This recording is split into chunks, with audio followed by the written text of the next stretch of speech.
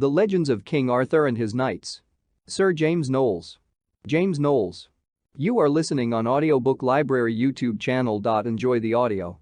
Contents. Chapter 1. The Finding of Merlin, the Fight of the Dragons, the Giants Dance, the Prophecies of Merlin and the Birth of Arthur. Uther attacks the Saxons, the Death of Uther. Chapter 2. Merlin's Advice to the Archbishop, the Miracle of the Sword and Stone, the Coronation of King Arthur, the Opposition of the Six Kings, the Sword. Excalibur, the Defeat of the Six Kings, the War with the 11 Kings. Chapter 3. The Adventure of the Questing Beast, the Siege of York, the Battles of Celadon Forest and Baden Hill. King Arthur drives the Saxons from the realm. The Embassy from Rome. The King rescues Merlin, the Knight of the Fountain. Chapter 4.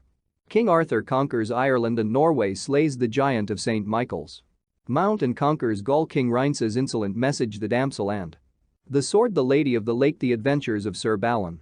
Chapter 5. Sir Balin kills Sir Lancelot the sullen knight. The knight invisible is killed. Sir Balin smites the dolorous stroke and fights with his brother, Sir Balin. Chapter 6.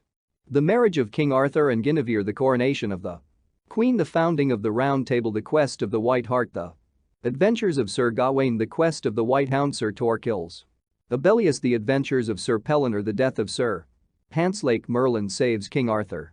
Chapter 7. King Arthur and Sir Accolon of Gaul are entrapped by Sir Damas. They fight each other through enchantment of Queen Morgan Le Fay. Sir Damas is compelled to surrender all his lands to Sir Outslake, his brother, their rightful owner. Queen Morgan essays to kill King Arthur with a magic garment. Her damsel is compelled to wear it and is thereby burned to cinders. Chapter 8. A second embassy from Rome. King Arthur's answer. The Emperor assembles his armies. King Arthur slays the Emperor Sir Gawain and Sir Prienius. The Lombards are defeated. King Arthur crowned at Rome. Chapter 9.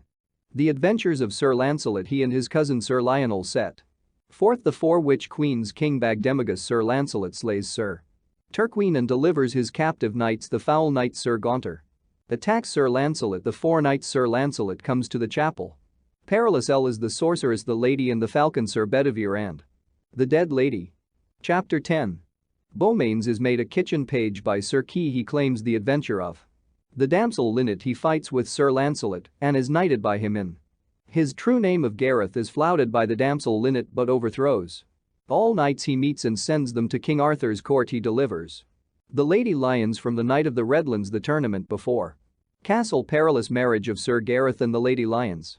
Chapter 11. The adventures of Sir Tristram, his stepmother. He is knighted, fights with Sir Marhaus, Sir Palomides and La Belle Isoult, Sir Bleoberis and Sir Seguiride. Sir Tristram's quest, his return to Castle Pluier. Sir Brunner is slain. Sir Kay Hedius. La Belle Isoult's hound. Sir Dinadan refuses to fight. Sir Pellinor follows Sir Tristram. Sir Bruce without pity. The tournament at the Maiden's Castle. Sir Palomides and Sir Tristram. Chapter 12. Merlin is bewitched by a damsel of the Lady of the Lake. Galahad knighted by Sir Lancelot. The Perilous Seat, the marvelous sword. Sir Galahad in the Perilous Seat. The Sangreal. The knights vow themselves to its quest. The Shield of the White Knight, the Fiend of the Tomb. Sir Galahad at the Maiden's Castle. The Sick Knight and the Sangreal. Sir Lancelot declared unworthy to find the holy vessel. Sir Percival seeks Sir Galahad. The Black Steed. Sir Bors and the Hermit. Sir Pride and Lenoir. Sir Lionel's anger. He meets Sir Percival. The Ship Faith. Sir Galahad and Earl Hernox. The leprous lady. Sir Galahad discloses himself to Sir Lancelot. They part. The blind King Evelake. Sir Galahad finds the Sangreal. His death. Chapter 13. The Queen quarrels with Sir Lancelot. She is accused of murder. Her champion proves her innocence. The tourney at Camelot. Sir Lancelot and the tourney. Sir Baldwin, the knight hermit. Elaine, the maid of Astolat, seeks for Sir Lancelot. She tends his wounds. Her death. The Queen and Sir Lancelot are reconciled. Chapter 14. Sir Lancelot attacked by Sir Agravain, Sir Mordred, and 13 other knights. He slays them all, but Sir Mordred he leaves the court. Sir Mordred accuses him to the king. The Queen condemned to be burnt. Her rescue by Sir Lancelot and flight with him. The war between Sir Lancelot and the king. The enmity of Sir Gawain. The usurpation of Sir Mordred. The Queen retires to a nunnery. Sir Lancelot goes on pilgrimage. The battle of Barham Downs. Sir Bedivere and the sword Excalibur. The death of King Arthur. Illustrator's note of scenes from the legends of King Arthur and his Knights of the Round Table. Many lovely pictures have been painted, showing much diversity of Figures and surroundings, some being definitely 6th century British or Saxon, as in Blair Leighton's fine painting of the dead Elaine. Others, for example, Watt's Sir Galahad show knight and charger in 15th century armor, while the warriors of Burne-Jones wear strangely impracticable armor of some mystic period. Each of these painters was free to follow his own conception, putting the figures into whatever period most appealed to his imagination, for he was not illustrating the actual tales written by Sir Thomas Malory, otherwise he would have found himself face to face with a difficulty. King Arthur and his knights fought, endured, and toiled in the 6th century when the Saxons were overrunning Britain, but their achievements were not chronicled by Sir Thomas Malory until late in the 15th century. Sir Thomas, as Froissart has done before him, described the habits of life, the dresses, weapons, and armor that his own eyes looked upon in the everyday scenes about him, regardless of the fact that almost every detail mentioned was something like 1,000 years too late. Had Malory undertaken an account of the landing of Julius Caesar, he would, as a matter of course, have protected the Roman legions with bassinet or salade, breastplate, pauldron and pallet, caudiere, taces and the rest, and have armed them with lance and shield, jewel-hilted sword and slim misericorde, while the emperor himself might have been given the very suit of armor stripped from the Duke of Clarence before his fateful encounter with the butt of Malmsey. Did not even Shakespeare calmly give cannon to the Romans and suppose every continental city to lie majestically beside the sea? By the old writers, accuracy in these matters was disregarded, and anachronisms were not so much tolerated as unperceived. In illustrating this edition of the legends of King Arthur and his knights, it has seemed best, and indeed unavoidable if the text and the pictures are to tally, to draw what Malory describes, to place the fashion of the costumes and armor somewhere about AD 1460, and to arm the knights in accordance with the tabard period. Lancelot's speed. List of illustrations. The marriage of King Arthur. Then fell Sir Ector down upon his knees upon the ground before young Arthur, and Sir Kay also with him. The Lady of the Lake. The giant sat at supper, gnawing on a limb of a man, and baking his huge frame by the fire. The castle rocked and rove throughout, and all the walls fell crashed and, breaking to the earth, came forth 12 fair damsels, and saluted King Arthur by his name. Prienius was christened, and made a duke and knight of the Round Table. Sir Lancelot smote down with one spear 5 knights, and brake the backs of 4, and cast down the King of North Gales. Beyond the chapel, he met a fair damsel, who said, Sir Lancelot, leave that sword behind thee, or thou diest. Lady, replied Sir Beaumains, a knight is little worth who may not bear with a damsel. So he rode into the hall and alighted. Then they began the battle, and tilted at their hardest against each other. And running to her chamber, she sought in her casket for the piece of iron and fitted it in Tristram's sword. By the time they had finished drinking, they loved each other so well that their love never more might leave them. Waving her hands and muttering the charm, and presently enclosed him fast within the tree. Galahad quickly lifted up the stone, and forthwith came out a foul smoke. This girdle, lords, said she, is made for the most part of mine own hair, which, while I was yet in the world, I loved full well. At last a strange knight smote him to the earth, and gave him such a buffet on the helm as well nigh killed him. Then was Sir Lancelot sent for, and the letter read aloud by a clerk. But still the knights cried mightily without the door, traitor, come forth. The Legends of King Arthur. Chapter 1. The Prophecies of Merlin, and the Birth of Arthur. King Vortigern the usurper sat upon his throne in London, when, suddenly, upon a certain day, ran in a breathless messenger, and cried aloud, Arise, Lord King, for the enemy is come, even Ambrosius and Uther, upon whose throne thou sittest, and full 20,000 with them, and they have sworn by a great oath, Lord, to slay thee, ere this year be done, and even now they march towards thee as the north wind of winter for bitterness and haste.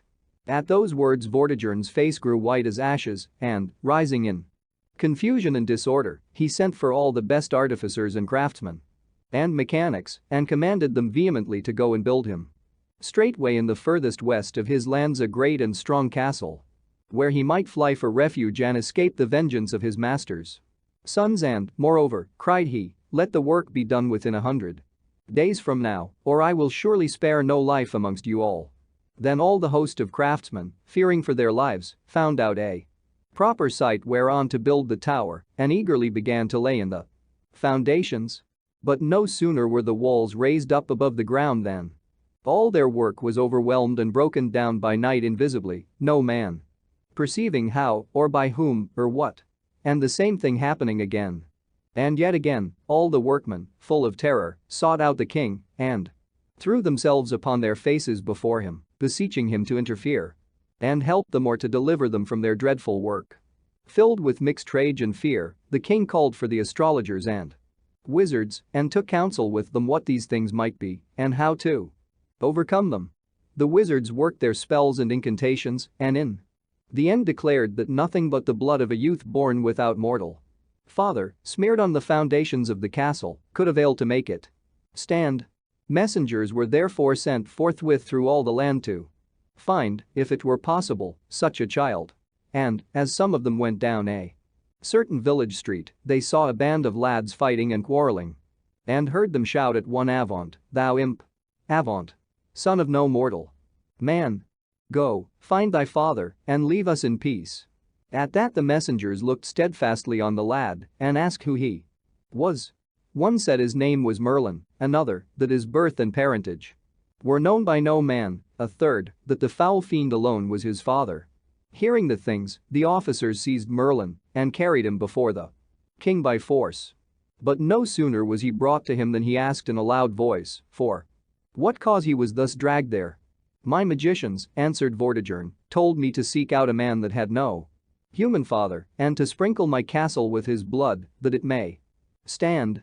"Order those magicians," said Merlin, "to come before me and I will convict them of a lie." The king was astonished at his words but commanded the magicians to come and sit down before Merlin, who cried to them, "Because ye know not what it is that hinders the foundation of the castle.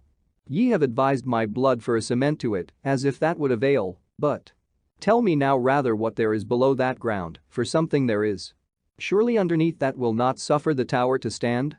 The wizards at these words began to fear and made no answer. Then said Merlin to the king, "I pray, Lord, that workmen may be ordered to dig deep down into the ground till they shall come to a great pool of water." This then was done, and the pool discovered far beneath the surface of the ground. Then, turning again to the magicians, Merlin said, "Tell me now, false sycophants, what there is underneath that pool." But they were silent. Then said he to the king, "Command this pool to be drained, and at the bottom shall be found 2 dragons, great and huge, which now are sleeping, but which at night awake and fight and tear each other. At their great struggle all the ground shakes and trembles, and so casts down thy towers, which, therefore, never yet could find secure foundations." The king was amazed at these words, but commanded the pool to be forthwith drained, and surely at the bottom of it did they presently discover the 2 dragons, fast asleep, as Merlin had declared. But Vortigern sat upon the brink of the pool till night to see what else would happen. Then those 2 dragons, one of which was white, the other red, rose up and came near one another and began a sore fight and cast forth fire with their breath. But the white dragon had the advantage and chased the other to the end of the lake. And he, for grief at his flight, turned back upon his foe and renewed the combat and forced him to retire in turn. But in the end the red dragon was worsted and the white dragon disappeared no man knew where. When their battle was done, the king desired Merlin to tell him what it meant. Whereat he, bursting into tears, cried out this prophecy, which first foretold the coming of King Arthur. "Woe to the red dragon, which figureth the British nation, for his banishment cometh quickly, his lurking holes shall be seized by the white dragon the Saxon whom thou, O king, hast called to the land. The mountains shall be leveled as the valleys, and the rivers of the valleys shall run blood, cities shall be burned, and churches laid in ruins, till at length the oppressed shall turn for a season and prevail against the strangers. For a boar of Cornwall shall arise and rend them, and trample their necks beneath his feet. The island shall be subject to his power, and he shall take the forests of Gaul. The house of Romulus shall dread him, all the world shall fear him, and his end shall no man know. He shall be immortal in the mouths of the people, and his works shall be food to those that tell them." But as for thee, O Vortigern, flee thou the sons of Constantine, for they shall burn thee in thy tower. For thine own ruin wast thou traitor to their father and didst bring the Saxon heathens to the land. Aurelius and Uther are even now upon thee to revenge their father's murder, and the brood of the white dragon shall waste thy country and shall lick thy blood. Find out some refuge, if thou wilt. But who may escape the doom of God? The king heard all this, trembling greatly, and, convicted of his sins, said nothing in reply. Only he hasted the builders of his tower by day and night, and rested not till he had fled thereto.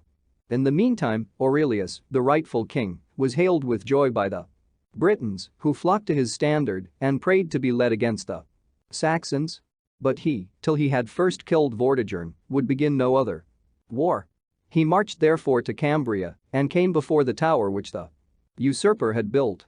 Then, crying out to all his knights, "Avenge ye on him who hath ruined Britain and slain my father and your king," he rushed with many thousands at the castle walls. But, being driven back again and yet again, at length he thought of fire and ordered blazing brands to be cast into the building from all sides. These finding soon a proper fuel, ceased not to rage, till spreading to a mighty conflagration, they burned down the tower and Vortigern within it. Then did Aurelius turn his strength against Hengist and the Saxons, and, defeating them in many places, weakened their power for a long season, so that the land had peace. Anon the king, making many journeys to and fro, restoring ruined churches and creating order, came to the monastery near Salisbury, where all those British knights lay buried who had been slain there by the treachery of Hengist. For when in former times Hengist had made a solemn truce with Vortigern to meet in peace and settle terms, whereby himself and all his Saxons should depart from Britain, the Saxon soldiers carried every one of them beneath his garment a long dagger and, at a given signal, fell upon the Britons and slew them, to the number of nearly 500. The sight of the place where the dead lay moved Aurelius to great sorrow.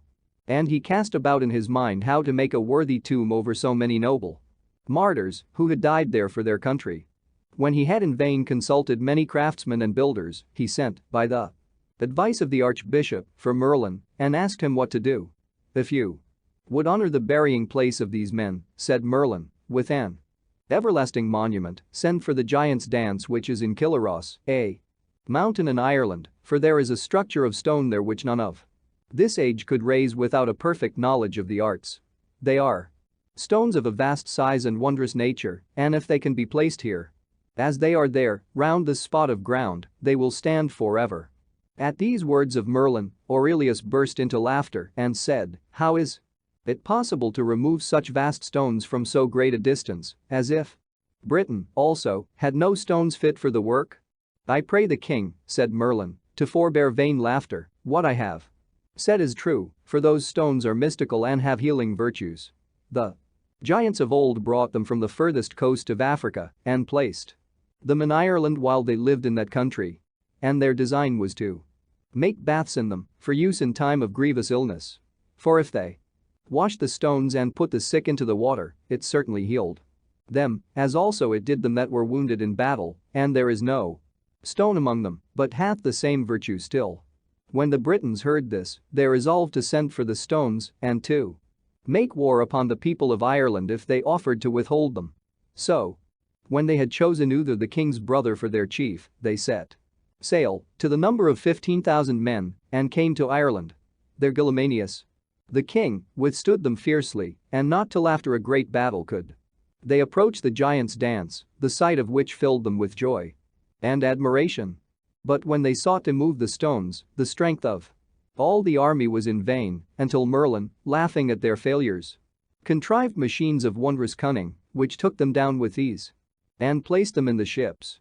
When they had brought the whole to Salisbury, Aurelius, with the crown upon his head, kept for 4 days the feast of Pentecost with royal pomp.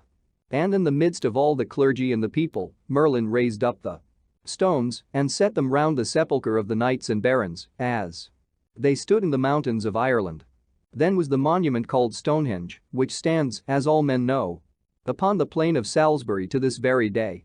Soon thereafter it befell that Aurelius was slain by poison at Winchester and was himself buried within the Giants' Dance. At the same time came forth a comet of amazing size and brightness, darting out a beam, at the end whereof was a cloud of fire shaped like a dragon, from whose mouth went out two rays, one stretching over Gaul, the other ending in 7 lesser rays over the Irish Sea.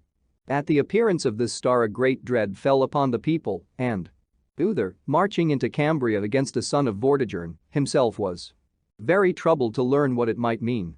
Then Merlin, being called before him, cried with a loud voice, "O mighty loss! O stricken Britain! Alas! The great prince is gone from us. Aurelius Ambrosius is dead, whose death will be ours also, unless God help us. Haste, therefore, noble Uther, to destroy the enemy, the victory shall be thine, and thou shalt be king of all Britain. For the star with the fiery dragon signifies thyself. And the ray over Gaul portends that thou shalt have a son, most mighty, whom all those kingdoms shall obey which the ray covers." Thus, for the second time, did Merlin foretell the coming of King Arthur. And Uther, when he was made king, remembered Merlin's words and caused 2 dragons to be made in gold, in likeness of the dragon he had seen in the star. One of these he gave to Winchester Cathedral and had the other carried into all his wars before him, whence he was ever after called Uther Pendragon, or the dragon's head. Now, when Uther Pendragon had passed through all the land and settled it and even voyaged into all the countries of the Scots and tamed the fierceness of that rebel people, he came to London and ministered justice there. And it befell at a certain great banquet and high feast which the king made at Easter tide, there came, with many other earls and barons, Gorlois, Duke of Cornwall, and his wife Adjerna, who was the most famous beauty in all Britain. And soon thereafter, Gorlois being slain in battle, Uther determined to make Adjerna his own wife. But in order to do this, and enable him to come to her, for she was shut up in the high castle of Tintagel, on the furthest coast of Cornwall, the king sent for Merlin to take counsel with him and to pray his help. This, therefore, Merlin promised him on one condition, namely, that the king should give him up the first son born of the marriage. For Merlin by his arts foreknew that this firstborn should be the long-wished Prince King Arthur. When Uther, therefore, was at length happily wedded, Merlin came to the castle on a certain day and said, "Sir, thou must now provide thee for the nourishing of thy child." And the king, nothing doubting, said, "Be it as thou wilt." "I know a lord of thine in this land," said Merlin, "who is a man both true and faithful, let him have the nourishing of the child. His name is Sir Ector, and he hath fair possessions both in England and in Wales. When, therefore, the child is born, let him be delivered unto me, unchristened, at yonder postern gate, and I will bestow him in the care of this good knight." So when the child was born, the king bid 2 knights and 2 ladies to take it, bound in rich cloth of gold, and deliver it to a poor man whom they should discover at the postern gate. And the child being delivered thus to Merlin, who himself took the guise of a poor man, was carried by him to a holy priest and christened by the name of Arthur, and then was taken to Sir Ector's house and nourished at Sir Ector's wife's own breasts. And in the same house he remained privily for many years, no man soever knowing where he was, save Merlin and the king. Anon it befell that the king was seized by a lingering distemper, and the Saxon heathens, taking their occasion, came back from oversea and swarmed upon the land, wasting it with fire and sword. When Uther heard thereof, he fell into a greater rage than his weakness could bear, and commanded all his nobles to come before him, that he might upbraid them for their cowardice. And when he had sharply and hotly rebuked them, he swore that he himself, nigh unto death although he lay, would lead them forth against the enemy.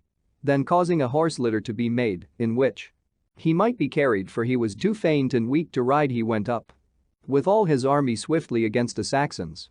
But they, when they heard that Uther was coming in a litter, disdained to fight with him, saying it would be shame for brave men to fight with one half dead.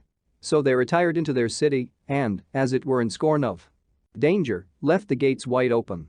But Uther straightway commanding his men to assault the town, they did so without loss of time and had already reached the gates when the Saxons, repenting too late of their haughty pride, rushed forth to the defense. The battle raged till night and was begun again next day, but at last, their leaders, Octa and Eosa, being slain, the Saxons turned their backs and fled, leaving the Britons a full triumph. The king at this felt so great joy that, whereas before he could scarce raise himself without help, he now sat upright in his litter by himself. And said, with a laughing and merry face, "They called me the half-dead king, and so indeed I was, but victory to me half-dead is better than defeat in the best health. For to die with honor is far better than to live disgraced." But the Saxons, although thus defeated, were ready still for war. Uther would have pursued them, but his illness had by now so grown that his knights and barons kept him from the adventure. Whereat the enemy took courage and left nothing undone to destroy the land until, descending to the vilest treachery, they resolved to kill the king by poison.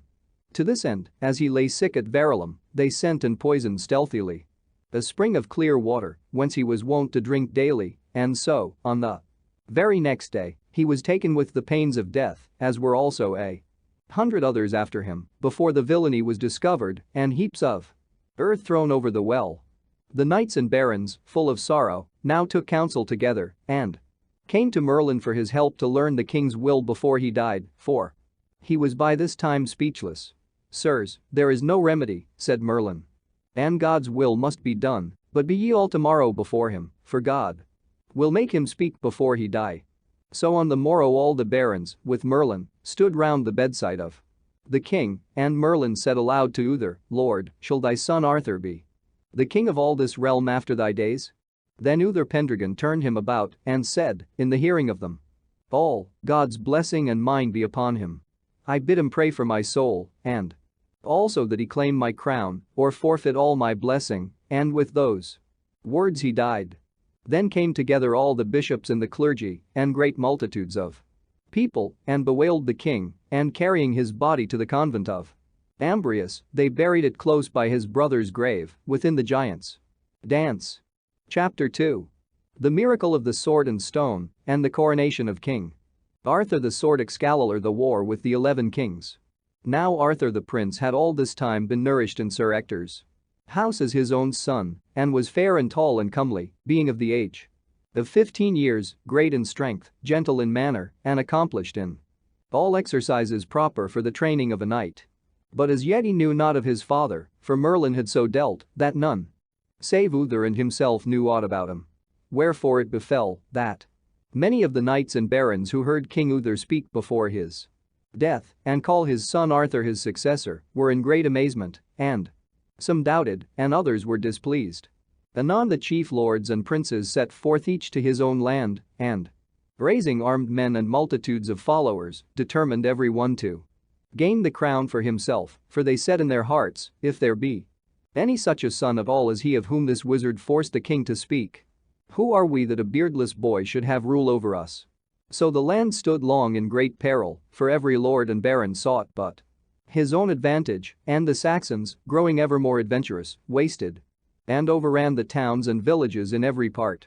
Then Merlin went to Bryce, the Archbishop of Canterbury, and advised him to require all the earls and barons of the realm and all knights and gentlemen at arms to come to him at London before Christmas, under pain of cursing, that they might learn the will of heaven who should be king.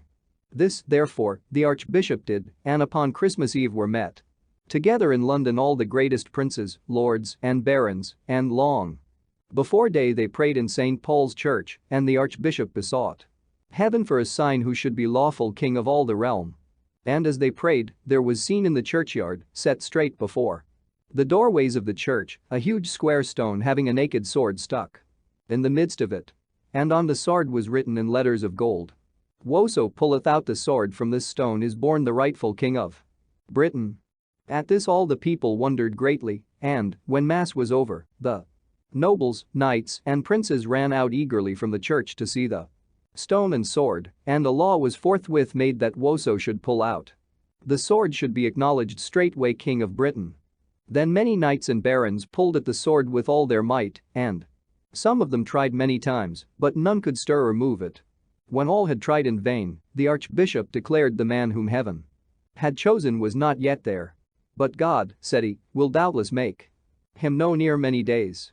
So 10 knights were chosen, being men of high renown, to watch and keep the sword, and there was proclamation made through all the land that whosoever would had leave and liberty to try and pull it from the stone. But though great multitudes of people came, both gentle and simple, for many days, no man could ever move the sword a hair's breadth from its place. Now, at the New Year's Eve a great tournament was to be held in London, which the Archbishop had devised to keep together Lords and Commons, lest they should grow estranged in the troublous and unsettled times. To the which tournament there came, with many other knights, Sir Ector, Arthur's foster father, who had great possessions near to London, and with him came his son, Sir Kay, but recently made knight, to take his part in the jousting, and young Arthur also to witness all the sports and fighting. But as they rode towards the jousts, Sir Kay found suddenly he had no sword, for he had left it at his father's house, and turning to young Arthur, he prayed him to ride back and fetch it for him. "I will with a good will," said Arthur, and rode fast back after the sword. But when he came to the house he found it locked and empty, for all were gone forth to see the tournament.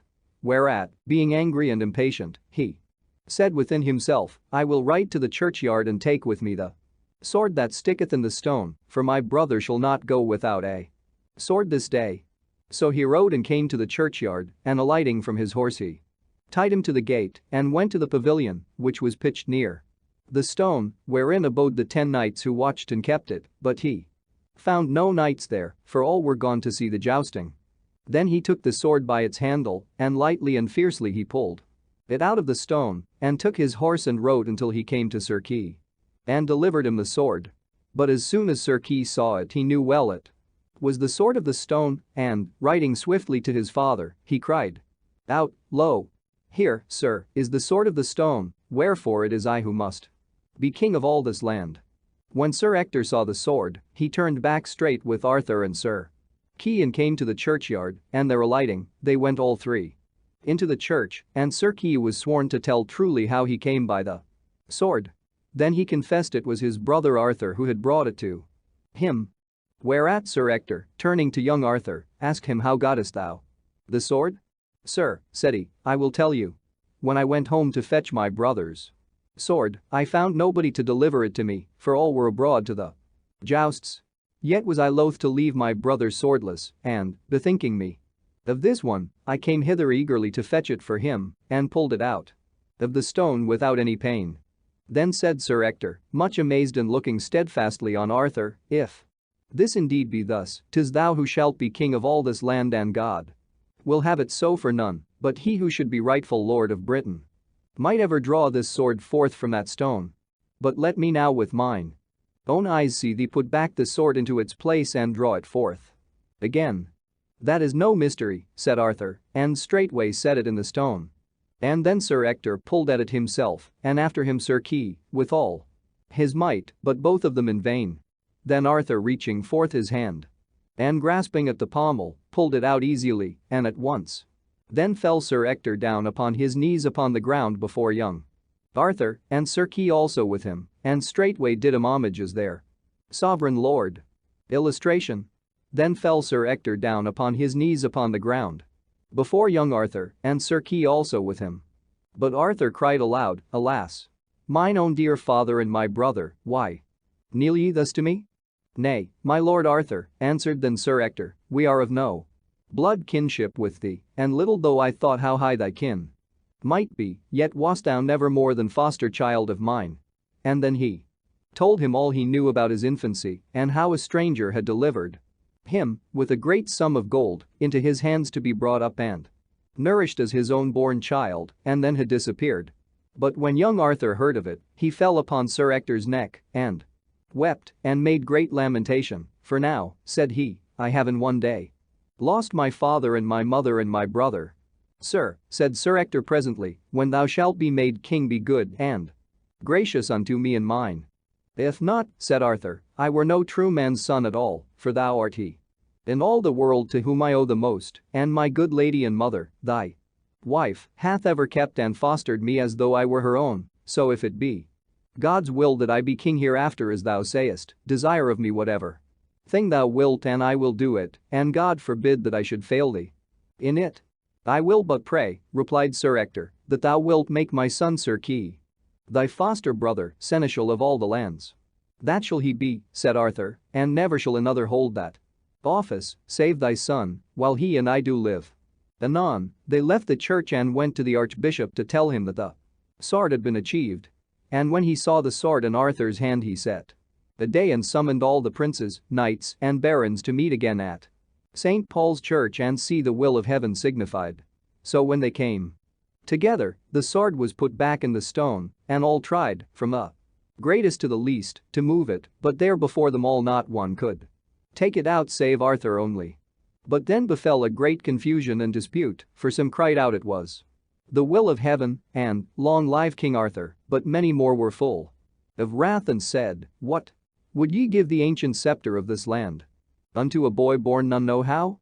And the contention growing greatly, till nothing could be done to pacify their rage, the meeting was at length broken up by the archbishop and adjourned till Candlemas, when all should meet again. But when Candlemas was come, Arthur alone again pulled forth the sword, though more than ever came to win it, and the barons, sorely vexed and angry, put it in delay till Easter. But as he had sped before so he did at Easter, and the barons yet once more contrived delays till Pentecost. But now the archbishop, fully seeing God's will, called together, by Merlin's counsel, a band of knights and gentlemen at arms, and set them about Arthur to keep him safely till the feast of Pentecost. And when at the feast Arthur still again alone prevailed to move the sword, the people all with one accord cried out, long live King Arthur! We will have no more delay, nor any other king, for so it is God's will, and we will slay whoso resisteth him. And Arthur, and wherewithal they kneeled down all at once, and cried for Arthur's grace and pardon that they had so long delayed him from his crown.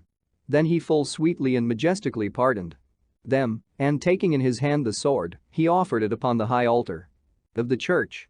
Anon was he solemnly knighted with great pomp by the most famous knight there present, and the crown was placed upon his head, and, having taken oath to all the people, lords and commons, to be true king and deal in justice only unto his life's end, he received homage and service from all the barons who held lands and castles from the crown.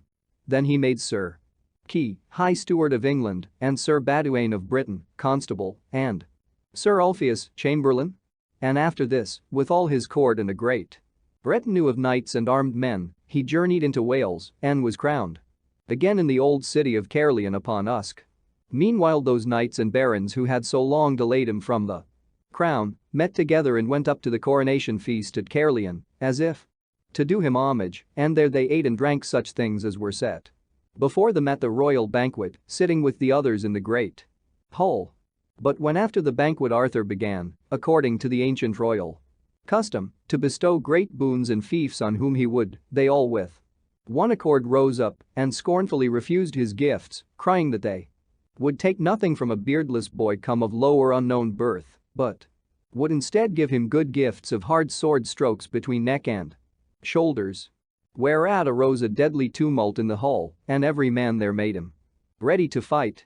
But Arthur leaped up as a flame of fire against them, and all his knights and barons drawing their swords, rushed after him upon them and began a full sore battle, and presently the king's party prevailed and drave the rebels from the hall and from the city, closing the gates behind them, and King Arthur brake his sword upon them in his eagerness and rage. But amongst them were 6 kings of great renown and might, who more than all raged against Arthur and determined to destroy him, namely, King Lot, King Nanters, King Urien, King Carados, King Eater, and King Anguisant.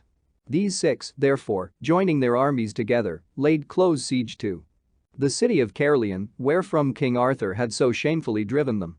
And after 15 days Merlin came suddenly into their camp and asked them what this treason meant. Then he declared to them that Arthur was no base adventurer, but King Uther's son, whom they were bound to serve and honor, even though heaven had not vouchsafed the wondrous miracle of the sword. Some of the kings, when they heard Merlin speak thus, marveled and believed him, but others, as King Lot, laughed him and his words to scorn and mocked him for a conjurer and wizard. But it was agreed with Merlin that Arthur should come forth and speak with the kings. So he went forth to them to the city gate, and with him the archbishop and Merlin, and Sir Key, Sir Brastus, and a great company of others. And he spared them not in his speech, but spoke to them as king and chieftain, telling them plainly he would make them all bow to him if he lived, unless They choose to do him homage there and then, and so they parted in great wrath, and each side armed in haste. "What will ye do?" said Merlin to the kings, "ye had best hold your hands. For were ye 10 times as many ye should not prevail. Shall we be afraid of a dream reader?" quoth King Lot in scorn. With that Merlin vanished away and came to King Arthur. Then Arthur said to Merlin, "I have need now of a sword that shall chastise these rebels terribly." "Come then with me," said Merlin, "for hard by there is a sword that I can gain for thee." So they rode out that night till they came to a fair and broad lake, and in the midst of it King Arthur saw an arm thrust up, clothed in white samite, and holding a great sword in the hand. "Lo! Yonder is the sword I spoke of," said Merlin. Then saw they a damsel floating on the lake in the moonlight. "What damsel is that?" said the king. "The Lady of the Lake," said Merlin, "for upon this lake there is a rock, and on the rock a noble palace, where she abideth, and she will come towards thee presently, thou shalt ask her courteously for the sword." Illustration: The Lady of the Lake. Therewith the damsel came to King Arthur and saluted him, and he saluted her and said, "Lady, what sword is that the arm holdeth above the water? I would that it were mine, for I have no sword." "Sir King," said the Lady of the Lake, "that sword is mine, and if thou wilt give me in return a gift whenever I shall ask it of thee, thou shalt have it." "By my faith," said he, "I will give thee any gift that thou shalt ask." "Well," said the damsel, "go into yonder barge, and row thyself unto the sword, and take it in the scabbard with thee, and I will ask my gift of thee when I see my time." So King Arthur and Merlin alighted, and tied their horses to 2 trees, and went into the barge, and when they came to the sword that the hand held, King Arthur took it by the handle and bore it with him, and the arm and hand went down under the water, and so they came back to land, and rode again to Caerleon. On the morrow Merlin bade King Arthur to set fiercely on the enemy, and in the meanwhile 300 good knights went over to King Arthur from the rebels' side. Then at the spring of day, when they had scarce left their tents, he fell on them with might and main, and Sir Baduane, Sir Key, and Sir Brastias slew on the right hand and on the left marvelously, and ever in the thickest of the fight King Arthur raged like a young lion, and laid on with his sword, and did wondrous deeds of arms, to the joy and admiration of the knights and barons who beheld him. Then King Lot, King Carados, and the king of the 100 knights who also rode with them going round to the rear, set on King Arthur fiercely from behind, but Arthur, turning to his knights, fought ever in the foremost press until his horse was slain beneath him. At that, King Lot rode furiously at him and smote him down, but rising straightway and being set again on horseback, he drew his sword Excalibur that he had gained by Merlin from the Lady of the Lake, which, shining brightly as the light of 30 torches, dazzled the eyes of his enemies. And therewith falling on them afresh with all his knights, he drove them back and slew them in great numbers, and Merlin by his arts scattered among them fire and pitchy smoke, so that they broke and fled. Then all the common people of Caerleon, seeing them give way, rose up with one accord, and rushed at them with clubs and staves, and chased them far and wide, and slew many great knights and lords, and the remainder of them fled and were seen no more. Thus won King Arthur his first battle and put his enemies to shame. But the 6 kings, though sorely routed, prepared for a new war, and joining to themselves 5 others swore together that, whether for weal or woe, they would keep steadfast alliance till they had destroyed King Arthur. Then, with a host of 50,000 men at arms on horseback and 10,000 foot, they were soon ready and sent forth their 4 riders and drew from the northern country towards King Arthur to the castle of Bedrein. But he by Merlin's counsel had sent oversea to King Ban of Benwick and King Bors of Gaul, praying them to come and help him in his wars, and promising to help in return against King Claudas, their foe. To which those kings made answer that they would joyfully fulfill his wish, and shortly after came to London with 300 knights, well arrayed for both peace and war, leaving behind them a great army on the other side of the sea. Till they had consulted with King Arthur and his ministers how they might best dispose of it. And Merlin, being asked for his advice and help, agreed to go himself and fetch it oversea to England, which in one night he did, and brought with him 10,000 horsemen and led them northward privately to the forest of Bedrein, and there lodged them in a valley secretly. Then, by the counsel of Merlin, when they knew which way the 11 kings Would write and sleep, King Arthur with King's Ban and Bors made themselves ready with their army for the fight, having yet but 30,000 men, counting the 10,000 who had come from Gaul. "Now shall ye do my advice," said Merlin, "I would that King Ban and King Bors, with all their fellowship of 10,000 men, were led to ambush in this wood ere daylight, and stir not therefrom until the battle hath been long waged. And thou, Lord Arthur, at the spring of day draw forth thine army before the enemy, and dress the battle so that they may at once see all thy host, for they will be the more rash and hardy when they see you have but 20,000 men." To this the three knights and the barons heartily consented, and it was done as Merlin had devised. So on the morrow when the hosts beheld each other, the host of the north was greatly cheered to find so few led out against them. Then gave King Arthur the command to Sir Ulfius and Sir Brastias to take 3,000 men at arms and to open battle. They therefore setting fiercely on the enemy slew them on the right hand and the left till it was wonderful to see their slaughter. When the 11 kings beheld so small a band doing such mighty deeds of arms they were ashamed and charged them fiercely in return. Then was Sir Ulfius's horse slain under him, but he fought well and marvellously on foot against Duke Eustace and King Clarence, who set upon him grievously, till Sir Brastias, seeing his great peril, pricked towards them swiftly, and so smote the Duke through with his spear that horse and man fell down and rolled over. Whereat King Clarence turned upon Sir Brastias, and rushing furiously together they each unhorsed the other and fell both to the ground, and there lay a long time stunned, their horses' knees being cut to the bone. Then came Sir Kay the seneschal with 6 companions, and did wondrous well, till the 11 kings went out against them and overthrew Sir Griflet and Sir Lucas the butler. And when Sir Kay saw Sir Griflet unhorsed and on foot, he rode against King Nanters hotly and smote him down, and led his horse to Griflet and horsed him again, with the same spear did Sir Kay smite down King Lot and wounded him full sore.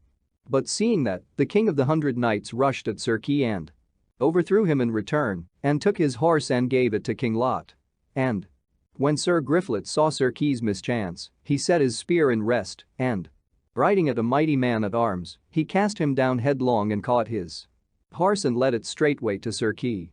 By now the battle was growing perilous and hard, and both sides fought with rage and fury. And Sir Ulfius and Sir Brastias were both afoot and in great danger of their death, and foully stained and trampled under horses' feet. Then King Arthur, putting spurs to his horse, rushed forward like a lion into the midst of all the melee, and singling out King Cradelmont of North Wales, smote him through the left side and overthrew him, and taking his horse by the rein he brought it to Sir Ulfius in haste and said, "Take this horse, mine old friend, for thou hast great need of one, and charge by side of me." And even as he spoke he saw Sir Ector, Sir Kay's father, smitten to the earth by the king of the 100 knights, and his horse taken to King Cradelmont. But when King Arthur saw him ride upon Sir Ector's horse his wrath was very great, and with his sword he smote King Cradelmont upon the helm, and shore off the 4th part thereof and of the shield, and drave the sword onward to the horse's neck and slew the horse, and hurled the king upon the ground. And now the battle waxed so great and furious that all the noise and sound thereof rang out by water and by wood, so that Kings Ban and Bors, with all their knights and men at arms in ambush, hearing the tumult and the cries, trembled and shook for eagerness, and scarce could stay in secret, but made them ready for the fray and dressed their shields and harness. But when King Arthur saw the fury of the enemy, he raged like a mad lion and stirred and drove his horse now here, now there, to the right hand and to the left, and stayed not in his wrath till he had slain full 20 knights. He wounded also King Lot so sorely in the shoulder that he left the field, and in great pain and dolour cried out to the other kings, "Do ye as I devise, or we shall be destroyed.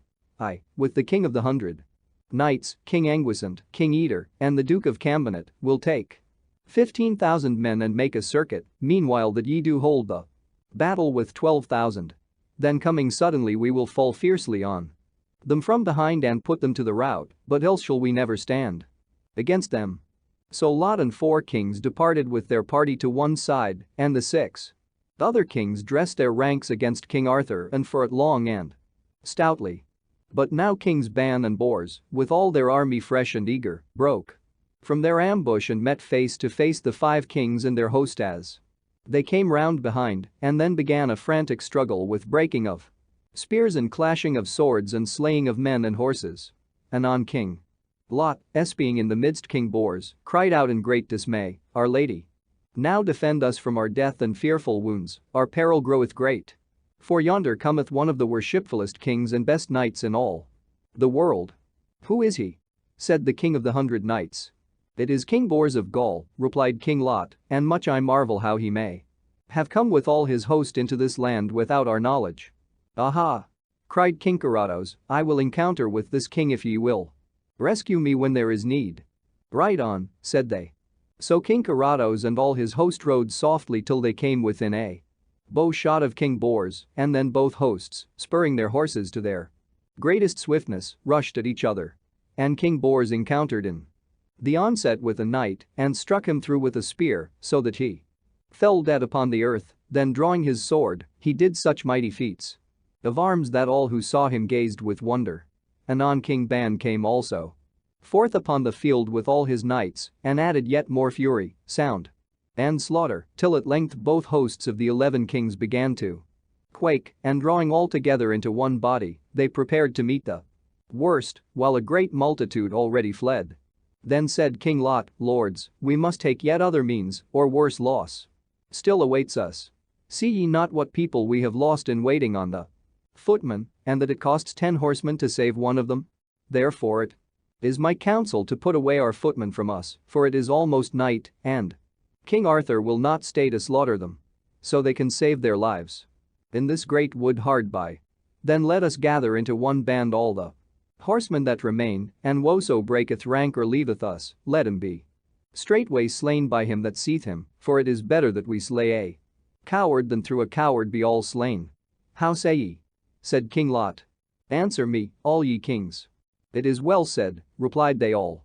And swearing they would never fail each other, they mended and set right their armor and their shields, and took new spears and set them steadfastly against their thighs, waiting, and so stood still as a clump of trees stands on the plain, and no assaults could shake them, they held so hard together, which when King Arthur saw he marveled greatly, and was very wroth. Yet, cried he, I may not blame them, by my faith, for they do as brave men ought to do, and are the best fighting men and knights of most prowess that I ever saw or heard tell of. And so said also Kings Ban and Bors, and praised them greatly for their noble chivalry. But now came 40 noble knights out of King Arthur's host, and prayed that he would suffer them to break the enemy. And when they were allowed, they rode forth with their spears upon their thighs, and spurred their horses to their hottest.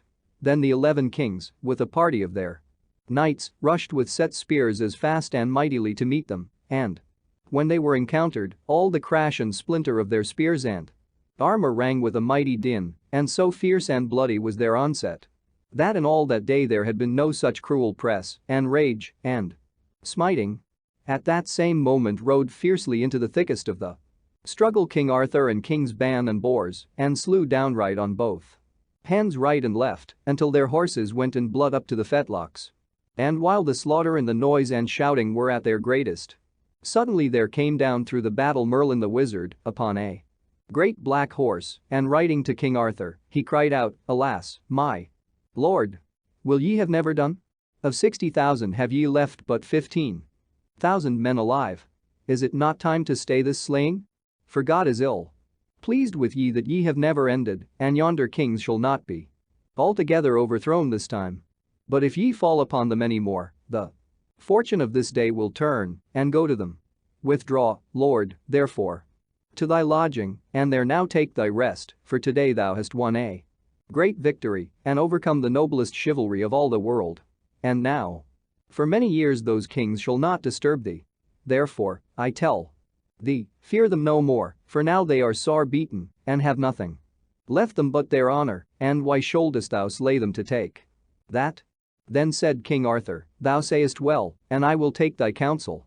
With that he cried out, Ho! For the battle to cease, and sent forth heralds through the field to stay more fighting.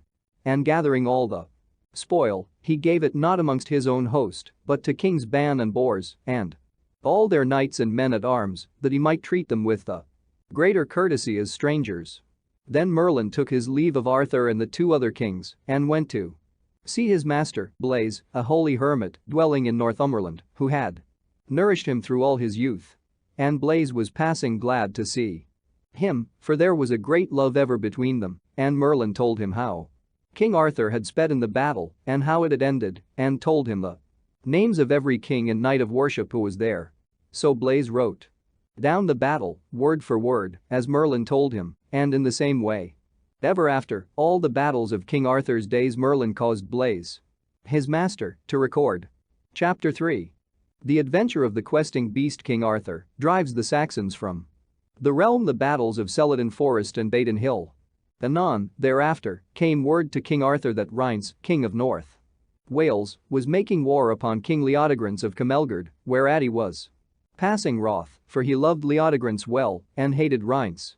So he departed with King's ban and Bors and 20,000 men and came to Camelgard and rescued Leodegrance and slew 10,000 of Rhines's men and put him to flight. Then Leodegrance made a great festival to the three kings and treated them with every manner of mirth and pleasure which could be devised. And there had King Arthur the first sight of Guinevere, daughter of Leodegrance, whom in the end he married, as shall be told hereafter. Then did Kings Ban and Bors take leave and went to their own country, where King Claudas worked great mischief. And King Arthur would have gone with them, but they refused him, saying, Nay, ye shall not at this time. For ye have yet much to do in these lands of your own, and we with the riches we have won here by your gifts shall hire many good knights, and by the grace of God, withstand the malice of King Claudas, and if we have need we will send to ye for succor, and likewise ye, if ye have need, send for us, and we will not tarry, by the faith of our bodies. When the two kings had left, King Arthur rode to Caerleon, and thither came to him his half-sister Bellicent, wife to King Lot, sent as a messenger, but in truth to espy his power, and with her came a noble retinue, and also her 4 sons Gawain, Gaheris, Agravain, and Gareth. But when she saw King Arthur and his nobleness, and all the splendor of his knights in service, she forbore to spy upon him as a foe, and told him of her husband's plots against him and his throne. And the king, not knowing that she was his half-sister, made great court to her, and being full of admiration for her beauty, loved her out of measure, and kept her a long season at Caerleon. Wherefore her husband, King Lot, was more than ever King Arthur's enemy, and hated him till death with a passing great hatred. At that time King Arthur had a marvelous dream, which gave him great disquietness of heart. He dreamed that the whole land was full of many fiery griffins and serpents, which burnt and slew the people everywhere. And then that he himself fought with them, and that they did him mighty injuries and wounded him nigh to death, but that at last he overcame and slew them all. When he woke, he sat in great heaviness of spirit and pensiveness, thinking what this dream might signify, but by and by, when he could by no means satisfy himself what it might mean, to rid himself of all his thoughts of it, he made ready with a great company to ride out hunting. As soon as he was in the forest, the king saw a great hart before him, and spurred his horse, and rode long eagerly after it, and chased until his horse lost breath and fell down dead from under him. Then, seeing the hart escaped and his horse dead, he sat down by a fountain and fell into deep thought again. And as he sat there alone, he thought he heard the noise of hounds, as it were some 30 couple in number, and looking up he saw coming towards him the strangest beast that ever he had seen or heard tell of, which ran towards the fountain and drank of the water. Its head was like a serpent's, with a leopard's body and a lion's tail, and it was footed like a stag, and the noise was in its belly, as it were the baying or questing of 30 couple of hounds. While it drank there was no noise within it, but presently, having finished, it departed with a greater sound than ever. The king was amazed at all this, but being greatly wearied, he fell asleep, and was before long waked up by a knight on foot, who said, Knight, full of thought and sleepy, tell me if thou sawest a strange beast pass this way? Such a one I saw, said King Arthur to the knight, but that is now 2 miles distant at the least. What would you with that beast? Sir, said the knight, I have followed it for a long time, and have killed my horse, and would to heaven I had another to pursue my quest withal. At that moment came a yeoman with another horse for the king, which, when the knight saw, he earnestly prayed to be given him. "For I have followed this quest," said he, "12 months, and either I shall achieve him or bleed of the best blood of my body."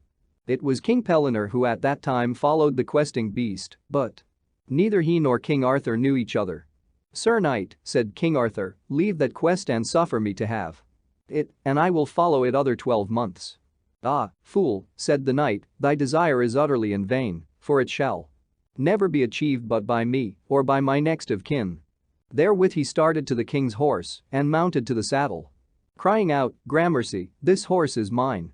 "Well," said the king, "thou mayst take my horse by force, and I will not say nay, but till we prove whether thou or I be best on horseback, I shall not rest content." "Seek me here," said the knight, "whenever thou wilt, and here by this fountain thou shalt find me," and so he passed forth on his way. Then sat King Arthur in a deep fit of study and bade his yeomen fetch him yet another horse as quickly as they could. And when they left him all alone came Merlin, disguised as a child of 14 years of age, and saluted the king and asked him why he was so pensive and heavy. "I may well be pensive and heavy," he replied, "for here even now I have seen the strangest sight I ever saw." "That know I well," said Merlin, "as well as thyself, and also all thy thoughts, but thou art foolish to take thought, for it will not amend thee. Also I know what thou art, and know thy father and thy mother." "That is false," said King Arthur, "how shouldst thou know? Thy years are not enough." "Yea," said Merlin, "but I know better than thou how thou wast born, and better than any man living." "I will not believe thee," said King Arthur, and was wroth with the child. So Merlin departed and came again in the likeness of an old man of 80 years of age, and the king was glad at his coming, for he seemed wise and venerable. Then said the old man, "Why art thou so sad?" "For divers reasons," said King Arthur, "for I have seen strange things today, and but this moment there was here a child who told me things beyond his years to know." "Yea," said the old man, "but he told thee truth, and more he would have told thee hadst thou suffered him. But I will tell thee wherefore thou art sad, for thou hast done a thing of late for which God is displeased with thee, and what it is thou knowest in thy heart, though no man else may know." "What art thou," said King Arthur, starting up all pale, "that tellest me these tidings?" "I am Merlin," said he, "and I was he in the child's likeness, also." "Ah," said King Arthur, "thou art a marvelous and right fearful man, and I would ask and tell thee many things this day." As they talked, came one with the king's horses, and so King Arthur mounting one, and Merlin another, they rode together to Caerleon, and Merlin prophesied to Arthur of his death, and also foretold his own end. And now King Arthur, having utterly dispersed and overwhelmed those kings who had so long delayed his coronation, turned all his mind to overthrow the Saxon heathens who yet in many places spoiled the land. Calling together, therefore, his knights and men at arms, he rode with all his hosts to York, where Colgrin, the Saxon, lay with a great army, and there he fought a mighty battle, long and bloody, and drove him into the city and besieged him. Then Baldulf, Colgrin's brother, came secretly with 6,000 men to assail King Arthur and to raise the siege. But King Arthur was aware of him and sent 600 horsemen and 3,000 foot to meet and fall on him instead. This therefore they did, encountering them at midnight, and utterly defeated them till they fled away for life. But Baldulf, full of grief, resolved to share his brother's peril, wherefore he shaved his head and beard and disguised himself as a jester, and so passed through King Arthur's camp, singing and playing on a harp, till by degrees he drew near to the city walls, where presently he made himself known and was drawn up by ropes into the town.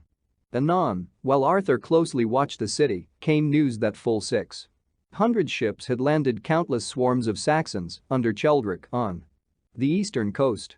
At that he raised the siege and marched straight to London, and there increased his army and took counsel with his barons how to drive the Saxons from the land forevermore.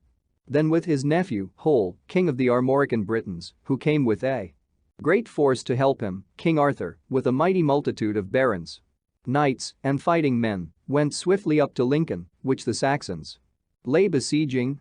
And there he fought a passing fierce battle and made grievous slaughter, killing above 6,000 men, till the main body of them turned and fled. But he pursued them hotly into the wood of Celadon, where, sheltering themselves among the trees from his arrows, they made a stand and for a long season bravely defended themselves.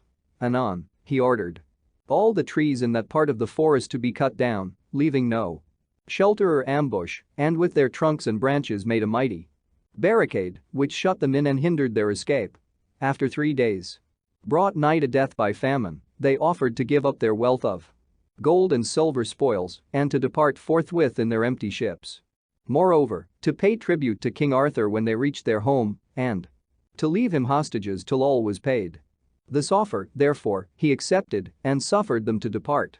But when they had been a few hours at sea, they repented of their shameful flight and turned their ships back again, and landing at Totnes, ravaged all the land as far as the Severn, and, burning and slaying on all sides, bent their steps towards Bath. When King Arthur heard of their treachery and their return, he burned with anger till his eyes shone like 2 torches, and then he swore a mighty oath to rest no more until he had utterly destroyed those enemies of God and man, and had rooted them forever out of the land of Britain. Then, marching hotly with his armies on to Bath, he cried aloud to them, since these detestable impious heathens disdain to keep their faith with me, to keep faith with God, to whom I swear to cherish and defend this realm, will now this day avenge on them the blood of all that they have slain in Britain. In like manner after him spoke the archbishop, standing upon a hill, and crying that today they should fight both for their country and for paradise, for whoso, he said, shall in this holy war be slain, the angels shall forthwith receive him, for death in this cause shall be penance and absolution for all sins. At these words every man in the whole army raged with hatred and pressed eagerly to rush upon those savages.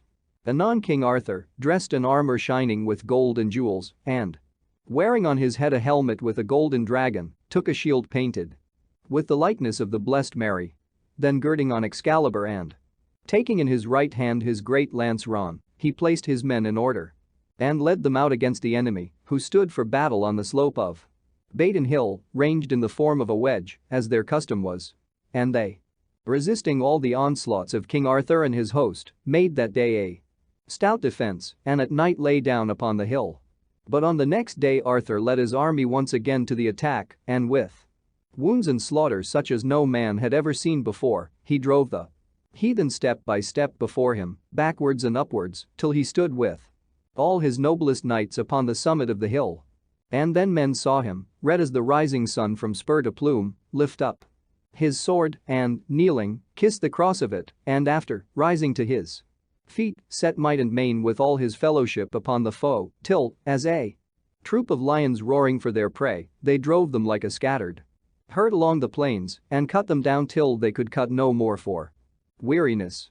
That day King Arthur by himself alone slew with his word Excalibur 470 heathens. Colgrin also, and his brother Baldulf, were slain. Then the king bade Cater, Duke of Cornwall, follow Cheldric, the chief leader, and the remnant of his hosts, unto the uttermost. He, therefore, when he had first seized their fleet and filled it with chosen men, to beat them back when they should fly to it at last, chased them and slew them without mercy so long as he could overtake them. And though they crept with trembling hearts for shelter to the coverts of the woods and dens of mountains, yet even so they found no safety, for Cater slew them, even one by one. Last of all he caught and slew Cheldric himself, and, slaughtering a great multitude, took hostages for the surrender of the rest. Meanwhile, King Arthur turned from Badon Hill and freed his nephew Hole from the Scots and Picts, who besieged him in Alclad. And when he had defeated them in 3 sore battles, he drove them before him to a lake, which was one of the most wondrous lakes in all the world, for it was fed by 60 rivers and had 60 islands and 60 rocks, and on every island 60 eagles' nests. But King Arthur with a great fleet sailed round the rivers and besieged them in the lake for 15 days, so that many thousands died of hunger. Anon the king of Ireland came with an army to relieve them, but Arthur, turning on him fiercely, routed him and compelled him to retreat in terror to his land. Then he pursued his purpose, which was no less to destroy the race of Picts and Scots, who, beyond memory, had been a ceaseless torment to the Britons by their barbarous malice. So bitterly, therefore, did he treat them, giving quarter to none, that at length the bishops of that miserable country with the clergy met together and, bearing all the holy relics, came barefooted to the king to pray his mercy for their people. As soon as they were led before him they fell down upon their knees and piteously besought him to spare the few survivors of their countrymen and grant them any corner of the land where they might live in peace. When he thus heard them and knew that he had now fully punished them, he consented to their prayer and withdrew his hosts from any further slaughter.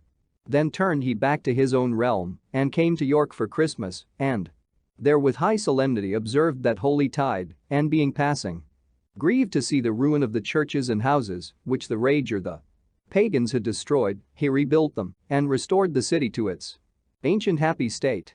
And on a certain day, as the king sat with his barons, there came into the court a squire on horseback, carrying a knight before him wounded to the death, and told the king that hard by in the forest was a knight who had reared up a pavilion by the fountain and hath slain my master, a valiant knight, whose name was Knowles, wherefore I beseech thee, Lord, my master may be buried, and that some good knight may avenge his death. At that stepped forth a squire named Griflet, who was very young, being of the same age with King Arthur, and besought the king, for all the service he had done, to give him knighthood. Thou art full young and tender of age, said King Arthur, to take so high an order upon thee. Sir, said Griflet, I beseech thee make me a knight, and Merlin also. Advising the king to grant his request, well, said Arthur, be it then so, and knighted him forthwith. Then said he to him, since I have granted thee this favor, thou must in turn grant me a gift. Whatsoever thou wilt, my lord, replied Sir Griflet. Promise me, said King Arthur, by the faith of thy body, that when thou hast jousted with this knight at the fountain, thou wilt return to me straightway, unless he slay thee. I promise, said Sir Griflet, and taking his horse in haste, he dressed his shield and took a spear in his hand and rode full gallop till he came to the fountain, by the side of which he saw a rich pavilion and a great horse standing well saddled and bridled, and on a tree close by there hung a shield of many colors and a long lance. Then Sir Griflet smote upon the shield with the butt of his spear until he cast it to the ground. At that a knight came out of the pavilion and said, Fair knight, why smote ye down my shield? Because, said Griflet, I would joust with thee. It were better not, replied the knight, for thou art young and but lately made a knight, and thy strength is small compared to mine.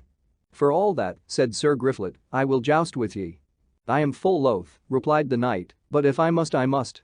Then did they wheel their horses far apart, and running them together, the strange knight shivered Sir Griflet's spear to fragments and smote him through the shield in the left side and broke his own spear into Sir Griflet's body, so that the truncheon stuck there, and Sir Griflet and his horse fell down. But when the strange knight saw him overthrown, he was sore grieved and hastily alighted, for he thought that he had slain him. Then he unlaced his helm and gave him air and tended him carefully till he came out of his swoon, and leaving the truncheon of his spear in his body, he set him upon horse and commended him to God and said he had a mighty heart and if he lived would prove a passing good knight. And so Sir Griflet rode to the court where, by aid of good physicians, he was healed in time and his life saved.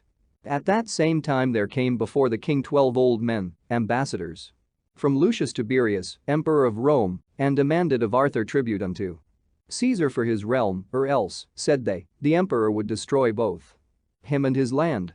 To whom King Arthur answered that he owed the emperor no tribute, nor would send him any, but said he, on a fair field I will pay him his proper tribute with a sharp spear and sword, and by my father's soul that tribute shall he take from me, whether he will or not. So the ambassadors departed passing wroth, and King Arthur was as wroth as they. But on the morrow of Sir Griflet's hurt, the king commanded to take his horse and armor secretly outside the city walls before sunrise of the next morning, and, rising a long while before dawn, he mounted up and took his shield and spear, and bade his chamberlain tarry till he came again. But he forbore to take Excalibur, for he had given it for safety into charge of his sister, Queen Morgan le Fay. And as the king rode at a soft pace he saw suddenly 3 villains chasing Merlin and making to attack and slay him. Clapping spurs to his horse, he rushed towards them, and cried out in a terrible voice, "Flee, churls, or take your deaths," but they, as soon as they perceived a knight, fled away with the haste of hares. "O Merlin," said the king, "here hadst thou been killed, despite thy many crafts, had I not chanced to pass." "Not so," said Merlin, "for when I would, I could have saved myself, but thou art nearer to thy death than I, for without special help from heaven thou ridest now towards thy grave." And as they were thus talking, they came to the fountain in the rich pavilion pitched beside it and saw a knight sitting all armed on a chair in the opening of the tent. "Sir knight," said King Arthur, "for what cause abidest thou here? To joust with any knight that passeth by? If so, I caution thee to quit that custom." "That custom," said the knight, "have I followed and will follow, let whosoever will say nay, and if any is aggrieved at it, let him who will amend it." "I will amend it," said King Arthur. "And I will defend it," answered the knight.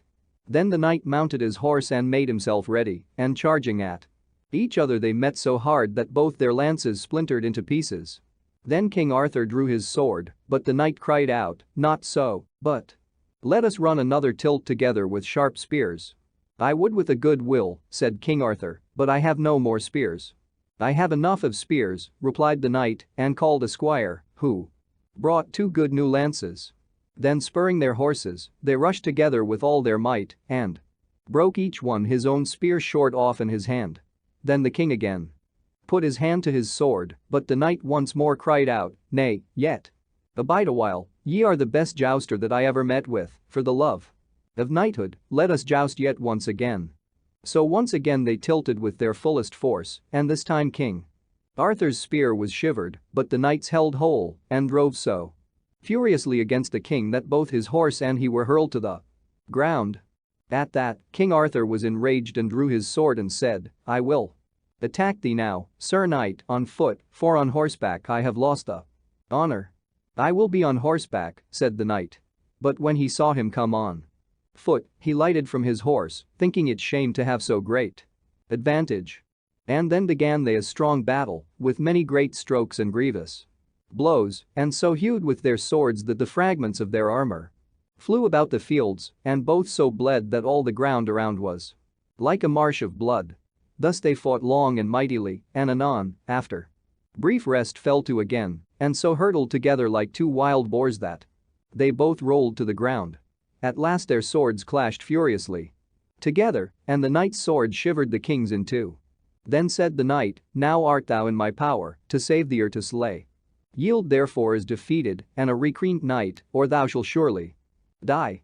"As for death," replied King Arthur, "welcome be it when it cometh, but as for yielding me to thee as a recreant because of this poor accident upon my sword, I had far liefer die than be so shamed." So saying, he sprang on the knight and took him by the middle and threw him down and tore off his helm. But the knight, being a huge man, wrestled and struggled in a frenzy with the king until he brought him under and tore off his helm in turn and would have smitten off his head. At that came Merlin and said, "Knight, hold thy hand, for if thou slayest yonder knight, thou puttest all this realm to greater loss and damage than ever realm was in, for he is a man of greater worship than thou dreamest of." "Who then is he?" cried the knight. "Arthur Pendragon," answered Merlin. Then would he have slain him for dread of his wrath, but Merlin cast a spell upon the knight so that he fell suddenly to the earth in a deep sleep. Then raising up the king, he took the knight's horse for himself and rode away. "Alas," said King Arthur, "what hast thou done, Merlin? Hast thou slain this good knight by thy crafts? There never lived a better knight. I had rather lose my kingdom for a year than have him dead." "Be not afraid," said Merlin, "he is more whole and sound than thou art, and is but in a sleep, wherefrom in 3 hours' time he will awake. I told thee what a knight he was, and how near thou wast to death. There liveth not a better knight than he in all the world, and hereafter he shall do thee good service. His name is King Pellinore, and he shall have 2 sons, who shall be passing valiant men, and, save one another, shall have no equal in prowess and in purity of life. The one shall be named Percival, and the other Lambric of Wales." So they rode on to Caerleon, and all the knights grieved greatly when they heard of this adventure, that the king would jeopardize his person thus alone. Yet could they not hide their joy at serving under such a noble chief, who adventured his own life as much as did the poorest knight among them all. Chapter 4. King Arthur conquers Ireland and Norway, slays the giant of St. Michael's Mount, and conquers Gaul. The adventures of Sir Balin. The land of Britain being now in peace, and many great and valiant knights therein ready to take part in whatsoever battles or adventures might arise, King Arthur resolved to follow all his enemies to their own coasts. Anon he fitted out a great fleet, and sailing first to Ireland, in one battle he miserably routed the people of the country, the King of Ireland. Also he took prisoner, and forced all earls and barons to pay him homage. Having conquered Ireland, he went next to Iceland and subdued it also, and, the winter being then arrived, returned to Britain. In the next year he set forth to Norway, whence many times the heathen had descended on the British coasts, for he was determined to give so terrible a lesson to those savages as should be told through all their tribes both far and near, and make his name fearful to them. As soon as he was come, Riculf, the king, with all the power of that country, met and gave him battle, but, after mighty slaughter, the Britons had at length the advantage, and slew Riculf and a countless multitude.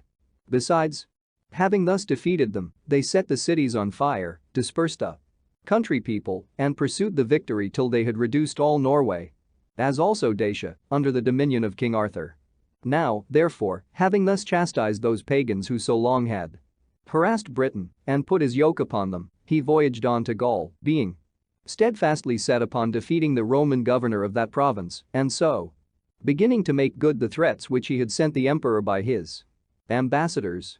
So soon as he was landed on the shores of Gaul, there came to him a countryman who told him of a fearful giant in the land of Brittany, who had slain, murdered, and devoured many people, and had lived for 7 years upon young children only, insomuch, said the man, that all the children of the country are destroyed, and but the other day he seized upon our duchess, as she rode out with her men, and took her away to his lodging in a cave of a mountain, and though 500 people followed her, yet could they give her no help or rescue, but left her shrieking and crying lamentably in the giant's hands, and, Lord, she is thy cousin Hol's wife, who is of thy near kindred, wherefore, as thou art a rightful king, have pity on this lady, and as thou art a valiant conqueror, avenge us and deliver us. Alas! Said King Arthur, this is a great mischief that ye tell of. I had rather than the best realm I have, that I had rescued that lady ere the giant laid his hand on her, but tell me now, good fellow, canst thou bring me where this giant haunteth? Yea, Lord. Replied the man, lo, yonder, where thou seest 2 great fires, there shall thou find him, and more treasure also than is in all Gaul besides. Then the king returned to his tent, and, calling Sir Kay and Sir Bedwin, desired them to get horses ready for himself and them, for that after evensong he would ride a pilgrimage with them alone to St. Michael's Mount. So in the evening they departed, and rode as fast as they could, till they came near the mount, and there alighted, and the king commanded the 2 knights to await him at the hill foot, while he went up alone. Then he ascended the mountain till he came to a great fire, and there he found a sorrowful widow wringing her hands and weeping miserably, sitting by a new-made grave. And saluting her, King Arthur prayed her wherefore she made such heavy lamentations. Sir knight, she said, speak softly, for yonder is a devil, who, if he hear thy voice, will come and straightway slay thee. Alas! What dost thou hear? 50 such men as thou were powerless to resist him. Here lieth dead my lady, Duchess of Brittany, wife to Sir Hole, who was the fairest lady in the world, foully and shamefully slaughtered by that fiend. Beware that thou go not too nigh, for he hath overcome and vanquished 15 kings, and hath made himself a coat of precious stones, embroidered with their beards. But if thou art hardy, and wilt speak with him, at yonder great fire he is at supper. Well, said King Arthur, I will accomplish mine errand, for all thy fearful words, and so went forth to the crest of the hill, and saw where the giant sat at supper, gnawing on a limb of a man, and baking his huge frame by the fire, while 3 damsels turned 3 spits whereon were spitted, like larks, 12 young children lately born. Illustration. The giant sat at supper, gnawing on a limb of a man, and baking his huge frame by the fire. When King Arthur saw all that, his heart bled for sorrow, and he trembled for rage and indignation. Then lifting up his voice he cried aloud, God that wieldeth all the world, give thee short life and shameful death, and may the devil have thy soul. Why hast thou slain those children and that fair lady? Wherefore arise, and prepare thee to perish, thou glutton and fiend, for this day thou shalt die by my hands."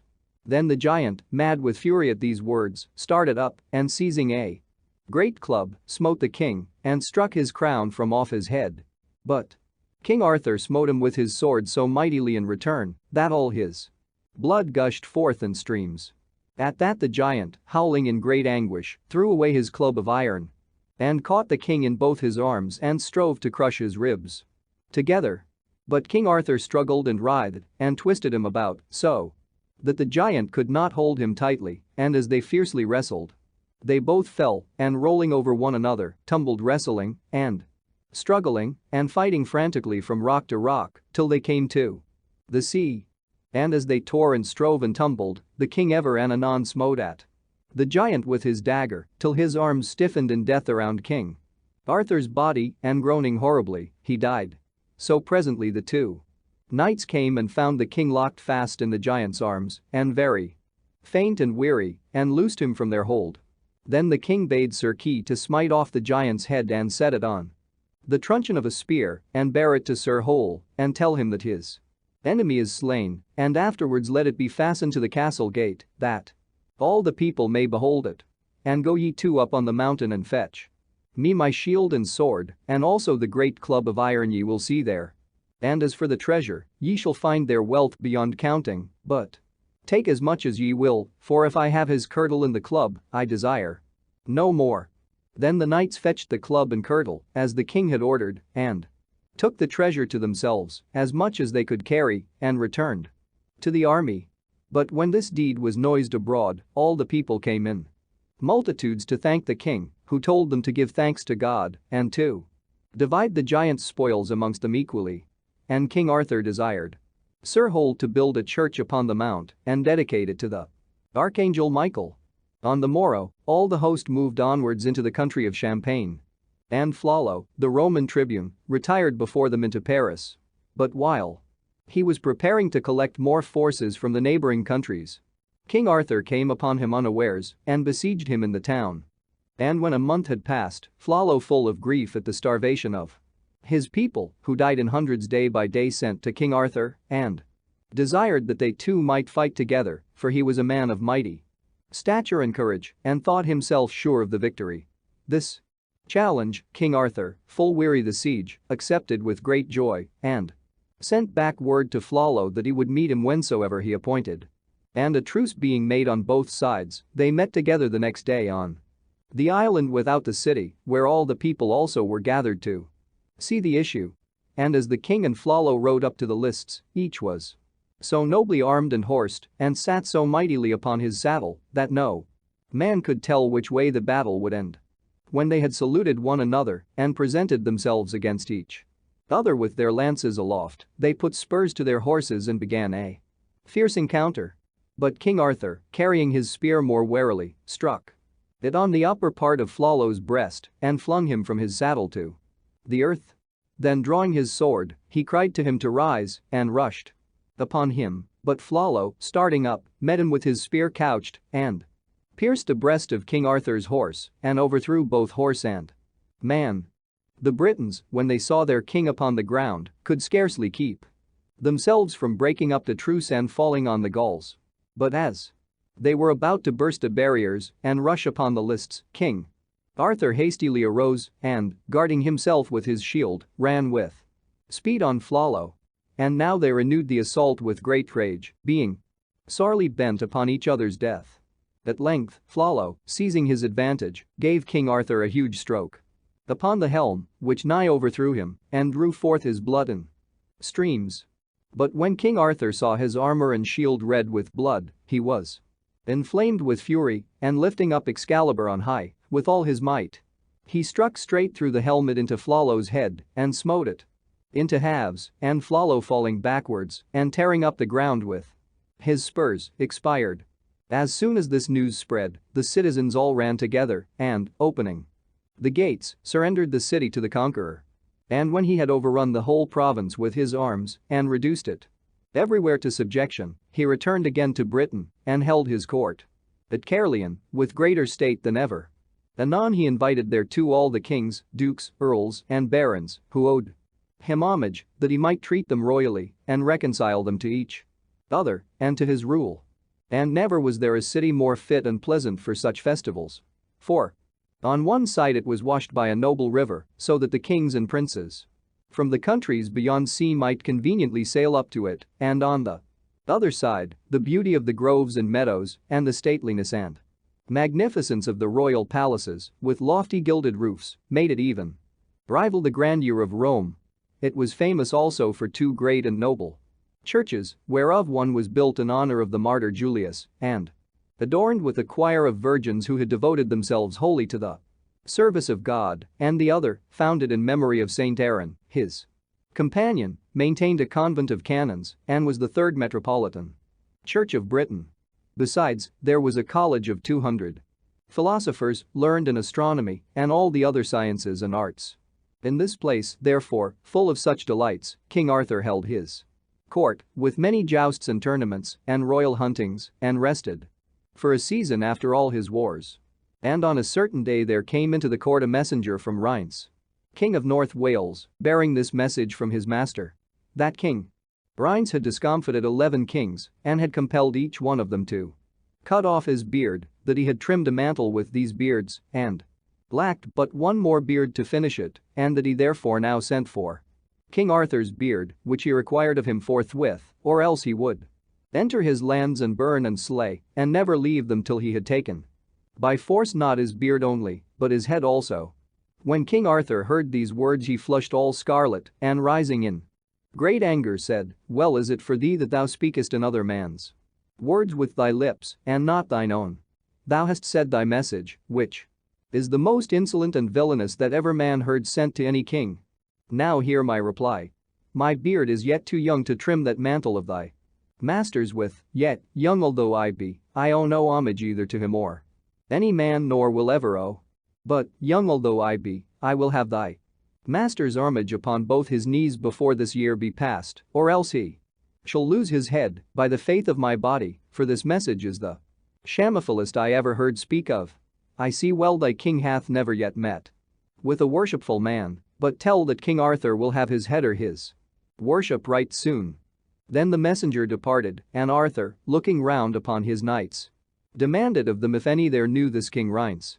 "Yea," answered Sir Noran, "I know him well, and there be few better or stronger knights upon a field than he, and he is passing proud and haughty in his heart. Wherefore I doubt not, Lord, he will make war on thee with mighty power." "Well," said King Arthur, "I shall be ready for him, and that shall he find." While the king thus spoke, there came into the hall a damsel having on a mantle richly furred, which she let fall and showed herself to be girded with a noble sword. The king being surprised at this, said, "Damsel, wherefore art thou girt with that sword, for it beseemeth thee not?" "Sir," said she, "I will tell thee.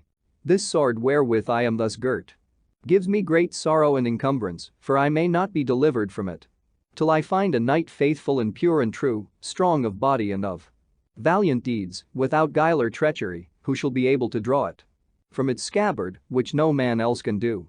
And I have but just now come from the court of King Rheims, for there they told me many great and good knights were to be ever found, but he and all his knights have tried to draw it forth in vain, for none of them can move it." "This is a great marvel," said King Arthur. "I will myself try to draw forth this sword, not thinking in my heart that I am the best knight, but rather to begin and give example that all may try after me." Saying this, he took the sword and pulled at it with all his might, but could not shake or move it. "Thou needest not strive so hard, Lord," said the damsel, "for whoever may be able to pull it forth shall do so very easily." "Thou sayest well," replied the king, remembering how he had himself drawn forth the sword from the stone before St. Paul's. "Now try ye, all my barons, but beware ye be not stained with shame, or any treachery, or guile." And turning away his face from them, King Arthur mused full heavily of sins within his breast he knew of, and which his failure brought to mind right sadly. Then all the barons present tried each after other, but could none of them succeed, whereat the damsel greatly wept and said, "Alas, alas! I thought. In this court to have found the best knight, without shame or treachery or treason. Now by chance there was at that time a poor knight with King Arthur, who had been prisoner at his court for half a year and more, charged with slaying unawares a knight who was a cousin of the king's. He was named Balin le Savage and had been by the good offices of the barons delivered from prison, for he was of good and valiant address and gentle blood. He, being secretly present at the court, saw this adventure and felt his heart rise high within him and longed to try the sword as did the others, but being poor and poorly clad, he was ashamed to come forward in the press of knights and nobles. But in his heart he felt assured that he could do better if heaven willed than any knight among them all. So as the damsel left the king, he called to her and said, "Damsel, I pray thee of thy courtesy, suffer me to try the sword as well as all these lords, for though I be but poorly clad, I feel assurance in my heart." The damsel, looking at him, saw in him a likely and honest man, but because of his poor garments could not think him to be any knight of worship, and said, "Sir, there is no need to put me to any more pain or labor. Why shouldst thou succeed where so many worthy ones have failed?"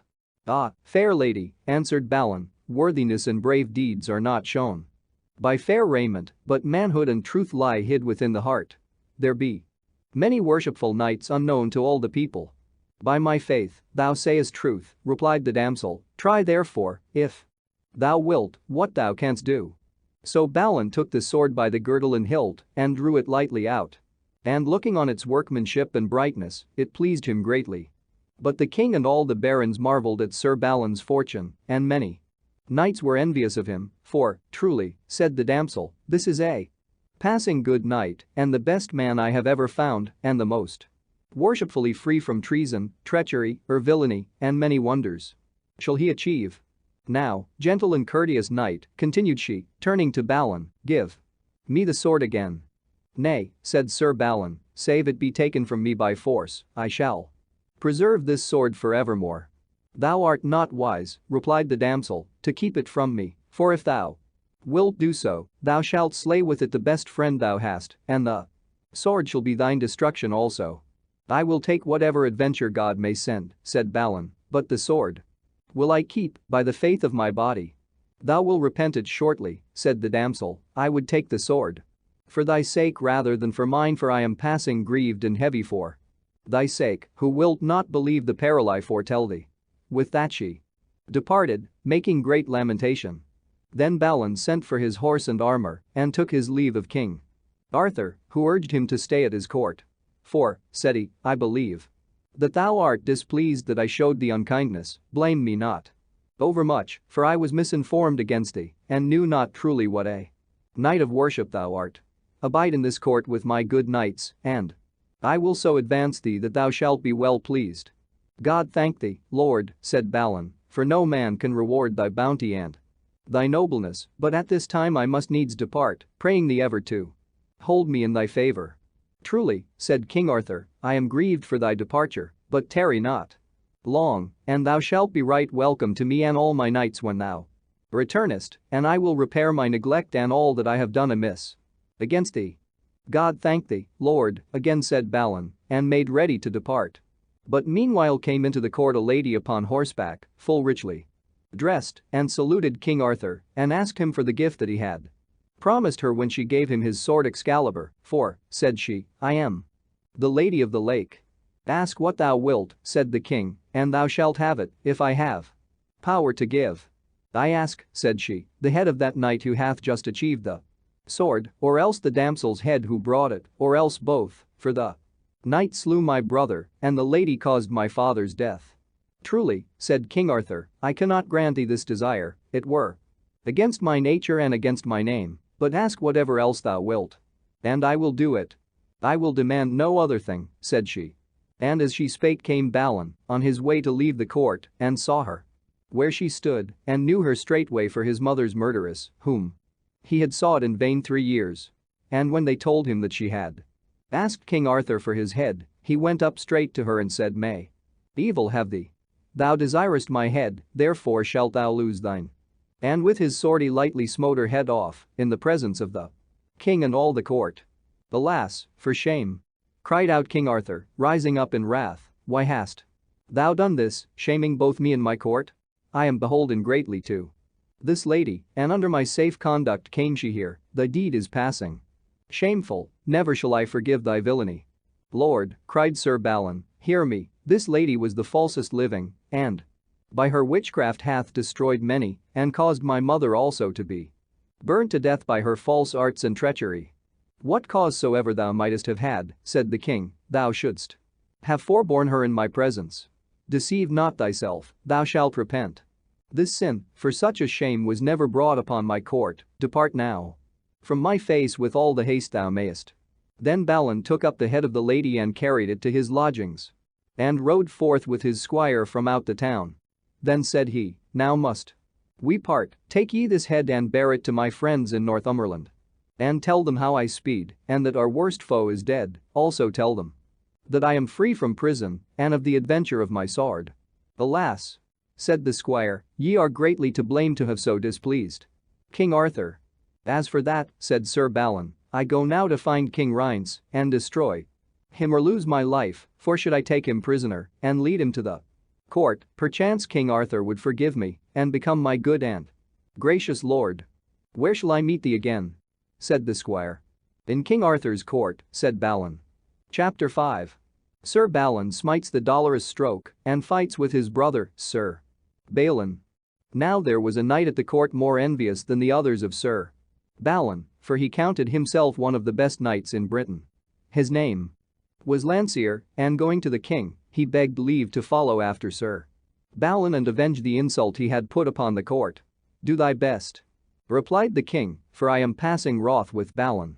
In the meantime came Merlin, and was told of this adventure of the sword and Lady of the Lake. Now hear me, said he, when I tell ye that this lady who hath brought the sword is the falsest damsel living. Say not so, they answered, for she hath a brother a good knight, who slew another knight this damsel loved, so she, to be revenged upon her brother, went to the Lady Lyle of Avilion, and besought her help. Then Lady Lyle gave her the sword, and told her that no man should draw it forth but one, a valiant knight and strong, who should avenge her on her brother. This, therefore, was the reason why the damsel came here. I know it all as well as ye do, answered Merlin, and would to God she had never come hither, for never came she into any company but to do harm, and that good knight who hath achieved the sword shall be himself slain by it, which shall be great harm and loss, for a better knight there liveth not, and he shall do unto my lord the king great honor and service. Then Sir Lancelot, having armed himself at all points, mounted and rode after Sir Balin as fast as he could go, and overtaking him, he cried aloud, Abide, Sir Knight. Wait yet a while, or I shall make thee do so. Hearing him cry, Sir Balin fiercely turned his horse and said, Fair knight, what wilt thou with me? Wilt thou joust? Yea, said Sir Lancelot, it is for that I have pursued thee. Peradventure, answered Balin, thou hadst best have stayed at home, for many a man who thinketh himself already victor endeth by his own downfall. Of what court art thou? Of King Arthur's court, cried Lancelot, and I am come to revenge the insult thou hast put on it this day. Well, said Sir Balin, I see that I must fight thee, and I repent to be obliged to grieve King Arthur or his knights, and thy quarrel seemeth full foolish to me, for the damsel that is dead worked endless evils through the land, or else I had been loath as any knight that liveth to have slain the lady. Make thee ready, shouted Lancelot, for one of us shall rest forever in this field. But at their first encounter, Sir Lancelot's spear flew into splinters from Sir Balin's shield, and Sir Balin's lance pierced with such might through Sir Lancelot's shield that it rove the hauberk also, and passed through the knight's body and the horse's crupper. And Sir Balin turning fiercely round again, drew out his sword, and knew not that he had already slain him, and then he saw him lie a corpse upon the ground. At that same moment came a damsel riding towards him as fast as her horse could gallop, who, when she saw Sir Lancelot dead, wept and sorrowed out of measure, crying, O, Sir Balin, 2 bodies hast thou slain, and 1 heart. And 2 hearts in 1 body, and 2 souls also hast thou lost. Therewith she took the sword from her dead lover's side, for she was Sir Lancelot's lady love, and setting the pommel of it on the ground, ran herself through the body with the blade. When Sir Balin saw her dead he was sorely hurt and grieved in spirit, and repented the death of Lancelot, which had also caused so fair a lady's death. And being unable to look on their bodies for sorrow, he turned aside into a forest, where presently as he rode, he saw the arms of his brother, Sir Balin. And when they were met they put off their helms, and embraced each other, kissing and weeping for joy and pity. Then Sir Balin told Sir Balin all his late adventures, and that he was on his way to King Rience, who at that time was besieging Castle Terrible. "I will be with thee," answered Sir Balin, "and we will help each other, as brethren ought to do." Anon by chance, as they were talking, came King Mark of Cornwall by that way, and when he saw the two dead bodies of Sir Lancelot and his lady lying there, and heard the story of their death, he vowed to build a tomb to them before he left that place. So pitching his pavilion there, he sought through all the country round to find a monument, and found at last a rich and fair one in a church, which he took and raised above the dead knight and his damsel, writing on it, "Here lieth Lancelot, son of the King of Ireland, who, at his own request, was slain by Balin, and here beside him also lieth his lady Columb, who slew herself with her lover's sword for grief and sorrow." Then as Sir Balin and Sir Balin rode away, Merlin met with them, and said to Balin, "Thou hast done thyself great harm not to have saved that lady's life who slew herself, and because of it, thou shalt strike the most dolorous stroke that ever man struck, save he that smote our Lord. For thou shalt smite the truest and most worshipful of living knights, who shall not be recovered from his wounds for many years, and through that stroke 3 kingdoms shall be overwhelmed in poverty and misery." "If I believed," said Balin, "what thou sayest, I would slay myself too. Make thee a liar." At that Merlin vanished suddenly away, but afterwards he met them in disguise towards night, and told them he could lead them to King Rience, whom they sought. For this night he is to ride with 60 lances only through a wood hard by. So Sir Balin and Sir Balin hid themselves within the wood, and at midnight came out from their ambush among the leaves by the highway, and waited for the king, whom presently they heard approaching with his company. Then did they suddenly leap forth and smote at him and overthrew him and laid him on the ground, and turning on his company wounded and slew 40 of them and put the rest to flight. And returning to King Rience they would have slain him there, but he craved mercy and yielded to their grace, crying, "Knights full of prowess, slay me not, for by my life ye may win something, but my death can avail ye naught." "Ye say truth," said the 2 knights, and put him in a horse litter, and went swiftly through all the night, till at cock-crow they came to King Arthur's palace. There they delivered him to the warders and porters, to be brought before the king, with this message that he was sent to King Arthur by the Knight of the 2 Swords, for so was Balin known by name since his adventure with the damsel, and by his brother. And so they rode away again ere sunrise. Within a month or 2 thereafter, King Arthur, being somewhat sick, went forth outside the town, and had his pavilion pitched in a meadow, and there abode, and laid him down on a pallet to sleep, but could get no rest. And as he lay he heard the sound of a great horse, and looking out of the tent door, saw a knight ride by, making great lamentation. "Abide, fair sir," said King Arthur, "and tell me wherefore thou makest this sorrow." "Ye may little amend it," said the knight, and so passed on. Presently after Sir Balin rode, by chance, past that meadow, and when he saw the king he alighted and came to him on foot, and kneeled and saluted him. "By my head," said King Arthur, "ye be welcome, Sir Balin." And then he thanked him heartily for revenging him upon King Rience, and for sending him so speedily a prisoner to his castle, and told him how King Nero, Rience's brother, had attacked him afterwards to deliver Rience from prison, and how he had defeated him and slain him, and also King Lot of Orkney, who was joined with Nero, and whom King Pellinore had killed in the battle. Then when they had thus talked, King Arthur told Sir Balin of the sullen knight that had just passed his tent, and desired him to pursue him and to bring him back.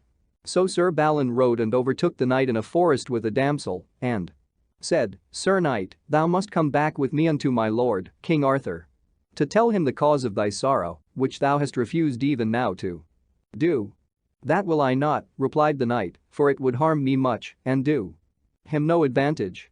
"Sir," said Sir Balin, "I pray thee make ready, for thou must needs go with me, or else I must fight with thee and take thee by force. Wilt thou be warrant for safe conduct if I go with thee?" inquired the knight. "Yea, surely," answered Balin, "I will die else." So the knight made ready to go with Sir Balin and left the damsel in the wood. But as they went, there came one invisible and smote the knight through the body with a spear. "Alas," cried Sir Hurleus, for so was he named, "I am slain under thy guard and conduct by that traitor knight called Garlon, who through magic and witchcraft rideth invisibly. Take, therefore, my horse, which is better than thine, and ride to the damsel whom we left and the quest I had in hand, as she will lead thee, and revenge my death when thou best mayest." "That will I do," said Sir Balin, "by my knighthood, and so I swear to thee." Then went Sir Balin to the damsel and rode forth with her, she carrying ever with her the truncheon of the spear wherewith Sir Hurleus had been slain. And as they went, a good knight, Parandom and Belgard, joined their company and vowed to take adventure with them wheresoever they might go. But presently as they passed a hermitage fast by a churchyard, came the knight Garlon, again invisible, and smote Sir Paran through the body with a spear and slew him as he had slain Sir Hurleus. Whereat Sir Balin greatly raged and swore to have Sir Garlon's life whenever next he might encounter and behold him in his bodily shape. Anon, he and the hermit buried the good knight Sir Paran and rode on with the damsel till they came to a great castle whereinto they were about to enter. But when Sir Balin had passed through the gateway, the portcullis fell behind him suddenly, leaving the damsel on the outer side with men around her, drawing their swords as if to slay her. When he saw that, Sir Balin climbed with eager haste by wall and tower and leaped into the castle moat and rushed towards the damsel and her enemies, with his sword drawn, to fight and slay them. But they cried out, "Put up thy sword, Sir Knight, we will not fight thee in this quarrel, for we do nothing but an ancient custom of this castle." Then they told him that the lady of the castle was sick and had lain ill for many years and might never more be cured unless she had a silver dish full of the blood of a pure maid and a king's daughter. Wherefore the custom of the castle was that never should a damsel pass that way but she must give a dish full of her blood. Then Sir Balin suffered them to bleed the damsel with her own consent, but her blood helped not the lady of the castle. So on the morrow they departed, after right good cheer and rest. Then they rode 3 or 4 days without adventure and came at last to the abode of a rich man, who sumptuously lodged and fed them.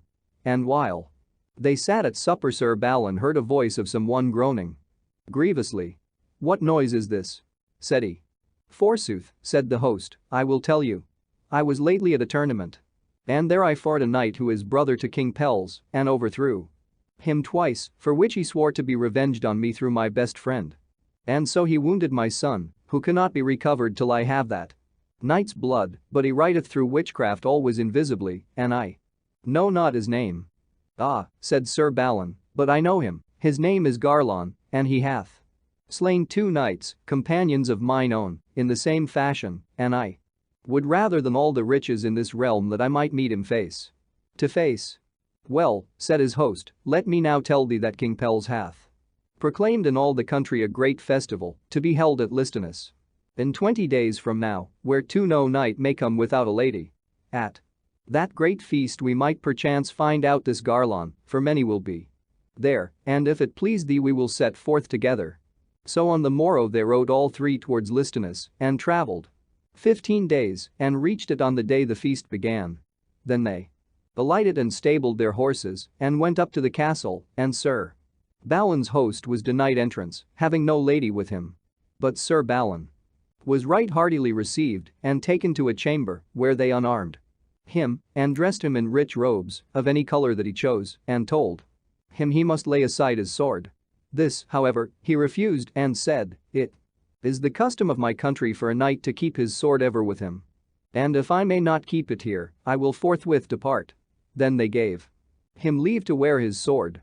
So he went to the great hall and was set among knights of rank and worship and his lady before him.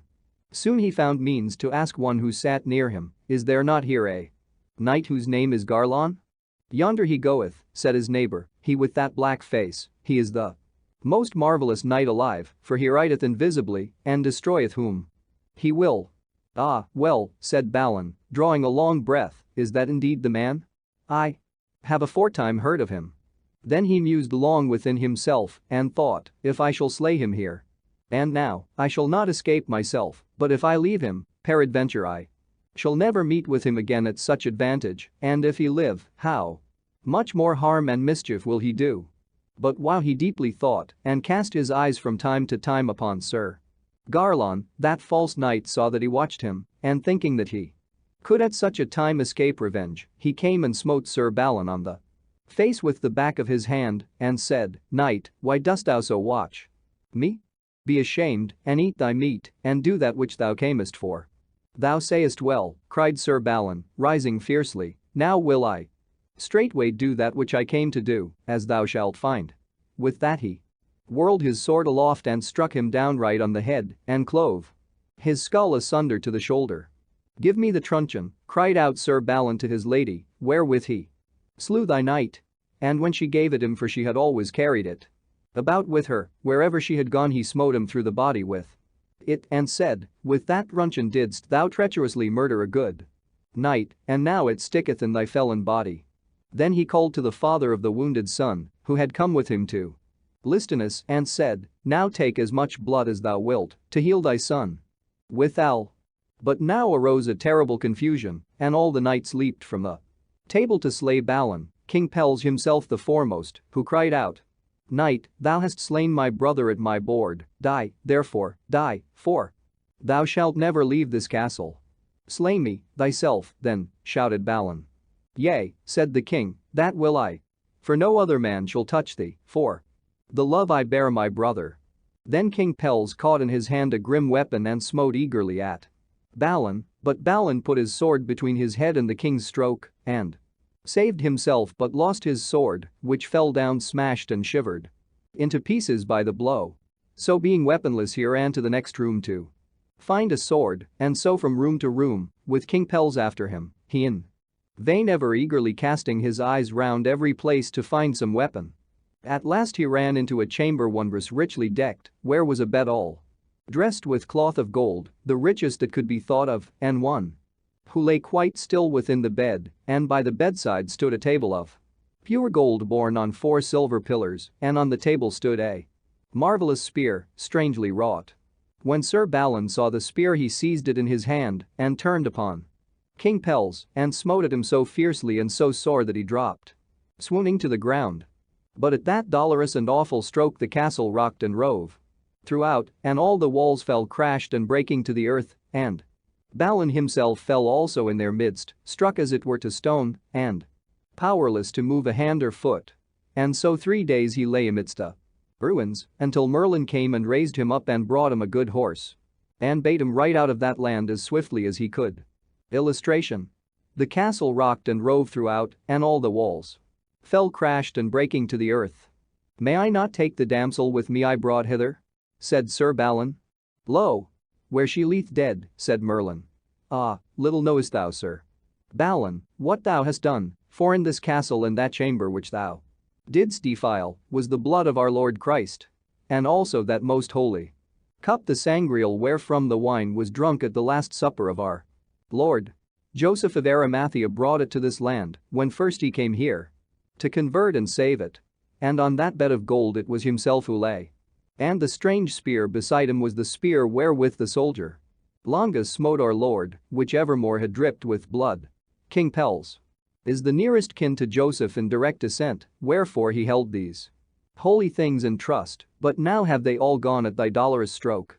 No man knoweth whither, and great is the damage to this land, which until now hath been the happiest of all lands, for by that stroke thou hast slain thousands, and by the loss and parting of the sangreal the safety of this realm is put in peril, and its great happiness is gone for evermore. Then Balin departed from Merlin, struck to his soul with grief and sorrow, and said, in this world shall we meet nevermore. So he rode forth through the fair cities and the country, and found the people lying dead on every side. And all the living cried out on him as he passed, O Balin, all this misery hast thou done. For the dolorous stroke thou gavest King Pelles, 3 countries are destroyed, and doubt not but revenge will fall on thee at last. When he had passed the boundary of those countries, he was somewhat comforted, and rode 8 days without adventure. Anon he came to a cross. whereon was written in letters of gold, "It is not for a knight alone to ride towards this castle." Looking up, he saw a hoary ancient man come towards him, who said, "Sir Balin le Savage, thou passest thy bounds this way, therefore turn back again, it will be best for thee," and with these words he vanished. Then did he hear a horn blow as it were the deathnote of some hunted beast. "That blast," said Balin, "is blown for me, for I am the prey. Though yet I be not dead." But as he spoke he saw 100 ladies with a great troop of knights come forth to meet him, with bright faces and great welcome, who led him to the castle and made a great feast, with dancing and minstrelsy and all manner of joy. Then the chief lady of the castle said, "Knight with the two swords, thou must encounter and fight with a knight hard by, who dwelleth on an island. For no man may pass this way without encountering him." "It is a grievous custom," answered Sir Balin. "There is but one knight to defeat," replied the lady. "Well," said Sir Balin, "be it as thou wilt. I am ready and quite willing. And though my horse and my body be full weary, yet is my heart not weary, save of life. And truly I were glad if I might meet my death." "Sir," said one standing by, "methinketh your shield is not good, I will lend you a bigger." "I thank thee, sir," said Balin, and took the unknown shield and left his own, and so rode forth, and put himself and horse into a boat and came to the island. As soon as he had landed, he saw come riding towards him a knight dressed all in red, upon a horse trapped in the same color. When the Red Knight saw Sir Balin and the two swords he wore, he thought it must have been his brother, for the Red Knight was Sir Balin, but when he saw the strange arms on his shield, he forgot the thought and came against him fiercely. At the first course they overthrew each other, and both lay swooning on the ground, but Sir Balin was the most hurt and bruised, for he was weary and spent with traveling. So Sir Balin rose up first to his feet and drew his sword, and Sir Balin painfully rose against him and raised his shield. Then Sir Balin smote him through the shield and brake his helmet, and Sir Balin, in return, smote at him with his fated sword, and had well nigh slain his brother. So they fought till their breaths failed. Then Sir Balin, looking up, saw all the castle towers stand full of ladies. So they went again to battle, and wounded each other full sore. And paused, and breathed again, and then again began the fight, and this for many times they did, till all the ground was red with blood. And by now, each had full grievously wounded the other with 7 great wounds, the least of which might have destroyed the mightiest giant in the world. But still they rose against each other, although their hauberks now were all unnailed, and they smiting at each other's naked bodies with their sharp swords. At the last, Sir Balin, the younger brother, withdrew a little space and laid him down. Then said Sir Balin le Savage, "What knight art thou? For never before have I found a knight to match me thus." "My name," said he, all faintly, "is Balin, brother to the good knight Sir Balin." "Ah, God!" cried Balin, "that ever I should see this day." And therewith fell down backwards in a swoon. Then Sir Balin crept with pain upon his feet and hands, and put his brother's helmet off his head, but could not know him by his face, it was so hued and bloody. But presently, when Sir Balin came to, he said, "O Balin, mine own brother, thou hast slain me, and I thee." All the wide world saw never greater grief. "Alas," said Sir Balin, "that I ever saw this day, and through mishap alone I knew thee not, for when I saw thy 2 swords, if it had not been for thy strange shield, I should have known thee for my brother." "Alas," said Balin, "all this sorrow lieth at the door of one unhappy knight within the castle, who made me change my shield. If I might live, I would destroy that castle and its evil customs." "It were well done," said Balin, "for since I first came hither I have never been able to depart, for here they made me fight with one who kept this island, whom I slew, and by enchantment I might never quit it more. Nor couldst thou, brother, hadst thou slain me, and escaped with thine own life." Anon came the lady of the castle, and when she heard their talk and saw their evil case, she wrung her hands and wept bitterly. So Sir Balin prayed the lady of her gentleness that, for his true service, she would bury them both together in that place. This she granted, weeping full sore, and said it should be done right solemnly and richly, and in the noblest manner possible. Then did they send for a priest, and received the holy sacrament at his hands. and Balin said, right over us upon our tomb. That here two brethren slew each other, then shall never good night or pilgrim pass this way, but he will pray for both our souls. And anon Sir Balin died, but Sir Balin died not till the midnight after, and then they both were buried. On the morrow of their death came Merlin, and took Sir Balin's sword and fixed on it a new pommel, and set it in a mighty stone, which then, by magic, he made float upon the water. And so, for many years, it floated to and fro round the island, till it swam down the river to Camelot, where young Sir Galahad achieved it, as shall be told hereafter. Chapter 6. The marriage of King Arthur and Queen Guinevere, and the founding of the Round Table. The adventure of the Hart and Hound.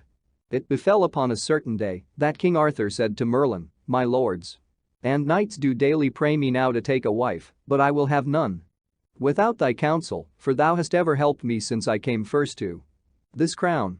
It is well, said Merlin, that thou shouldst take a wife, for no man of bounteous and noble nature should live without one, but is there any lady whom thou lovest better than another? Yea, said King Arthur, I love Guinevere, the daughter of King Leodegrance of Camelot, who also holdeth in his house the Round Table that he had from my father Uther, and as I think, that damsel is the gentlest and the fairest lady living. Sir, answered Merlin, as for her beauty, she is one of the fairest that do live, but if ye had not loved her as ye do, I would fain have had ye choose some other who was both fair and good. But where a man's heart is set, he will be loath to leave. This Merlin said, knowing the misery that should hereafter happen from this marriage. Then King Arthur sent word to King Leodegrance that he mightily desired to wed his daughter, and how that he had loved her since he saw her first. When with Kings Ban and Bors, he rescued Leodegrance from King Rhines of North Wales. When King Leodegrance heard the message, he cried out, These be the best tidings I have heard in all my life, so great and worshipful a prince to seek my daughter for his wife. I would fain give him half my lands with her straightway, but that he needeth none, and better will it please him that I send him the Round Table of King Uther, his father, with 100 good knights towards the furnishing of it with guests, for he will soon find means to gather more and make the table full. Then King Leodegrance delivered his daughter Guinevere to the messengers of King Arthur, and also the Round Table with the 100 knights.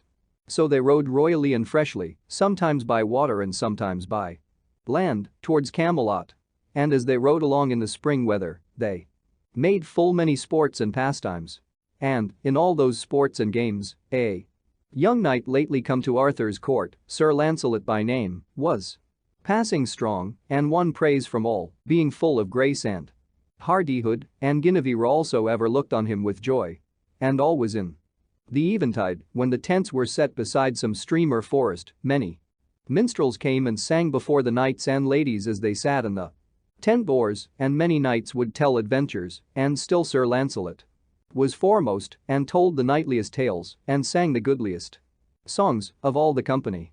And when they came to Camelot, King Arthur made great joy, and all the city with him, and riding forth with a great retinue he met Guinevere and her company, and led her through the streets all filled with people, and in the midst of all their shoutings and the ringing of church bells, to a palace hard by his own. Then, in all haste, the king commanded to prepare the marriage and the coronation with the stateliest and most honorable pomp that could be made. And when the day was come, the archbishops led the king to the cathedral, where too he walked, clad in his royal robes, and having 4 kings, bearing 4 golden swords, before him, a choir of passing sweet music going also with him. In another part was the queen dressed in her richest ornaments, and led by archbishops and bishops to the chapel of the virgins, the 4 queens. Also of the 4 kings last mentioned walked before her, bearing 4 white doves, according to ancient custom, and after her there followed many damsels, singing and making every sign of joy. And when the 2 processions were come to the churches, so wondrous was the music and the singing, that all the knights and barons who were there pressed on each other, as in the crowd of battle, to hear and see the most they might.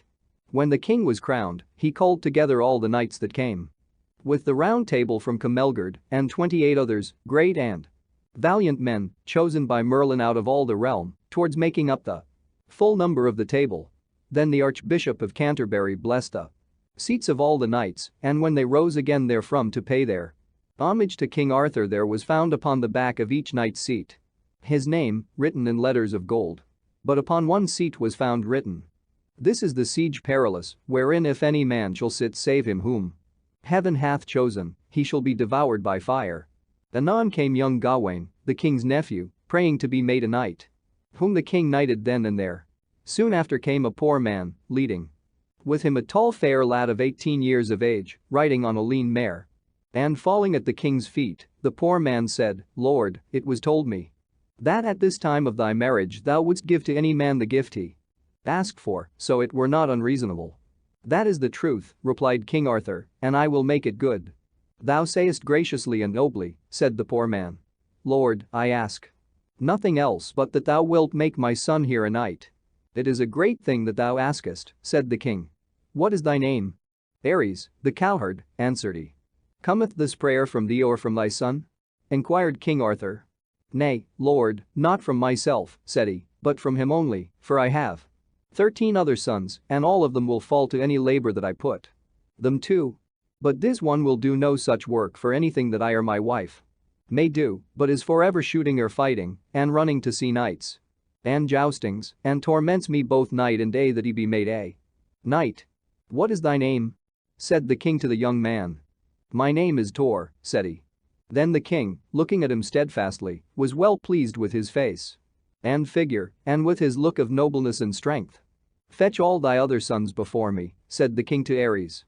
But when he brought them, none of them resembled Tor in size or shape or feature. Then the king knighted Tor, saying, "Be thou to thy life's end a good knight and a true, as I pray God thou mayest be, and if thou provest worthy and of prowess, one day thou shalt be counted in the Round Table." Then turning to Merlin, Arthur said, "Prophesy now, O Merlin, shall Sir Tor become a worthy knight or not?" "Yea, Lord," said Merlin, "so he ought to be, for he is the son of that King Pellinore whom thou hast met and proved to be one of the best knights living. He is no cowherd's son." Presently after came in King Pellinore, and when he saw Sir Tor he knew him for his son and was more pleased than words can tell to find him knighted by the king. And Pellinore did homage to King Arthur and was gladly and graciously accepted of the king, and then was led by Merlin to a high seat at the Table Round, near to the perilous seat. But Sir Gawain was full of anger at the honor done King Pellinore, and said to his brother Gaheris, "He slew our father, King Lot, therefore will I slay him." "Do it not yet," said he, "wait till I also be a knight, then will I help ye in it. It is best ye suffer him to go at this time, and not trouble this high feast with bloodshed." "As ye will, be it," said Sir Gawain. Then rose the king and spake to all the Table Round, and charged them to be ever true and noble knights, to do neither outrage nor murder, nor any unjust violence, and always to flee treason, also by no means ever to be cruel, but give mercy unto him that asked for mercy, upon pain of forfeiting the liberty of his court forevermore. Moreover, at all times, on pain of death, to give all succor unto ladies and young damsels, and lastly, never to take part in any wrongful quarrel, for reward or payment. And to all this he swore them night by night. Then he ordained that, every year at Pentecost, they should all come before him, wheresoever he might appoint a place, and give account of all their doings and adventures of the past 12month. And so, with prayer and blessing and high words of cheer, he instituted the most noble order of the Round Table, whereto the best and bravest knights in all the world sought afterwards to find admission. Then was the high feast made ready, and the king and queen sat side by side before the whole assembly, and great and royal was the banquet and the pomp. And as they sat, each man in his place, Merlin went round and said, "Sit still a while, for ye shall see a strange and marvelous adventure." So as they sat, there suddenly came running through the hall a white hart, with a white hound next after him, and 30 couple of black running hounds, making full cry, and the hart made circuit of the Table Round, and past the other tables, and suddenly the white hound flew upon him and bit him fiercely, and tore out a piece from his haunch. Whereat the hart sprang suddenly with a great leap, and overthrew a knight sitting at the table, who rose forthwith, and, taking up the hound, mounted, and rode fast away. But no sooner had he left, than there came in a lady, mounted on a white palfrey, who cried out to the king, "Lord, suffer me not to have this injury." The hound is mine which that knight taketh. And as she spake, a knight rode in all armed on a great horse and suddenly took up the lady and rode away with her by force, although she greatly cried and moaned. Then the king desired Sir Gawain, Sir Tor, and King Pellinore to mount and follow this adventure to the uttermost, and told Sir Gawain to bring back the hart, Sir Tor the hound and knight, and King Pellinore the knight and the lady. So Sir Gawain rode forth at a swift pace, and with him Gaheris, his brother, for a squire. And as they went, they saw two knights fighting on horseback, and when they reached them they divided them and asked the reason of their quarrel. "We fight for a foolish matter," one replied. "For we be brethren, but there came by a white hart this way, chased by many hounds, and thinking it was an adventure for the high feast of King Arthur, I would have followed it to have gained worship, whereat my younger brother here declared he was the better knight and would go after it instead, and so we fight to prove which of us be the better knight." "This is a foolish thing," said Sir Gawain. "Fight with all strangers, if ye will, but not brother with brother. Take my advice, set on against me. And if ye yield to me, as I shall do my best to make ye shall go to King Arthur and yield ye to his grace." "Sir Knight," replied the brothers, "we are weary, and will do thy wish without encountering thee, but by whom shall we tell the king that we were sent?" "By the knight that followeth the quest of the white hart," said Sir Gawain. "And now tell me your names, and let us part." "Sorless and Brian of the Forest," they replied, and so they went their way to the king's court. Then Sir Gawain, still following his quest by the distant baying of the hounds, came to a great river and saw the hart swimming over and near to the further bank. And as he was about to plunge in and swim after, he saw a knight upon the other side, who cried, "Come not over here, Sir Knight. After that hart, save thou wilt joust with me." "I will not fail for that," said Sir Gawain, and swam his horse across the stream. Anon they got their spears and ran against each other fiercely, and Sir Gawain smote the stranger off his horse and turning, bade him yield. "Nay," replied he, "not so, for though ye have the better of me on horseback, I pray thee, valiant knight, alight, and let us match together with our swords on foot." "What is thy name?" quoth Gawain. "Alardan of the Isles," replied the stranger. Then they fell on each other, but soon Sir Gawain struck him through the helm, so deeply and so hard, that all his brains were scattered, and Sir Alardan fell dead. "Ah," said Gaheris, "that was a mighty stroke for a young knight." Then did they turn again to follow the white hart and let slip 3 couple of greyhounds after him, and at the last they chased him to a castle, and there they overtook and slew him in the chief courtyard. At that there rushed a knight forth from a chamber with a drawn sword in his hand and slew 2 of the hounds before their eyes and chased the others from the castle, crying, "Oh, my white hart! Alas, that thou art dead! For thee my sovereign lady gave to me, and evil have I kept thee. But if I live, thy death shall be dear bought." Anon he went within and armed and came out fiercely and met Sir Gawain face to face. "Why have ye slain my hounds?" said Sir Gawain. "They did but after their nature. And ye had better have taken vengeance on me than on the poor dumb beasts." "I will avenge me on thee, also," said the other, "ere thou depart this place." Then did they fight with each other savagely and madly, till the blood ran down to their feet. But at last Sir Gawain had the better and felled the knight of the castle to the ground.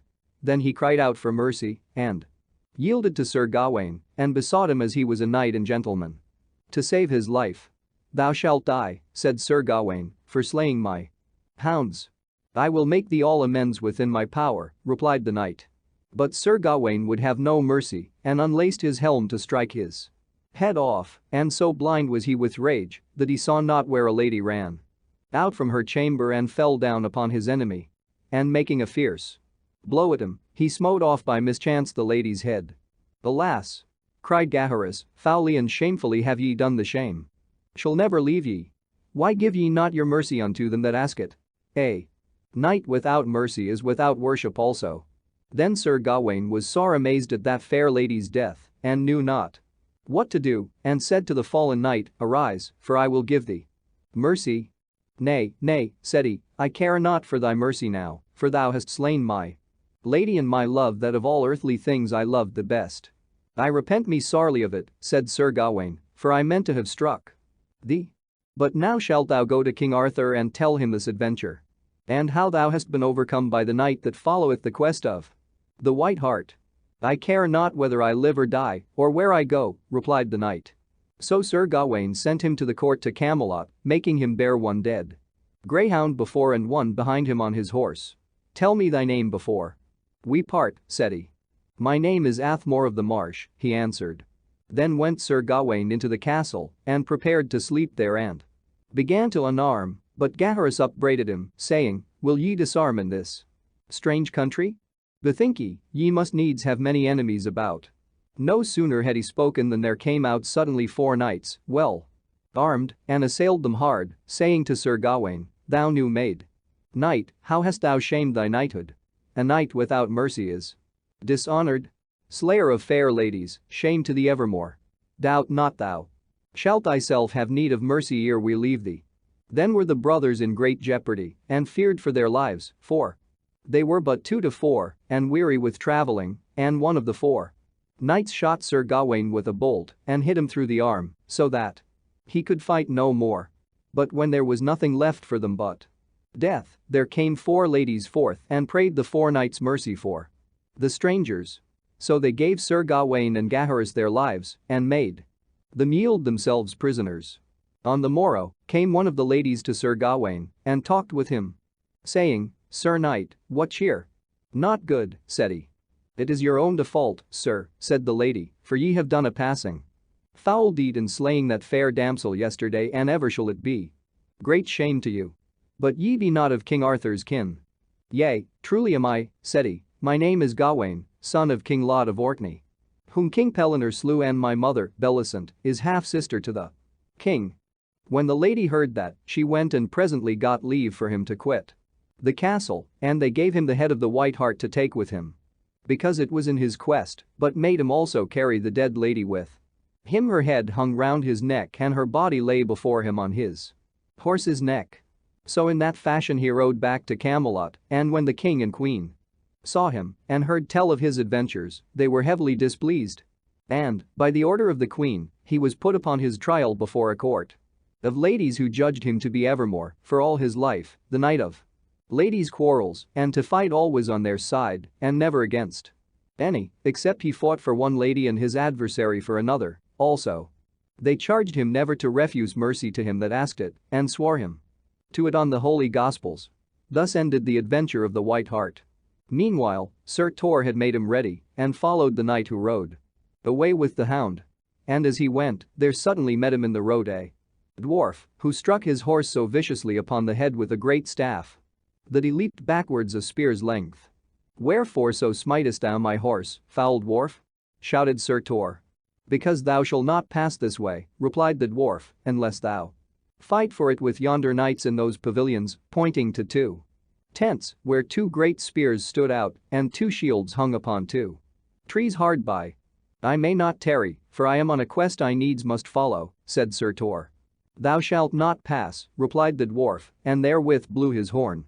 Then rode out quickly at Sir Tor one armed on horseback, but Sir Tor was quick as he, and riding at him bore him from his horse, and made him yield. Directly after came another still more fiercely, but with a few great strokes and buffets Sir Tor unhorsed him also, and sent them both to Camelot to King Arthur. Then came the dwarf and begged Sir Tor to take him in his service, for, said he, I will serve no more recreant knights. Take then a horse, and come with me, said Tor. Ride ye after the knight with the white hound? Said the dwarf, I can soon bring ye where he is. So they rode through the forest till they came to 2 more tents. And Sir Tor, alighting, went into the first, and saw 3 damsels lie there sleeping. Then went he to the other, and found another lady also sleeping. And at her feet the white hound he sought for, which instantly began to bay and bark so loudly that the lady woke. But Sir Tor had seized the hound and given it to the dwarf's charge. What will ye do, Sir Knight? Cried out the lady, will ye take away my hound from me by force? Yea, lady, said Sir Tor, for so I must, having the king's command, and I have followed it from King Arthur's court at Camelot to this place. Well, said the lady, ye will not go far before ye be ill-handled, and will repent ye of the quest. I shall cheerfully abide whatsoever adventure cometh, by the grace of God, said Sir Tor, and so mounted his horse and began to ride back on his way. But night coming on, he turned aside to a hermitage that was in the forest, and there abode till the next day, making but sorrowful cheer of such poor food as the hermit had to give him, and hearing him mass devoutly before he left on the morrow. And in the early morning, as he rode forth with the dwarf towards Camelot, he heard a knight call loudly after him, turn, turn. Abide, Sir Knight. And yield me up the hound thou tookest from my lady. At which he turned and saw a great and strong knight, armed full splendidly, riding down upon him fiercely through a glade of the forest.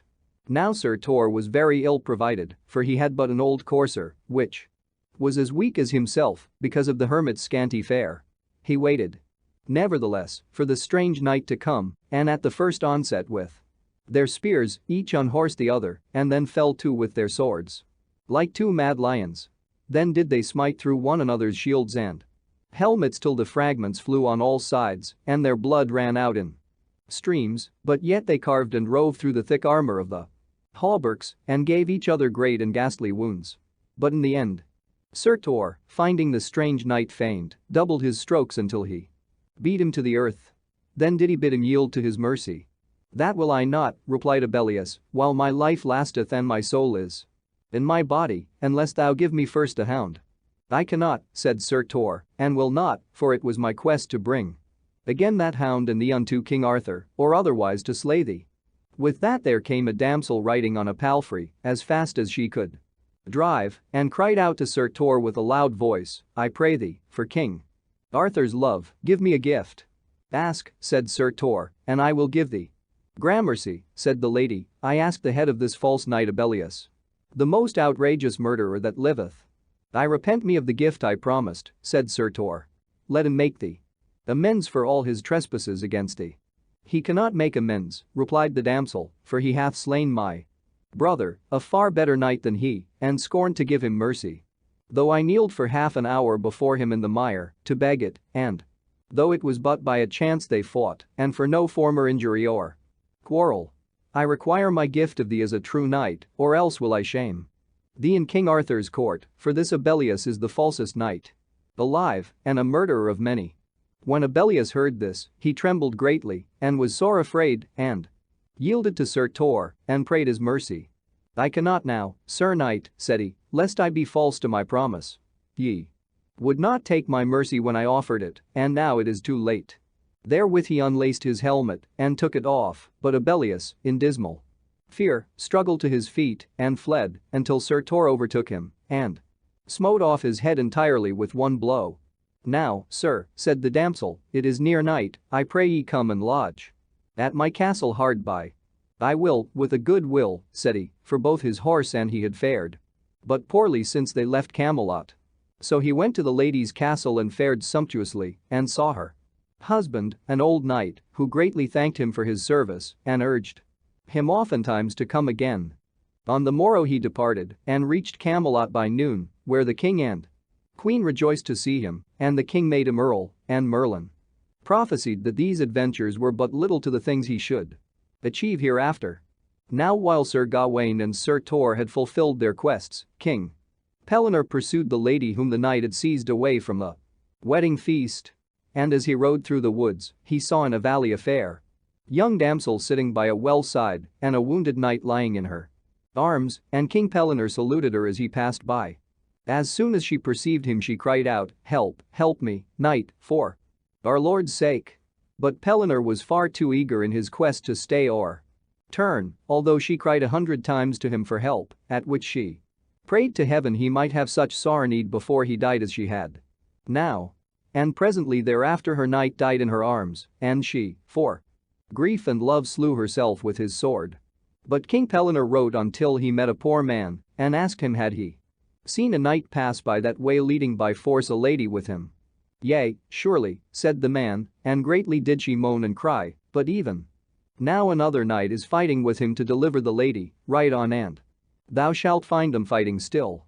At that King Pellinore rode swiftly on, and came to where he saw the two knights fighting, hard by where two pavilions stood. And when he looked in One of them he saw the lady that was his quest, and with her the two squires of the two knights who fought. "Fair lady," said he, "ye must come with me unto Arthur's court." "Sir knight," said the two squires, "yonder be two knights fighting for this lady, go part them, and get their consent to take her, ere thou touch her." "Ye say well," said King Pellinore, and rode between the combatants, and asked them why they fought. "Sir knight," said the one, "yon lady is my cousin, mine aunt's daughter, whom I met borne away against her will by this knight here, with whom I therefore fight to free her."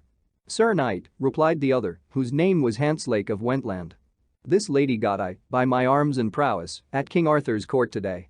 "That is false," said King Pellinore, "ye stole the lady suddenly, and fled away with her, before any knight could arm to stay thee. But it is my service to take her back again. Neither of ye shall therefore have her. But if ye will fight for her, fight with me now and here." "Well," said the knights, "make ready, and we will assail thee with all our might." Then Sir Lancelot ran King Pellinore's horse through with his sword, so that they might be all alike on foot. But King Pellinore at that was passing wroth, and ran upon Sir Lancelot with a cry, "Keep well thy head," and gave him such a stroke upon the helm as clove him to the chin, so that he fell dead to the ground. When he saw that, the other knight refused to fight, and kneeling down said, "Take my cousin the lady with thee, as thy quest is, but as thou art a true knight, suffer her to come to neither shame nor harm." So the next day King Pellinore departed for Camelot and took the lady with him, and as they rode in a valley full of rough stones, the damsel's horse stumbled and threw her, so that her arms were sorely bruised and hurt. And as they rested in the forest for the pain to lessen, night came on, and there they were compelled to make their lodging. A little before midnight they heard the trotting of a horse. "Be ye still," said King Pellinore, "for now we may hear of some adventure," and therewith he armed him. Then he heard two knights meet and salute each other in the dark. One riding from Camelot, the other from the north. "What tidings at Camelot?" said one. "By my head," said the other, "I have but just left there, and have espied King Arthur's court, and such a fellowship as there is never may be broke or overcome, for well nigh all the chivalry of the world is there, and all full loyal to the king, and now I ride back homewards to the north to tell our chiefs that they waste not their strength in wars against him." "As for all that," replied the other knight, "I am but now from the north, and bear with me a remedy, the deadliest poison that ever was heard tell of, and to Camelot will I with it, for there we have a friend close to the king, and greatly cherished of him, who hath received gifts from us to poison him, as he hath promised soon to do." "Beware," said the first knight, "of Merlin, for he knoweth all things, by the devil's craft." "I will not fear for that," replied the other, and so rode on his way. Anon King Pellinore and the lady passed on again, and when they came to the well at which the lady with the wounded knight had sat, they found both knight and damsel utterly devoured by lions and wild beasts, all save the lady's head. When King Pellinore saw that, he wept bitterly, saying, "Alas!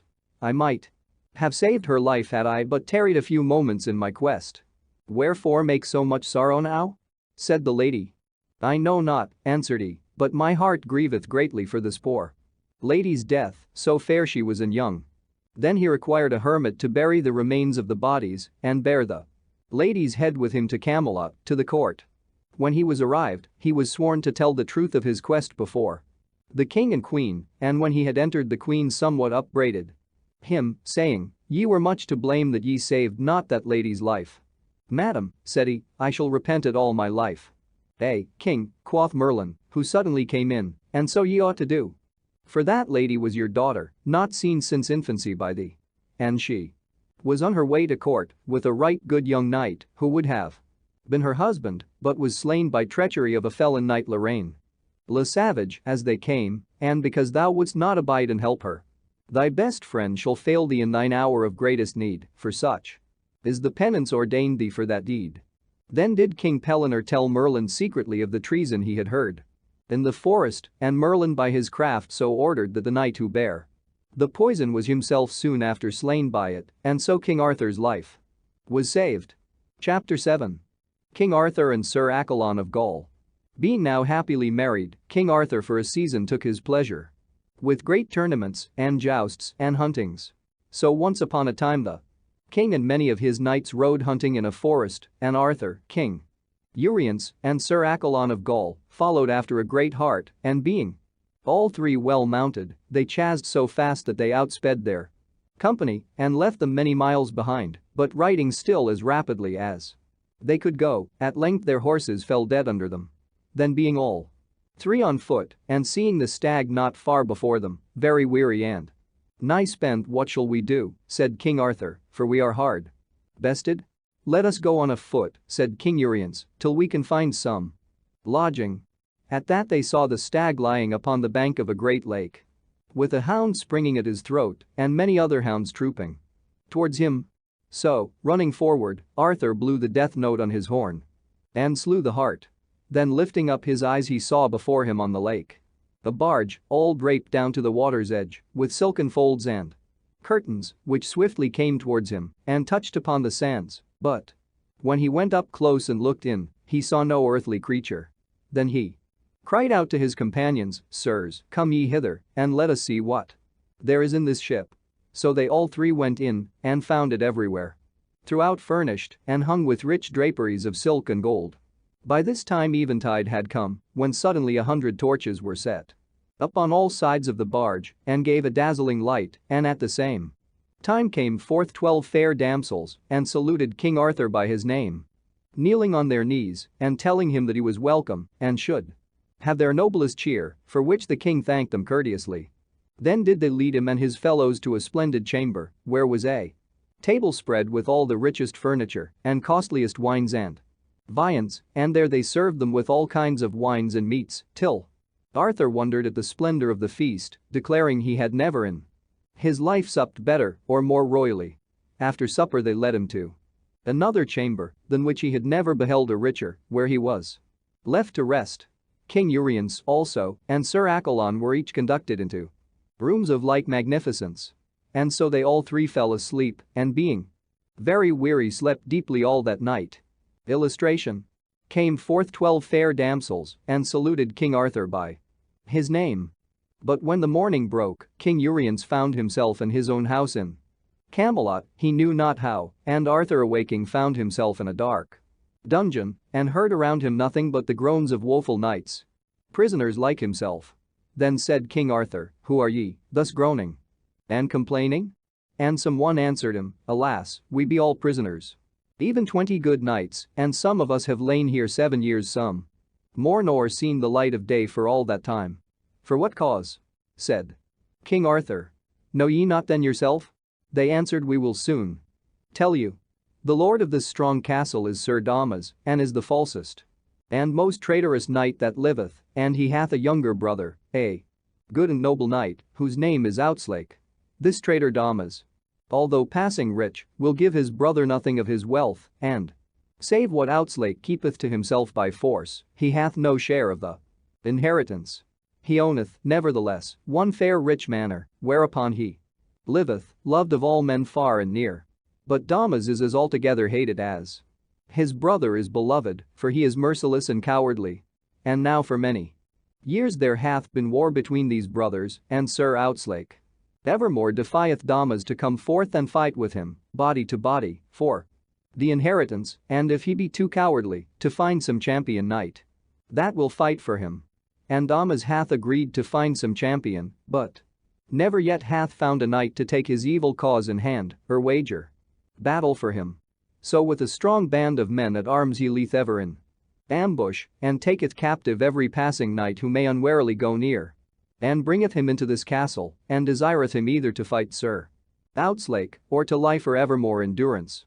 And thus hath he dealt with all of us, for we all scorned to take up such a cause for such a false foul knight, but rather one by one came here, where many a good knight hath died of hunger and disease. But if one of us would fight, Sir Damas would deliver all the rest. God of his mercy send you deliverance," said King Arthur, and sat turning in his mind how all these things should end, and how he might himself gain freedom for so many noble hearts. Anon there came a damsel to the king, saying, "Sir, if thou wilt fight for my lord thou shalt be delivered out of prison, but else nevermore shalt thou escape with thy life." "Nay," said King Arthur, "that is but a hard choice, yet had I rather fight than die in prison, and if I may deliver not myself alone, but all these others, I will do the battle." "Yea," said the damsel, "it shall be even so." "Then," said King Arthur, "I am ready. Now, if but I had a horse and armor." "Fear not," said she, "that shalt thou have presently, and shalt lack nothing proper for the fight." "Have I not seen thee," said the king, "at King Arthur's court? For it seemeth that thy face is known to me." "Nay," said the damsel, "I was never there. I am Sir Dama's daughter, and have never been but a day's journey from this castle." But she spoke falsely, for she was one of the damsels of Morgan le Fay, the great enchantress, who was King Arthur's half-sister. When Sir Damas knew that there had been at length a knight found who would fight for him, he sent for Arthur, and finding him a man so tall and strong and straight of limb, he was passingly well pleased and made a covenant with him that he should fight unto the uttermost for his cause, and that all the other knights should be delivered. And when they were sworn to each other on the holy gospels, all those imprisoned knights were straightway led forth and delivered, but abode there one and all to see the battle. In the meanwhile there had happened to Sir Accolon of Gaul a strange adventure, for when he awoke from his deep sleep upon the silken barge, he found himself upon the edge of a deep well and in instant peril of falling thereinto. Whereat, leaping up in great affright, he crossed himself and cried aloud, "May God preserve my lord King Arthur and King Uriens, for those damsels in the ship have betrayed us and were doubtless devils and no women, and if I may escape this misadventure, I will certainly destroy them wheresoever I may find them." With that there came to him a dwarf with a great mouth and a flat nose and saluted him, saying that he came from Queen Morgan le Fay. "And she greeteth you well," said he, "and biddeth you be strong of heart, for tomorrow you shall do battle with a strange knight, and therefore she hath sent you here Excalibur, King Arthur's sword, and the scabbard likewise. And she desireth you as you do love her to fight this battle to the uttermost, and without any mercy, as you have promised her you would fight when she should require it of you, and she will make a rich queen forever of any damsel that shall bring her that knight's head with whom you are to fight." "Well," said Sir Accolon, "tell you my lady Queen Morgan, that I shall hold to that I promised her, now that I have this sword and," said he, "I suppose it was to bring about this battle that she made all these enchantments by her craft." "You have guessed rightly," said the dwarf. And therewithal he left him. Then came a knight and lady and 6 squires to Sir Accolon and took him to a manor house hard by and gave him noble cheer, and the house belonged to Sir Outzlake, the brother of Sir Damas, for so had Morgan le Fay contrived with her enchantments. Now Sir Outzlake himself was at that time sorely wounded and disabled, having been pierced through both his thighs by a spear thrust. When, therefore, Sir Damas sent down messengers to his brother, bidding him make ready by tomorrow morning and be in the field to fight with a good knight, for that he had found a champion ready to do battle at all points, Sir Outzlake was sorely annoyed and distressed, for he knew he had small chance of victory, while yet he was disabled by his wounds. Notwithstanding, he determined to take the battle in hand, although he was so weak that he must needs be lifted to his saddle. But when Sir Accolon of Gaul heard this, he sent a message to Sir Outzlake, offering to take the battle in his stead, which cheered Sir Outzlake mightily, who thanked Sir Accolon with all his heart and joyfully accepted him. So, on the morrow, King Arthur was armed and well horsed and asked Sir Damas, "When shall we go to the field?" "Sir," said Sir Damas, "you shall first hear mass." And when mass was done, there came a squire on a great horse and asked Sir Damas if his knight were ready, for our knight is already in the field. Then King Arthur mounted on horseback, and there around were all the knights and barons and people of the country, and 12 of them were chosen to wait upon the 2 knights who were about to fight. And as King Arthur sat on horseback, there came a damsel from Morgan le Fay and brought to him a sword made like Excalibur and a scabbard also, and said to him, "Morgan le Fay sendeth you here your sword for her great love's sake." And the king thanked her and believed it to be as she said, but she traitorously deceived him, for both sword and scabbard were counterfeit, brittle, and false, and the true sword Excalibur was in the hands of Sir Accolon. Then, at the sound of a trumpet, the champions set themselves on opposite sides of the field and giving rein and spur to their horses urged them to so great a speed that, each smiting the other in the middle of the shield, rolled his opponent to the ground, both horse and man. Then starting up immediately, both drew their swords and rushed swiftly together. And so they fell to eagerly, and gave each other many great and mighty strokes. And as they were thus fighting, the damsel Vivian, Lady of the Lake, who loved King Arthur, came upon the ground, for she knew by her enchantments how Morgan le Fay had craftily devised to have King Arthur slain by his own sword that day, and therefore came to save his life. And Arthur and Sir Accolon were now grown hot against each other, and spared not strength nor fury in their fierce assaults, but the king's sword gave way continually before Sir Accolon's, so that at every stroke he was sore wounded, and his blood ran from him so fast that it was a marvel he could stand. When King Arthur saw the ground so sore be-blooded, he bethed him in dismay that there was magic treason worked upon him, and that his own true sword was changed, for it seemed to him that the sword in Sir Accolon's hand was Excalibur, for fearfully it drew his blood at every blow, while what he held himself kept no sharp edge, nor fell with any force upon his foe. "Now, knight, look to thyself, and keep thee well from me," cried out Sir Accolon. But King Arthur answered not, and gave him such a buffet on the helm as made him stagger and nigh fall upon the ground. Then Sir Accolon withdrew a little, and came on with Excalibur on high, and smote King Arthur in return with such a mighty stroke as almost felled him, and both being now in hottest wrath, they gave each other grievous and savage blows. But Arthur all the time was losing so much blood that scarcely could he keep upon his feet, yet so full was he of knighthood that nightly he endured the pain and still sustained himself, though now he was so feeble that he thought himself about to die. Sir Accolon, as yet, had lost no drop of blood, and being very bold and confident in Excalibur, even grew more vigorous and hasty in his assaults. But all men who beheld them said they never saw a knight fight half so well as did King Arthur. And all the people were so grieved for him that they besought Sir Damas and Sir Outzlake to make up their quarrel and so stay the fight, but they would not.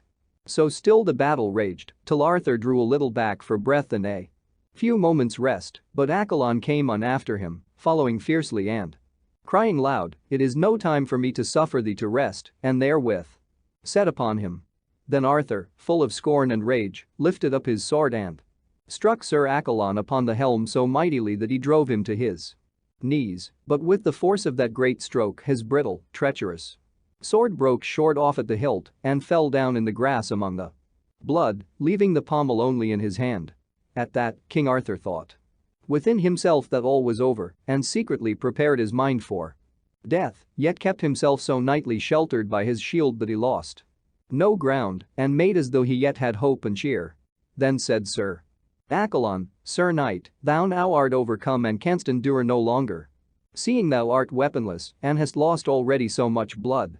Yet am I fully loth to slay thee, yield, then, therefore, to me as recreant." "Nay," said King Arthur, "that may I not, for I have promised to do battle to the uttermost by the faith of my body while my life lasteth, and I had rather die with honor than live with shame, and if it were possible for me to die 100 times, I had rather die as often than yield me to thee, for though I lack weapons, I shall lack no worship, and it shall be to thy shame to slay me weaponless." "Aha," shouted then Sir Accolon, "as for the shame, I will not spare. Look to thyself, Sir Knight, for thou art even now but a dead man." Therewith he drove at him with pitiless force and struck him nearly down, but Arthur evermore waxing in valor as he waned in blood, pressed on Sir Accolon with his shield and hit at him so fiercely with the pommel in his hand as hurled him 3 strides backwards. This, therefore, so confused Sir Accolon that rushing up, all dizzy, to deliver once again a furious blow, even as he struck, Excalibur, by Vivian's magic, fell from out his hands upon the earth.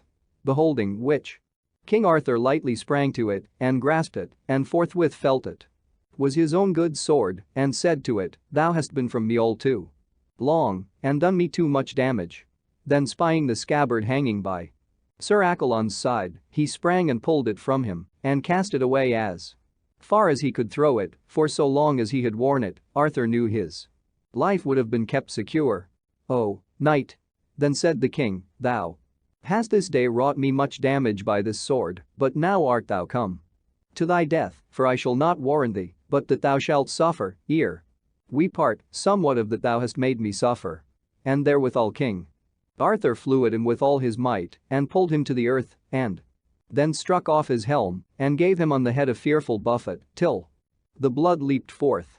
Now will I slay thee, cried King Arthur, for his heart was hardened and his body all on fire with fever, till for a moment he forgot his knightly mercy. Slay me thou mayest, said Sir Accolon. For thou art the best knight I ever found, and I see well that God is with thee, and I, as thou hast, have promised to fight this battle to the uttermost, and never to be recreant while I live, therefore shall I never yield me with my mouth, and God must do with my body what he will.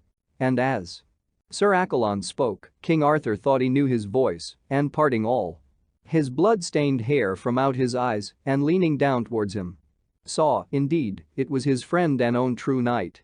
Then said he, keeping his own visor down, I pray thee tell me of what country art thou, and what court? Sir Knight, he answered, I am of King Arthur's court, and my name is Sir Accolon of Gaul. Then said the king, O, Sir Knight, I pray thee tell me who gave thee this sword? And from whom thou hadst it? Then said Sir Accolon, woe worth this sword, for by it I have gotten my death. This sword hath been in my keeping now for almost 12 months. And yesterday Queen Morgan le Fay, wife of King Uriens, sent it to me by a dwarf, that therewith I might in some way slay her brother King Arthur. For thou must understand that King Arthur is the man she hateth most in all the world, being full of envy and jealousy because he is of greater worship and renown than any other of her blood. She loveth me also as much as she doth hate him, and if she might contrive to slay King Arthur by her craft and magic, then would she straightway kill her husband also, and make me the king of all this land, and herself my queen, to reign with me. But now, said he, all that is over, for this day I am come to my death. It would have been sore treason of thee to destroy thy lord, said Arthur. Thou sayest truly, answered he, but now that I have told thee, and openly confessed to thee all that foul treason whereof I now do bitterly repent, tell me, I pray thee, whence art thou, and of what court? O, Sir Accolon, said King Arthur, learn that I am myself king. Arthur.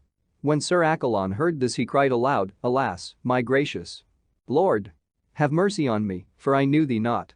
Thou shalt have mercy, said he, for thou knewest not my person at this time, and though by thine own confession thou art a traitor, yet do I blame thee less, because thou hast been blinded by the false crafts of my sister Morgan le Fay, whom I have trusted more than all others of my kin, and whom I now shall know well how to punish.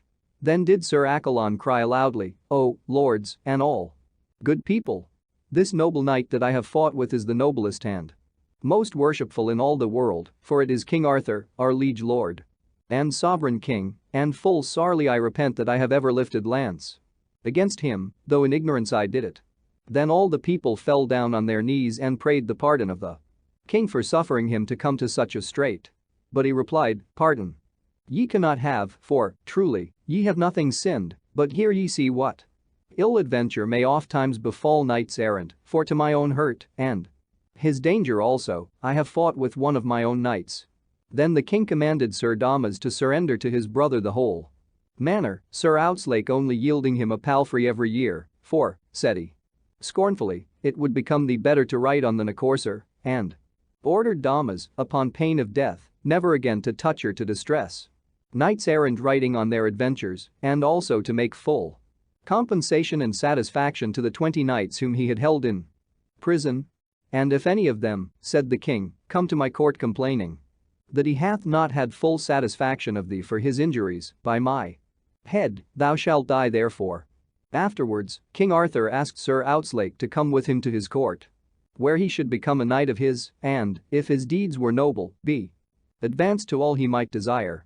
So then he took his leave of all the people and mounted upon horseback. And Sir Accolon went with him to an abbey hard by, where both their wounds were dressed. But Sir Accolon died within 4 days after. And when he was dead, the king sent his body to Queen Morgan, to Camelot, saying that he sent her a present in return for the sword Excalibur which she had sent him by the damsel. So, on the morrow, there came a damsel from Queen Morgan to the king, and brought with her the richest mantle that ever was seen, for it was set as full of precious stones as they could stand against each other, and they were the richest stones that ever the king saw. And the damsel said, Your sister sendeth you this mantle, and prayeth you to take her gift, and in whatsoever thing she hath offended you, she will amend it at your pleasure. To this the king replied not, although the mantle pleased him much. With that came in the lady of the lake, and said, Sir, put not on this mantle till thou hast seen more, and in no wise let it be put upon thee, or any of thy knights, till ye have made the bringer of it first put it on her. It shall be done as thou dost counsel, said the king.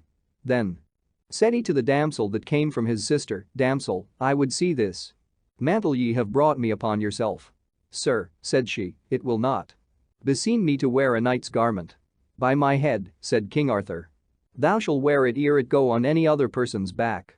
And so they put it on her by force, and forthwith the garment burst into a flame and burned the damsel into cinders. When the king saw that, he hated that false witch Morgan le Fay with all his heart, and evermore was deadly quarrel between her and Arthur to their lives' end. Chapter 8. King Arthur conquers Rome and is crowned emperor. And now again the second time there came ambassadors from Lucius Tiberius, emperor of Rome, demanding, under pain of war, tribute and homage from King Arthur and the restoration of all Gaul, which he had conquered from the tribune Flalo. When they had delivered their message, the king bade them withdraw while he consulted with his knights and barons what reply to send. Then some of the younger knights would have slain the ambassadors, saying that their speech was a rebuke to all who heard the king insulted by it. But when King Arthur heard that, he ordered none to touch them upon pain of death. And sending officers, he had them taken to a noble lodging, and there entertained with the best cheer. And, said he, let no dainty be spared. For the Romans are great lords, and though their message please me not, yet must I remember mine honor. Then the lords and knights of the Round Table were called on to declare their counsel what should be done upon this matter, and Sir Cater of Cornwall speaking first, said, Sir, this message is the best news I have heard for a long time, for we have been now idle and at rest for many days, and I trust that thou wilt make sharp war upon the Romans, wherein I doubt not, we shall all gain honor. I believe well, said Arthur, that thou art pleased, Sir Cater, but that is scarce an answer to the Emperor of Rome, and his demand doth grieve me sorely, for truly I will never pay him tribute, wherefore, lords, I pray ye counsel me. Now, I have understood that Belenus and Brennius, knights of Britain, held the Roman Empire in their hands for many days, and also Constantine, the son of Helen, which is open evidence, not only that we owe Rome no tribute, but that I, being descended from them, may, of right, myself claim the empire. Then said King Anguish of Scotland, Sir, thou oughtest of right to be above all other kings, for in all Christendom is there not thine equal. And I counsel thee never to obey the Romans. For when they reigned here, they grievously distressed us, and put the land to great and heavy burdens, and here, for my part, I swear to avenge me on them when I may. And will furnish thee with 20,000 men at arms, whom I will pay and keep, and who shall wait on thee with me, when it shall please thee.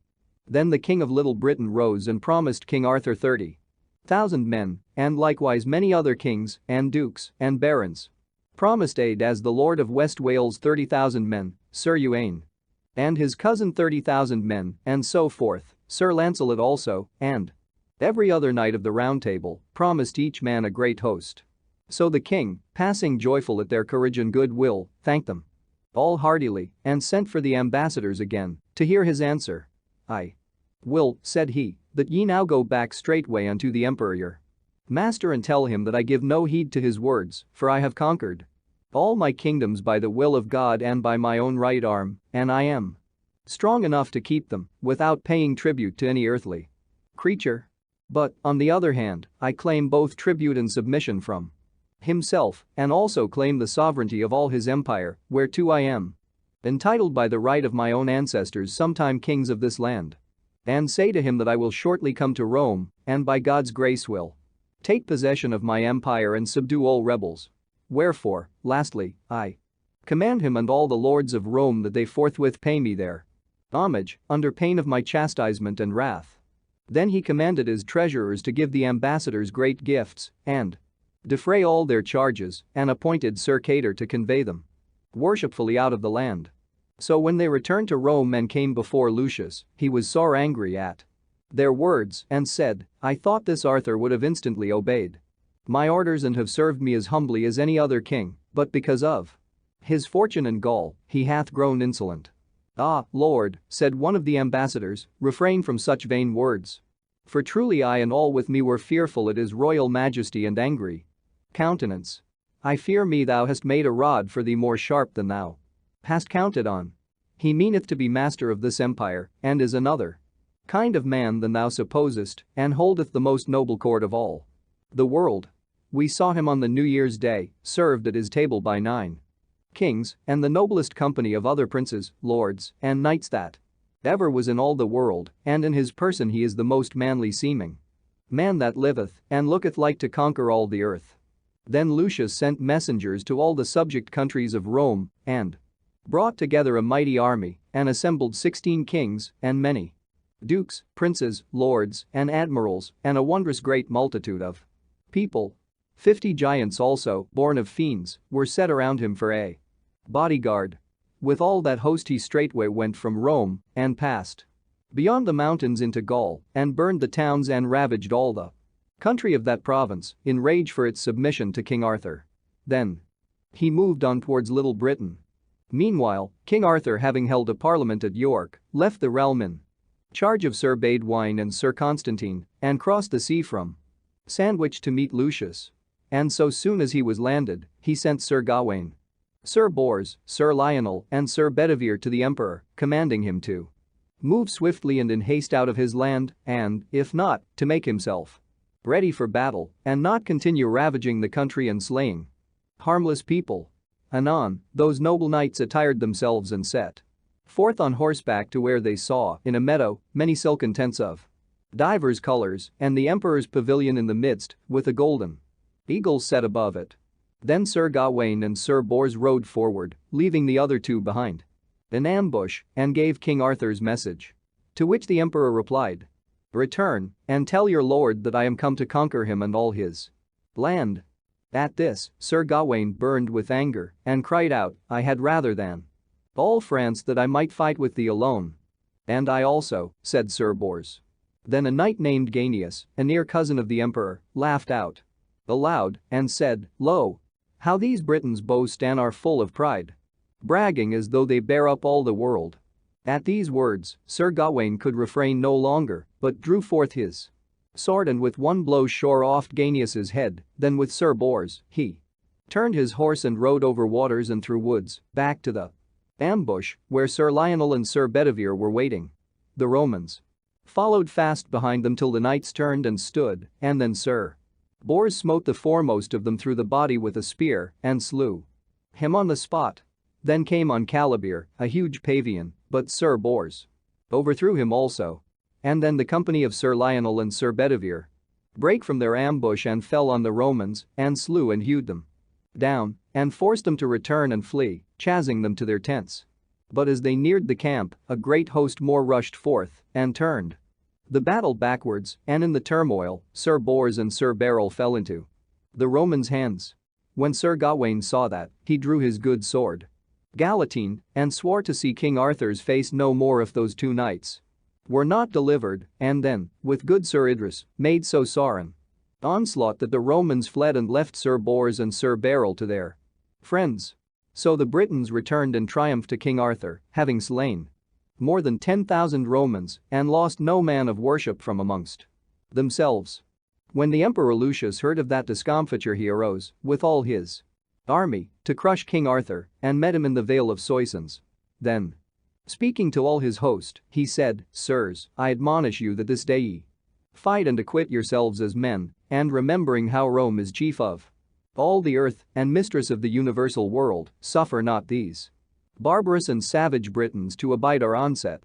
At that, the trumpets blew so loud that the ground trembled and shook. Then did the rival hosts draw near each other with great shoutings, and when they closed, no tongue can tell the fury of their smiting, and the sore struggling, wounds, and slaughter.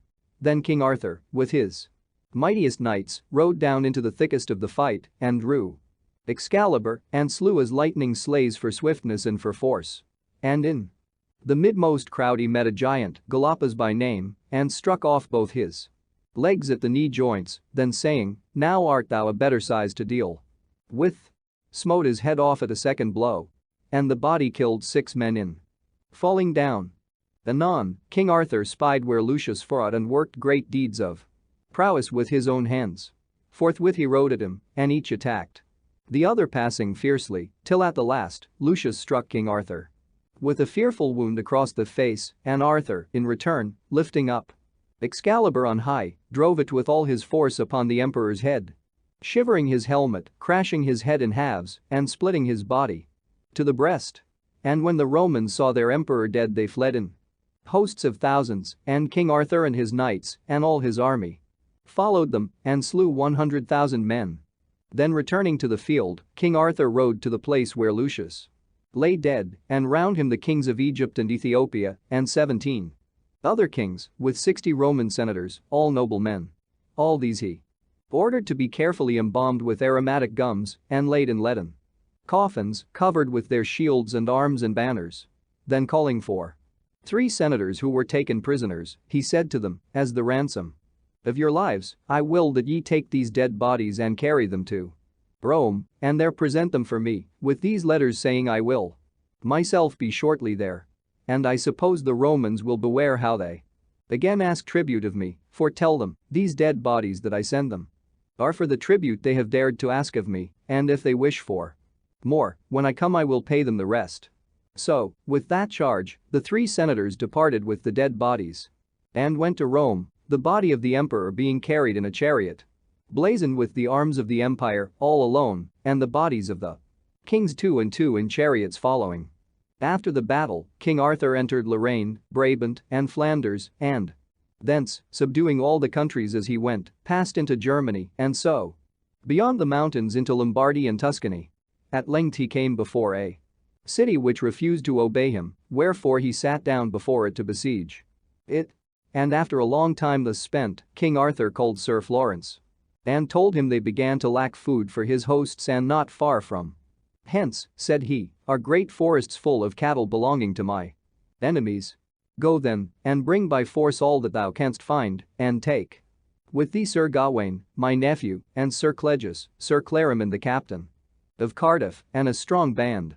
Anon, those knights made ready, and rode over holts and hills, and through forests and woods, till they came to a great meadow full of fair flowers and grass, and there they rested themselves and their horses that night. And at the dawn of the next day, Sir Gawain took his horse and rode away from his fellows to seek some adventure.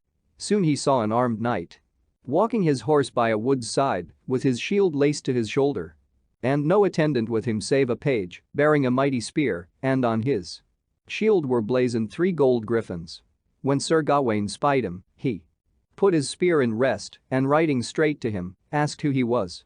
"A Tuscan," said he, "and they mayst prove me when thou wilt, for thou shalt be my prisoner ere we part." Then said Sir Gawain, "Thou vauntest thee greatly, and speakest proud words, yet I counsel thee, for all thy boastings, look to thyself the best thou canst."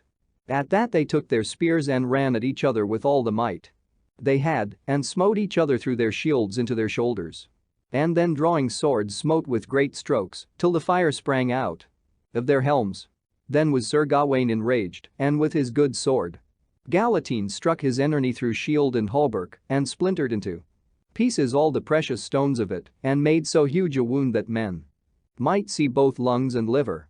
At that the Tuscan, groaning loudly, rushed on to Sir Gawain, and gave him a deep slanting stroke, and made a mighty wound and cut a great vein asunder, so that he bled fast. Then he cried out, "Bind thy wound quickly up, Sir Knight, for thou be bloodest. All thy horse and thy fair armor, and all the surgeons of the world shall never staunch thy blood, for so shall it be to whomsoever is hurt with this good sword." Then answered Sir Gawain, "It grieveth me but little, and thy boastful words give me no fear, for thou shalt suffer greater grief and sorrow ere we part, but tell me quickly who can staunch this blood." "That can I do," said the strange knight, "and will, if thou wilt aid and succor me to become christened, and to believe on God, which now I do require of thee upon thy manhood." I am content, said Sir Gawain, and may God help me to grant all thy wishes. But tell me first, what soughtest thou thus here alone, and of what land art thou? Sir, said the knight, my name is Prienius, and my father is a great prince who hath rebelled against Rome. He is descended from Alexander and Hector, and of our lineage also were Joshua and Maccabeus. I am of right the king of Alexandria and Africa and all the outer isles, yet I would believe in the Lord thou worshippest, and for thy labor I will give thee treasure enough. I was so proud in heart that I thought none my equal, but now have I encountered with thee, who hast given me my fill of fighting. Wherefore, I pray thee, Sir Knight, tell me of thyself. I am no knight, said Sir Gawain, I have been brought up many years in the wardrobe of the noble Prince King Arthur, to mind his armor and array. Ah, said Prienius, if his varlets be so keen and fierce, his knights must be passing good. Now, for the love of heaven, whether thou be knight or knave, tell me thy name. By heaven, said Gawain, now will I tell thee the truth. My name is Sir Gawain, and I am a knight of the Round Table. Now am I better pleased, said Prienius, than if thou hadst given me all the province of Paris the rich. I had rather have been torn by wild horses than that any varlet should have won such victory over me as thou hast done. But now, Sir Knight, I warn thee that close by is the Duke of Lorraine, with 60,000 good men of war, and we had both best flee at once, for he will find us else, and we be sorely wounded and never likely to recover. And let my page be careful that he blow no horn, for hard by are 100 knights, my servants, and if they seize thee, no ransom of gold or silver would acquit thee. Then Sir Gawain rode over a river to save himself, and Sir Prienius after him, and so they both fled till they came to his companions who were in the meadow, where they spent the night. When Sir Wishart saw Sir Gawain so hurt, he ran to him weeping, and asked him who it was had wounded him. And Sir Gawain told him how he had fought with that man, pointing to Prienius, who had salves to heal them both. But I can tell ye other tidings, said he, that soon we must encounter many enemies, for a great army is close to us in our front. Then Prienius and Sir Gawain alighted and let their horses graze while they unarmed, and when they took their armor and their clothing off, the hot blood ran down freshly from their wounds till it was piteous to see. But Prienius took from his page a vial filled from the 4 rivers that flow out of paradise, and anointed both their wounds with a certain balm, and washed them with that water, and within an hour afterwards they were both as sound and whole as ever they had been.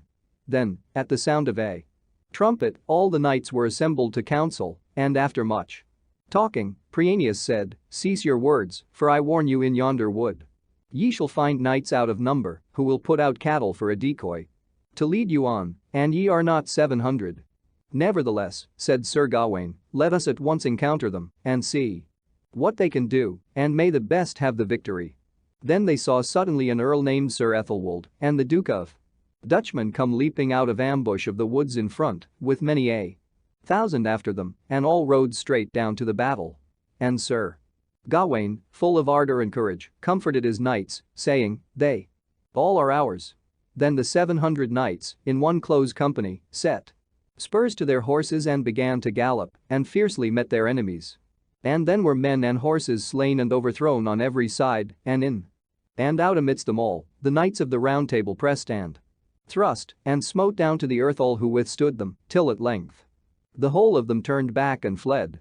By heaven, said Sir Gawain, this gladdeneth well my heart, for now behold them as they flee.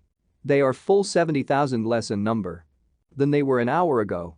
Thus was the battle quickly ended, and a great host of high lords and knights of Lombardy and Saracens left dead upon the field.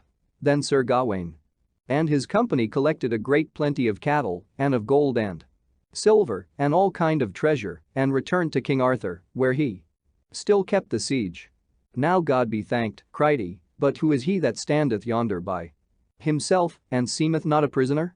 Sir, said Sir Gawain, he is a good man with his weapons, and hath matched me, but cometh hither to be made a Christian. Had it not been for his warnings, we none of us should have been here this day. I pray thee, therefore, let him be baptized, for there can be few nobler men, or better knights. So Prienius was christened, and made a duke and knight of the Round Table. Illustration. Prienius was christened and made a duke and knight of the Round Table.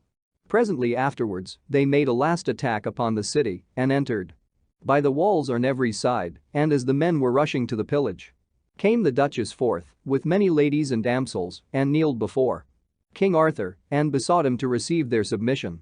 To whom the king made answer with a noble countenance, "Madam, be well assured that none shall harm ye or your ladies, neither shall any that belong to thee be hurt, but the duke must abide my judgment." Then he commanded to stay the assault and took the keys from the duke's eldest son, who brought them. Kneeling. Anon the duke was sent a prisoner to Dover for his life, and rents and taxes were assigned for dowry of the duchess and her children. Then went he on with all his hosts, winning all towns and castles, and wasting them that refused obedience, till he came to Viterbo. From thence he sent to Rome to ask the senators whether they would receive him for their lord and governor. In answer came out to him all the senate who remained alive, and the cardinals with a majestic retinue and procession. And laying great treasures at his feet, they prayed him to come in at once to Rome and there be peaceably crowned as emperor. At this next Christmas, said King Arthur, will I be crowned and hold my round table in your city.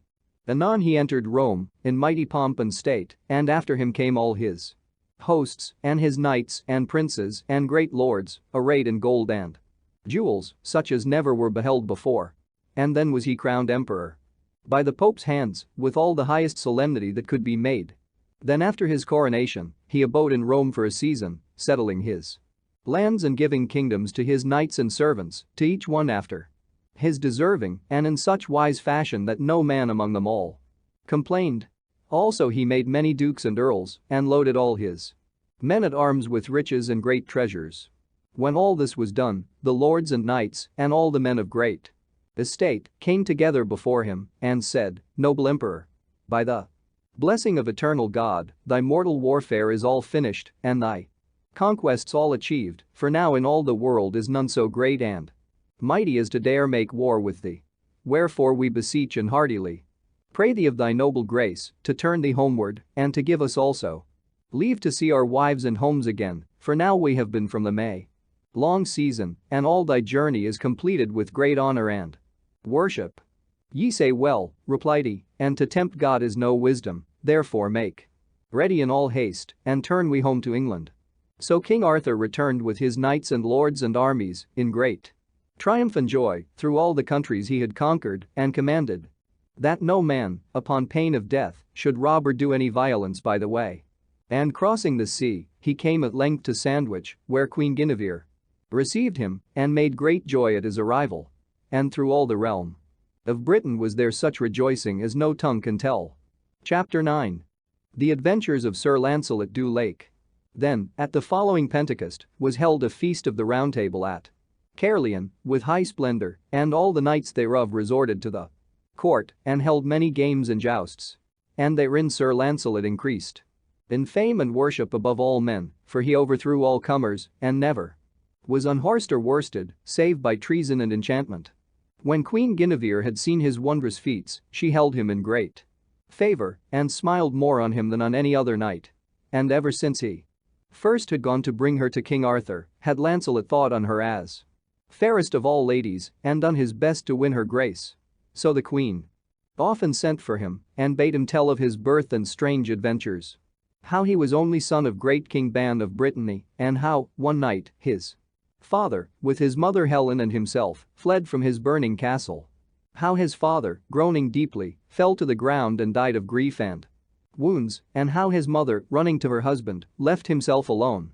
How, as he thus lay wailing, came the Lady of the Lake and took him in her arms and went with him into the midst of the waters, where, with his cousins Lionel and Bors, he had been cherished all his childhood until he came to King Arthur's court, and how this was the reason why men called him Lancelot du Lake. Anon it was ordained by King Arthur that in every year at Pentecost there should be held a festival of all the knights of the Round Table at Caerleon or such other place as he should choose. And at those festivals should be told publicly the most famous adventures of any knight during the past year. So, when Sir Lancelot saw Queen Guinevere rejoiced to hear his wanderings and adventures, he resolved to set forth yet again and win more worship. Still, that he might more increase her favor. Then he bade his cousin Sir Lionel make ready, for, said he, we too will seek adventure. So they mounted their horses armed of all points and rode into a vast forest. And when they had passed through it, they came to a great plain, and the weather being very hot about noontide, Sir Lancelot greatly longed to sleep. Then Sir Lionel espied a great apple tree standing by a hedge, and said, brother, yonder is a fair shadow where we may rest ourselves and horses. I am full glad of it, said Sir Lancelot, for all these 7 years I have not been so sleepy. So they alighted there and tied their horses up to sundry trees, and Sir Lionel waked and watched while Sir Lancelot fell asleep and slept passing fast. In the meanwhile came 3 knights, riding as fast flying as ever they could ride, and after them followed a single knight, but when Sir Lionel looked at him, he thought he had never seen so great and strong a man, or so well furnished and apparelled. Anon he saw him overtake the last of those who fled and smite him to the ground, then came he to the second and smote him such a stroke that horse and man went to the earth, then rode he to the third likewise and struck him off his horse more than a spear's length. With that he lighted from his horse and bound all 3 knights fast with the reins of their own bridles. When Sir Lionel saw this he thought the time was come to prove himself against him, so quietly and cautiously, lest he should wake Sir Lancelot, he took his horse and mounted and rode after him. Presently overtaking him, he cried aloud to him to turn, which instantly he did, and smote Sir Lionel so hard that horse and man went down forthwith. Then took he up Sir Lionel and threw him bound over his own horse's back, and so he served the 3 other knights and rode them away to his own castle. There they were disarmed, stripped naked, and beaten with thorns, and afterwards thrust into a deep prison, where many more knights also made great moans and lamentations, saying, alas, alas! There is no man can help us but Sir Lancelot, for no other knight can match this tyrant Turquine, our conqueror. But all this while, Sir Lancelot lay sleeping soundly under the apple tree. And, as it chanced, there passed that way 4 queens of high estate, riding upon 4 white mules, under 4 canopies of green silk, borne on spears, to keep them from the sun. As they rode thus, they heard a great horse grimly neigh, and, turning them about, soon saw a sleeping knight that lay all armed under an apple tree, and when they saw his face, they knew it was Lancelot of the Lake. Then they began to strive which of them should have the care of him. But Queen Morgan le Fay, King Arthur's half-sister, the great sorceress, was one of them, and said, we need not strive for him, I have enchanted him, so that for 6 hours more he shall not wake. Let us take him to my castle, and, when he wakes, himself shall choose which one of us he would rather serve. So Sir Lancelot was laid upon his shield and borne on horseback between 2 knights to the castle, and there laid in a cold chamber till the spell should pass. Anon, they sent him a fair damsel, bearing his supper, who asked him, what cheer? I cannot tell, fair damsel, said he, for I know not how I came into this castle, if it were not by enchantment. Sir, said she, be of good heart, and tomorrow at the dawn of day, ye shall know more. And so she left him alone, and there he lay all night. In the morning early came the 4 queens to him, passing richly dressed, and said, Sir Knight, thou must understand that thou art our prisoner, and that we know thee well for King Ban's son, Sir Lancelot du Lake. And though we know full well there is one lady only in this world may have thy love, and she Queen Guinevere King Arthur's wife, yet now are we resolved to have thee to serve one of us. Choose, therefore, of us 4 which thou wilt serve. I am Queen Morgan le Fay, Queen of the land of Gore, and here also is the Queen of North Gales, and the Queen of Eastland, and the Queen of the Out Isles. Choose, then, at once, for else shall thou abide here, in this prison, till thy death. It is a hard case, said Sir Lancelot, that either I must die, or choose one of you for my mistress. Yet had I rather die in this prison than serve any living creature against my will. So take this for my answer. I will serve none of ye, for ye be false enchantresses. And as for my lady, Queen Guinevere, whom lightly ye have spoken of, were I at liberty I would prove that upon you or upon yours she is the truest lady living to her lord the king. Well, said the queen, is this your answer, that ye refuse us all? "Yea, on my life," said Lancelot, "refused ye be of me." So they departed from him in great wrath and left him sorrowfully grieving in his dungeon. At noon the damsel came to him and brought his dinner and asked him as before, "What cheer?" "Truly, fair damsel," said Sir Lancelot, "in all my life never so ill." "Sir," replied she, "I grieve to see ye so, but if ye do as I advise, I can help ye out of this distress, and will do so if you promise me a boon."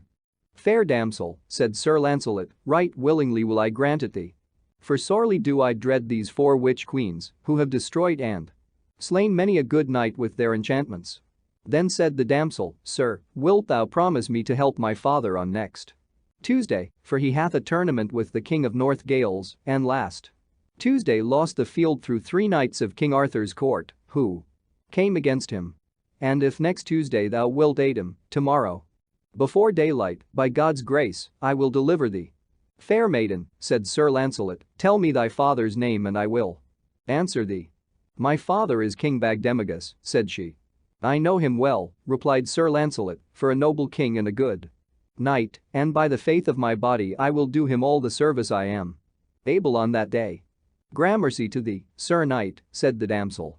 "Tomorrow, when thou art delivered from this place, ride 10 miles hence unto an abbey of white monks, and there abide until I bring my father to thee." "So be it," said Sir Lancelot, "as I am a true knight."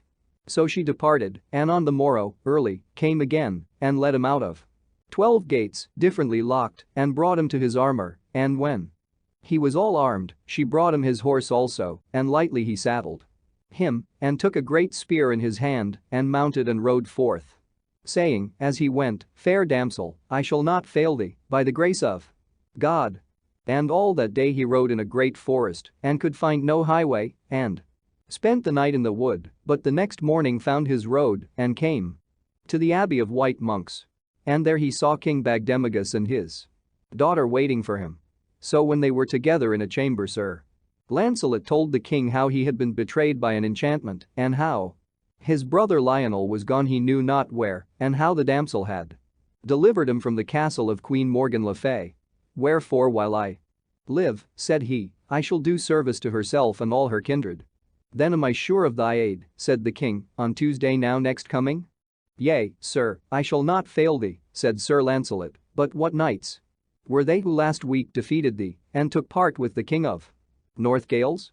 "Sir Mater de la Porte, Sir Mordred, and Sir Gahalatine," replied the king. "Sir," said Sir Lancelot, "as I understand, the tournament shall take place but 3 miles from this abbey. Send then to me here 3 knights of thine, the best thou hast, and let them all have plain white shields, such as I also will, then will we 4 come suddenly into the midst between both parties, and fall upon thy enemies, and grieve them all we can, and none will know us who we are." So, on the Tuesday, Sir Lancelot and the 3 knights lodged themselves in a small grove hard by the lists. Then came into the field the King of North Gales, with 160 helms, and the 3 knights of King Arthur's court, who stood apart by themselves. And when King Bagdemagus had arrived, with 80 helms, both companies set all their spears in rest and came together with a mighty clash, wherein were slain 12 knights of King Bagdemagus, and 6 of the King of North Gales, and the party of King Bagdemagus was driven back. With that, came Sir Lancelot, and thrust into the thickest of the press, and smote down with 1 spear 5 knights, and brake the backs of 4. And cast down the King of North Gales, and brake his thigh by the fall. When the 3 knights of Arthur's court saw this, they rode at Sir Lancelot, and each after other attacked him, but he overthrew them all, and smote them nigh to death. Then taking a new spear, he bore down to the ground 16 more knights, and hurt them all so sorely, that they could carry arms no more that day. And when his spear at length was broken, he took yet another, and smote down 12 knights more, the most of whom he wounded mortally, till in the end the party of the King of North Gales would joust no more, and the victory was cried to King Bagdemagus. Illustration: Sir Lancelot smote down with 1 spear 5 knights, and brake the backs of 4, and cast down the King of North Gales. Then Sir Lancelot rode forth with King Bagdemagus to his castle, and there he feasted with great cheer and welcome, and received many royal gifts. And on the morrow he took leave and went to find his brother Lionel. Anon, by chance, he came to the same forest where the four queens had found him sleeping, and there he met a damsel riding on a white palfrey. When they had saluted each other, Sir Lancelot said, "Fair damsel, knowest thou where any adventures may be had in this country?" "Sir knight," said she, "there are adventures great enough close by if thou darest prove them." "Why should I not," said he, "since for that cause I came here?" "Sir," said the damsel, "hard by this place there dwelleth a knight that cannot be defeated by any man, so great and perilously strong he is. His name is Sir Turquine, and in the prisons of his castle lie 70 knights and 4, mostly from King Arthur's court, whom he hath taken with his own hands. But promise me, ere thou undertakest their deliverance, to go and help me afterwards, and free me and many other ladies that are distressed by a false knight. Bring me but to this felon Turquine," quoth Sir Lancelot, "and I will afterwards fulfill all your wishes." So the damsel went before and brought him to a ford and a tree whereon a great brass basin hung, and Sir Lancelot beat with his spear end upon the basin, long and hard, until he beat the bottom of it out, but he saw nothing. Then he rode to and fro before the castle gates for well nigh half an hour, and anon saw a great knight riding from the distance, driving a horse before him, across which hung an armed man bound. And when they came near, Sir Lancelot knew the prisoner for a knight of the Round Table. By that time, the great knight who drove the prisoner saw Sir Lancelot, and each of them began to settle his spear and to make ready. "Fair sir," then said Sir Lancelot, "put off that wounded knight, I pray thee, from his horse, and let him rest while thou and I shall prove our strength upon each other, for, as I am told, thou doest, and hast done great shame and injury to knights of the Round Table. Wherefore, I warn thee now, defend thyself." "If thou mayst be of the Round Table," answered Turquine, "I defy thee and all thy fellows." "That is saying overmuch," said Sir Lancelot. Then, setting their lances in rest, they spurred their horses towards each other as fast as they could go, and smote so fearfully upon each other's shields that both their horses' backs brake under them. As soon as they could clear their saddles, they took their shields before them and drew their swords and came together eagerly and fought with great and grievous strokes, and soon they both had many grim and fearful wounds and bled in streams. Thus they fought 2 hours and more, thrusting and smiting at each other wherever they could hit. Anon, they both were breathless and stood leaning on their swords. "Now, comrade," said Sir Turquine, "let us wait a while and answer me what I shall ask thee." "Say on," said Lancelot. "Thou art," said Turquine, "the best man I ever met, and seemest like one that I hate above all other knights that live, but if thou be not he, I will make peace with thee, and for sake of thy great valor, will deliver all the 70 prisoners and 4 who lie within my dungeons, and thou and I will be companions evermore. Tell me, then, thy name." "Thou sayest well," replied Sir Lancelot, "but who is he thou hatest so above all others?" "His name," said Turquine, "is Sir Lancelot of the Lake, and he slew my brother Sir Carados at the Dolorous Tower, wherefore, if ever I shall meet with him, one of us two shall slay the other, and thereto I have sworn by a great oath. And to discover and destroy him I have slain 100 knights and crippled utterly as many more, and many have died in my prisons, and now, as I have told thee, I have many more therein, who all shall be delivered if thou tell me thy name, and it be not Sir Lancelot." "Well," said Lancelot, "I am that knight, son of King Ban of Benwick, and knight of the Round Table, so now I defy thee to do thy best." "Aha!" said Turquine with a shout, "is it then so at last? Thou art more welcome to my sword than ever knight or lady was to feast, for never shall we part till one of us be dead." Then did they hurtle together like 2 wild bulls, slashing and lashing with their shields and swords, and sometimes falling both onto the ground. For 2 more hours they fought so, and at the last Sir Turquine grew very faint and gave a little back and bare his shield full low for weariness. When Sir Lancelot saw him thus, he leaped upon him fiercely as a lion and took him by the crest of his helmet and dragged him to his knees, and then he tore his helmet off and smote his neck asunder. Then he arose and went to the damsel who had brought him to Sir Turquine and said, "I am ready, fair lady, to go with thee upon thy service, but I have no horse." "Fair sir," said she, "take ye this horse of the wounded knight whom Turquine but just now was carrying to his prisons and send that knight on to deliver all the prisoners. So Sir Lancelot went to the knight and prayed him for the loan of his horse. "Fair lord," said he, "ye are right welcome, for today ye have saved both me and my horse, and I see that ye are the best knight in all the world. For in my sight have ye slain the mightiest man and the best knight, except thyself, I ever saw." "Sir," said Sir Lancelot, "I thank thee well, and now go into yonder castle, where thou shalt find many noble knights of the Round Table, for I have seen their shields hung on the trees around. On yonder tree alone there are Sir Keys, Sir Brandles, Sir Marhauses, Sir Gallants, and Sir AUdiobook's, and many more, and also my two kinsmen's shields, Sir Ector de Maris's and Sir Lionel's. And I pray you greet them all from me, Sir Lancelot of the Lake, and tell them that I bid them help themselves to any treasures they can find within the castle, and that I pray my brethren, Lionel and Ector, to go to King Arthur's court and stay there till I come.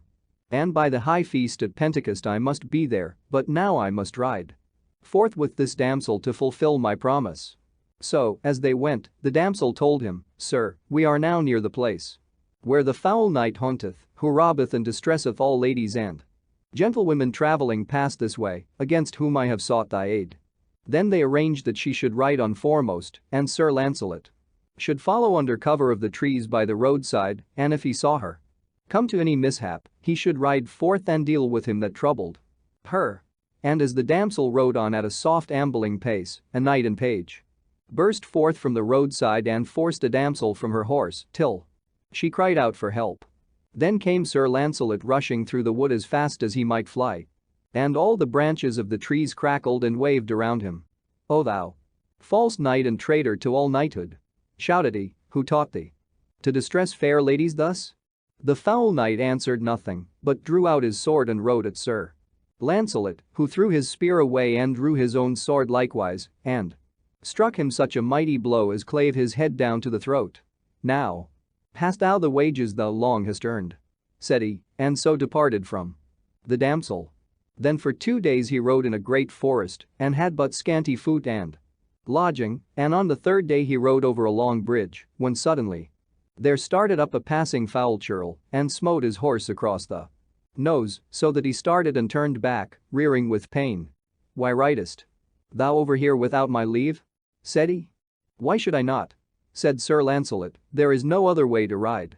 "Thou shalt not pass by here," cried out the churl, and dashed at him with a great club full of iron spikes, till Sir Lancelot was fain to draw his sword and smite him dead upon the earth. At the end of the bridge was a fair village, and all the people came and cried, "Ah, sir, a worse deed for thyself thou never didst, for thou hast slain the chief porter of the castle yonder." But he let them talk as they pleased and rode straight forward to the castle.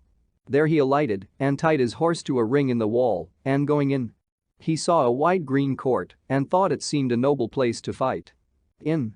And as he looked about, he saw many people watching him from doors and windows, making signs of warning and saying, "Fair knight, thou art unhappy." In the next moment came upon him 2 great giants, well armed, save their heads, and with 2 horrible clubs in their hands. Then he put his shield before him, and with it warded off one giant's stroke, and clove the other with his sword from the head downward to the chest. When the first giant saw that, he ran away mad with fear, but Sir Lancelot ran after him and smote him through the shoulder and shore him down his back so that he fell dead. Then he walked onward to the castle hall and saw a band of 60 ladies and young damsels coming forth, who knelt to him and thanked him for their freedom. "For, sir," said they, "the most of us have been prisoners here these 7 years and have been kept of all manner of work to earn our meat, though we be all great gentlewomen born. Blessed be the time that thou wast born, for never did a knight a deed of greater worship than thou hast this day, and thereto will we all bear witness in all times and places. Tell us, therefore, noble knight, thy name and court, that we may tell them to our friends." And when they heard it, they all cried aloud, "Well may it be so, for we knew that no knight save thou shouldst ever overcome those giants, and many a long day have we sighed for thee, for the giants feared no other name among all knights but thine." Then he told them to take the treasures of the castle as a reward for their grievances and to return to their homes, and so rode away into many strange and wild countries. And at last, after many days, by chance he came, near the night time, to a fair mansion, wherein he found an old gentlewoman, who gave him and his horse good cheer. And when bedtime was come, his host brought him to a chamber over a gate, and there he unarmed and went to bed and fell asleep. But soon thereafter came one riding in great haste, and knocking vehemently at the gate below, which when Sir Lancelot heard, he rose and looked out of the window, and, by the moonlight, saw 3 knights come riding fiercely after one man, and lashing on him all at once with their swords, while the one knight nobly fought all. Then Sir Lancelot quickly armed himself, and getting through the window, let himself down by a sheet into the midst of them, crying out, "Turn ye on me, ye cowards, and leave fighting with that knight." Then they all left Sir Kay, for the first knight was he, and began to fall upon Sir Lancelot furiously. And when Sir Kay would have come forward to assist him, Sir Lancelot refused and cried, "Leave me alone to deal with them." And presently, with 6 great strokes, he felled them all. Then they cried out, "Sir Knight, we yield us unto thee, as to a man of might." "I will not take your yielding," said he, "yield ye to Sir Kay, the seneschal, or I will have your lives." "Fair knight," said they, "excuse us in that thing, for we have chased Sir Kay thus far, and should have overcome him but for thee." "Well," said Sir Lancelot, "do as ye will, for ye may live or die, but, if ye live, ye shall be holden to Sir Kay." Then they yielded to him, and Sir Lancelot commanded them to go unto King Arthur's court at the next Pentecost, and say, Sir Kay had sent them prisoners to Queen Guinevere. And this they sware to do upon their swords. Then Sir Lancelot knocked at the gate with his sword hilt till his hostess came and let him in again, and Sir Kay also. And when the light came, Sir Kay knew Sir Lancelot, and knelt and thanked him for his courtesy, and gentleness, and kindness. "Sir," said he, "I have done no more than what I ought to do, and ye are welcome, therefore let us now take rest." So when Sir Kay had supped, they went to sleep, and Sir Lancelot and he slept in the same bed. On the morrow, Sir Lancelot rose early, and took Sir Kay's shield and armor and set forth. When Sir Kay arose, he found Sir Lancelot's armor by his bedside, and his own arms gone. "Now, by my faith," thought he, "I know that he will grieve some knights of our king's court, for those who meet him will be bold to joust with him, mistaking him for me, while I, dressed in his shield and armor, shall surely ride in peace." Then Sir Lancelot, dressed in Sir Kay's apparel, rode long in a great forest, and came at last to a low country, full of rivers and fair meadows, and saw a bridge before him, whereon were 3 silk tents of divers colors, and to each tent was hung a white shield, and by each shield stood a knight. So Sir Lancelot went by without speaking a word. And when he had passed, the 3 knights said it was the proud Sir Kay, who thinketh no knight equal to himself, although the contrary is full often proved upon him. "By my faith," said one of them, named Gaunter, "I will ride after and attack him for all his pride, and ye shall watch my speed." Then, taking shield and spear, he mounted and rode after Sir Lancelot, and cried, "Abide, proud knight, and turn, for thou shalt not pass free." So Sir Lancelot turned, and each one put his spear in rest and came with all his might against the other. And Sir Gaunter's spear brake short, but Sir Lancelot smote him down, both horse and man. When the other knights saw this, they said, "Yonder is not Sir Kay, but a bigger man." "I dare wager my head," said Sir Gilmere, "yonder knight hath slain Sir Kay, and taken his horse and harness." "Be it so or not," said Sir Reynold, the 3rd brother, "let us now go to our brother Gaunter's rescue, we shall have enough to do to match that knight, for, by his stature, I believe it is Sir Lancelot or Sir Tristram." Anon, they took their horses and galloped after Sir Lancelot, and Sir Gilmere first assailed him, but was smitten down forthwith, and lay stunned on the earth. Then said Sir Reynold, "Sir Knight, thou art a strong man, and, I believe, hast slain my 2 brothers, wherefore my heart is sore against thee, yet, if I might with honor, I would avoid thee. Nevertheless, that cannot be, so keep thyself." And so they hurtled together with all their might, and each man shivered his spear to pieces. And then they drew their swords and lashed out eagerly. And as they fought, Sir Gaunter and Sir Gilmere presently arose and mounted once again, and came down at full tilt upon Sir Lancelot. But when he saw them coming, he put forth all his strength and struck Sir Reynold off his horse. Then, with 2 other strokes, he served the others. Likewise. Anon, Sir Reynold crept along the ground with his head all bloody and came towards Sir Lancelot. "It is enough," said Lancelot, "I was not far from thee when thou wast made a knight, Sir Reynold, and know thee for a good and valiant man, and was full loth to slay thee. Gramercy for thy gentleness," said Sir Reynold. "I and my brethren will straightway yield to thee when we know thy name, for well we know that thou art not Sir Kay." "As for that," said Sir Lancelot, "be it as it may, but ye shall yield to Queen Guinevere at the next feast of Pentecost as prisoners, and say that Sir Kay sent ye." Then they swore to him it should be done as he commanded. And so Sir Lancelot passed on, and the 3 brethren helped each other's wounds as best they might. Then rode Sir Lancelot forward into a deep forest and came upon 4 knights of King Arthur's court under an oak tree, Sir Sagramor, Sir Ector, Sir Gawain, and Sir Uwaine.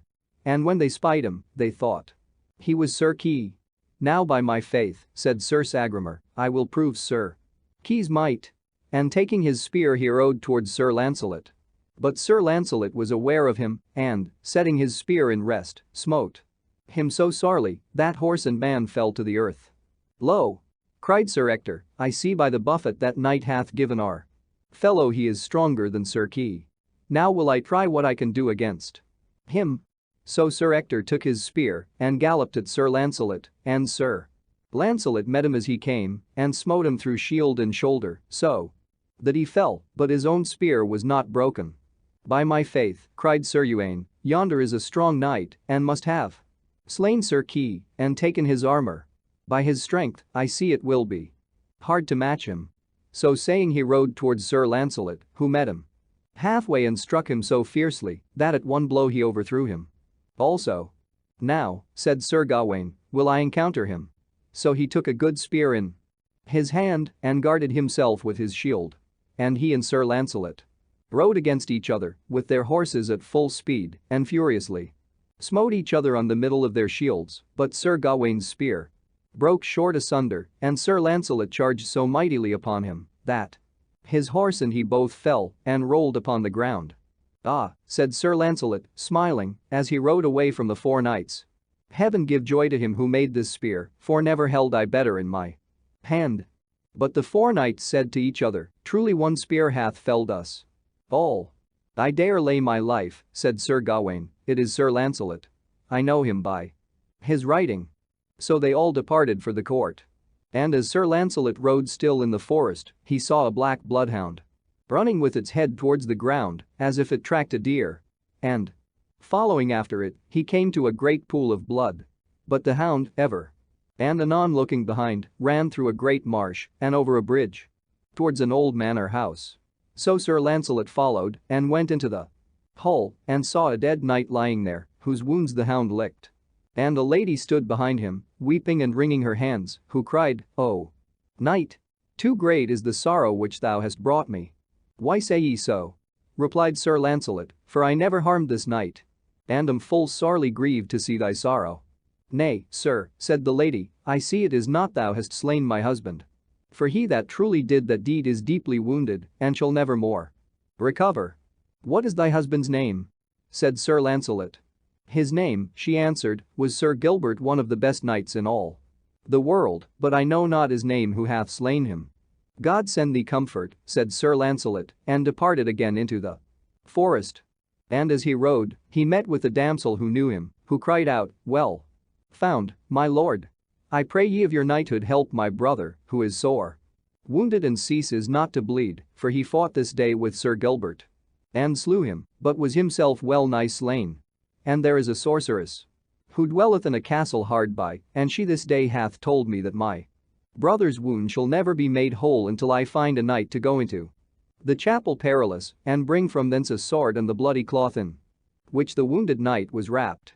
"This is a marvelous thing," said Sir Lancelot, "but what is your brother's name?"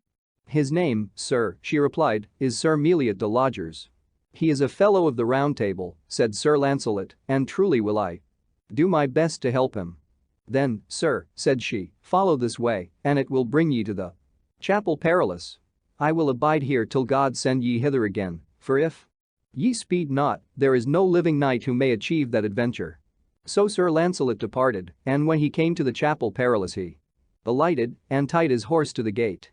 And as soon as he was within the churchyard, he saw on the front of the chapel many shields of knights whom he had known, turned upside down.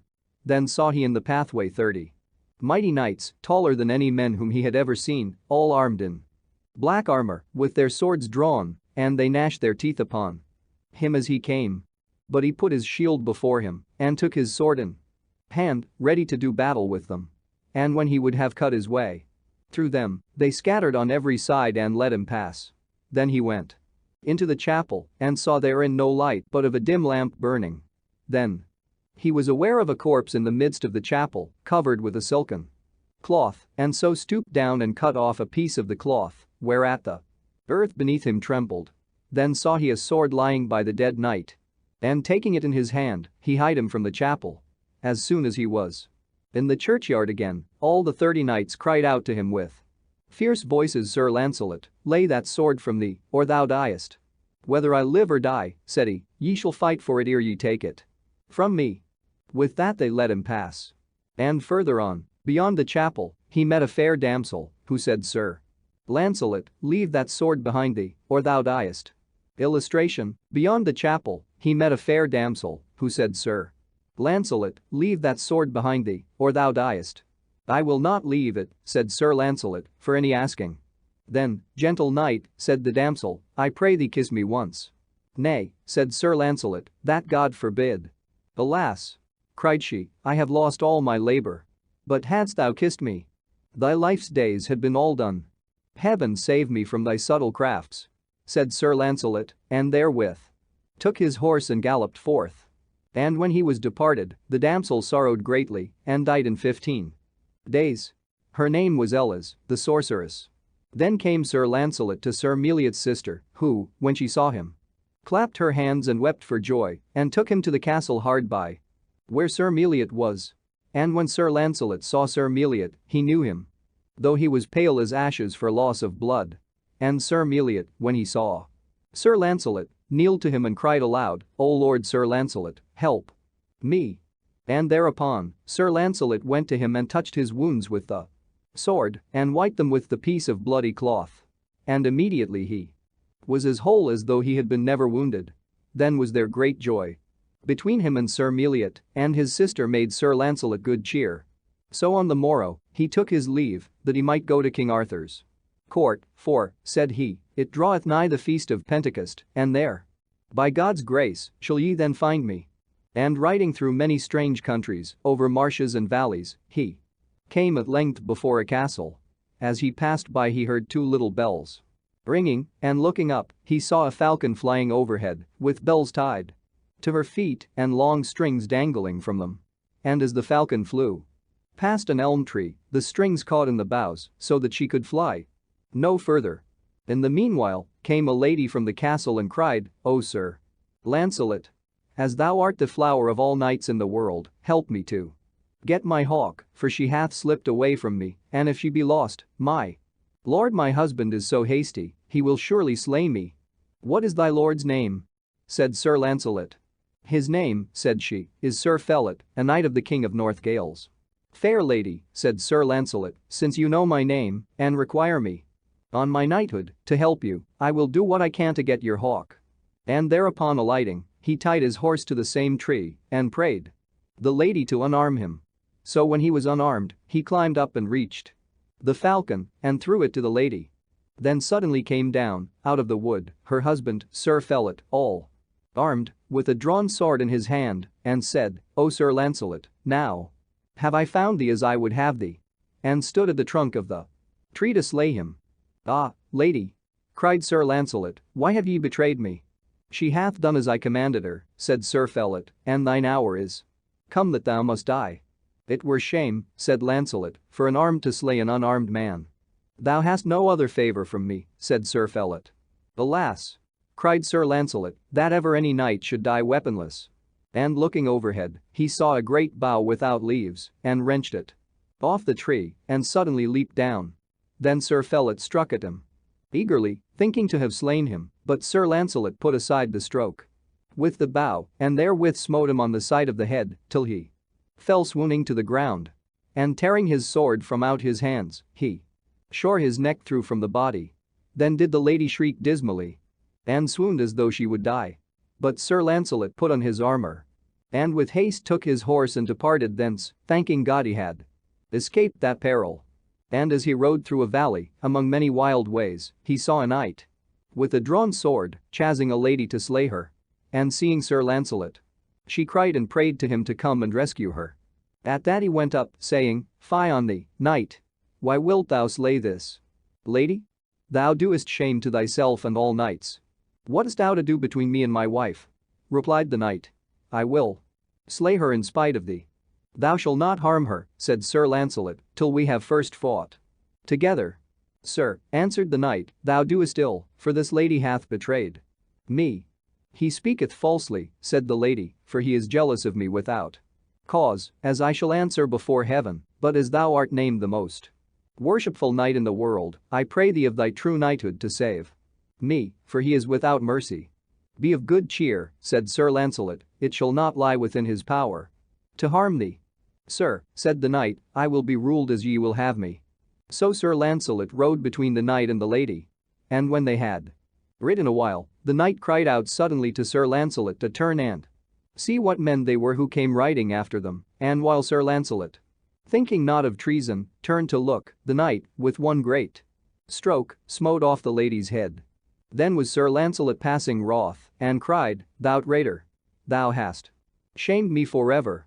And, alighting from his horse, he drew his sword to have slain him instantly, but the knight fell on the ground and clasped Sir Lancelot's knees and cried out for mercy. "Thou shameful knight," answered Lancelot, "thou mayst have no mercy, for thou showedst none. Therefore arise and fight with me." "Nay," said the knight, "I will not rise till thou dost grant me mercy." "Now will I deal fairly by thee," said Sir Lancelot, "I will unarm me too my shirt and have my sword only in my hand, and if thou canst slay me, thou shalt be quit forever." "That will I never do," said the knight.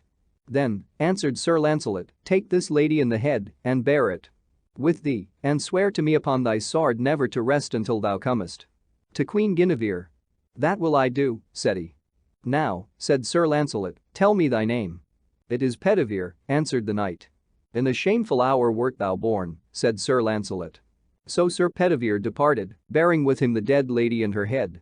And when he came to Winchester, where the queen was with King Arthur, he told them all the truth, and afterwards did great and heavy penance many years, and became an holy hermit. So, 2 days before the feast of Pentecost, Sir Lancelot returned to the court, and King Arthur was full glad of his coming.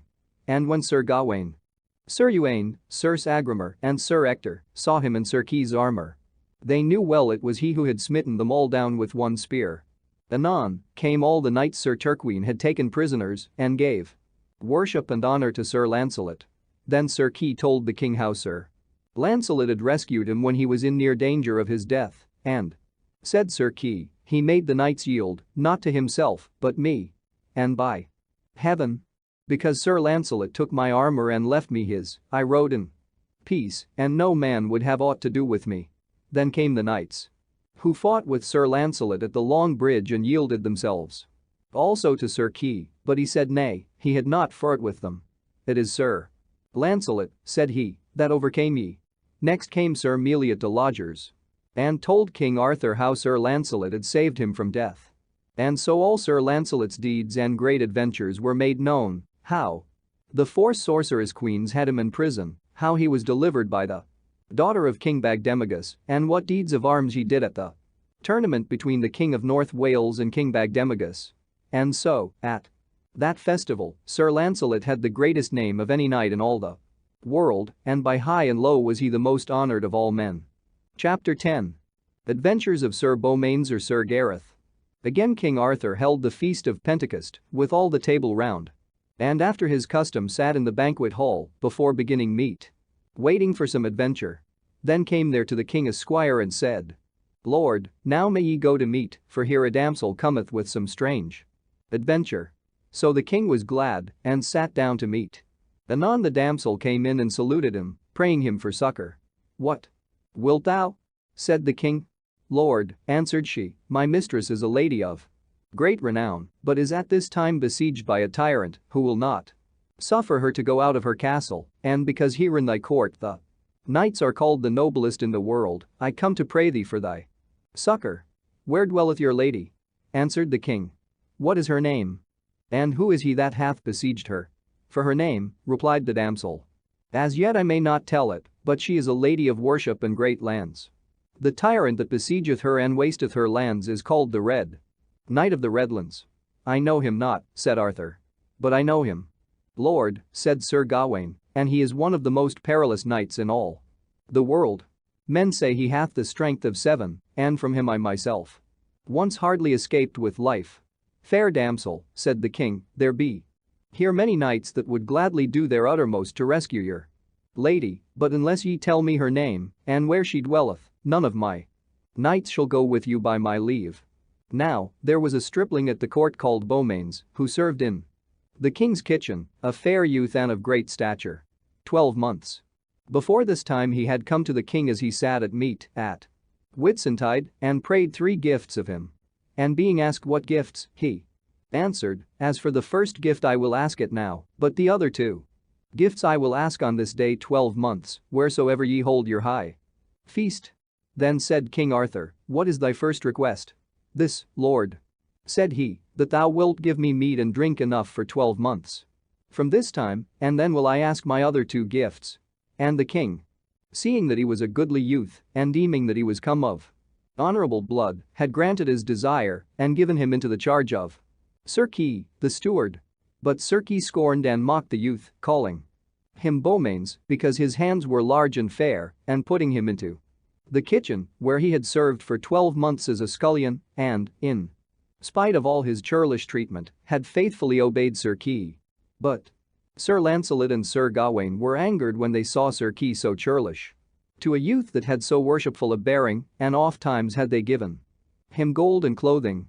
And now at this time came young Beaumains to the king, while the damsel was there, and said, "Lord, now I thank thee well and heartily that I have been 12 months kept in thy kitchen, and have had full sustenance. Now will I ask my 2 remaining gifts." "Ask," said King Arthur, "on my good faith." "These, Lord," said he, "shall be my 2 gifts, the one, that thou wilt grant me this adventure of the damsel, for to me of right it belongeth, and the other, that thou wilt bid Sir Lancelot make me a knight, for of him only will I have that honor, and I pray that he may ride after me and make me a knight when I require him." "Be it as thou wilt," replied the king. But thereupon the damsel was full wroth, and said, "Shall I have a kitchen page for this adventure?" And so she took horse and departed. Then came one to Beaumains and told him that a dwarf with a horse and armor were waiting for him. And all men marveled whence these things came. But when he was on horseback and armed, scarce any one at the court was a goodlier man than he. And coming into the hall, he took his leave of the king and Sir Gawain, and prayed Sir Lancelot to follow him. So he rode after the damsel, and many of the court went out to see him, so richly arrayed and horsed, yet he had neither shield nor spear. Then Sir Kay cried, "I also will ride after the kitchen boy and see whether he will obey me now." And taking his horse, he rode after him and said, "Know ye not me, Beaumains?" "Yea," said he, "I know thee for an ungentle knight. Therefore beware of me." Then Sir Kay put his spear in rest and ran at him, but Beaumains rushed upon him with his sword in his hand, and therewith, putting aside the spear, struck Sir Kay so sorely in the side that he fell down, as if dead. Then he alighted, and took his shield and spear, and bade his dwarf ride upon Sir Kay's horse. By this time, Sir Lancelot had come up, and Beaumains offering to tilt with him, they both made ready. And their horses came together so fiercely that both fell to the earth, full sorely bruised. Then they arose, and Beaumains, putting up his shield before him, offered to fight Sir Lancelot on foot. So they rushed upon each other, striking, and thrusting, and parrying, for the space of an hour. And Lancelot marveled at the strength of Beaumains, for he fought more like a giant than a man. And his fighting was passing fierce and terrible. So, at the last, he said, "Fight not so sorely, Beaumains, our quarrel is not such that we may not now cease." "True," answered Beaumains, "yet it doth me good to feel thy might, though I have not yet proved my uttermost." "By my faith," said Lancelot, "I had as much as I could do to save myself from you unshamed. Therefore be in no doubt of any earthly knight." "May I, then, stand as a proved knight?" said Beaumains. "For that will I be thy warrant," answered Lancelot.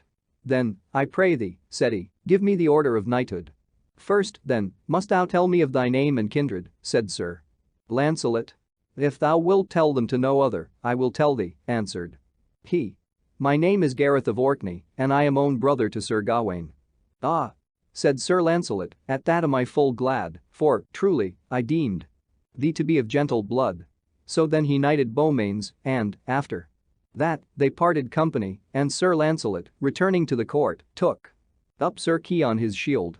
And hardly did Sir Kay escape with his life from the wound Beaumains had given him, but all men blamed him for his ungentle treatment of so brave a knight. Then Sir Beaumains rode forward and soon overtook the damsel, but she said to him, in scorn, "Return again, base kitchen page. What art thou? But a washer-up of dishes." "Damsel," said he, "say to me what thou wilt. I will not leave thee, for I have undertaken to King Arthur to relieve thy adventure, and I will finish it to the end, or die." "Thou finish my adventure," said she, "anon, thou shalt meet one whose face thou wilt not even dare to look at." "I shall attempt it," answered he. So, as they rode thus into a wood, there met them a man, fleeing, as for his life. "Whither fleest thou?" said Sir Beaumains. "O Lord," he answered, "help me, for, in a valley hard by, there are 6 thieves who have taken my lord and bound him, and I fear will slay him." "Bring me thither," said Sir Beaumains. So they rode to the place, and Sir Beaumains rushed after the thieves and smote one at the first stroke so that he died, and then, with 2 other blows, slew a second and third. Then fled the other 3, and Sir Beaumains rode after them and overtook and slew them all. Then he returned and unbound the knight. And the knight thanked him and prayed him to ride to his castle, where he would reward him. "Sir," answered Sir Beaumains, "I will have no reward of thee, for but this day was I made knight by the most noble Sir Lancelot, and besides, I must go with this damsel." Then the knight begged the damsel to rest that night at his castle. So they all rode thither, and ever the damsel scoffed at Sir Beaumains as a kitchen boy and laughed at him before the knight their host, so that he set his meat before him at a lower table, as though he were not of their company. And on the morrow, the damsel and Sir Beaumains took their leave of the knight, and thanking him departed. Then they rode on their way till they came to a great forest, through which flowed a river, and there was but one passage over it, whereat stood 2 knights armed to hinder the way. "Wilt thou match those 2 knights," said the damsel to Sir Beaumains, "or return again?" "I would not return," said he, "though they were 6. Therewith he galloped into the water and swam his horse into the middle of the stream. And there, in the river, one of the knights met him, and they brake their spears together and then drew their swords and smote fiercely at each other. And at the last, Sir Beaumains struck the other mightily upon the helm, so that he fell down stunned into the water and was drowned. Then Sir Beaumains spurred his horse on to the land, where instantly the other knight fell on him. And they also brake their spears upon each other and then drew their swords and fought savagely and long together. And after many blows, Sir Beaumains clove through the knight's skull down to the shoulders. Then rode Sir Beaumains to the damsel, but ever she still scoffed at him and said, "Alas, that a kitchen page should chance to slay 2 such brave knights. Thou deemest now that thou hast done a mighty deed, but it is not so, for the first knight's horse stumbled, and thus was he drowned not by thy strength, and as for the second knight, thou wentest by chance behind him and didst kill him shamefully." "Damsel," said Sir Beaumains, "say what ye list, I care not. So I may win your lady, and wouldst thou give me but fair language, all my care were past, for whatsoever knights I meet, I fear them not." "Thou shalt see knights that shall abate thy boast, base kitchen knave," replied she, "yet say I this for thine advantage, for if thou followest me thou wilt be surely slain, since I see all thou doest is but by chance, and not By thy own prowess. Well, damsel, said he, say what ye will, wherever ye go I will follow. So they rode on until the eventide, and still the damsel evermore kept chiding Sir Beaumains. Then came they to a black space of land, whereon was a black hawthorn tree, and on the tree there hung a black banner, and on the other side was a black shield and spear, and by them a great black horse, covered with silk, and hard by sat a knight armed in black armor, whose name was the Knight of the Blacklands. When the damsel saw him, she cried out to Beaumains, flee down the valley, for thy horse is not saddled. Wilt thou forever deem me coward? Answered he. With that came the Black Knight to the damsel, and said, fair damsel, hast thou brought this knight from Arthur's court to be thy champion? Not so, fair knight, said she, he is but a kitchen knave. Then wherefore cometh he in such array? Said he, it is a shame that he should bear thee company. I cannot be delivered from him, answered she. For in spite of me he rideth with me, and would to heaven you would put him from me, or now slay him, for he hath slain 2 knights at the river passage yonder, and done many marvelous deeds through pure mischance. I marvel, said the Black Knight, that any man of worship will fight with him. They know him not, said the damsel, and think, because he rideth with me, that he is well born. Truly, he hath a goodly person, and is likely to be a strong man, replied the knight, but since he is no man of worship, he shall leave his horse and armor with me, for it were a shame for me to do him more harm. When Sir Beaumains heard him speak thus, he said, horse or armor gettest thou none of me, Sir Knight, save thou winnest them with thy hands. Therefore defend thyself, and let me see what thou canst do. How sayest thou? Answered the Black Knight. Now quit this lady also, for it beseemeth not a kitchen knave like thee to ride with such a lady. I am of higher lineage than thou, said Sir Beaumains, and will straightway prove it on thy body. Then furiously they drove their horses at each other, and came together as it had been thunder. But the Black Knight's spear brake short, and Sir Beaumains thrust him through the side, and his spear breaking at the head, left its point sticking fast in the Black Knight's body. Yet did the Black Knight draw his sword, and smite at Sir Beaumains with many fierce and bitter blows, but after they had fought an hour and more, he fell down from his horse in a swoon, and forthwith died. Then Sir Beaumains lighted down and armed himself in the Black Knight's armor, and rode on after the damsel. But notwithstanding all his valor, still she scoffed at him, and said, away. For thou savorest ever of the kitchen. Alas! That such a knave should by mishap destroy so good a knight, yet once again I counsel thee to flee, for hard by is a knight who shall repay thee. It may chance that I am beaten or slain, answered Sir Beaumains, but I warn thee, fair damsel, that I will not flee away, nor leave thy company or my quest, for all that ye can say. Anon, as they rode, they saw a knight come swiftly towards them, dressed all in green, who, calling to the damsel said, is that my brother, the Black Knight, that ye have brought with you? Nay, and alas, said she. This kitchen knave hath slain thy brother through mischance. Alas, said the Green Knight, that such a noble knight as he was should be slain by a knave's hand. Traitor, cried he to Sir Beaumains, thou shalt die. For this? Sir Perard was my brother, and a full noble knight. I defy thee, said Sir Beaumains, for I slew him knightly and not shamefully. Then the Green Knight rode to a thorn whereon hung a green horn, and, when he blew 3 notes, there came 3 damsels forth, who quickly armed him, and brought him a great horse and a green shield and spear.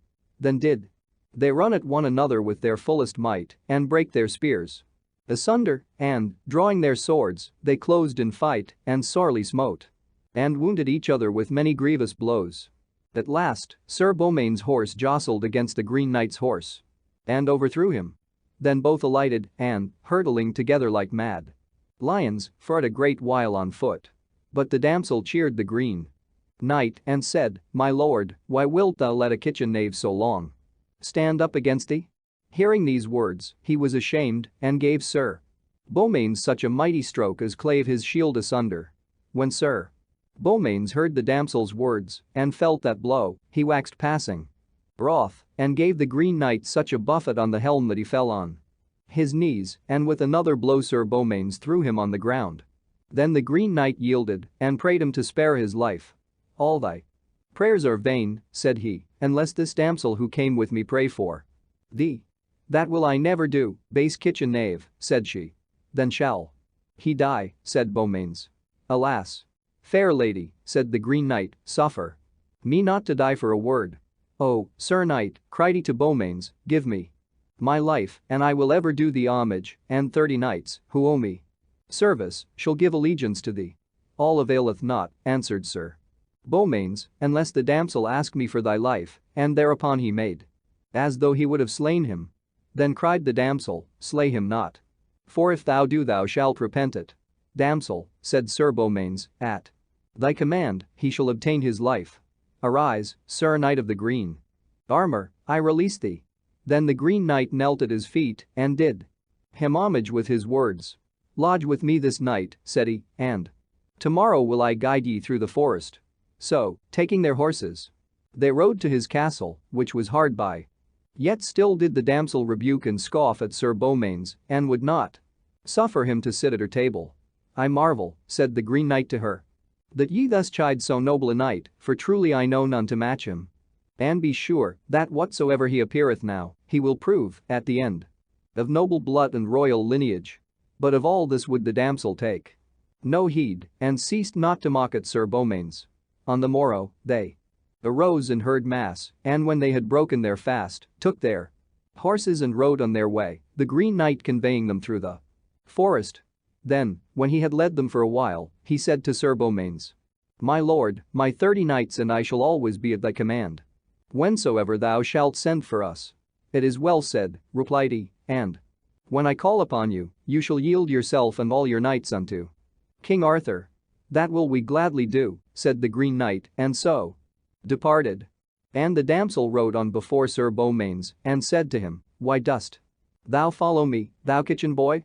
I counsel thee to throw aside thy spear and shield and flee betimes, for wert thou as mighty as Sir Lancelot or Sir Tristram, thou shouldest not pass a valley near this place, called the Pass Perilous." "Damsel," answered he, "let him that feareth flee, as for me, it were indeed a shameful thing to turn after so long a journey." As he spake, they came upon a tower as white as snow, with mighty battlements and double moats round it, and over the tower gate hung 50 shields of divers colors. Before the tower walls, they saw a fair meadow, wherein were many knights and squires in pavilions, for on the morrow there was a tournament at that castle. Then the lord of the castle, seeing a knight armed of all points, with a damsel and a page, riding towards the tower, came forth to meet them, and his horse and harness, with his shield and spear, were all of a red color. When he came near Sir Beaumains and saw his armor all of black, he thought him his own brother, the Black Knight, and so cried aloud, "Brother, what do ye here, within these borders?" "Nay," said the damsel, "it is not thy brother, but a kitchen knave of Arthur's court, who hath slain thy brother and overcome thy other brother also, the Green Knight. Now do I defy thee," cried the Red Knight to Sir Beaumains, and put his spear in rest and spurred his horse. Then both knights turned back a little space and ran together with all their might till their horses fell to the earth. Then, with their swords, they fought fiercely for the space of 3 hours. And at last, Sir Beaumains overcame his foe and smote him to the ground.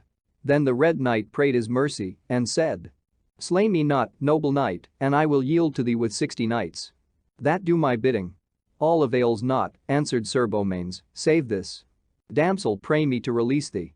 Then did he lift his sword to slay him. But the damsel cried aloud, "Slay him not, Beaumains, for he is a noble knight." Then Sir Beaumains bade him rise up and thank the damsel, which straightway he did, and afterwards invited them to his castle and made them goodly cheer.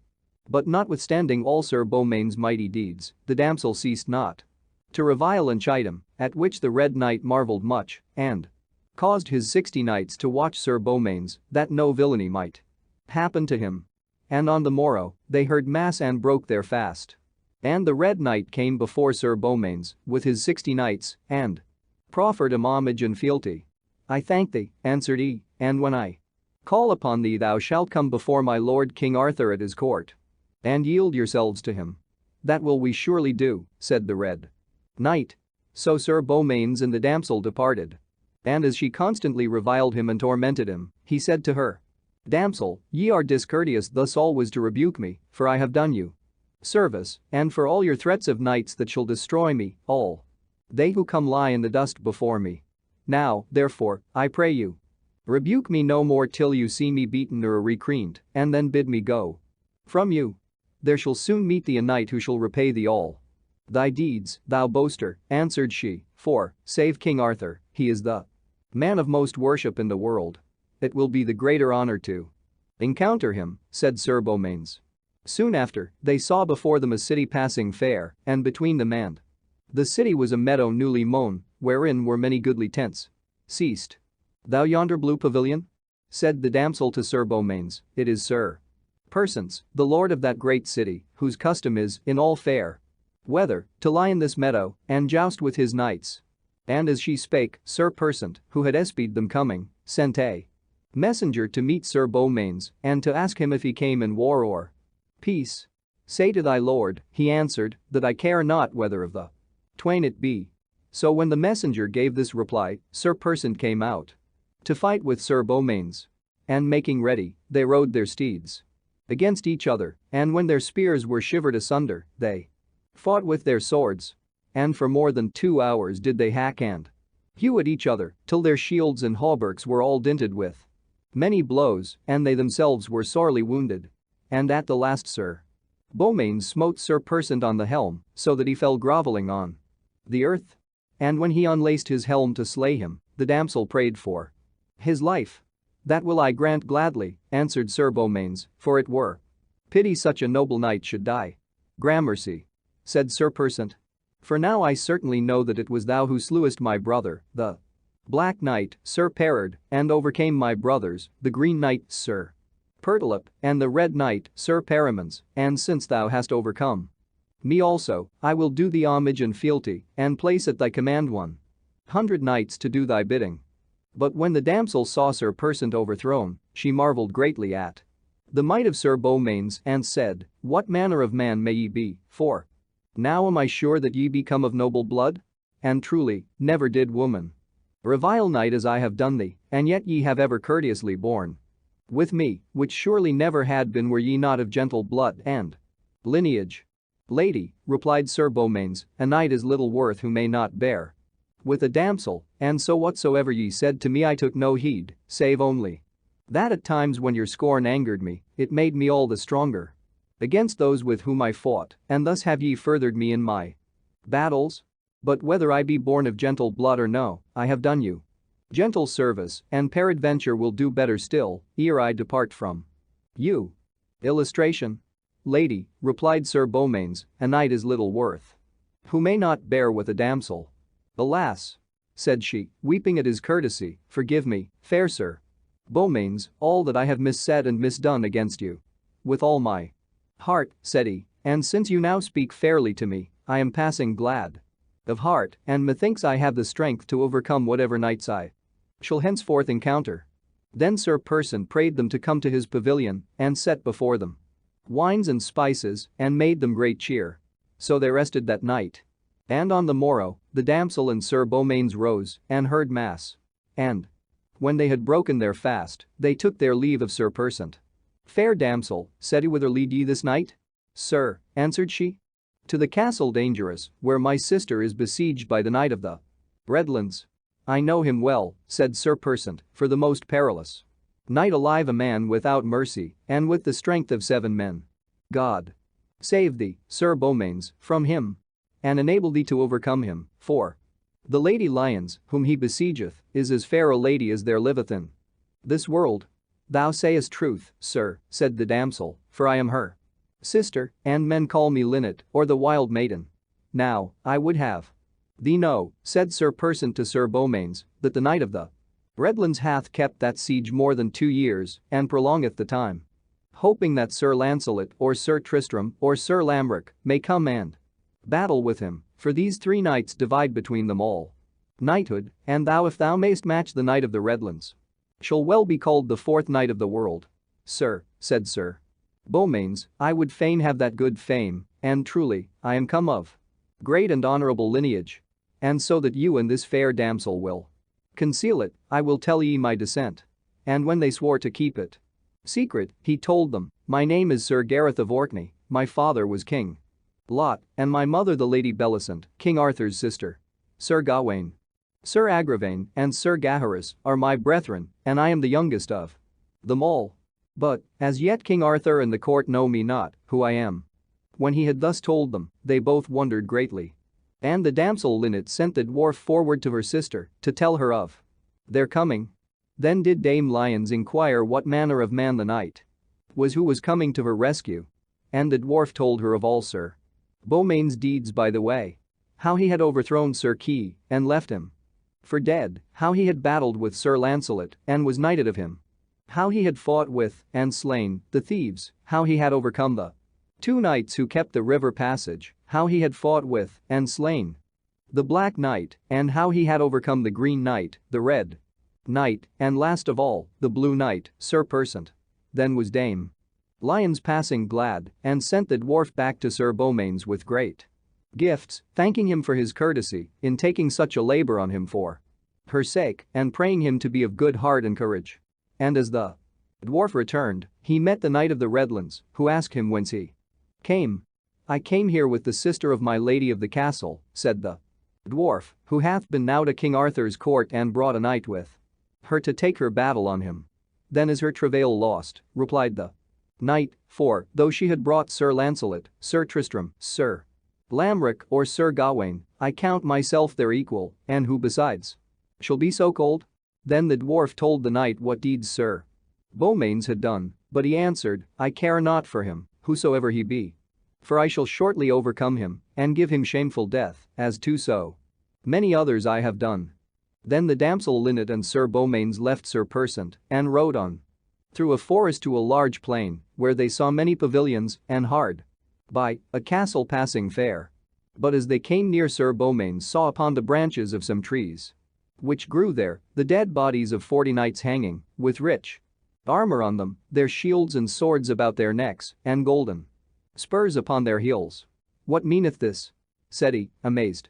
"Lose not thy courage, fair sir," replied the damsel, "at this shameful sight, for all these knights came hither to rescue my sister, and when the Knight of the Redlands had overcome them, he put them to this piteous death, without mercy, and in such wise will he treat thee also unless thou bearest thee more valiantly than they.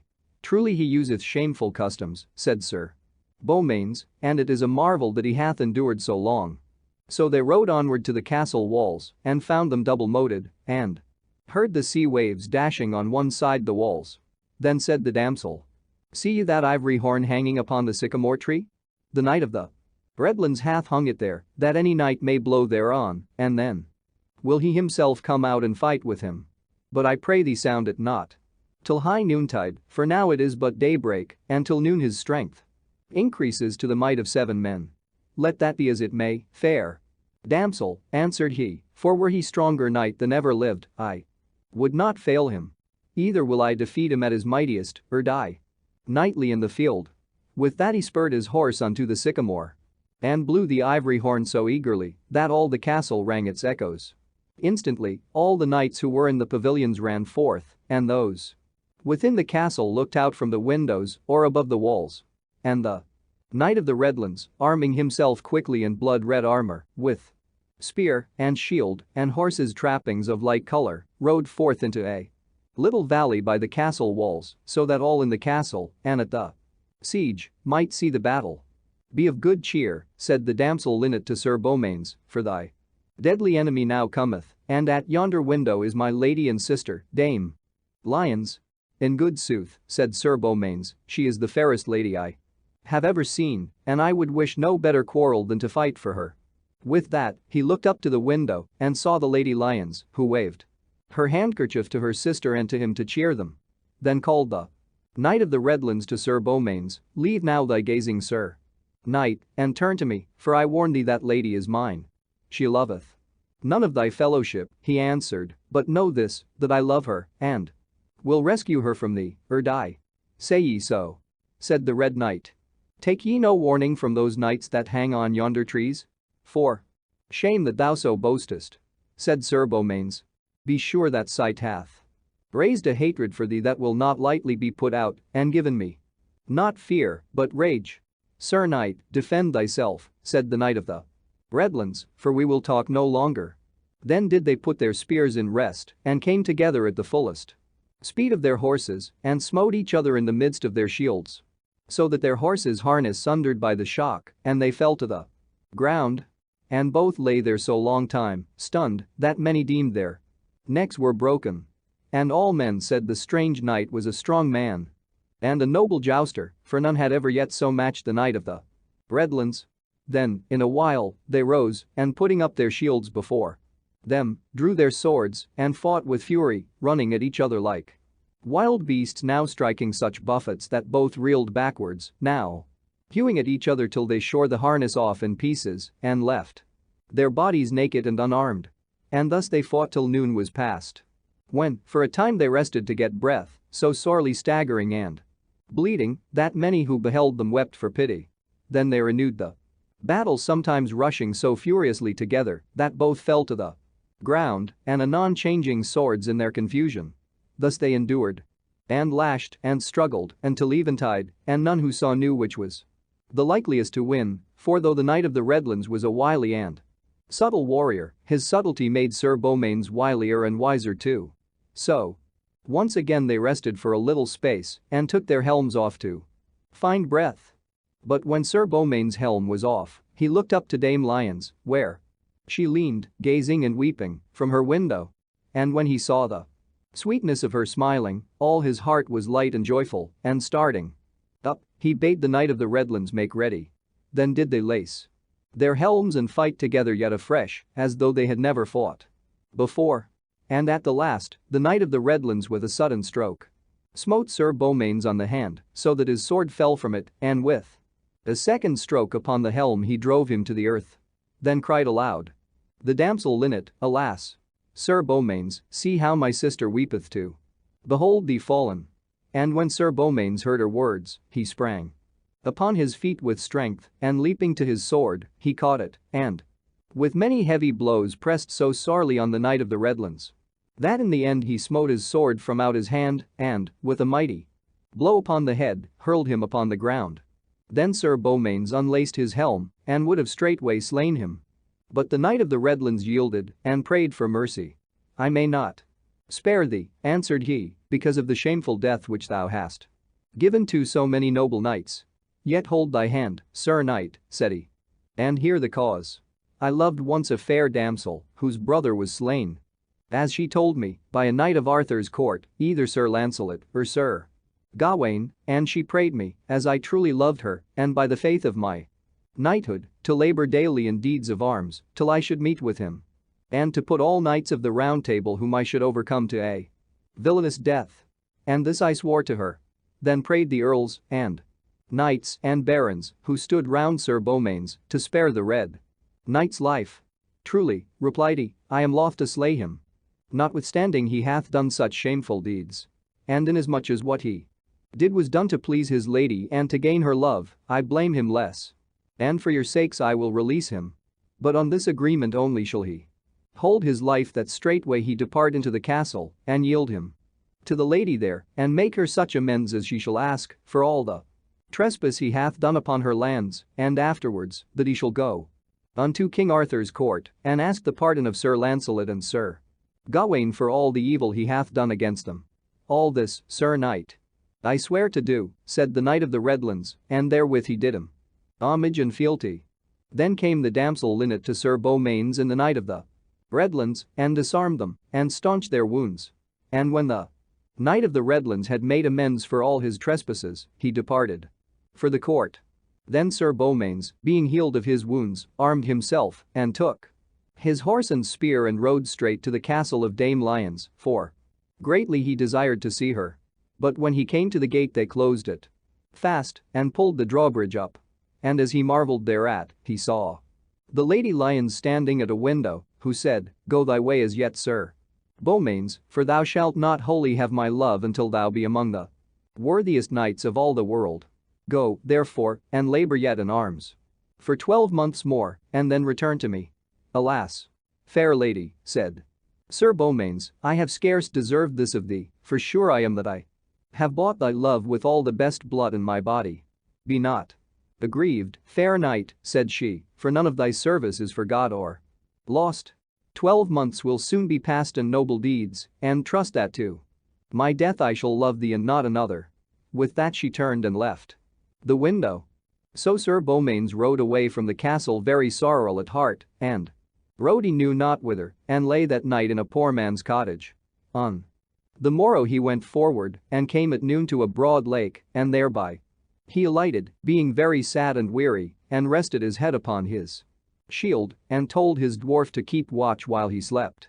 Now, as soon as he had departed, the Lady Lions repented, and greatly longed to see him back, and asked her sister many times of what lineage he was, but the damsel would not tell her, being bound by her oath to Sir Beaumains, and said his dwarf best knew, so she called Sir Gringamers, her brother, who dwelt with her, and prayed him to ride after Sir Beaumains till he found him sleeping, and then to take his dwarf away and bring him back to her. Anon Sir Gringamers departed, and rode till he came to Sir Beaumains, and found him as he lay sleeping by the water side. Then, stepping stealthily behind the dwarf, he caught him in his arms and rode off in haste. And though the dwarf cried loudly to his lord for help, and woke Sir Beaumains, yet, though he rode full quickly after him, he could not overtake Sir Gringamers. When Dame Lions saw her brother come back, she was passing glad of heart, and forthwith asked the dwarf his master's lineage. He is a king's son, said the dwarf, and his mother is King Arthur's sister. His name is Sir Gareth of Orkney, and he is brother to the good knight, Sir Gawain. But I pray you suffer me to go back to my lord, for truly he will never leave this country till he have me again. But when the Lady Lions knew her deliverer was come of such a kingly stock, she longed more than ever to see him again. Now as Sir Beaumains rode in vain to rescue his dwarf, he came to a fair green road and met a poor man of the country, and asked him had he seen a knight on a black horse, riding with a dwarf of a sad countenance behind him. Yea, said the man, I met with such a knight an hour agone, and his name is Sir Gringamers. He liveth at a castle 2 miles from hence, but he is a perilous knight, and I counsel ye not to follow him save ye bear him goodwill. Then Sir Beaumains followed the path which the poor man showed him, and came to the castle. And riding to the gate in great anger, he drew his sword, and cried aloud, Sir Gringamers, thou traitor, deliver me my dwarf again, or by my knighthood, it shall be ill for thee. Then Sir Gringamers looked out of a window and said, Sir Gareth of Orkney, leave thy boasting words, for thou wilt not get thy dwarf again. But the Lady Lions said to her brother, Nay brother, but I will that he have his dwarf, for he hath done much for me, and delivered me from the knight of the Redlands, and well do I love him above all other knights. So Sir Gringamers went down to Sir Gareth and cried him mercy, and prayed him to alight and take good cheer. Then he alighted, and his dwarf ran to him. And when he was in the hall, came the Lady Lions dressed royally like a princess. And Sir Gareth was right glad of heart when he saw her. Then she told him how she had made her brother take away his dwarf and bring him back to her. And then she promised him her love, and faithfully to cleave to him and none other all the days of her life. And so they plighted their troth to each other. Then Sir Gringamers prayed him to sojourn at the castle, which willingly he did. For, said he, I have promised to quit the court for 12 months. Though sure I am that in the meanwhile I shall be sought and found by my lord King Arthur and many others. So he sojourned long at the castle. Anon the knights, Sir Persant, Sir Perimans, and Sir Pertolop, whom Sir Gareth had overthrown, went to King Arthur's court with all the knights who did them service, and told the king they had been conquered by a knight of his named Beaumains. And as they yet were talking, it was told the king there came another great lord with 500 knights, who, entering in, did homage, and declared himself to be the knight of the Redlands. But my true name, said he, is Ironside, and I am hither sent by one Sir Beaumains, who conquered me, and charged me to yield unto your grace. Thou art welcome, said King Arthur, for thou hast been long a foe to me and mine, and truly I am much beholden to the knight who sent thee. And now, Sir Ironside, if thou wilt amend thy life and hold of me, I will entreat thee as a friend, and make thee knight of the Round Table. But thou mayst no more be a murderer of noble knights. Then the knight of the Redlands knelt to the king and told him of his promise to Sir Beaumains to use never more such shameful customs and how he had so done. But at the prayer of a lady whom he loved.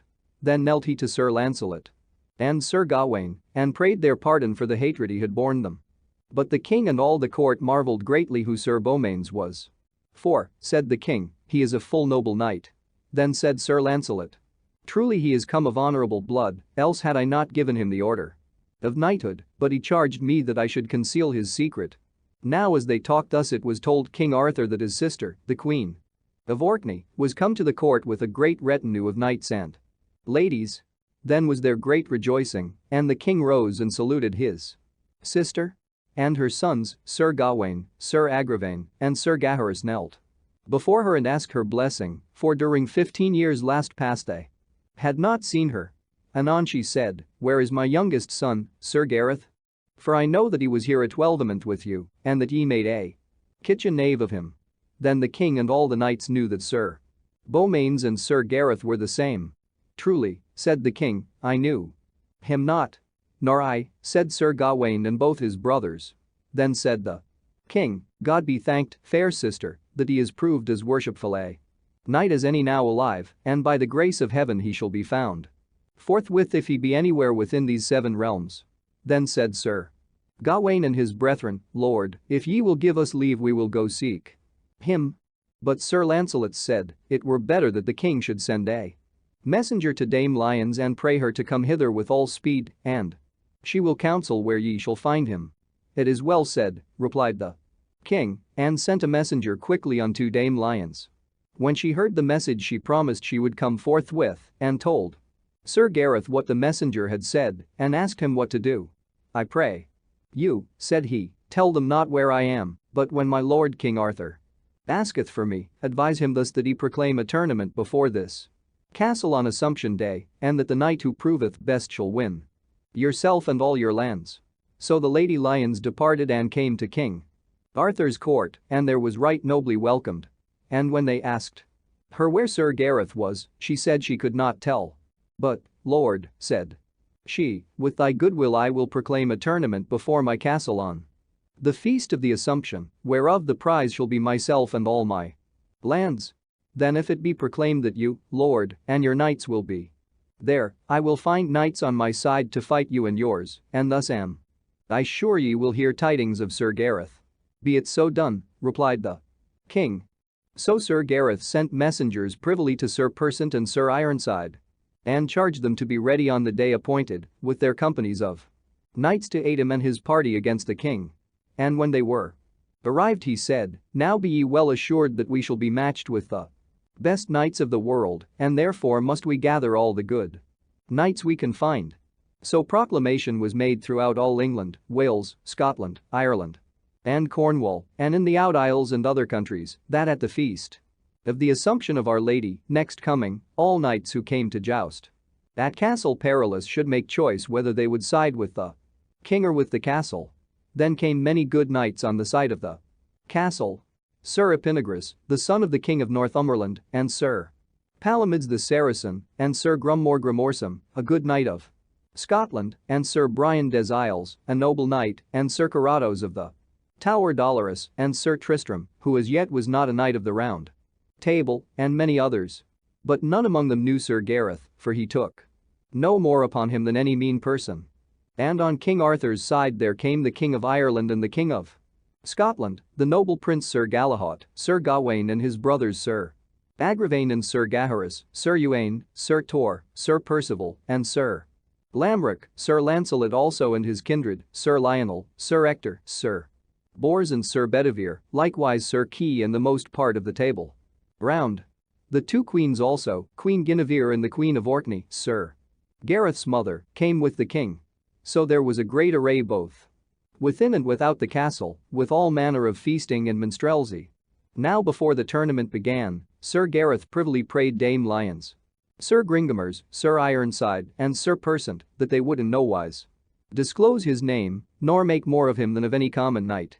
Then said Dame Lyons, dear lord, I pray thee take this ring, which hath the power to change the wearer's clothing into any color he may will, and guardeth him from any loss of blood. But give it me again, I pray thee. When the tournament is done, for it greatly increaseth my beauty. Whensoever I wear it. Gramercy, mine own lady, said Sir Gareth, I wished for nothing better, for now I may be certainly disguised as long as I will. Then Sir Gringamers gave Sir Gareth a bay courser that was a passing good horse, with sure armor and a noble sword, won by his father from a heathen tyrant. And then every knight made him ready for the tournament. So on the day of the Assumption, when mass and matins were said, the heralds blew their trumpets and sounded for the tourney. Anon came out the knights of the castle and the knights of King Arthur, and matched themselves together. Then Sir Epinegris, son of the king of Northumberland, a knight of the castle, encountered Sir Uwaine, and both broke off their spears short to their hands. Then came Sir Palomides from the castle, and met Sir Gawain. And they so hardly smote each other, that both knights and horses fell to the earth. Then Sir Tristram, from the castle, encountered with Sir Bedivere, and smote him to the earth, horse and man. Then the knight of the Redlands and Sir Gareth met with Sir Bors and Sir Bleoberis, and the knight of the Redlands and Sir Bors smote together so hard that their spears burst, and their horses fell grovelling to the ground. And Sir Bleoberis brake his spear upon Sir Gareth, but himself was hurled upon the ground. When Sir Galahad saw that, he bade Sir Gareth keep him, but Sir Gareth lightly smote him to the earth. Then Sir Galahad got a spear to avenge his brother, but was served in like manner. And Sir Dinadam, and his brother La Cote Mailtail, and Sir Sagramor Le Desirous, and Dinas Le Savage, he bore down all with one spear. When King Anguish of Ireland saw this, he marveled what that knight could be who seemed at one time green and at another blue, for so at every course he changed his color that none might know him. Then he ran towards him and encountered him, and Sir Gareth smote the king from his horse, saddle and all. And in like manner he served the King of Scotland, and King Urience of Gore, and King Bagdemagus. Then Sir Galahad, the noble prince, cried out, Knight of the many colors, thou hast jousted well, now make thee ready to joust with me. When Sir Gareth heard him, he took a great spear and met him swiftly. And the prince's spear broke off, but Sir Gareth smote him on the left side of the helm, so that he reeled here and there, and had fallen down had not his men recovered him.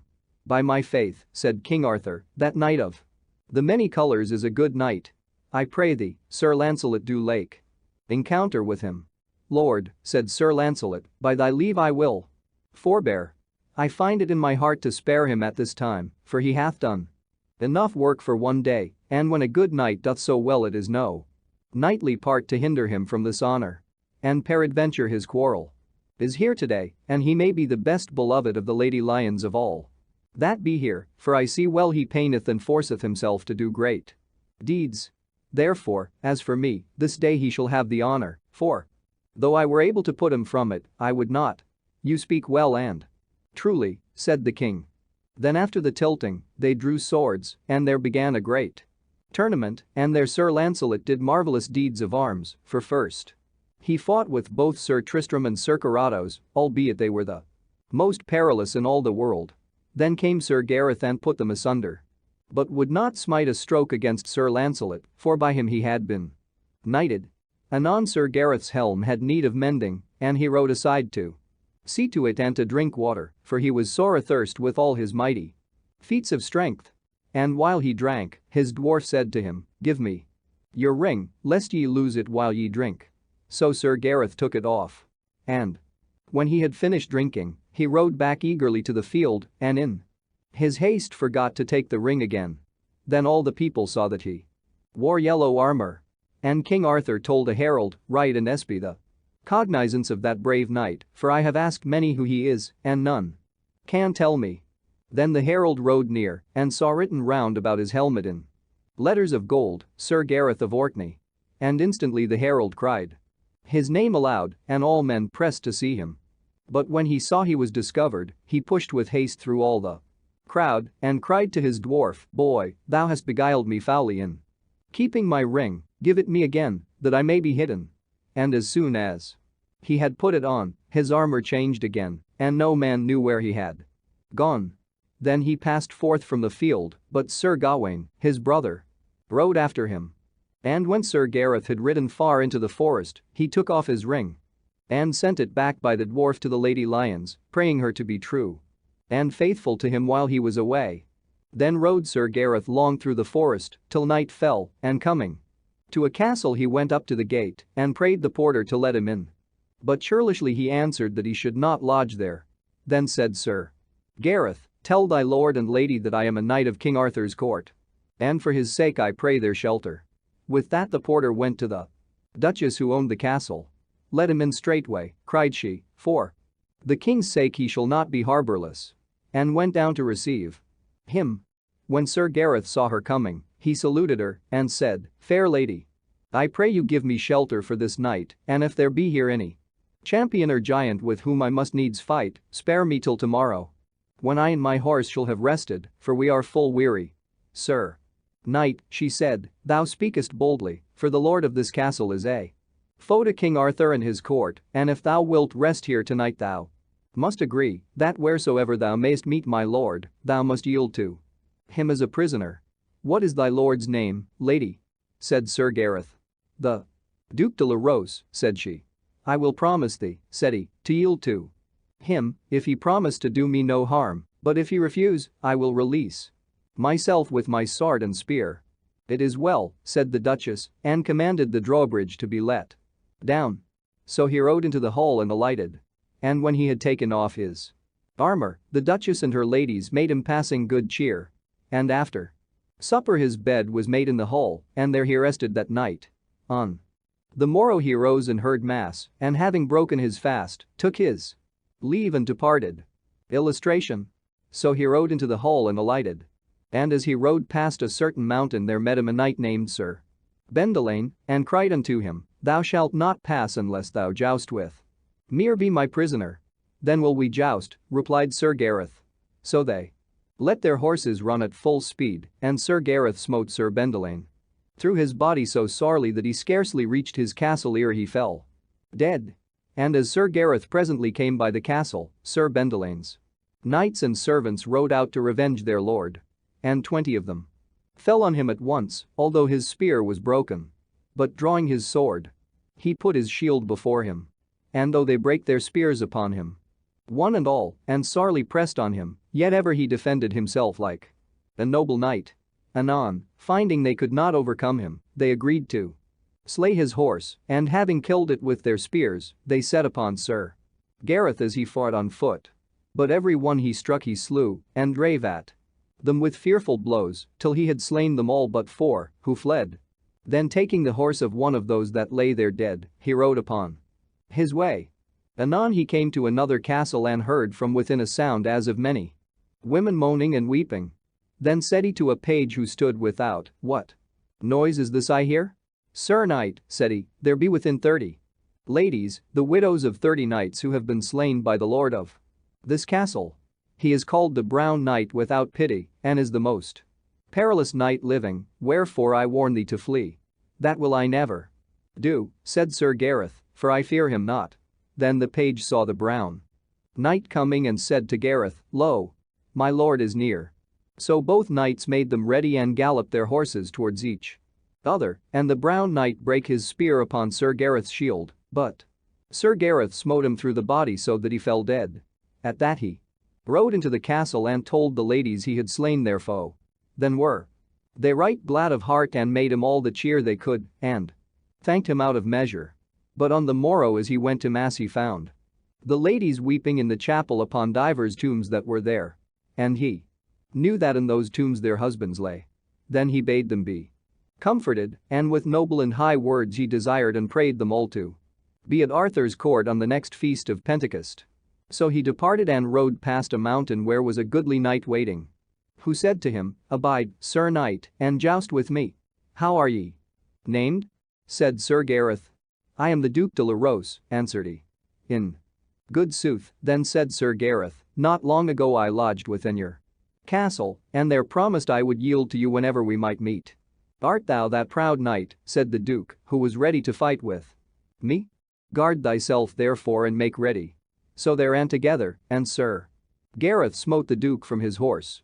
Then they lighted and drew their swords and fought full sorely for the space of an hour, and at the last Sir Gareth smote the duke to the earth and would have slain him, but he yielded. "Then must ye go," said Sir Gareth, "to my lord King Arthur at the next feast of Pentecost and say that I, Sir Gareth, sent ye. As ye will be it," said the duke, and gave him up his shield for pledge.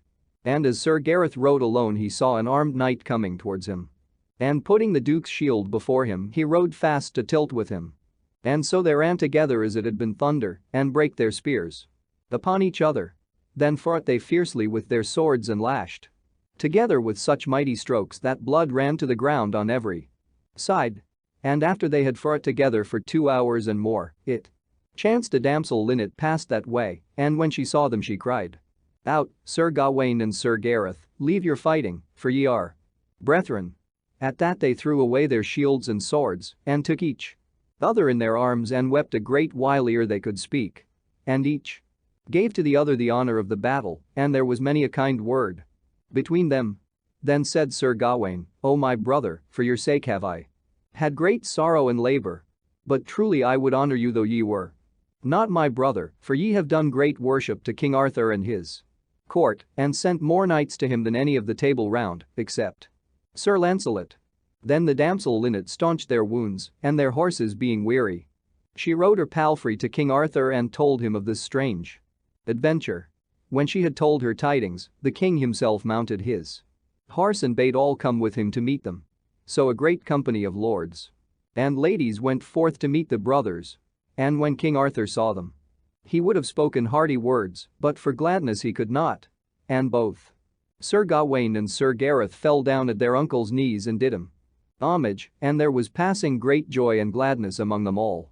Then said the king to the damsel Linnet, "Why cometh not the Lady Lyons to visit her knight, Sir Gareth, who hath had such travail for her love?" "She knoweth not, my lord, that he is here," replied the damsel, "for truly she desireth greatly to see him." "Go ye and bring her hither," said the king. So the damsel rode to tell her sister where Sir Gareth was. And when she heard it she rejoiced full heartily and came with all the speed she could. And when Sir Gareth saw her, there was great joy and comfort between them. Then the king asked Sir Gareth whether he would have that lady for his wife. "My lord," replied Sir Gareth, "know well that I love her above all ladies living." "Now, fair lady," said King Arthur, "what say ye?" "Most noble king," she answered, "my lord, Sir Gareth, is my first love and shall be my last, and if I may not have him for my husband I will have none." Then said the king to them, "Be well assured that for my crown I would not be the cause of parting your two hearts." Then was high preparation made for the marriage, for the king desired it should be at the Michaelmas next following, at Kinkenadon by the sea. So Sir Gareth sent out messages to all the knights whom he had overcome in battle that they should be there upon his marriage day. Therefore, at the next Michaelmas came a goodly company to Kinkenadon by the sea. And there did the Archbishop of Canterbury marry Sir Gareth and the Lady Lyons with all solemnity. And all the knights whom Sir Gareth had overcome were at the feast, and every manner of revels and games was held with music and minstrelsy. And there was a great jousting for 3 days. But because of his bride the king would not suffer Sir Gareth to joust. Then did King Arthur give great lands and fair, with store of gold, to Sir Gareth and his wife, that so they might live royally together to their lives' end. Chapter 11. The Adventures of Sir Tristram of Lyonesse. Again King Arthur held high festival at Caerleon, at Pentecost, and gathered round him all the fellowship of the Round Table, and so, according to his custom, sat and waited till some adventure should arise, or some knight return to court whose deeds and perils might be told. Anon he saw Sir Lancelot and a crowd of knights coming through the doors, and leading in their midst a mighty knight, Sir Tristram. As soon as King Arthur saw him, he rose up and went through half the hall, and held out both his hands and cried, "Right welcome to thee, good Sir Tristram. As welcome art thou as any knight that ever came before into this court.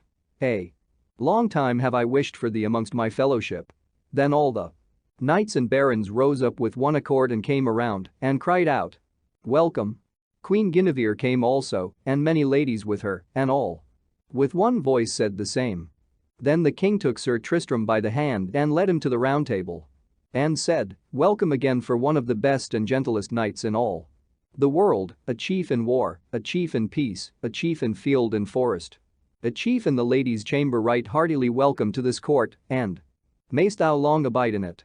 When he had so said, he looked at every empty seat until he came to what had been Sir Marhaus's, and there he found written in gold letters, "This is the seat of the noble knight, Sir Tristram." Whereat they made him, with great cheer and gladness, a fellow of the Round Table. Now the story of Sir Tristram was as follows. There was a king of Lyonesse named Meliodas, married to the sister of King Mark of Cornwall, a right fair lady and a good. And so it happened that King Meliodas, hunting in the woods, was taken by enchantment and made prisoner in a castle. When his wife Elizabeth heard it, she was nigh mad with grief and ran into the forest to seek out her lord. But after many days of wandering and sorrow, she found no trace of him and laid her down in a deep valley and prayed to meet her death. And so indeed she did, but ere she died, she gave birth in the midst of all her sorrow to a child, a boy, and called him with her latest breath Tristram, for she said, "His name shall show how sadly he hath come into this world." Therewith she gave up her ghost, and the gentlewoman who was with her took the child and wrapped it from the cold as well as she was able, and lay down with it in her arms beneath the shadow of a tree hard by, expecting death to come to her in turn. But shortly after came a company of lords and barons seeking for the queen, and found the lady and the child and took them home. And on the next day came King Meliodas, whom Merlin had delivered, and when he heard of the queen's death, his sorrow was greater than tongue can tell. And anon he buried her solemnly and nobly, and called the child Tristram as she had desired. Then for 7 years King Meliodas mourned and took no comfort, and all that time young Tristram was well nourished, but in a while he wedded with the daughter of Howell, king of Brittany, who, that her own children might enjoy the kingdom, cast about in her mind how she might destroy Tristram. So on a certain day she put poison in a silver cup where Tristram and her children were together playing, that when he was athirst he might drink of it and die. But so it happened that her own son saw the cup and, thinking it must hold good drink, he climbed and took it and drank deeply of it. And suddenly thereafter burst and fell down dead. When the queen heard that, her grief was very great, but her anger and envy were fiercer than before, and soon again she put more poison in the cup. And by chance one day her husband, finding it when thirsty, took it up and was about to drink therefrom, when, seeing him, she sprang up with a mighty cry and dashed it from his hands. At that King Meliodas, wondering greatly, called to mind the sudden death of his young child, and taking her fiercely by the hand he cried, "Traitress, tell me what drink is in this cup, or I will slay thee in a moment," and therewith pulling out his sword he swore by a great oath to slay her if she straightway told him not the truth. "Ah, mercy, Lord," said she, and fell down at his feet, "mercy, and I will tell thee all." And then she told him of her plot to murder Tristram, that her own sons might enjoy the kingdom. "The law shall judge thee," said the king. And so anon she was tried before the barons and condemned to be burned to death. But when the fire was made and she brought out, came Tristram kneeling at his father's feet and besought of him a favor. "Whatsoever thou desirest I will give thee," said the king. "Give me the life, then, of the queen, my stepmother," said he. "Thou doest wrong to ask it," said Meliodas, "for she would have slain thee with her poisons if she could, and chiefly for thy sake she ought to die." "Sir," said he, "as for that, I beseech thee of thy mercy to forgive it her, and for my part may God pardon her as I do, and so I pray thee grant me my boon, and for God's sake hold thee to thy promise." "If it must be so," said the king, "take thou her life, for to thee I give it, and go and do with her as thou wilt." Then went young Tristram to the fire and loosed the queen from all her bonds and delivered her from death. And after a great while by his good means the king again forgave and lived in peace with her, though never more in the same lodgings. Anon was Tristram sent abroad to France in care of one named Gouvernail. And there for 7 years he learned the language of the land and all knightly exercises and gentle crafts, and especially was he foremost in music and in hunting, and was a harper beyond all others. And when at 19 years of age he came back to his father, he was as lusty and strong of body and as noble of heart as ever man was seen. Now shortly after his return it befell that King Anguish of Ireland sent to King Mark of Cornwall for the tribute due to Ireland, but which was now 7 years behindhand. To whom King Mark sent answer, if he would have it, he must send and fight for it, and they would find a champion to fight against it. So King Anguish called for Sir Marhaus, his wife's brother, a good knight of the Round Table, who lived then at his court, and sent him with a knightly retinue in 6 great ships to Cornwall. And, casting anchor by the castle of Tintagel, he sent up daily to King Mark for the tribute or the champion. But no knight there would venture to assail him, for his fame was very high in all the realm for strength and hardihood.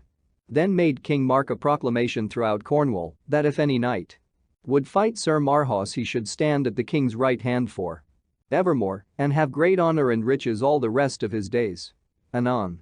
This news came to the land of Lyonesse, and when young Tristram heard it, he was angry and ashamed to think no knight of Cornwall durst assail the Irish champion. Alas, said he, that I am not a knight, that I might match this Marhaus. I pray you give me leave, sir, to depart to King Mark's court and beg of his grace to make me knight. Be ruled by thy own courage, said his father. So Tristram rode away forthwith to Tintagel to King Mark, and went up boldly to him and said, Sir, give me the order of knighthood and I will fight to the uttermost with Sir Marhaus of Ireland. What are ye, and whence come ye? Said the king, seeing he was but a young man, though strong and well made both in body and limb. My name is Tristram, said he, and I was born in the country of Lyonesse. But know ye, said the king, this Irish knight will fight with none who be not come of royal blood and near of kin to kings or queens, as he himself is, for his sister is the Queen of Ireland. Then said Tristram, let him know that I am come both on my father's and my mother's side of blood as good as his, for my father is King Meliodas. And my mother was that Queen Elizabeth, thy sister, who died in the forest at my birth. When King Mark heard that he welcomed him with all his heart and knighted him forthwith and made him ready to go forth as soon as he would choose and armed him royally in armor covered with gold and silver. Then he sent Sir Marhaus word that a better man than he should fight with him, Sir Tristram of Lyonesse, son of King Meliodas and of King Mark's own sister. So the battle was ordained to be fought in an island near Sir Marhaus's ships, and there Sir Tristram landed on the morrow, with Gouvernail alone attending him for squire, and him he sent back to the land when he had made himself ready. When Sir Marhaus and Sir Tristram were thus left alone, Sir Marhaus said, Young knight Sir Tristram, what doest thou here? I am full sorry for thy rashness, for oft times have I been assailed in vain, and by the best knights of the world. Be warned in time, return to them that sent thee. Fair knight and well-proved knight, replied Sir Tristram, be sure that I shall never quit this quarrel till one of us be overcome. For this cause have I been made knight, and thou shalt know before we part that though as yet unproved, I am a king's son and firstborn of a queen. Moreover, I have promised to deliver Cornwall from this ancient burden, or to die. Also, thou shouldst have known, Sir Marhaus, that thy valor and thy might are but the better reasons why I should assail thee, for whether I win or lose, I shall gain honor to have met so great a knight as thou art. Then they began the battle and tilted at their hardest against each other, so that both knights and horses fell to the earth. But Sir Marhaus's spear smote Sir Tristram a great wound in the side. Then, springing up from their horses, they lashed together with their swords like two wild boars. And when they had stricken together a great while they left off strokes and lunged at one another's breasts and visors, but seeing this availed not, they hurtled together again to bear each other down. Illustration. Then they began the battle and tilted at their hardest against each other.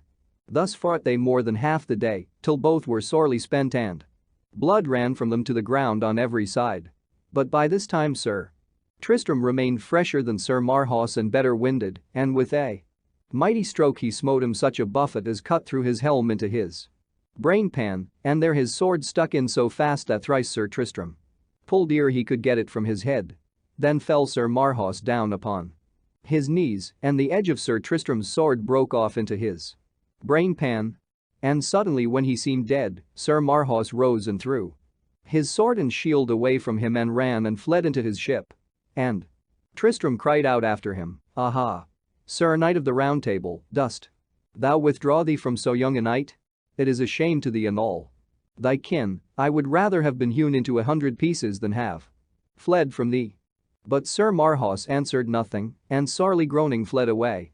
"Farewell, Sir Knight, farewell," laughed Tristram, whose own voice now was hoarse and faint with loss of blood. "I have thy sword and shield in my safe keeping, and will wear them in all places where I ride on my adventures, and before King Arthur and the Table Round." Then was Sir Marhaus taken back to Ireland by his company, and as soon as he arrived his wounds were searched, and when they searched his head they found therein a piece of Tristram's sword, but all the skill of surgeons was in vain to move it out. So anon Sir Marhaus died. But the queen, his sister, took the piece of sword blade and put it safely by, for she thought that some day it might help her to revenge her brother's death. Meanwhile, Sir Tristram, being sorely wounded, sat down softly on a little mound and bled passing fast, and in that evil case was found anon by Gouvernail and King Mark's knights. Then they gently took him up and brought him in a barge back to the land and lifted him into a bed within the castle and had his wounds dressed carefully. But for a great while he lay sorely sick and was likely to have died of the first stroke Sir Marhaus had given him with the spear, for the point of it was poisoned. And, though the wisest surgeons and leeches, both men and women, came from every part, yet could he be by no means cured. At last came a wise lady and said plainly that Sir Tristram never should be healed until he went and stayed in that same country whence the poison came. When this was understood, the king sent Sir Tristram in a fair and goodly ship to Ireland, and by fortune he arrived fast by a castle where the king and queen were. And as the ship was being anchored, he sat upon his bed and harped a merry lay, and made so sweet a music as was never equaled. When the king heard that the sweet harper was a wounded knight, he sent for him and asked his name. "I am of the country of Lyonesse," he answered, "and my name is Tramtrist," for he dared not tell his true name, lest the vengeance of the queen should fall upon him for her brother's death. "Well," said King Anguish, "thou art right welcome here, and shalt have all the help this land can give thee, but be not anxious if I am at times cast down and sad, for but lately in Cornwall the best knight in the world, fighting for my cause, was slain. His name was Sir Marhaus, a knight of King Arthur's Round Table." And then he told Sir Tristram all the story of Sir Marhaus's battle, and Sir Tristram made pretense of great surprise and sorrow, though he knew all far better than the king himself. Then was he put in charge of the king's daughter, La Belle Isoult, to be healed of his wound, and she was as fair and noble a lady as men's eyes might see. And so marvelously was she skilled in medicine that in a few days she fully cured him, and in return Sir Tristram taught her the harp. So, before long, they two began to love each other greatly. But at that time a heathen knight, Sir Palomides, was in Ireland and much cherished by the king and queen. He also loved mightily La Belle Isoult and never wearied of making her great gifts and seeking for her favor, and was ready even to be christened for her sake.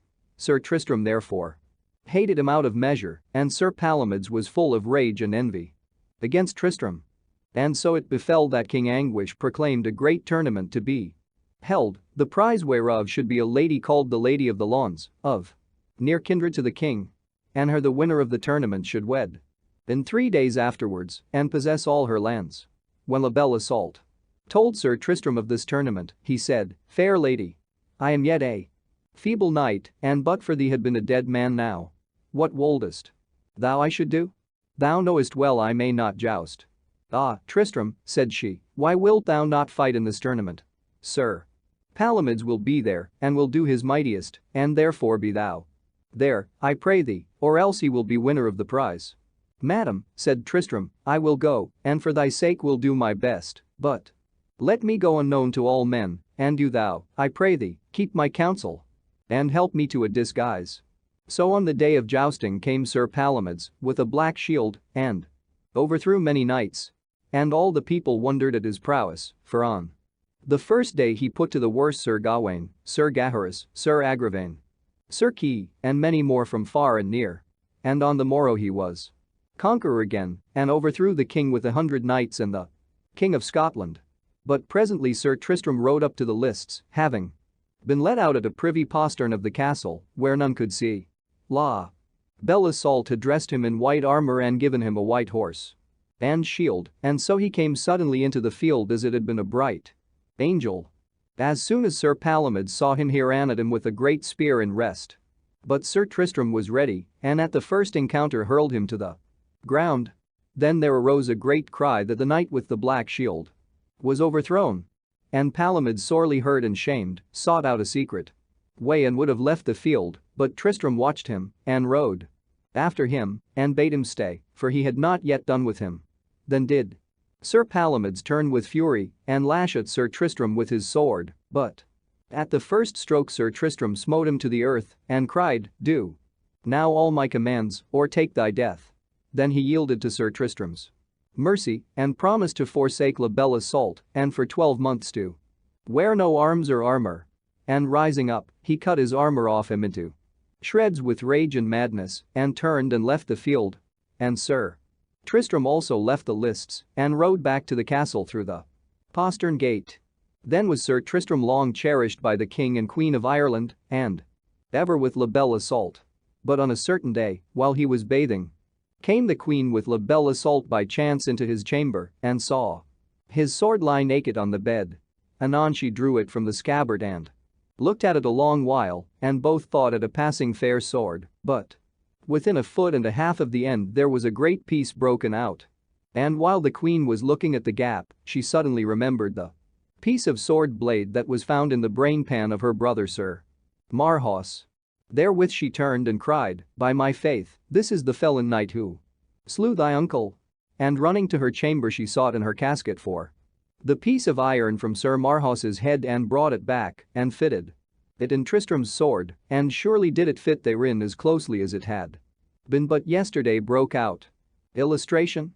And running to her chamber, she sought in her casket for the piece of iron and fitted it in Tristram's sword. Then the Queen caught the sword up fiercely in her hand and ran into the room where Sir Tristram was yet in his bath and making straight for him had run him through the body, had not his squire, Sir Hebes, got her in his arms and pulled the sword away from her. Then ran she to the king and fell upon her knees before him, saying, "Lord and husband, thou hast here in thy house that felon knight who slew my brother Marhaus." "Who is it?" said the king. "It is Sir Tristram," said she, "whom Isault hath healed." "Alas," replied the king, "I am full grieved thereat, for he is a good knight as ever I have seen in any field, but I charge thee leave thou him and let me deal with him." Then the king went to Sir Tristram's chamber and found him all armed and ready to mount his horse and said to him, "Sir Tristram, it is not to prove me against thee I come, for it were shameful of thy host to seek thy life. Depart in peace, but tell me first thy name and whether thou slewest my brother, Sir Marhaus." Then Sir Tristram told him all the truth and how he had hid his name, to be unknown in Ireland, and when he had ended, the king declared he held him in no blame. "Hobart, I cannot for mine honour's sake retain thee at this court, for so I should displease my barons and my wife and all her kin." "Sir," said Sir Tristram, "I thank thee for the goodness thou hast shown me here, and for the great goodness my lady, thy daughter, hath shown me. And it may chance to be more for thy advantage if I live than if I die. For wheresoever I may be, I shall ever seek thy service, and shall be my lady thy daughter's servant in all places, and her knight in right and wrong, and shall never fail to do for her as much as knight can do." Then Sir Tristram went to La Belle Isault and took his leave of her. "O gentle knight," said she, "full of grief am I at your departing, for never yet I saw a man to love so well." "Madam," said he, "I promise faithfully that all my life I shall be your knight." Then Sir Tristram gave her a ring, and she gave him another, and after that he left her, weeping and lamenting, and went among the barons and openly took his leave of them all, saying, "Fair lords, it so befalleth that I now must depart hence, therefore, if there be any here whom I have offended or who is grieved with me, let him now say it, and before I go I will amend it to the utmost of my power. And if there be but one who would speak shame of me behind my back, let him say it now or never, and here is my body to prove it on body against body." And all stood still and said no word, though some there were of the Queen's kindred who would have assailed him had they dared. So Sir Tristram departed from Ireland and took the sea and came with a fair wine to Tintagel. And when the news came to King Mark that Sir Tristram was returned, healed of his wound, he was passing glad, and so were all his barons. And when he had visited the king his uncle, he rode to his father, King Meliodas, and there had all the heartiest welcome that could be made him. And both the king and queen gave largely to him of their lands and goods. Anon he came again to King Mark's court, and there lived in great joy and pleasure, till within a while the king grew jealous of his fame, and of the love and favor shown him by all damsels. And as long as King Mark lived, he never after loved Sir Tristram, though there was much fair speech between them. Then it befell upon a certain day that the good knight Sir Bleoberis de Ganys, brother to Sir Blamor de Ganys, and nigh cousin to Sir Lancelot of the Lake, came to King Mark's court and asked of him a favor. And though the king marveled, seeing he was a man of great renown, and a knight of the Round Table, he granted him all his asking. Then said Sir Bleoberis, I will have the fairest lady in your court, at my own choosing. I may not say thee nay, replied the king, choose therefore, but take all the issues of thy choice.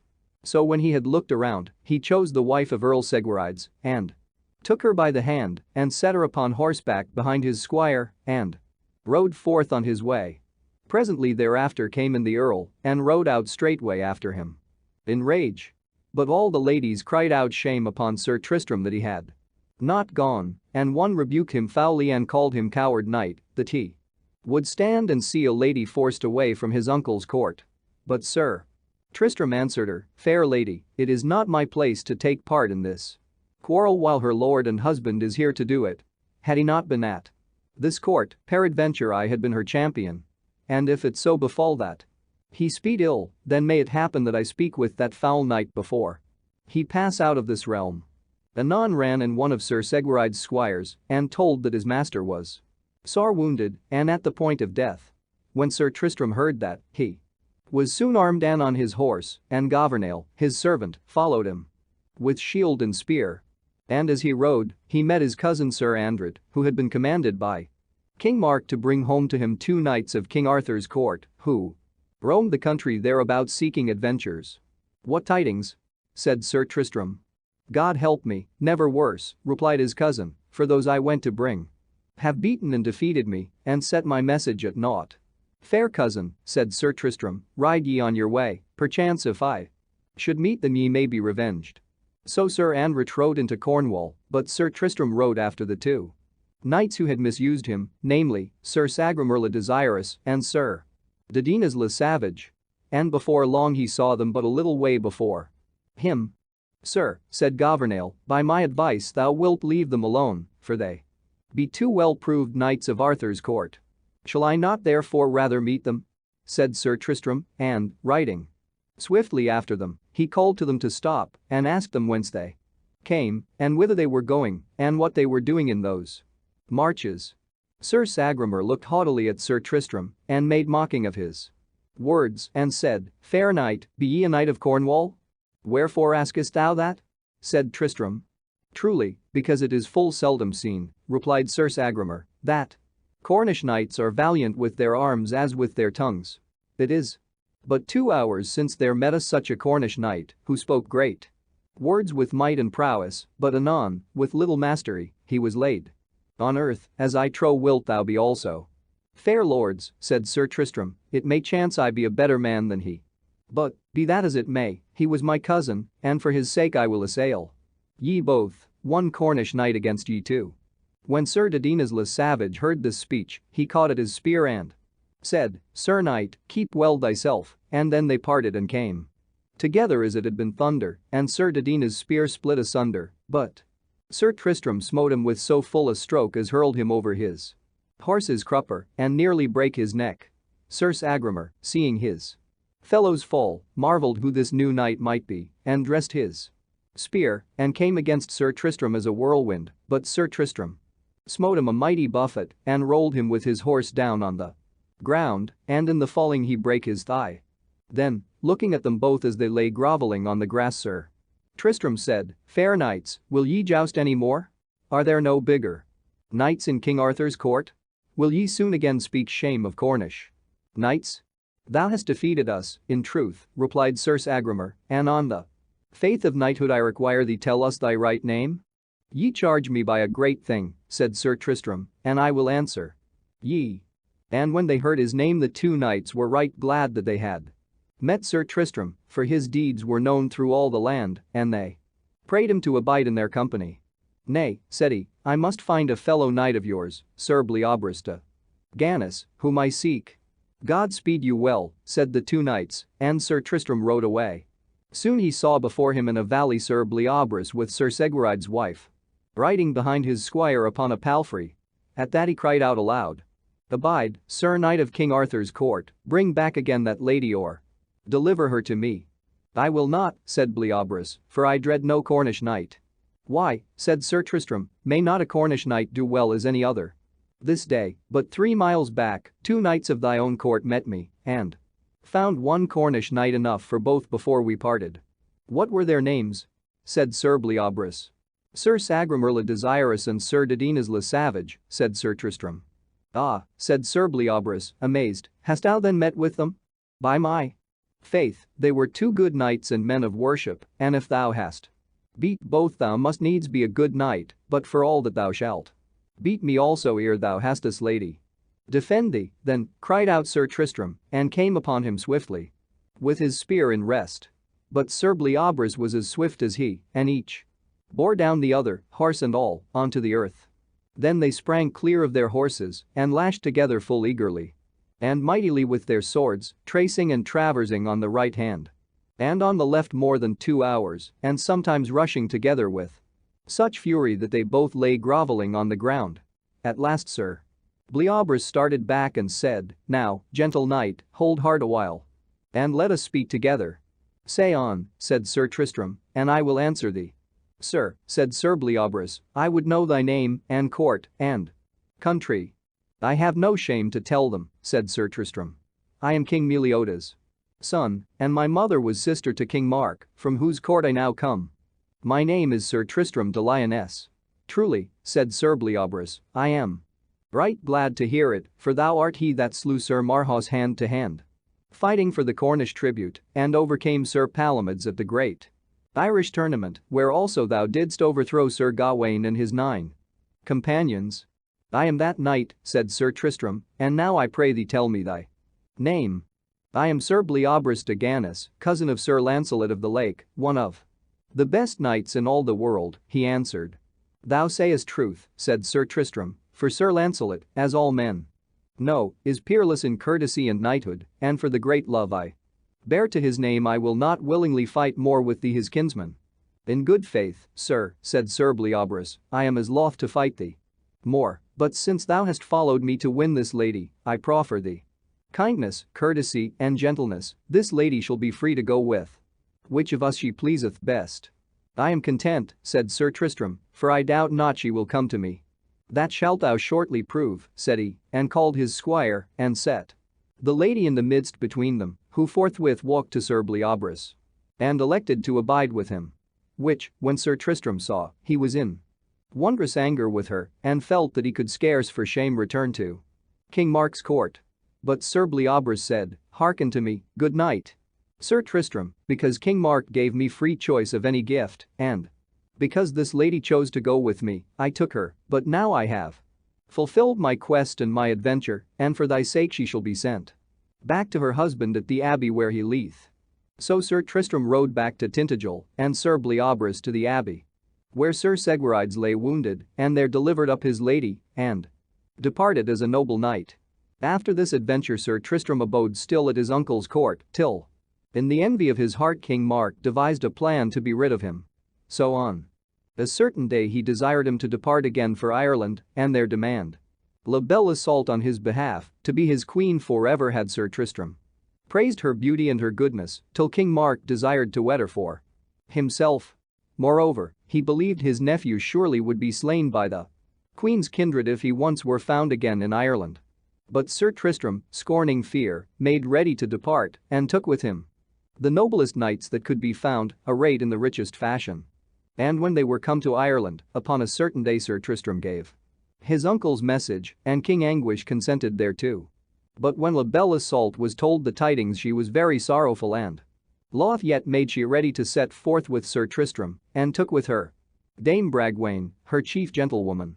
Then the queen gave Dame Bragwaine and Gouvernail, Sir Tristram's servant, a little flask, and charged them that La Belle Isoult and King Mark should both drink of it on their marriage day, and then should they surely love each other all their lives. Anon, Sir Tristram and Isoult, with a great company, took the sea and departed. And so it chanced that one day sitting in their cabin they were athirst, and saw a little flask of gold which seemed to hold good wine. So Sir Tristram took it up and said, "Fair lady, this looketh to be the best of wines, and your maid, Dame Bragwaine, and my servant, Gouvernail, have kept it for themselves." Thereat they both laughed merrily and drank each after other from the flask, and never before had they tasted any wine which seemed so good and sweet.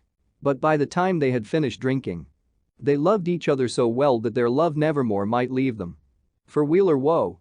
And thus it came to pass that though Sir Tristram might never wed La Belle Isoult, he did the mightiest deeds of arms for her sake only all his life. Illustration. By the time they had finished drinking they loved each other so well that their love nevermore might leave them. Then they sailed onwards till they came to a castle called Pluere, where they would have rested. But anon there ran forth a great company and took them prisoners. And when they were in prison, Sir Tristram asked a knight and lady whom they found therein wherefore they were so shamefully dealt with, for, said he, it was never the custom of any place of honor that I ever came unto to seize a knight and lady asking shelter and thrust them into prison, and a full evil and discourteous custom is it. Sir, said the knight, know ye not that this is called the castle Pluere, or the Weeping Castle, and that it is an ancient custom here that whatsoever knight abideth in it must needs fight the lord of it, Sir Brunner, and he that is the weakest shall lose his head. And if the lady he hath with him be less fair than the lord's wife, she shall lose her head, but if she be fairer, then must the lady of the castle lose her head. Now heaven help me, said Sir Tristram, but this is a foul and shameful custom. Yet have I one advantage, for my lady is the fairest that doth live in all the world, so that I nothing fear for her, and as for me, I will full gladly fight for my own head in a fair field. Then said the knight, look ye be up betimes tomorrow, and make you ready. And your lady. And on the morrow came Sir Brunner to Sir Tristram, and put him and Isoult forth out of prison, and brought him a horse and armor, and bade him make ready, for all the commons and estates of that lordship waited in the field to see and judge the battle. Then Sir Brunner, holding his lady by the hand, all muffled, came forth. And Sir Tristram went to meet him with La Belle Isoult beside him, muffled also. Then said Sir Brunner, Sir knight, if thy lady be fairer than mine, with thy sword smite off my lady's head, but if my lady be fairer than thine, with my sword I will smite off thy lady's head. And if I overcome thee, thy lady shall be mine, and thou shalt lose thy head. Sir knight, replied Sir Tristram, this is a right foul and felon custom, and rather than my lady shall lose her head will I lose my own. Nay, said Sir Brunner, but the ladies shall be now compared together, and judgment shall be had. I consent not, cried Sir Tristram, for who is here that will give rightful judgment? Yet doubt not that my lady is far fairer than thine own, and that will I prove and make good. Therewith Sir Tristram lifted up the veil from off La Belle Isoult, and stood beside her with his naked sword drawn in his hand. Then Sir Brunner unmuffled his lady and did in like manner. But when he saw La Belle Isoult he knew that none could be so fair, and all there present gave their judgment so. Then said Sir Tristram, because thou and thy lady have long used this evil custom, and have slain many good knights and ladies, it were a just thing to destroy thee both. In good sooth, said Sir Brunner, thy lady is fairer than mine, and of all women I never saw any so fair. Therefore, slay my lady if thou wilt. And I doubt not, but I shall slay thee and have thine. Thou shalt win her, said Sir Tristram, as dearly as ever knight won lady, and because of thy own judgment and of the evil custom that thy lady hath consented to, I will slay her as thou sayest. And therewithal Sir Tristram went to him and took his lady from him, and smote off her head at a stroke. Now take thy horse, cried out Sir Brunner, for since I have lost my lady I will win thine and have thy life. So they took their horses and came together as fast as they could fly, and Sir Tristram lightly smote Sir Brunner from his horse.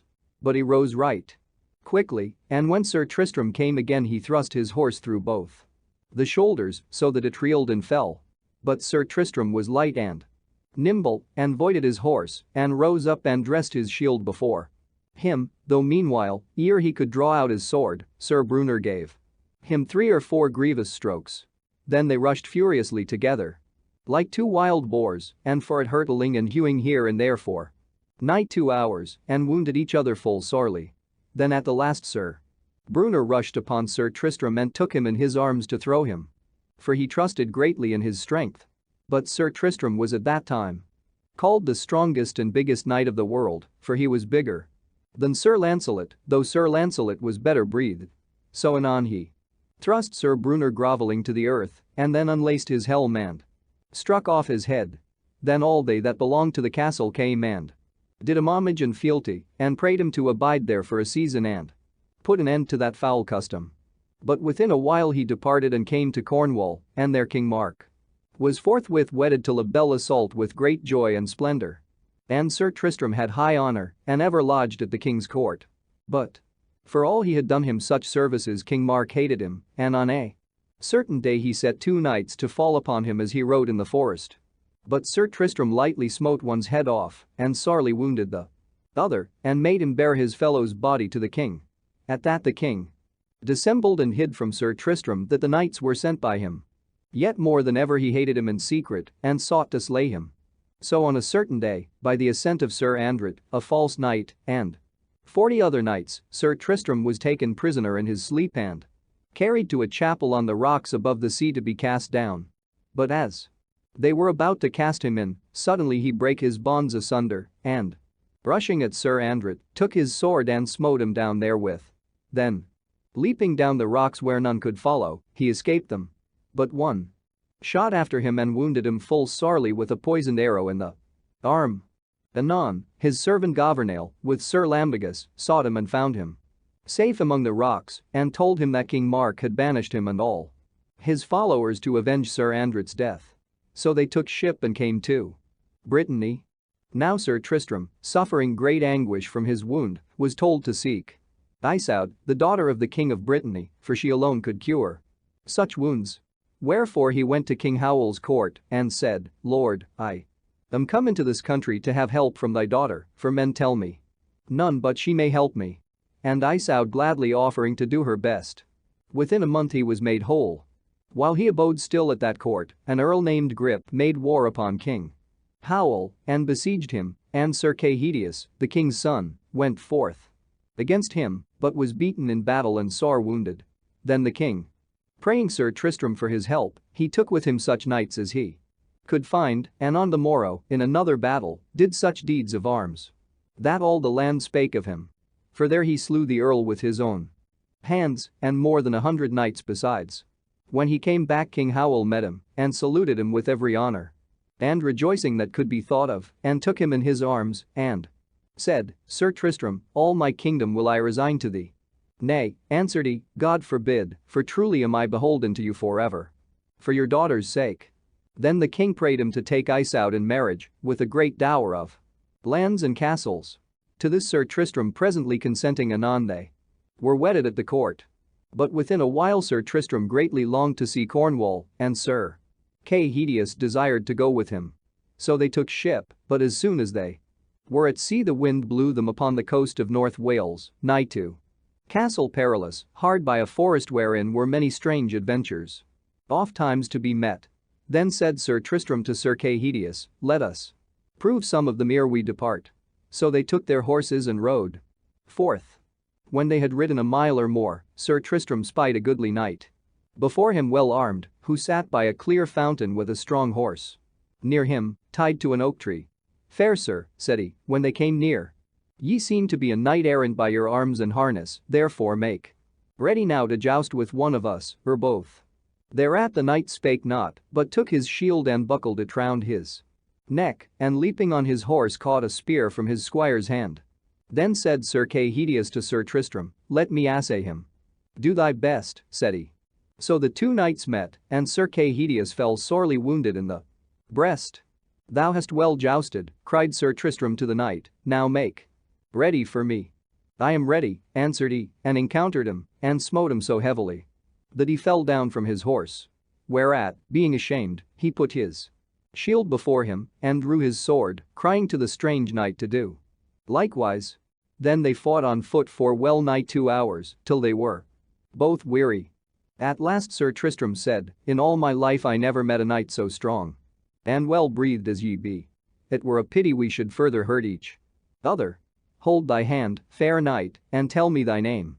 "That will I," answered he, "if thou wilt tell me thine." "My name," said he, "is Sir Tristram of Lyonesse." "And mine, Sir Lambric of Gaul." Then both cried out together, "Well met," and Sir Lambric said, "Sir, for your great renown, I will that ye have all the worship of this battle. And therefore will I yield me unto you." And therewith he took his sword by the point to yield him. "Nay," said Sir Tristram, "ye shall not do so, for well I know ye do it of courtesy, and not of dread." And therewith he offered his sword to Sir Lambric, saying, "Sir, as an overcome knight, I yield me unto you as unto the man of noblest powers I have ever met with." "Hold," said Sir Lambric, "let us now swear together nevermore to fight against each other." Then did they swear as he said. Then Sir Tristram returned to Sir Cahedius, and when he was whole of his wounds, they departed together in a ship and landed on the coast of Cornwall. And when they came ashore, Sir Tristram eagerly sought news of La Belle Isoult. And one told him in mistake that she was dead. Whereat, for sore and grievous sorrow, he fell down in a swoon, and so lay for 3 days and nights. When he awoke therefrom he was crazed, and ran into the forest and abode there like a wild man many days, whereby he waxed lean and weak of body and would have died, but that a hermit laid some meat beside him as he slept. Now in that forest was a giant named Tolias, who, for fear of Tristram, had hid himself within a castle, but when they told him he was mad, came forth and went at large again. And on a certain day he saw a knight of Cornwall, named Sir Dinant, pass by with a lady, and when he had alighted by a well to rest, the giant leaped out from his ambush and took him by the throat to slay him. But Sir Tristram, as he wandered through the forest, came upon them as they struggled, and when the knight cried out for help, he rushed upon the giant and taking up Sir Dinant's sword, struck off therewith the giant's head and straightway disappeared among the trees. Anon, Sir Dinant took the head of Tolias and bare it with him to the court of King Mark, whither he was bound, and told of his adventures. "Where had ye this adventure?" said King Mark. "At a fair fountain in thy forest," answered he. "I would fain see that wild man," said the king. So within a day or two he commanded his knights to a great hunting in the forest. And when the king came to the well, he saw a wild man lying there, asleep, having a sword beside him, but he knew not that it was Sir Tristram. Then he blew his horn and summoned all his knights to take him gently up and bear him to the court. And when they came thereto they bathed and washed him and brought him somewhat to his right mind. Now La Belle Isoult knew not that Sir Tristram was in Cornwall, but when she heard that a wild man had been found in the forest, she came to see him. And so sorely was he changed, she knew him not. Yet, said she to Dame Bragwaine, in good faith I seem to have beheld him oft times before. As she thus spoke, a little hound, which Sir Tristram had given her when she first came to Cornwall, and which was ever with her, saw Sir Tristram lying there, and leapt upon him, licking his hands and face, and whined and barked for joy. "Alas," cried out La Belle Isoult, "it is my own true knight Sir Tristram." And at her voice Sir Tristram's senses wholly came again, and well nigh he wept for joy to see his lady living. But never would the hound depart from Tristram, and when King Mark and other knights came up to see him, it sat upon his body and bayed at all who came too near. Then one of the knights said, "Surely this is Sir Tristram, I see it by the hound." "Nay," said the king, "it cannot be," and asked Sir Tristram on his faith who he was. "My name," said he, "is Sir Tristram of Lyonesse, and now ye may do what ye list with me." Then the king said, "It repents me that ye are recovered," and sought to make his barons slay him. But most of them would not assent thereto, and counselled him instead to banish Tristram for 10 years again from Cornwall for returning without orders from the king. So he was sworn to depart forthwith. And as he went towards the ship, a knight of King Arthur, named Sir Dinadan, who sought him, came and said, "Fair knight, ere that you pass out of this country, I pray you joust with me." "With a good will," said he. Then they ran together, and Sir Tristram lightly smote him from his horse. Anon he prayed Sir Tristram's leave to bear him company, and when he had Consented they rowed together to the ship. Then was Sir Tristram full of bitterness of heart and said to all the knights who took him to the shore, "Greet well King Mark and all mine enemies from me, and tell them I will come again when I may. Well am I now rewarded for slaying Sir Marhaus and delivering this kingdom from its bondage, and for the perils wherewithal I brought La Belle Isoult from Ireland to the king and rescued her at the castle Pluyer, and for the slaying of the giant Tullias and all the other deeds that I have done for Cornwall and King Mark." Thus angrily and passing bitterly he spake and went his way. And after sailing a while the ship stayed at a landing place upon the coast of Wales, and there Sir Tristram and Sir Dinadan alighted, and on the shore they met two knights, Sir Ector and Sir Bors. And Sir Ector encountered with Sir Dinadan and smote him to the ground, but Sir Bors would not encounter with Sir Tristram, for, said he, no Cornish knights are men of worship. Thereat Sir Tristram was full wroth, but presently there met them two more knights, Sir Bleoberis and Sir Driant, and Sir Bleoberis proffered to joust with Sir Tristram, who shortly smote him down. "I had not thought," cried out Sir Bors, "that any Cornish knight could do so valiantly." Then Sir Tristram and Sir Dinadan departed and rode into a forest, and as they rode a damsel met them, who for Sir Lancelot's sake was seeking any noble knights to rescue him. For Queen Morgan le Fay, who hated him, had ordered 30 men at arms to lie in ambush for him as he passed, with the intent to kill him. So the damsel prayed them to rescue him. Then said Sir Tristram, "Bring me to that place, fair damsel." But Sir Dinadan cried out, "It is not possible for us to meet with 30 knights.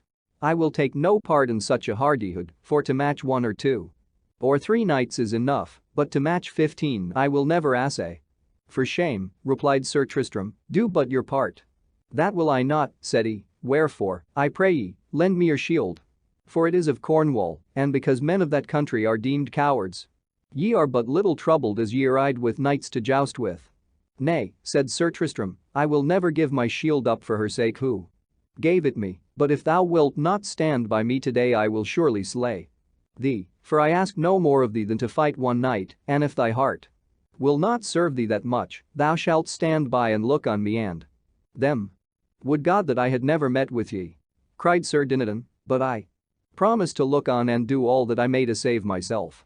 Anon they came to where the 30 knights lay waiting, and Sir Tristram rushed upon them, saying, "Here is one who fights for love of Lancelot." Then slew he 2 of them at the first onset with his spear, and 10 more swiftly after with his sword. At that Sir Dinadan took courage and assailed the others with him, till they turned and fled. But Sir Tristram and Sir Dinadan rode on till nightfall, and meeting with a shepherd, asked him if he knew of any lodging thereabouts. "Truly, fair lords," said he, "there is good lodging in a castle hard by. But it is a custom there that none shall lodge therein save ye first joust with 2 knights, and as soon as ye be within, ye shall find your match." "That is an evil lodging," said Sir Dinadan, "lodge where ye will, I will not lodge there." "Shame on thee," said Sir Tristram, "art thou a knight at all?" Then he required him on his knighthood to go with him, and they rode together to the castle. As soon as they were near, 2 knights came out and ran full speed against them, but both of them they overthrew and went within the castle and had noble cheer.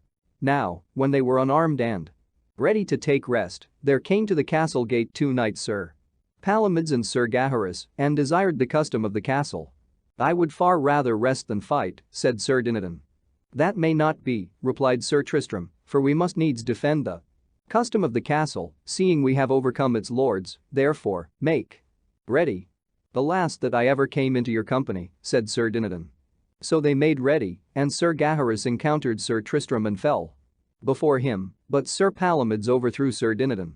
Then would all fight on foot save Sir Dinadan, for he was sorely bruised and frighted by his fall. And when Sir Tristram prayed him to fight, "I will not," answered he, "for I was wounded by those 30 knights with whom we fought this morning, and as to you, ye are in truth like one gone mad, and who would cast himself away. There be but 2 knights in the world so mad, and the other is Sir Lancelot, with whom I once rode forth, who kept me evermore at battling so that for a quarter of a year thereafter I lay in my bed. Heaven defend me again from either of your fellowships." "Well," said Sir Tristram, "if it must be, I will fight them both." Therewith he drew his sword and assailed Sir Palomides and Sir Gaheris together, but Sir Palomides said, "Nay, but it is a shame for two to fight with one." So he bade Sir Gaheris stand by, and he and Sir Tristram fought long together, but in the end Sir Tristram drave him backward, whereat Sir Gaheris and Sir Dinadan with one accord sundered them. Then Sir Tristram prayed the two knights to lodge there, but Sir Dinadan departed and rode away into a priory hard by, and there he lodged that night.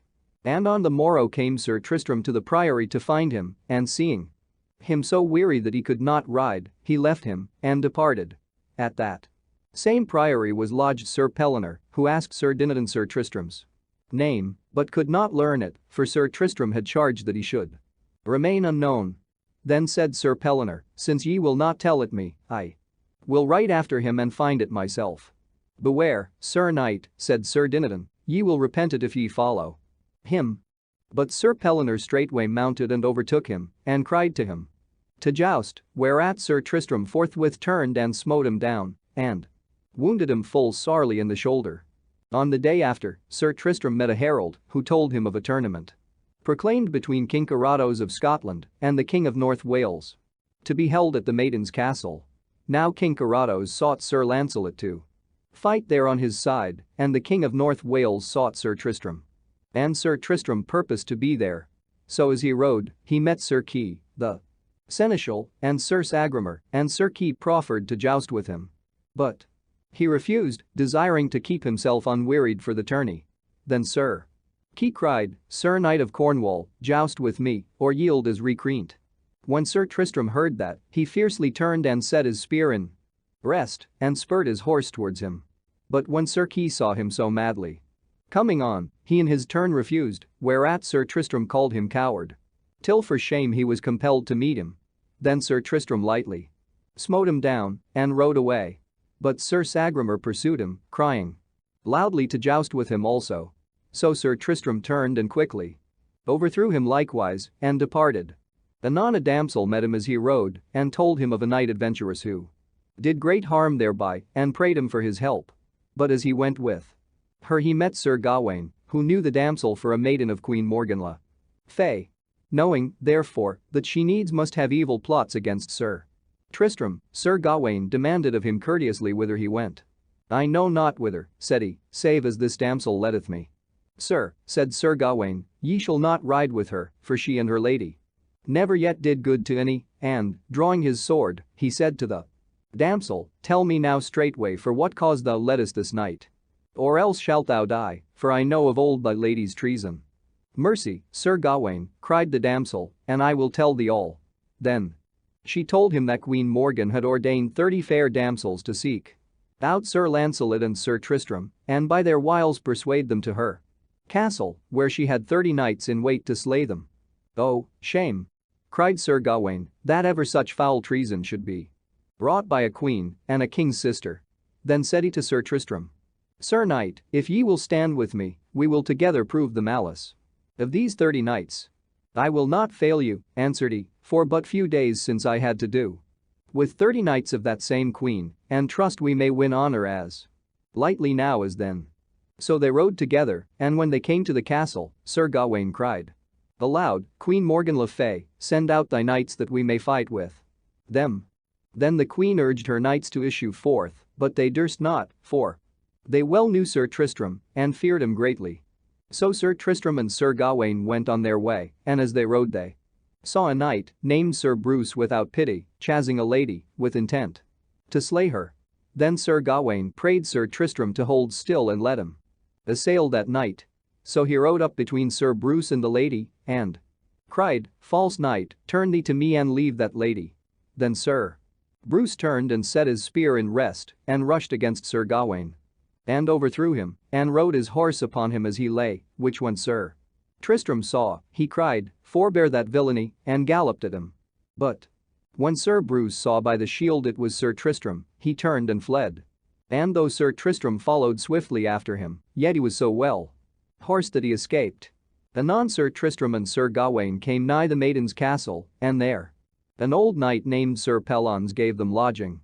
And Sir Persides, the son of Sir Pellinore, a good knight, came out to welcome them. And, as They stood talking at a bay window of the castle. They saw a goodly knight ride by on a black horse and carrying a black shield. "What knight is that?" asked Tristram. "One of the best knights in all the world," said Sir Persides. "Is he Sir Lancelot?" said Sir Tristram. "Nay," answered Sir Persides, "it is Sir Palomides, who is yet unchristened." Within a while one came and told them that a knight with a black shield had smitten down 13 knights. "Let us go and see this jousting," said Sir Tristram. So they armed themselves and went down. And when Sir Palomides saw Sir Persides, he sent a squire to him and proffered him to joust. So they jousted, and Sir Persides was overthrown. Then Sir Tristram made ready to joust, but ere he had his spear in rest, Sir Palomides took him at advantage and struck him on the shield so that he fell. At that, Sir Tristram was wroth out of measure and sore ashamed, wherefore he sent a squire and prayed Sir Palomides to joust once again. But he would not, saying, "Tell thy master to revenge himself tomorrow at the maiden's castle, where he shall see me again." So on the morrow Sir Tristram commanded his servant to give him a black shield with no cognizance thereon, and he and Sir Persides rode into the tournament and joined King Carato's side. Then the knights of the King of North Wales came forth, and there was a great fighting and breaking of spears and overthrow of men and horses. Now King Arthur sat above in a high gallery to see the tourney and give the judgment, and Sir Lancelot sat beside him.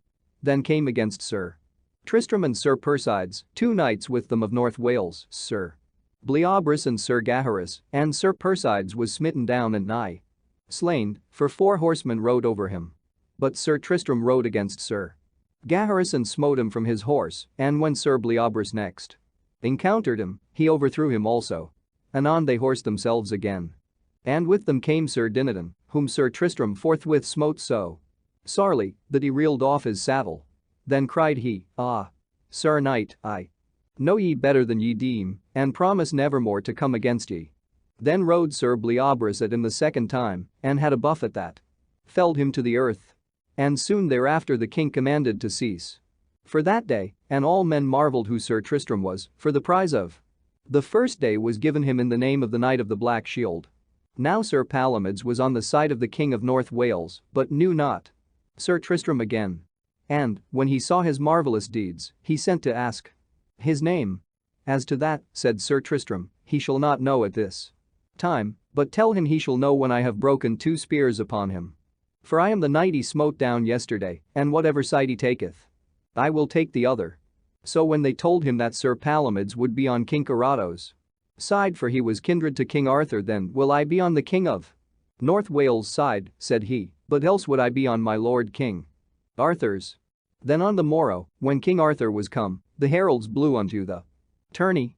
And King Carato's jousted with the King of 100 knights and fell before him, and then came in King Arthur's knights and bare back those of North Wales. But anon Sir Tristram came to aid them and bare back the battle, and fought so mightily that none could stand against him, for he smote down on the right and on the left, so that all the knights and common people shouted his praise. "Since I bear arms," said King Arthur, "never saw I a knight do more marvelous deeds." Then the King of the 100 knights and those of North Wales set upon 20 knights who were of Sir Lancelot's kin, who fought all together, none failing the others. When Sir Tristram beheld their nobleness and valor, he marveled much. "Well may he be valiant and full of prowess," said he, "who hath such noble knights for kindred." So, when he had looked on them a while, he thought it shame to see 200 men assailing 20, and writing to the King of 100 knights, he said, "I pray thee, Sir King, leave your fighting with those 20 knights, for ye be too many and they be too few. For ye shall gain no honor if ye win, and that I see verily ye will not do unless ye slay them, but if ye will not stay, I will ride with them and help them." "Nay," said the king, "ye shall not do so, for full gladly I will do you courtesy," and with that he withdrew his knights. Then Sir Tristram rode his way into the forest, that no man might know him. And King Arthur caused the heralds to blow that the tourney should end that day, and he gave the King of North Wales the prize, because Sir Tristram was on his side. And in all the field there was such a cry that the sound thereof was heard 2 miles away. "The knight with the black shield hath won the field." "Alas!" said King Arthur, "where is that knight?" It is shame to let him thus escape us." Then he comforted his knights and said, "Be not dismayed, my friends, howbeit ye have lost the day, be of good cheer. Tomorrow I myself will be in the field and fare with you." So they all rested that night. And on the morrow the heralds blew unto the field. So the king of North Wales and the king of 100 knights encountered with King Carados and the king of Ireland and overthrew them. With that came King Arthur and did mighty deeds of arms and overthrew the king of North Wales and his fellows and put 20 valiant knights to the worse. Anon came in Sir Palomides and made great fight upon King Arthur's side. But Sir Tristram rode furiously against him, and Sir Palomides was thrown from his horse. Then cried King Arthur, "Knight of the Black Shield, keep thyself."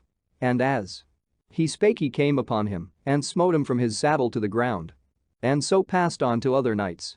Then Sir Palomides, having now another horse, rushed at Sir Tristram as he was on foot, thinking to run over him. But he was aware of him and stepped aside and grasped Sir Palomides by the arms and pulled him off his horse. Then they rushed together with their swords, and many stood still to gaze on them. And Sir Tristram smote Sir Palomides with 3 mighty strokes upon the helm, crying at each stroke, "Take this for Sir Tristram's sake," and with that Sir Palomides fell to the earth. Anon the king of North Wales brought Sir Tristram another horse, and Sir Palomides found one also. Then did they joust again with passing rage, for both by now were like mad lions. But Sir Tristram avoided his spear and seized Sir Palomides by the neck and pulled him from his saddle and bore him onward 10 spears' length and so let him fall.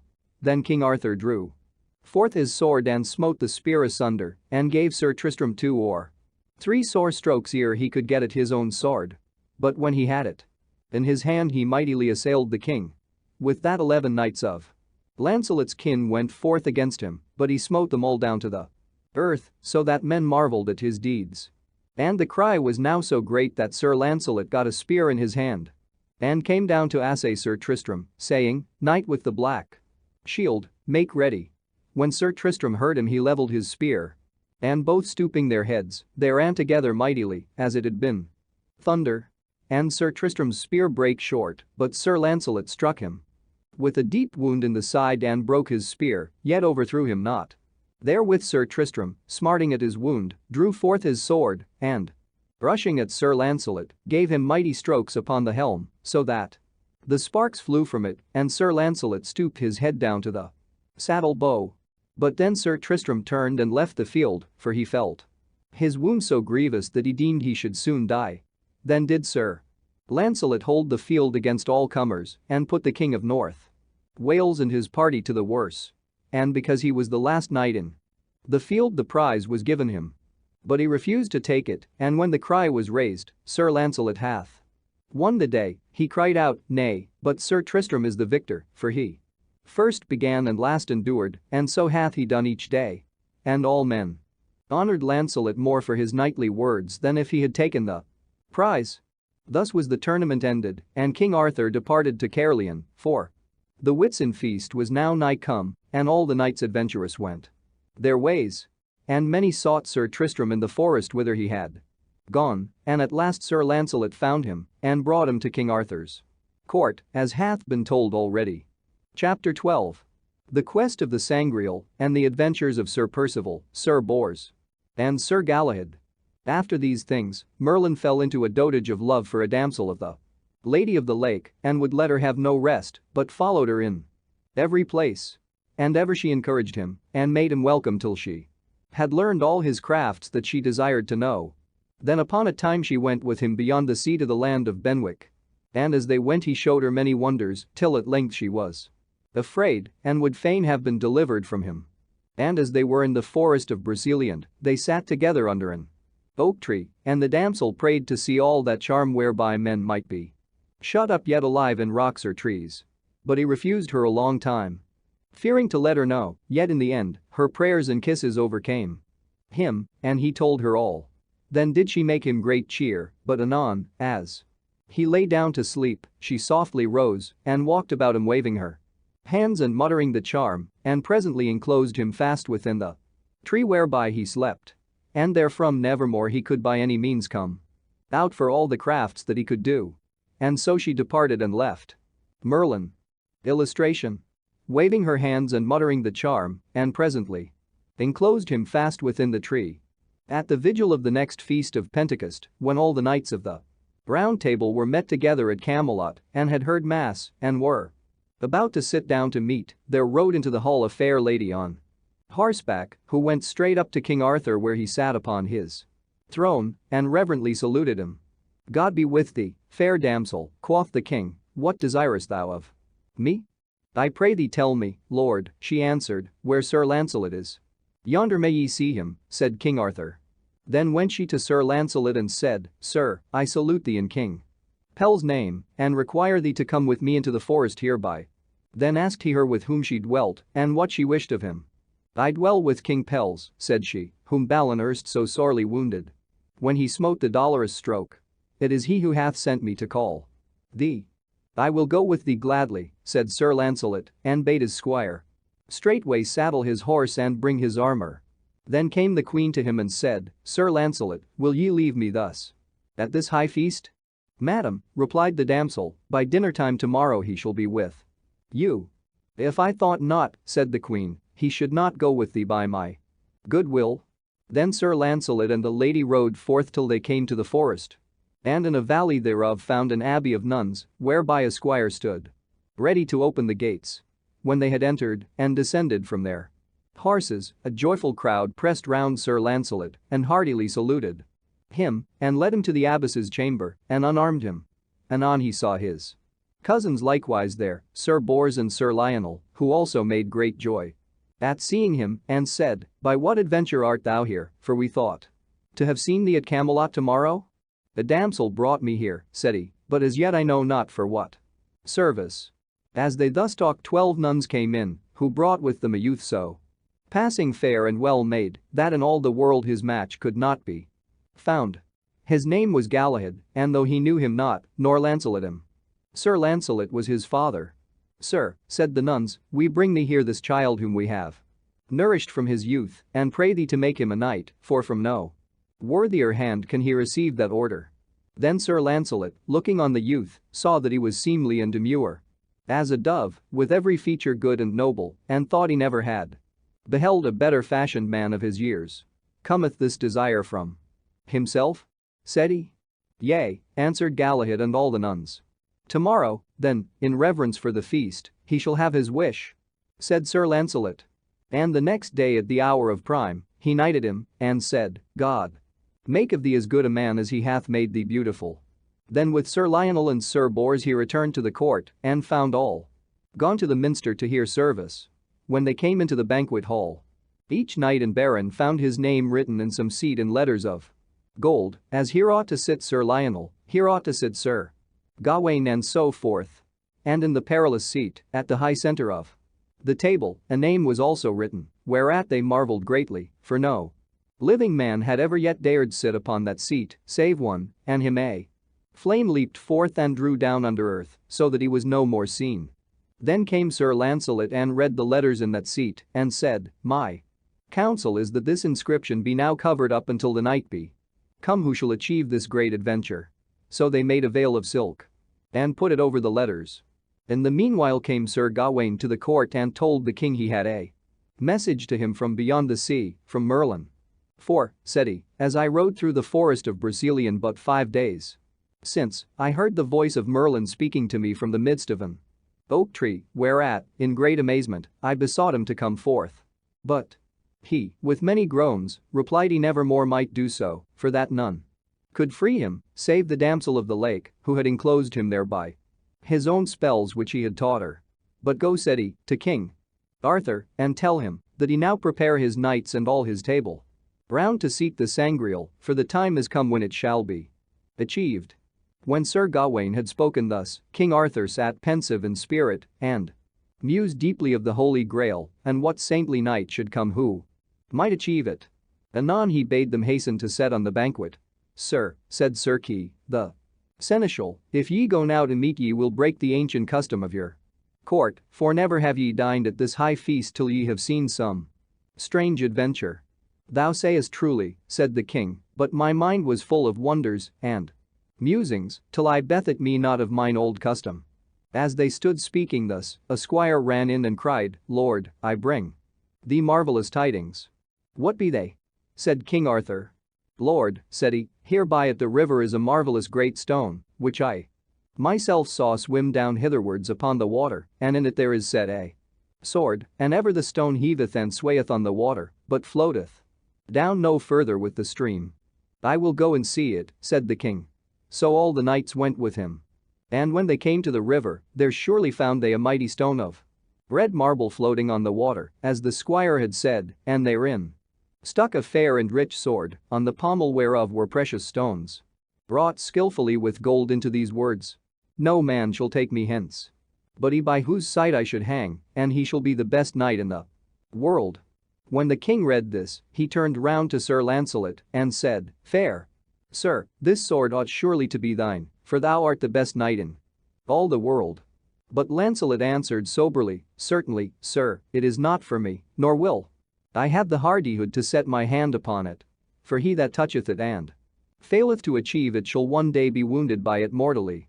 But I doubt not, Lord, this day will show the greatest marvels that we yet have seen. For now the time is fully come, as Merlin hath forewarned us, when all the prophecies about the Sangreal shall be fulfilled. Then stepped Sir Gawain forward and pulled at the sword, but could not move it, and after him Sir Percival, to keep him fellowship in any peril he might suffer. But no other knight durst be so hardy as to try. Now may ye go to your dinner, said Sir Kay, for a marvellous adventure ye have had. So all returned from the river, and every knight sat down in his own place, and the high feast and banquet then was sumptuously begun, and all the hall was full of laughter and loud talk and jests, and running to and fro of squires who served their knights, and noise of jollity and mirth. Then suddenly befell a wondrous thing, for all the doors and windows of the hall shut violently of themselves, and made thick darkness, and presently there came a fair and gentle light from out the perilous seat, and filled the palace with its beams. Then a dead silence fell on all the knights, and each man anxiously beheld his neighbor. But King Arthur rose and said, Lords and fair knights, have ye no fear?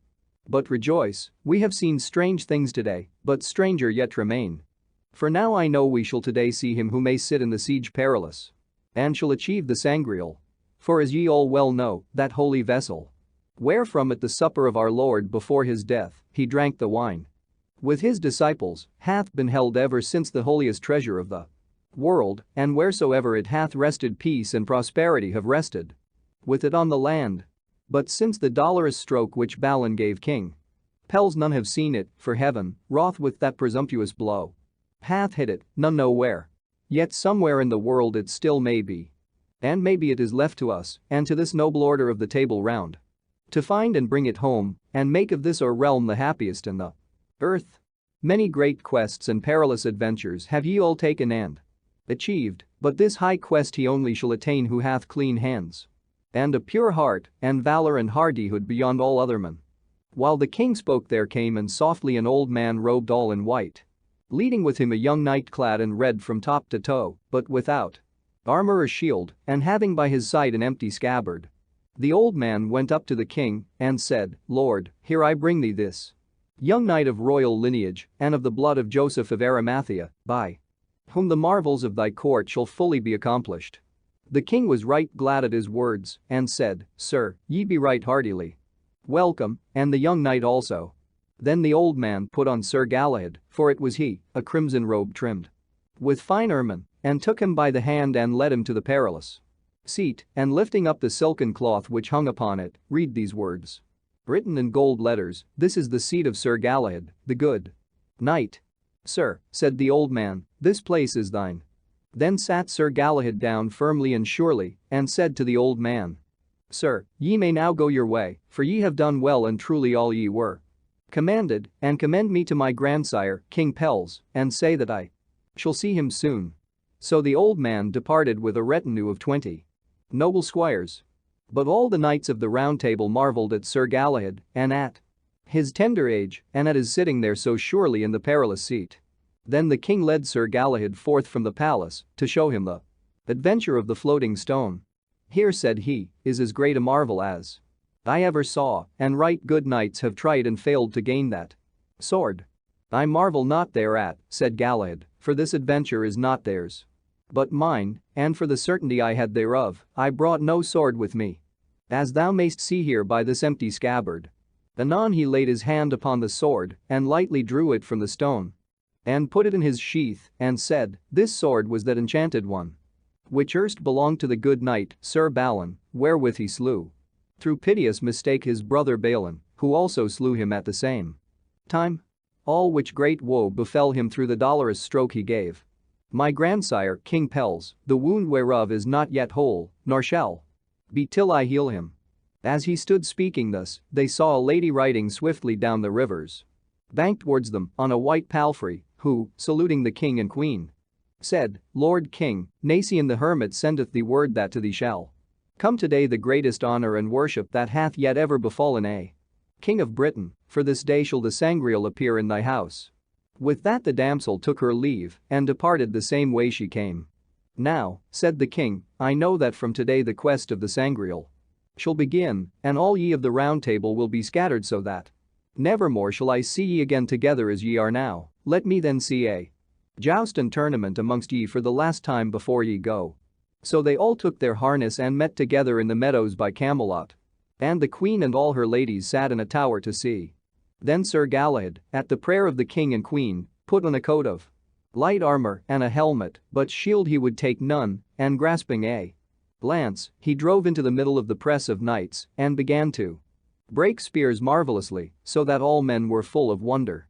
And in so short a time he had surmounted and exceeded the rest, save Sir Lancelot and Sir Percival, that he took the chief worship of the field.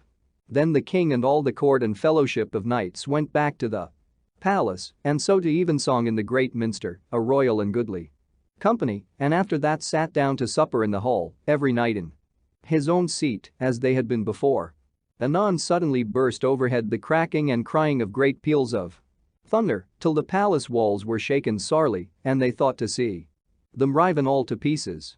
And in the midst of the blast there entered in a sunbeam, clearer by 7 times than ever they saw a day, and a marvelous great glory fell upon them all. Then each knight, looking on his neighbor, found his face fairer than he had ever seen, and so all standing on their feet they gazed as dumb men on each other, not knowing what to say.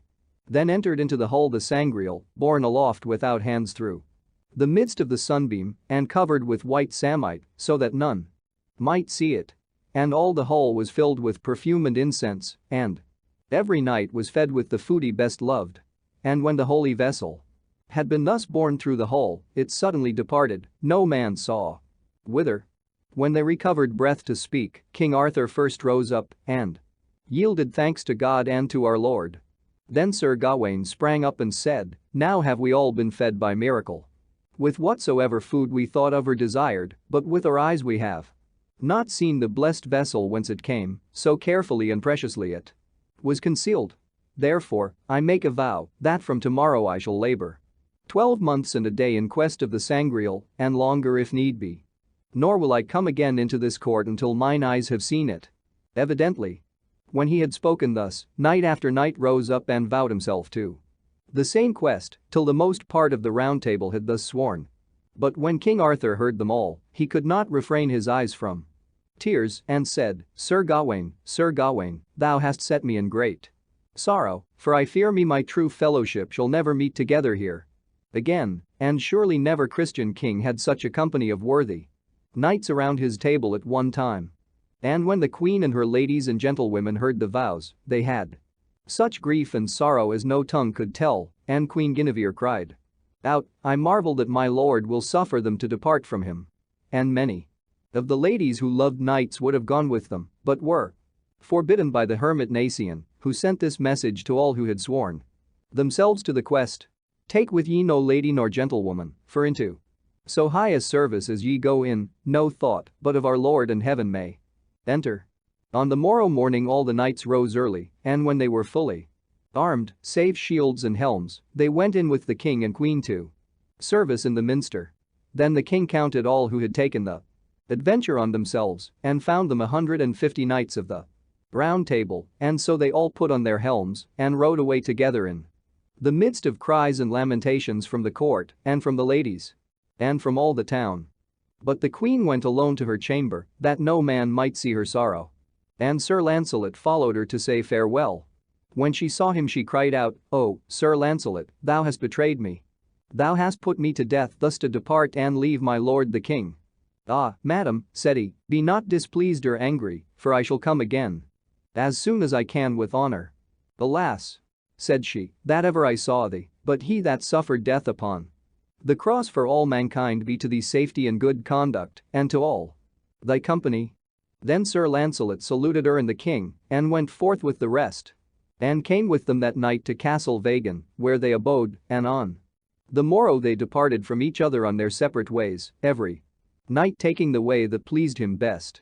Now Sir Galahad went forth without a shield, and rode so 4 days without adventure, and on the 4th day, after evensong, he came to an abbey of white monks, where he was received in the house and led into a chamber. And there he was unarmed, and met 2 knights of the Round Table, King Bagdemagus and Sir Uwaine. "Sirs," said Sir Galahad, "what adventure hath brought ye here?" "Within this place, as we are told," they answered, "there is a shield no man may bear around his neck without receiving sore mischance or death within 3 days." "Tomorrow," said King Bagdemagus, "I shall attempt the adventure, and if I fail, do thou, Sir Galahad, take it up after me." "I will willingly," said he, "for as ye see I have no shield as yet." So on the morrow they arose and heard mass, and afterwards King Bagdemagus asked where the shield was kept. Then a monk led him behind the altar, where the shield hung, as white as any snow, and with a blood-red cross in the midst of it. "Sir," said the monk, "this shield should hang from no knight's neck, unless he be the worthiest in the world. I warn ye, therefore, knights, consider well before ye dare to touch it." "Well," said King Bagdemagus, "I know well that I am far from the best knight in all the world, yet shall I make the trial," and so he took the shield and bore it from the monastery. "If it please thee," said he to Sir Galahad, "abide here till thou hearest how I speed." "I will abide thee," said he. Then taking with him a squire who might return with any tidings to Sir Galahad, the king rode forth, and before he had gone 2 miles, he saw in a fair valley a hermitage, and a knight who came forth dressed in white armor, horse and all, who rode fast against him. When they encountered, Bagdemagus brake his spear upon the white knight's shield, but was himself struck through the shoulder with a sore wound and hurled down from his horse. Then the white knight alighting, came and took the white shield from the king and said, "Thou hast done great folly, for this shield ought never to be borne but by one who hath no living peer." And turning to the squire, he said, "Bear thou this shield to the good knight Sir Galahad, and greet him well from me." "In whose name shall I greet him?" said the squire. "Take thou no heed of that," he answered, "it is not for thee or any earthly man to know." "Now tell me, fair sir, at the least," said the squire, "why may this shield be never borne, except its wearer come to injury or death?" "Because it shall belong to no man save its rightful owner, Galahad," replied the knight. Then the squire went to his master and found him wounded nigh to death. Wherefore he fetched his horse and bore him back with him to the abbey. And there they laid him in a bed and looked to his wounds, and when he had lain many days grievously sick, he at the last barely escaped with his life. "Sir Galahad," said the squire, "the knight who overthrew King Bagdemagus sent you greeting and bade you bear this shield." "Now blessed be God and fortune," said Sir Galahad, and hung the shield about his neck and armed him and rode forth. Anon he met the white knight by the hermitage, and each saluted courteously the other. "Sir," said Sir Galahad, "this shield I bear hath surely a full marvellous history." "Thou sayest rightly," answered he. "That shield was made in the days of Joseph of Arimathea, the gentle knight who took our Lord down from the cross. He, when he left Jerusalem with his kindred, came to the country of King Evelake, who warred continually with one Ptolemy, and when, by the teaching of Joseph, King Evelake became a Christian, this shield was made for him in our Lord's name, and through its aid King Ptolemy was defeated. For when King Evelake met him next in battle, he hid it in a veil, and, suddenly uncovering it, he showed his enemies the figure of a bleeding man nailed to a cross, at sight of which they were discomfited and fled. Presently after that, a man whose hand was smitten off touched the cross upon the shield and had his hand restored to him, and many other miracles. It worked. But suddenly the cross that was upon it vanished away. Anon. Both Joseph and King Evelake came to Britain, and by the preaching of Joseph the people were made Christians. And when at length he lay upon his deathbed, King Evelake begged of him some token ere he died. Then, calling for his shield, he dipped his finger in his own blood, for he was bleeding fast, and none could staunch the wound, and marked that cross upon it, saying, "This cross shall ever show as bright as now, and the last of my lineage shall wear this shield about his neck, and go forth to all the marvelous deeds he will achieve." When the White Knight had thus spoken he vanished suddenly away, and Sir Galahad returned to the abbey. As he alighted, came a monk, and prayed him to go see a tomb in the churchyard, wherefrom came such a great and hideous noise, that none could hear it, but they went nigh mad, or lost all strength. "And sir," said he, "I deem it is a fiend." "Lead me thither," said Sir Galahad. When they were come near the place, "Now," said the monk, "go thou to the tomb, and lift it up." And Galahad, nothing afraid, quickly lifted up the stone, and forthwith came out a foul smoke, and from the midst thereof leaped up the loathliest figure that ever he had seen in the likeness of man, and Galahad blessed himself, for he knew it was a fiend of hell. Then he heard a voice crying out, "O, Galahad, I cannot tear thee as I would, I see so many angels round thee, that I may not come at thee." Illustration. Galahad quickly lifted up the stone, and forthwith came out a foul smoke. Then the fiend suddenly disappeared with a marvelous great cry, and Sir Galahad, looking in the tomb, saw there a body all armed, with a sword beside it. "Now, fair brother," said he to the monk, "let us remove this cursed body, which is not fit to lie in a churchyard, for when it lived, a false and perjured Christian man dwelt in it.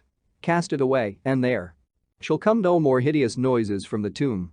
And now must I depart," he added, "for I have much in hand, and am upon the holy quest of the Sangreal, with many more good knights." So he took his leave, and rode many journeys backwards and forwards as adventure would lead him, and at last one day he departed from a castle without first hearing mass, which was it ever his custom to hear before he left his lodging. Anon he found a ruined chapel on a mountain, and went in and kneeled before the altar, and prayed for wholesome counsel what to do. And as he prayed he heard a voice, which said, "Depart, adventurous knight, unto the maiden's castle, and redress the violence and wrongs there done." Hearing these words he cheerfully arose, and mounted his horse, and rode but half a mile, when he saw before him a strong castle, with deep ditches round it, and a fair river running past. And seeing an old churl hard by, he asked him what men called that castle. "Fair sir," said he, "it is the maiden's castle."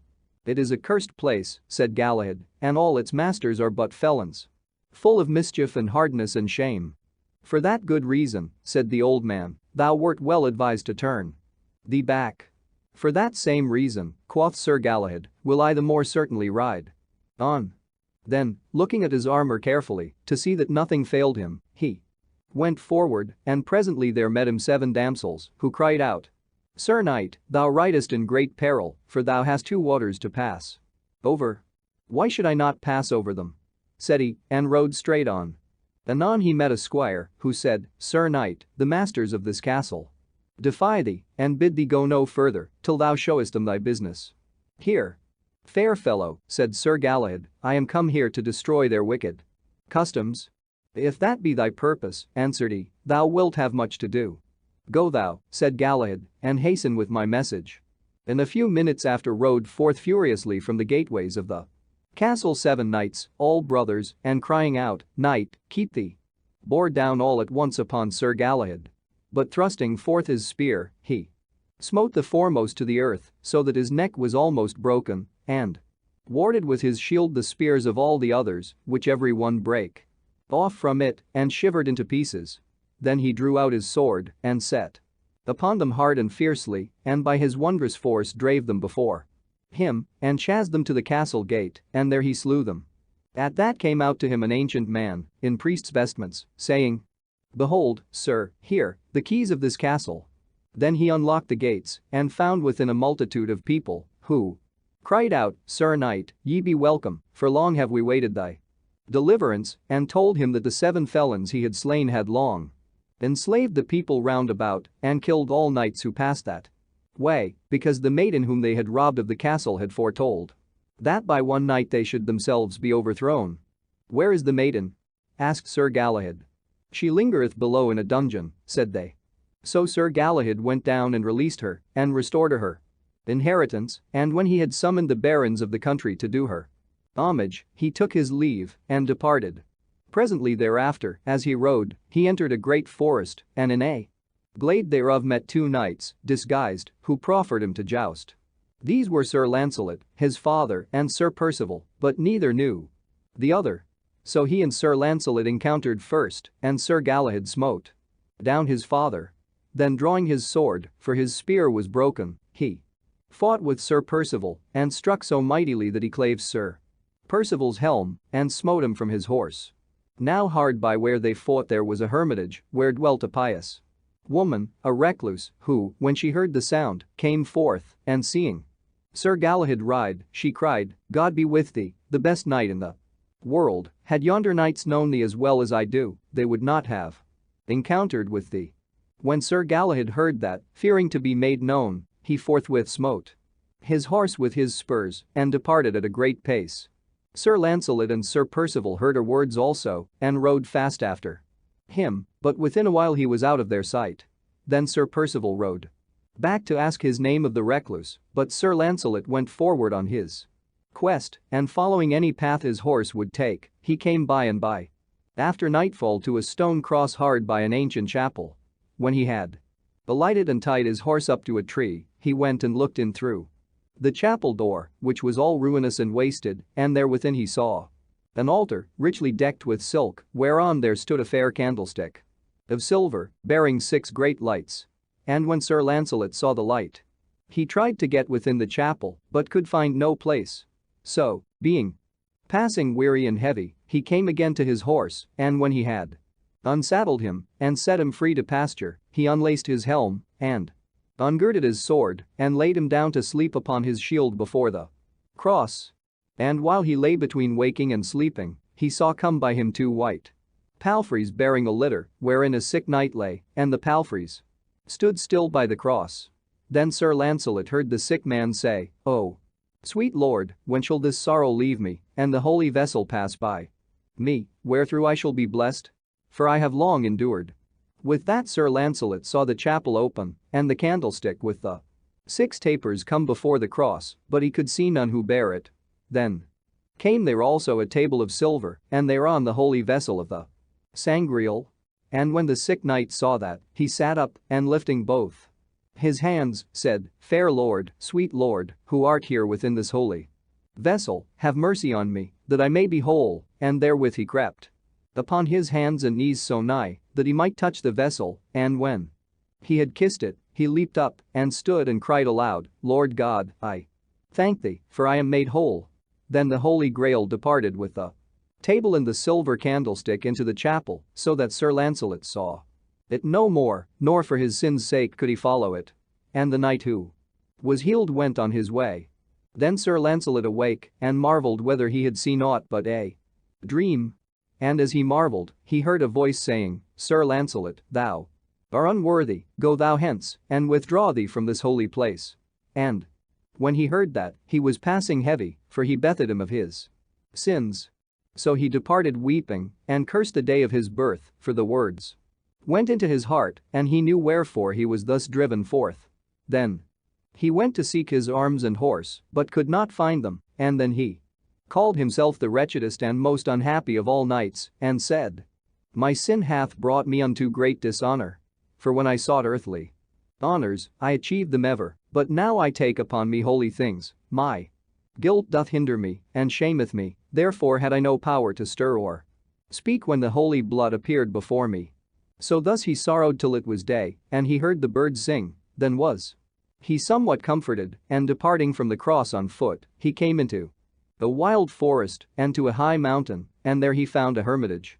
And, kneeling before the hermit down upon both his knees, he cried for mercy for his wicked works, and prayed him to hear his confession.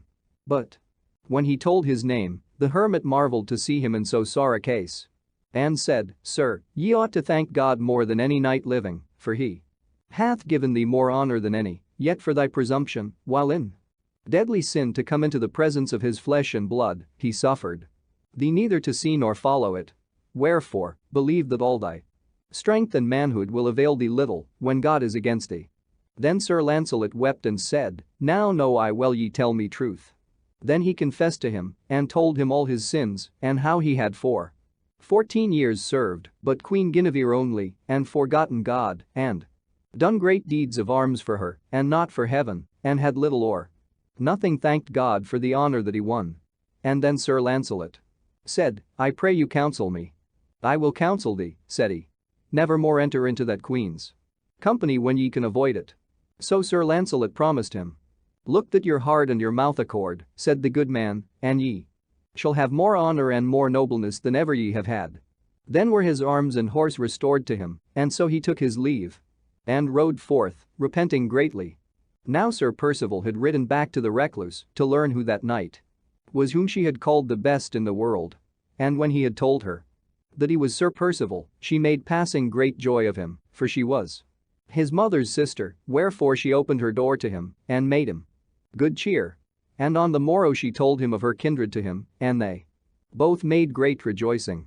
Then he asked her who that knight was, and she told him, he it is who on Whit Sunday last was clad in the red robe, and bare the red arms, and he hath no peer, for he worketh all by miracle, and shall be never overcome by any earthly hands. By my goodwill, said Sir Percival, I will never after these tidings have to do with Sir Galahad but in the way of kindness, and I would fain learn where I may find him. Fair nephew, said she, ye must ride to the castle of Goth, where he hath a cousin, by him ye may be lodged, and he will teach you the way to go, but if he can tell you no tidings, ride straight to the castle of Carbonek, where the wounded king is lying, for there shall ye surely hear true tidings of him. So Sir Percival departed from his aunt and rode to evensong time, when he was ware of a monastery closed round with walls and deep ditches, where he knocked at the gate, and anon was led in. And there he had good cheer that night, and on the morrow heard mass. And beside the altar where the priest stood was a rich bed of silk and cloth of gold, and on the bed there lay a man passing old, having a crown of gold upon his head, and all his body was full of great wounds, and his eyes almost wholly blind, and ever he held up his hands and said, Sweet Lord, forget not me. Then Sir Percival asked one of the brethren who he was. Sir, said the good man, ye have heard of Joseph of Arimathea, how he was sent of Jesus Christ into this land to preach and teach the Christian faith. Now, in the city of Sarras he converted a king named Evelake, and this is he. He came with Joseph to this land, and ever desired greatly to see the Sangreal, so on a time he came nigh thereto, and was struck almost blind. Then he cried out for mercy, and said, Fair Lord, I pray thee let me never die until a good knight of my blood achieve the Sangreal, and I may see and kiss him. When he had thus prayed, he heard a voice that said, Thy prayers be heard and answered, for thou shalt not die till that knight kiss thee, and when he cometh shall thine eyes be opened and thy wounds be healed. And now hath he lived here for 300 winters in a holy life, and men say a certain knight of King Arthur's court shall shortly heal him. Thereat Sir Percival marvelled greatly, for he well knew who that knight should be, and so, taking his leave of the monk, departed. Then he rode on till noon, and came into a valley where he met 20 men at arms bearing a dead knight on a bier. And they cried to him, Whence comest thou? From King Arthur's court, he answered. Then they all cried together, Slay him, and set upon him. But he smote down the first man to the ground, and his horse upon him. Whereat 7 of them all at once assailed him, and others slew his horse. Thus he had been either taken or slain, but by good chance Sir Galahad was passing by that way, who, seeing 20 men attacking one, cried, Slay him not, and rushed upon them, and, as fast as his horse could drive, he encountered with the foremost man, and smote him down. Then, his spear being broken, he drew forth his sword and struck out on the right hand and on the left, at each blow smiting down a man, till the remainder fled, and he pursued them. Then Sir Percival, knowing that it was Sir Galahad, would fain have overtaken him, but could not, for his horse was slain. Yet followed he on foot as fast as he could go, and as he went there met him a yeoman riding on a palfrey, and leading in his hand a great black steed. So Sir Percival prayed him to lend him the steed, that he might overtake Sir Galahad. But he replied, "That can I not do, fair sir, for the horse is my master's. And should I lend it he would slay me." So he departed, and Sir Percival sat down beneath a tree in heaviness of heart. And as he sat, anon a knight went riding past on the black steed which the yeoman had led. And presently after came the yeoman back in haste, and asked Sir Percival if he had seen a knight riding his horse. "Yea," said Sir Percival. "Alas," said the yeoman, "he hath reft him from me by strength, and my master will slay me." Then he besought Sir Percival to take his hackney and follow, and get back his steed. So he rode quickly, and overtook the knight, and cried, "Knight, turn again." Whereat he turned and set his spear, and smote Sir Percival's hackney in the breast, so that it fell dead, and then went on his way. Then cried Sir Percival after him, "Turn now, false knight, and fight with me on foot," but he would not, and rode out of sight. Then was Sir Percival passing wroth and heavy of heart, and lay down to rest beneath a tree, and slept till midnight. When he awoke he saw a woman standing by him, who said to him right fiercely, "Sir Percival, what doest thou here?" "I do neither good nor evil," said he.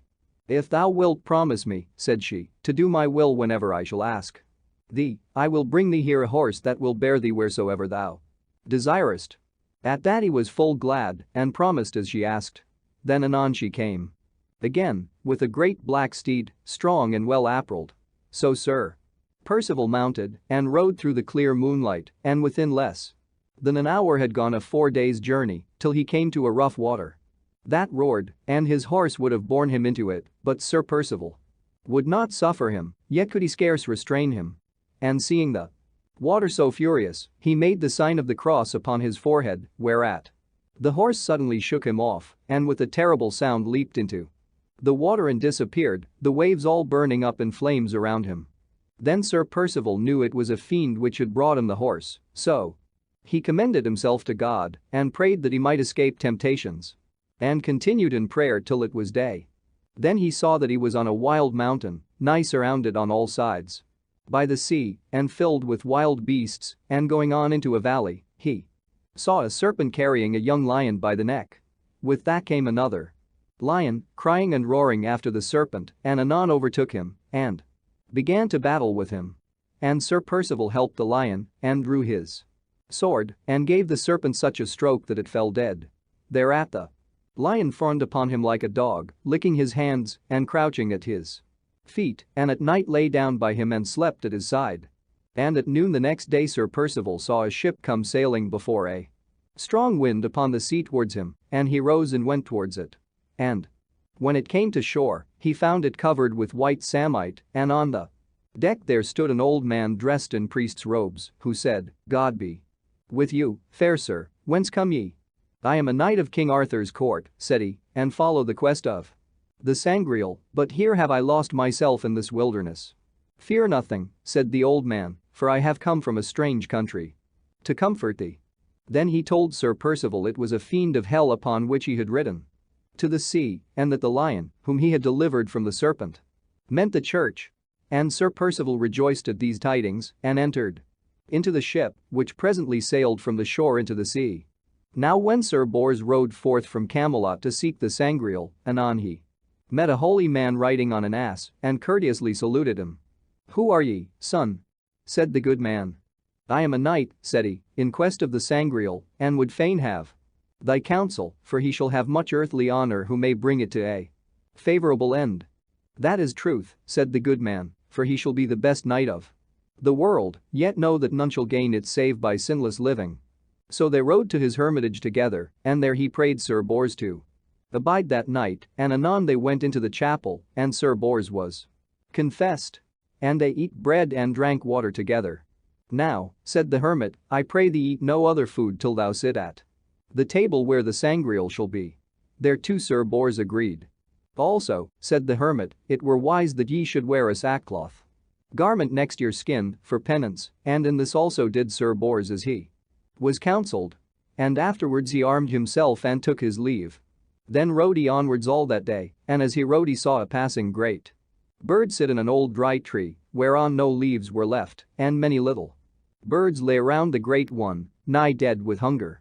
Then did the big bird smite himself with his own bill, and bled till he died amongst his little ones, and they recovered life in drinking up his blood.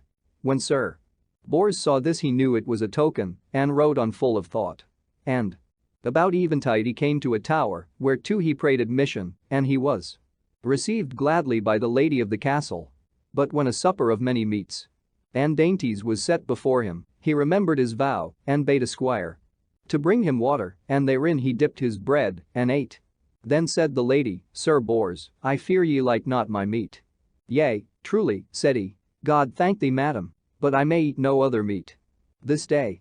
After supper came a squire, and said, Madam, bethink thee to provide a champion for thee tomorrow for the tourney, or else shall thy sister have thy castle.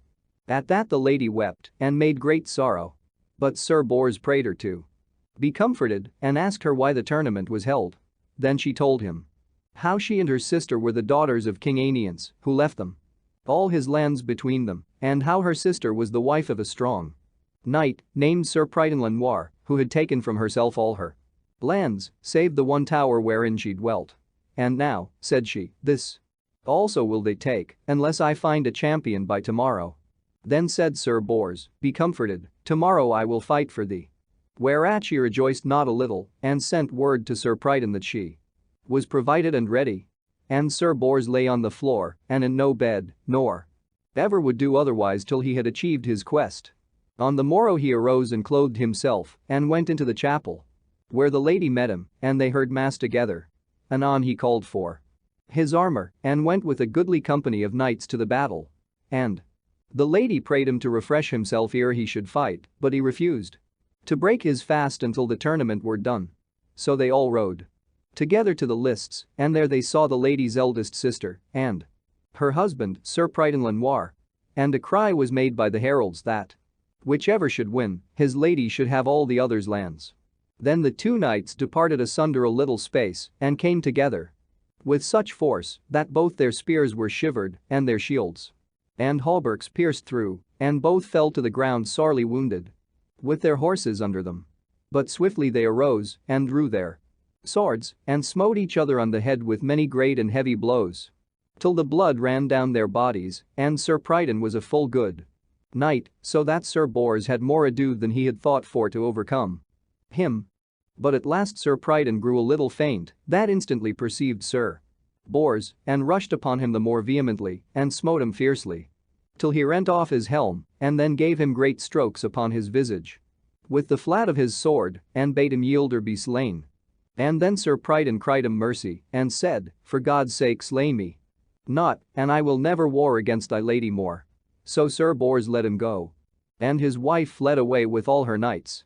Then all those who had held lands of the lady of the tower came and did homage to her again, and swore fealty. And when the country was at peace, Sir Bors departed, and rode forth into a forest until it was midday, and there befell him a marvelous adventure. For at a place where two ways parted, there met him two knights, bearing Sir Lionel, his brother, all naked, bound on a horse, and as they rode, they beat him sorely with thorns, so that the blood trailed down in more than 100 places from his body, but for all this he uttered no word or groan, so great he was of heart. As soon as Sir Bors knew his brother, he put his spear in rest to run and rescue him, but in the same moment heard a woman's voice cry close beside him in the wood, Saint Mary, succor thy maid, and, looking round, he saw a damsel whom a felon knight dragged after him into the thickets, and she, perceiving him, cried piteously for help, and adjured him to deliver her as he was a sworn knight. Then was Sir Bors sore troubled, and knew not what to do, for he thought within himself, if I let my brother be, he will be murdered, but if I help not the maid, she is shamed forever, and my vow compelleth me to set her free, wherefore must I first help her, and trust my brother unto God.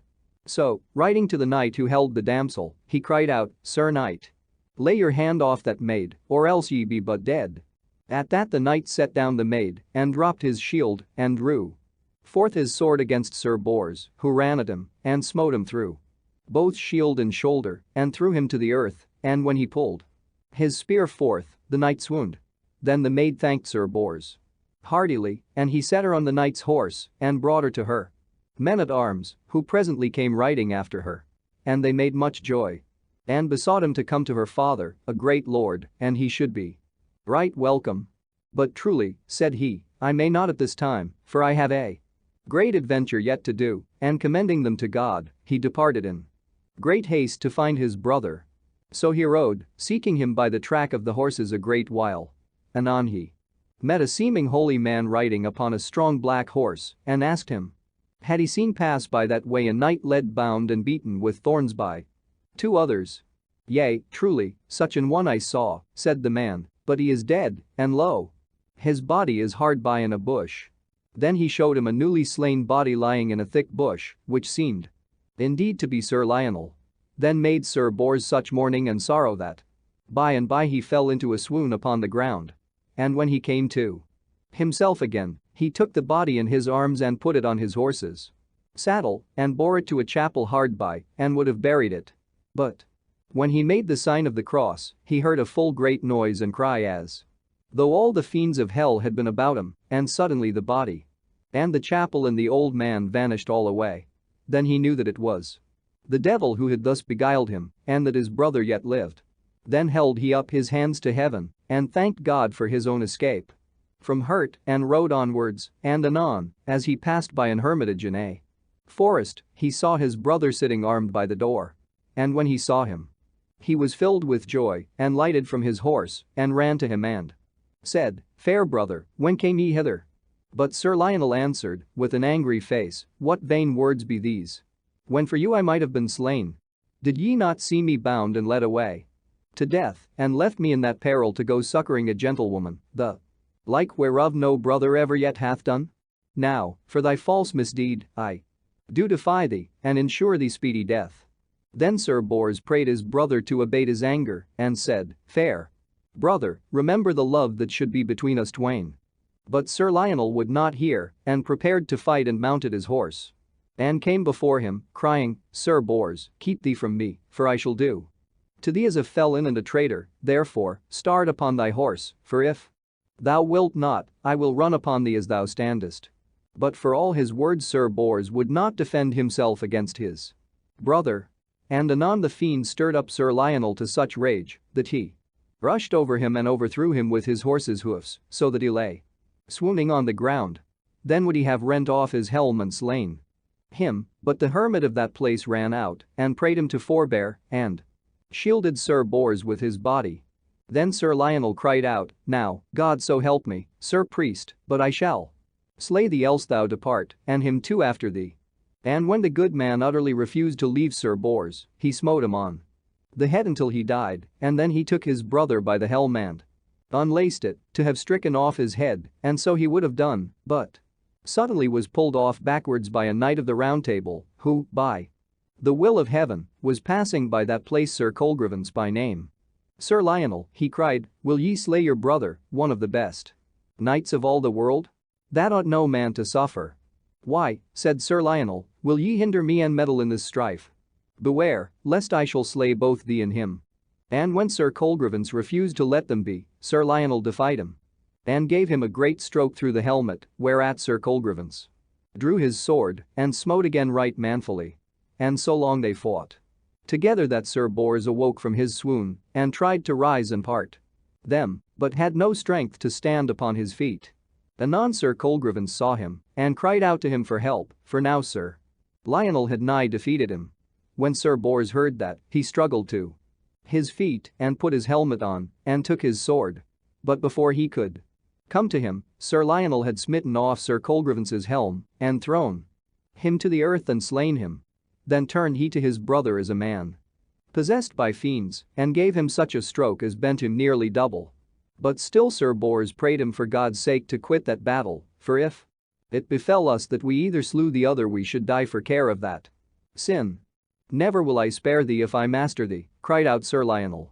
Then Sir Bors drew his sword all weeping and said, now, God have mercy on me, though I defend my life against my brother. With that he lifted up his sword to strike, but suddenly he heard a mighty voice, put up thy sword, Sir Bors, and flee, or thou shalt surely slay him. and then there fell upon them both a fiery cloud, which flamed and burned their shields. And they fell to the earth in sore dread. Anon Sir Bors rose to his feet and saw that Sir Lionel had taken no harm. Then came the voice again and said, Sir Bors, go hence and leave thy brother, and ride thou forward to the sea, for there Sir Percival abideth thee. Then he said to his brother, Brother, forgive me all my trespass against thee. And Sir Lionel answered, God forgive it thee, as I do. Then he departed and rode to the sea, and on the strand he found a ship, all covered with white samite, and as soon as he had entered thereinto, it put forth from the shore. And in the midst of the ship there stood an armed knight, whom he knew to be Sir Percival. Then they rejoiced greatly over each other and said, We lack nothing now but the good knight Sir Galahad. Now when Sir Galahad had rescued Sir Percival from the 20 knights he rode into a vast forest. And after many days it befell that he came to a castle whereat was a tournament. And the knights of the castle were put to the worse, which when he saw, he set his spear in rest and ran to help them, and smote down many of their adversaries.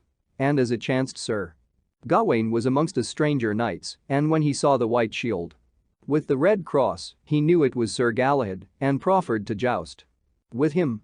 So they encountered, and having broken their spears, they drew their swords, and Sir Galahad smote Sir Gawain so sorely on the helm that he clove it through, and struck on slanting to the earth, carving the horse's shoulder in twain, and Sir Gawain fell to the earth. Then Sir Galahad beat back all who warred against the castle, yet would he not wait for thanks, but rode away that no man might know him. And he rested that night at a hermitage, and when he was asleep, he heard a knocking at the door. So he rose, and found a damsel there, who said, Sir Galahad, I will that ye arm you, and mount upon your horse and follow me, for I will show you within these 3 days the highest adventure that ever any knight saw. Anon Sir Galahad armed him, and took his horse, and commended himself to God, and bade the gentlewoman go, and he would follow where she liked. So they rode onwards to the sea as fast as their horses might gallop, and at night they came to a castle in a valley, inclosed by running water, and by strong and high walls, whereinto they entered and had great cheer, for the lady of the castle was the damsel's mistress.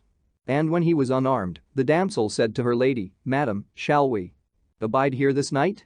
Nay, said she, but only till he hath dined and slept a little. So he ate and slept a while, till the maid called him, and armed him by torchlight, and when he had saluted the lady of the castle, the damsel and Sir Galahad rode on. Anon they came to the seaside, and lo! The ship, wherein were Sir Percival and Sir Bors, abode by the shore. Then they cried, Welcome, Sir Galahad, for we have awaited thee long. Then they rejoiced to see each other, and told of all their adventures and temptations. And the damsel went into the ship with them, and spake to Sir Percival, Sir Percival, know ye not who I am? And he replied, Nay, certainly, I know thee not. Then said she, I am thy sister, the daughter of King Pellinore, and am sent to help thee and these knights, thy fellows, to achieve the quest which ye all follow. So Sir Percival rejoiced to see his sister, and they departed from the shore. And after a while they came upon a whirlpool, where their ship could not live. Then saw they another greater ship hard by and went towards it, but saw neither man nor woman therein. And on the end of it these words were written, Thou who shalt enter me, beware that thou be in steadfast belief, for I am faith, and if thou doubtest, I cannot help thee. Then were they all adread, but, commending themselves to God, they entered in. As soon as they were on board they saw a fair bed, whereon lay a crown of silk, and at the foot was a fair and rich sword drawn from its scabbard, 1/2 a foot and more. The pommel was of precious stones of many colors, every color having a different virtue, and the scales of the haft were of 2 ribs of different beasts. The one was bone of a serpent from Camelot forest, named the serpent of the fiend, and its virtue saveth all men who hold it from weariness. The other was of a fish that haunteth the floods of Euphrates, named Ertanax, and its virtue causeth whoever holdeth it to forget all other things, whether of joy or pain, save the thing he seeth before him.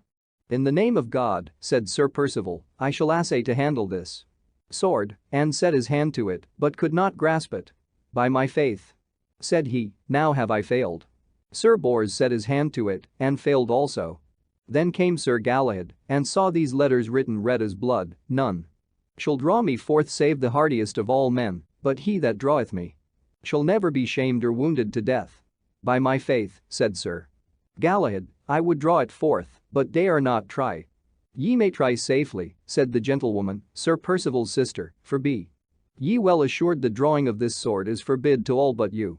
For this was the sword of David, king of Israel, and Solomon his son made for it this marvelous pommel and this wondrous sheath, and laid it on this bed till thou shouldest come and take it up, and though before thee some have dared to raise it, yet have they all been maimed or wounded for their daring.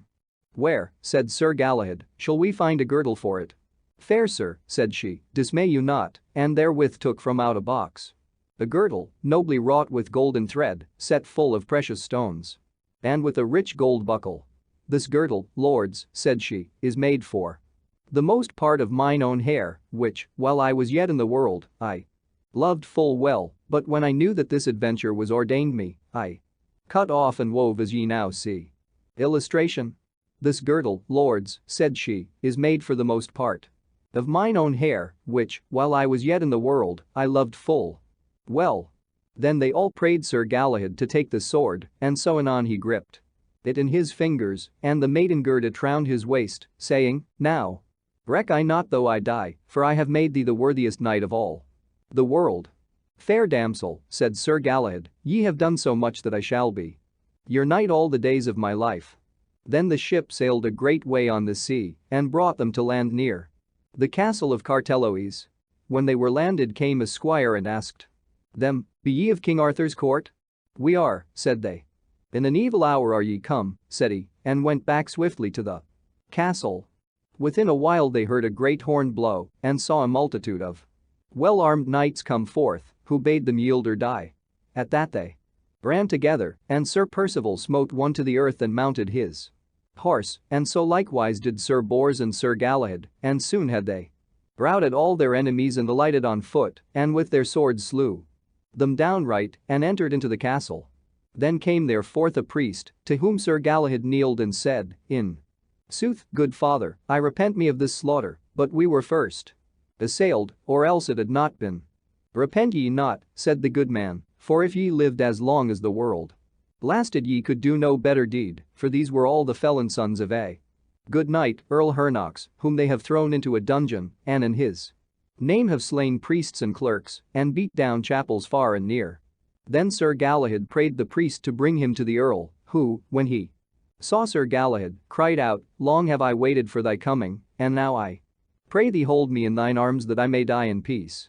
And therewith, when Sir Galahad had taken him in his arms, his soul departed from his body. Then came a voice in the hearing of them all, Depart now, Sir Galahad, and go quickly to the maimed king, for he hath long abided to receive health from thy hand.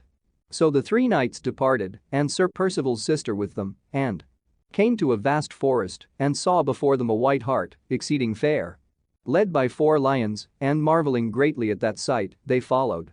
Anon they came to a hermitage and a chapel, whereunto the hart entered, and the lions with it. Then a priest offered mass, and presently they saw the hart change into the figure of a man, most sweet and comely to behold. And the 4 lions also changed and became a man, an eagle, a lion, and an ox. And suddenly all those 5 figures vanished without sound. Then the knights marveled greatly, and fell upon their knees, and when they rose, they prayed the priest to tell them what that sight might mean. What saw ye, sirs? Said he, for I saw nothing. Then they told him. Ah, lords, said he, ye are full welcome, now know I well ye be the knights who shall achieve the Sangreal, for unto them alone such mysteries are revealed. The hart ye saw is one above all men, white and without blemish, and the 4 lions with him are the 4 evangelists. When they heard that they heartily rejoiced, and thanking the priest, departed. Anon, as they passed by a certain castle, an armed knight suddenly came after them, and cried out to the damsel, By the holy cross, ye shall not go till ye have yielded to the custom of the castle. Let her go, said Sir Percival, for a maiden, wheresoever she cometh, is free. Whatever maiden passeth here, replied the knight, must give a dishful of her blood from her right arm. It is a foul and shameful custom, cried Sir Galahad, and both his "Fellows, and sooner will we die than let this maiden yield thereto." "Then shall ye die," replied the knight, and as he spake there came out from a gate hard by 10 or 12 more, and encountered with them, running upon them vehemently with a great cry. But the 3 knights withstood them, and set their hands to their swords, and beat them down, and slew them. At that came forth a company of 60 knights, all armed. "Fair lords," said Sir Galahad, "have mercy on yourselves and keep from us." "Nay, fair lords," they answered, "rather be advised by us, and yield ye to our custom." "It is an idle word," said Galahad, "in vain ye speak it." "Well," said they, "will ye die?" "We be not come thereto as yet," replied Sir Galahad. Then did they fall upon each other, and Sir Galahad drew forth his sword and smote on the right hand and on the left, and slew so mightily that all who saw him thought he was a monster and no earthly man. And both his comrades helped him well, and so they held the field against that multitude till it was night.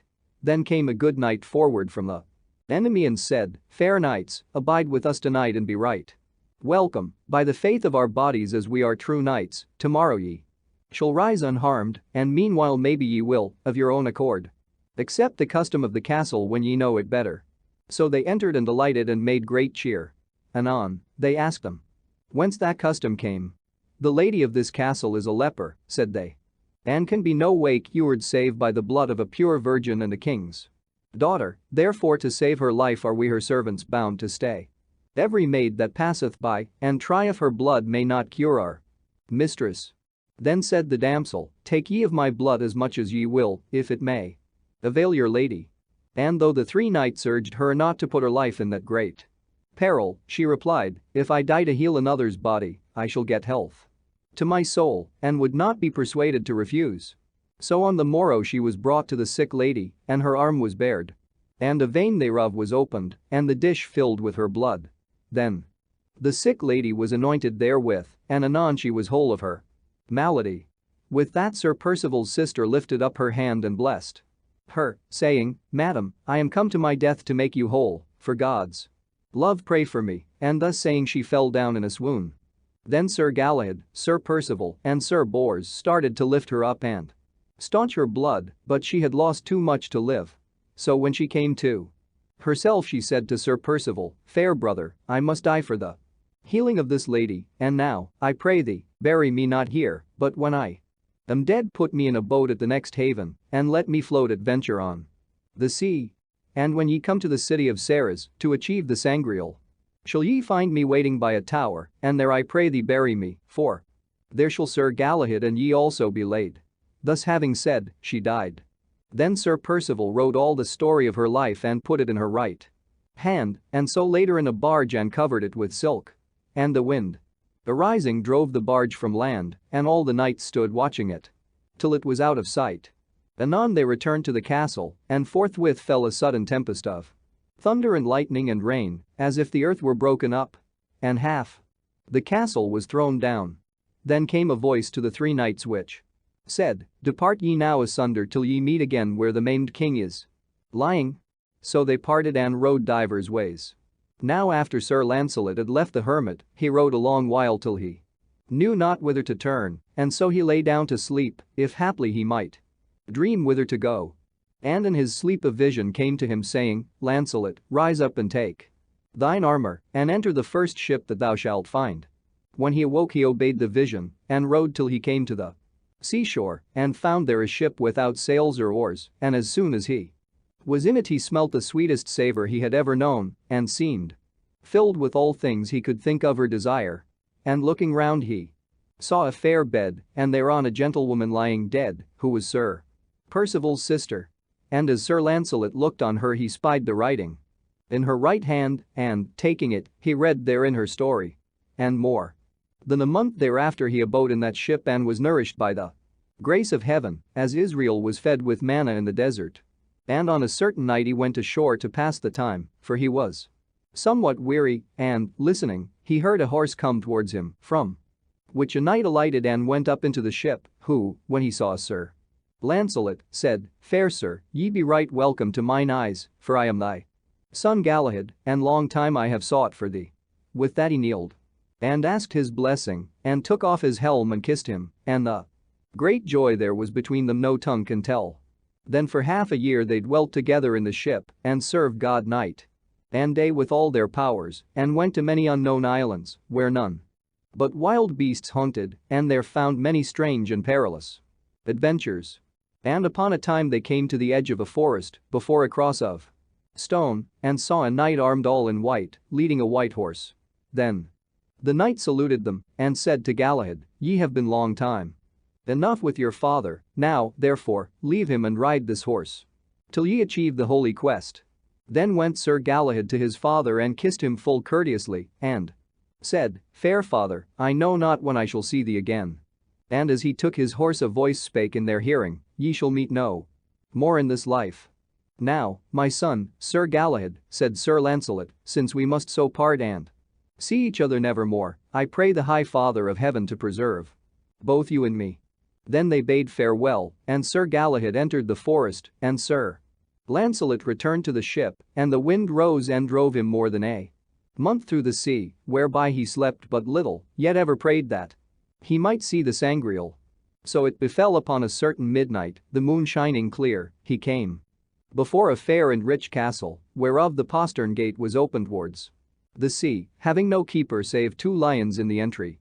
Anon Sir Lancelot heard a voice, "Leave now thy ship and go within the castle, and thou shalt see a part of thy desire."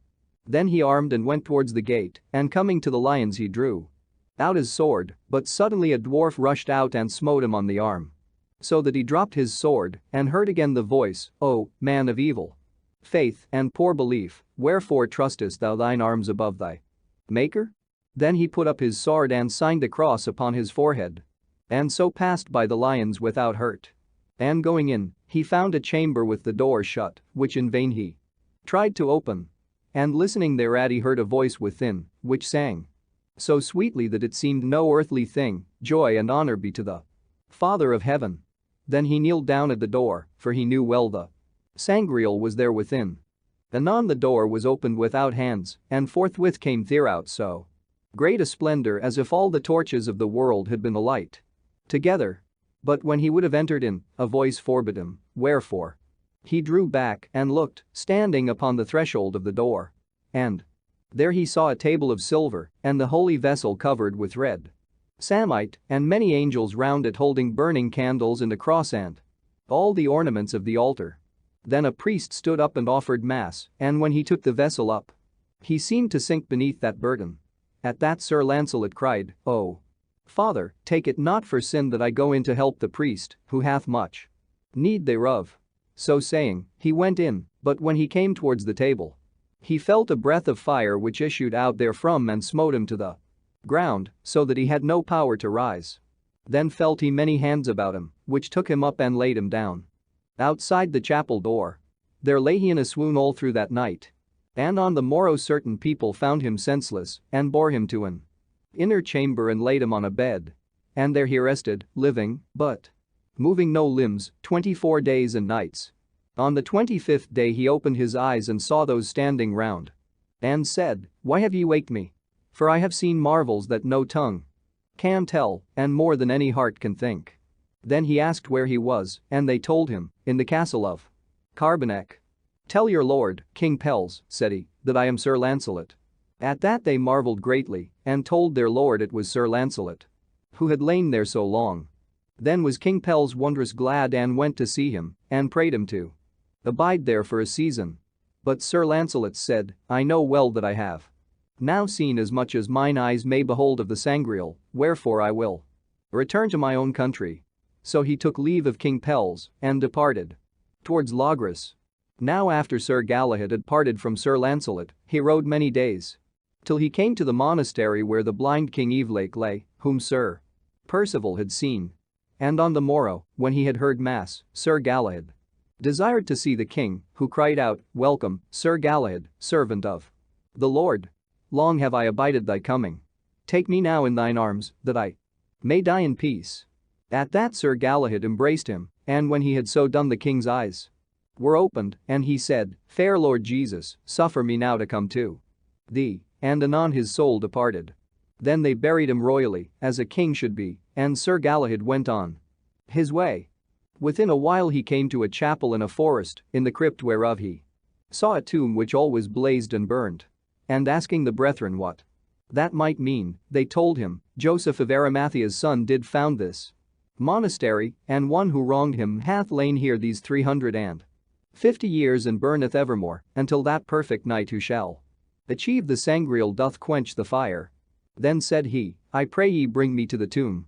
And when he touched the place immediately the fire was quenched, and a voice came from the grave and cried, Thanks be to God, who now hath purged me of my sin, and draweth me from earthly pains into the joys of paradise. Then Sir Galahad took the body in his arms and bore it to the abbey, and on the morrow put it in the earth before the high altar. Anon he departed from thence and rode 5 days in a great forest, and after that he met Sir Percival, and a little further on Sir Bors. When they had told each other their adventures, they rode together to the castle of Carbonek. And their King Pelles gave them hearty welcome, for he knew they should achieve the holy quest. As soon as they were come into the castle, a voice cried in the midst of the chamber, Let them who ought not now to sit at the table of the Lord rise and depart hence. Then all, save those 3 knights, departed. Anon they saw other knights come in with haste at the hall doors and take their harness off, who said to Sir Galahad, Sir, we have tried sore to be with you at this table. Ye be welcome, said he, but whence are ye? So 3 of them said they were from Gaul, and 3 from Ireland, and 3 from Denmark. Then came forth the likeness of a bishop, with a cross in his hand, and 4 angels stood by him, and a table of silver was before them, whereon was set the vessel of the sangreal. Then came forth other angels also too, bearing burning candles, and the 3rd a towel, and the 4th a spear, which bled marvelously, the drops wherefrom fell into a box he held in his left hand. Anon the bishop took the wafer up to consecrate it, and at the lifting up, they saw the figure of a child, whose visage was as bright as any fire, which smote itself into the midst of the wafer and vanished. So that all saw the flesh made bread. Thereat the bishop went to Galahad and kissed him, and bade him go and kiss his fellows, and said, Now, servants of the Lord, prepare for food, such as none ever yet were fed with since the world began. With that he vanished, and the knights were filled with a great dread and prayed devoutly. Then saw they come forth from the holy vessel the vision of a man bleeding all openly, whom they knew well by the tokens of his passion for the Lord himself. At that they fell upon their faces and were dumb. Anon he brought the Holy Grail to them and spake high words of comfort, and, when they drank therefrom, the taste thereof was sweeter than any tongue could tell or heart desire. Then a voice said to Galahad, Son, with this blood which drippeth from the spear anoint thou the maimed king and heal him. And when thou hast this done, depart hence with thy brethren in a ship that ye shall find, and go to the city of Sarras. And bear with thee the holy vessel, for it shall no more be seen in the realm of Logris. At that Sir Galahad walked to the bleeding spear, and therefrom anointing his fingers went out straightway to the maimed King Pelles, and touched his wound. Then suddenly he uprose from his bed as whole a man as ever he was, and praised God passing thankfully with all his heart. Then Sir Galahad, Sir Bors, and Sir Percival departed as they had been told, and when they had ridden 3 days they came to the seashore, and found the ship awaiting them. Therein they entered, and saw in the midst the silver table and the vessel of the sangreal, covered with red samite. Then were they passing glad, and made great reverence thereto. And Sir Galahad prayed that now he might leave the world and pass to God. And presently, the while he prayed, a voice said to him, Galahad, thy prayer is heard, and when thou askest the death of the body thou shalt have it, and find the life of thy soul. But while they prayed and slept the ship sailed on, and when they woke, they saw the city of Sarras before them, and the other ship wherein was Sir Percival's sister. Then the 3 knights took up the holy table and the sangreal and went into the city, and there, in a chapel, they buried Sir Percival's sister right solemnly. Now at the gate of the town they saw an old cripple sitting, whom Sir Galahad called to help them bear their weight. Truly, said the old man, it is 10 years since I have gone a step without these crutches. Care ye not, said Sir Galahad, rise now and show goodwill. So he essayed to move, and found his limbs as strong as any man's might be, and running to the table helped to carry it. Anon there rose a rumor in the city that a cripple had been healed by certain marvelous strange knights. But the king, named Esterance, who was a heathen tyrant, when he heard thereof took Sir Galahad and his fellows and put them in prison in a deep hole. Therein they abode a great while, but ever the Sangreal was with them and fed them with marvelous sweet food, so that they fainted not, but had all joy and comfort they could wish. At the year's end the king fell sick and felt that he should die. Then sent he for the 3 knights, and when they came before him prayed their mercy for his trespasses against them. So they forgave him gladly, and anon he died. Then the chief men of the city took counsel together who should be king in his stead, and as they talked, a voice cried in their midst, "Choose ye the youngest of the 3 knights King Esterance cast into prison for your king." At that they sought Sir Galahad and made him king with the assent of all the city, and else they would have slain him. But within it welvement came to him, upon a certain day, as he prayed before the Sangreal, a man in likeness of a bishop, with a great company of angels round about him, who offered mass, and afterwards called to Sir Galahad, "Come forth, thou servant of the Lord, for the time hath come thou hast desired so long." Then Sir Galahad lifted up his hands and prayed, "Now, blessed Lord, would I no longer live if it might please thee." Anon the bishop gave him the sacrament, and when he had received it with unspeakable gladness, he said, "Who art thou, Father?" "I am Joseph of Arimathea," answered he, "whom our Lord hath sent to bear thee fellowship." When he heard that, Sir Galahad went to Sir Percival and Sir Bors and kissed them and commended them to God, saying, "Salute for me Sir Lancelot, my father, and bid him remember this unstable world." Therewith he kneeled down and prayed, and suddenly his soul departed, and a multitude of angels bare it up to heaven. Then came a hand from heaven and took the vessel and the spear and bare them out of sight. Since then was never man so hardy as to say that he had seen the Sangreal. And after all these things, Sir Percival put off his armor and betook him to an hermitage, and within a little while passed out of this world. And Sir Bors, when he had buried him beside his sister, returned, weeping sore for the loss of his 2 brethren, to King Arthur at Camelot. Chapter 13. Sir Lancelot and the Fair Maid of Astolat. Now after the quest of the Sangreal was fulfilled and all the knights who were left alive were come again to the Round Table, there was great joy in the court. And passing glad were King Arthur and Queen Guinevere to see Sir Lancelot and Sir Bors, for they had been long absent in that quest. And so greatly was Sir Lancelot's fame now spread abroad that many ladies and damsels daily resorted to him and besought him for their champion, and all right quarrels did he gladly undertake for the pleasure of our Lord Christ. And always as much as he might he withdrew him from the queen. Wherefore Queen Guinevere, who counted him for her own knight, grew wroth with him, and on a certain day she called him to her chamber, and said thus, "Sir Lancelot, I daily see thy loyalty to me doth slack, forever. Thou art absent from this court, and takest other ladies' quarrels on thee more than ever thou wert wont. Now do I understand thee, false knight, and therefore shall I never trust thee more. Depart now from my sight, and come no more within this court upon pain of thy head." With that she turned from him and would hear no excuses.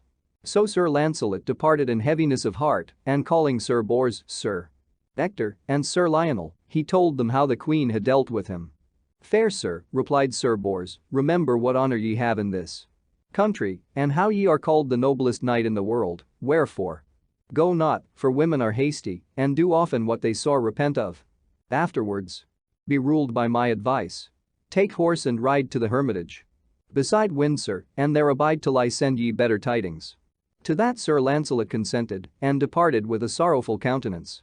Now when the queen heard of his leaving she was inwardly sorry, but made no show of grief, bearing a proud visage outwardly. And on a certain day she made a costly banquet to all the knights of the Round Table, to show she had as great joy in all others as in Sir Lancelot.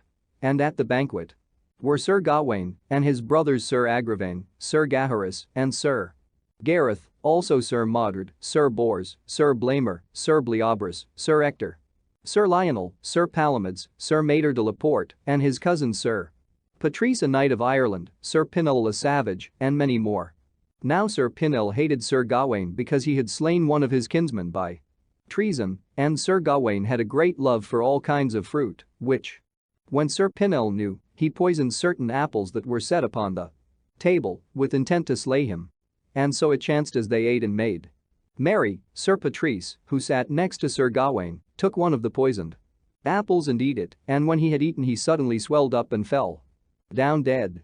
At that every knight leapt from the board ashamed and enraged nigh out of their wits, for they knew not what to say, yet seeing that the queen had made the banquet they all had suspicion of her.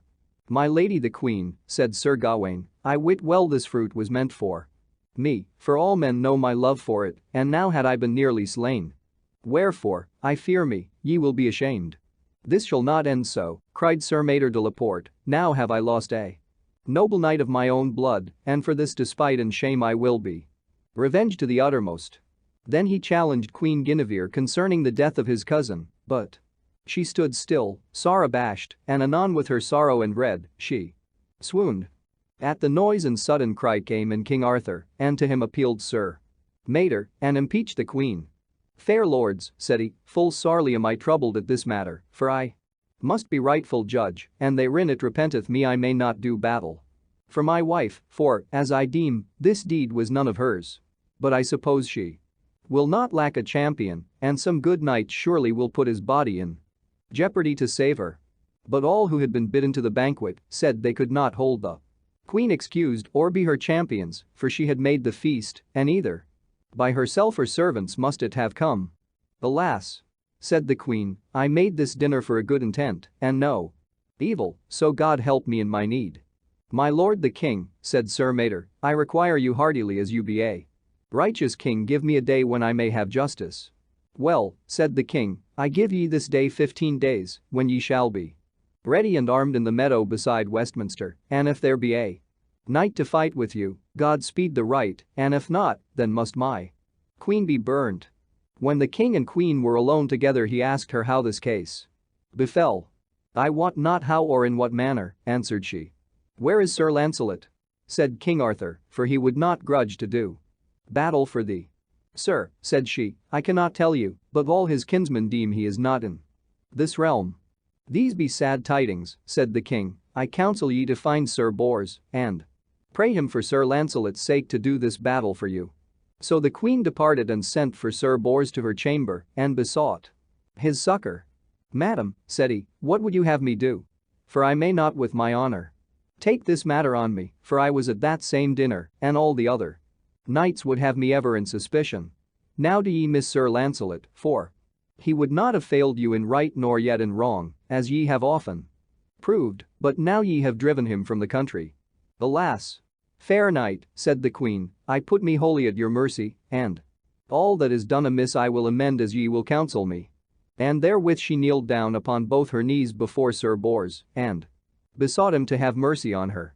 Anon came in King Arthur also, and prayed him of his courtesy to help her, saying, "I require you for the love of Lancelot."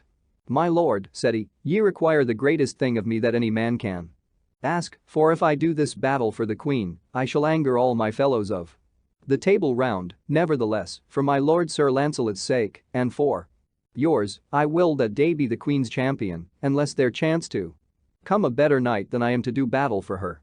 And this he promised on his faith.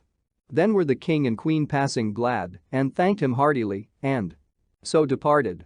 But Sir Bors rode in secret to the hermitage where Sir Lancelot was, and told him all these tidings. "It has chanced as I would have it," said Sir Lancelot, "yet make ye ready for the battle, but tarry till ye see me come." "Sir," said Sir Bors, "doubt not, but ye shall have your will." But many of the knights were greatly wroth with him when they heard he was to be the queen's champion, for there were few in the court but deemed her guilty.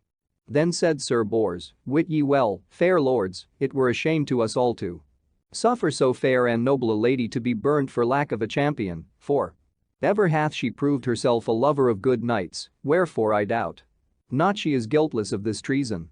At that were some well pleased, but others rested passing wroth. And when the day was come, the king and queen and all the knights went to the meadow beside Westminster, where the battle should be fought. Then the queen was put in ward, and a great fire was made round the iron stake, where she must be burnt if Sir Mador won the day.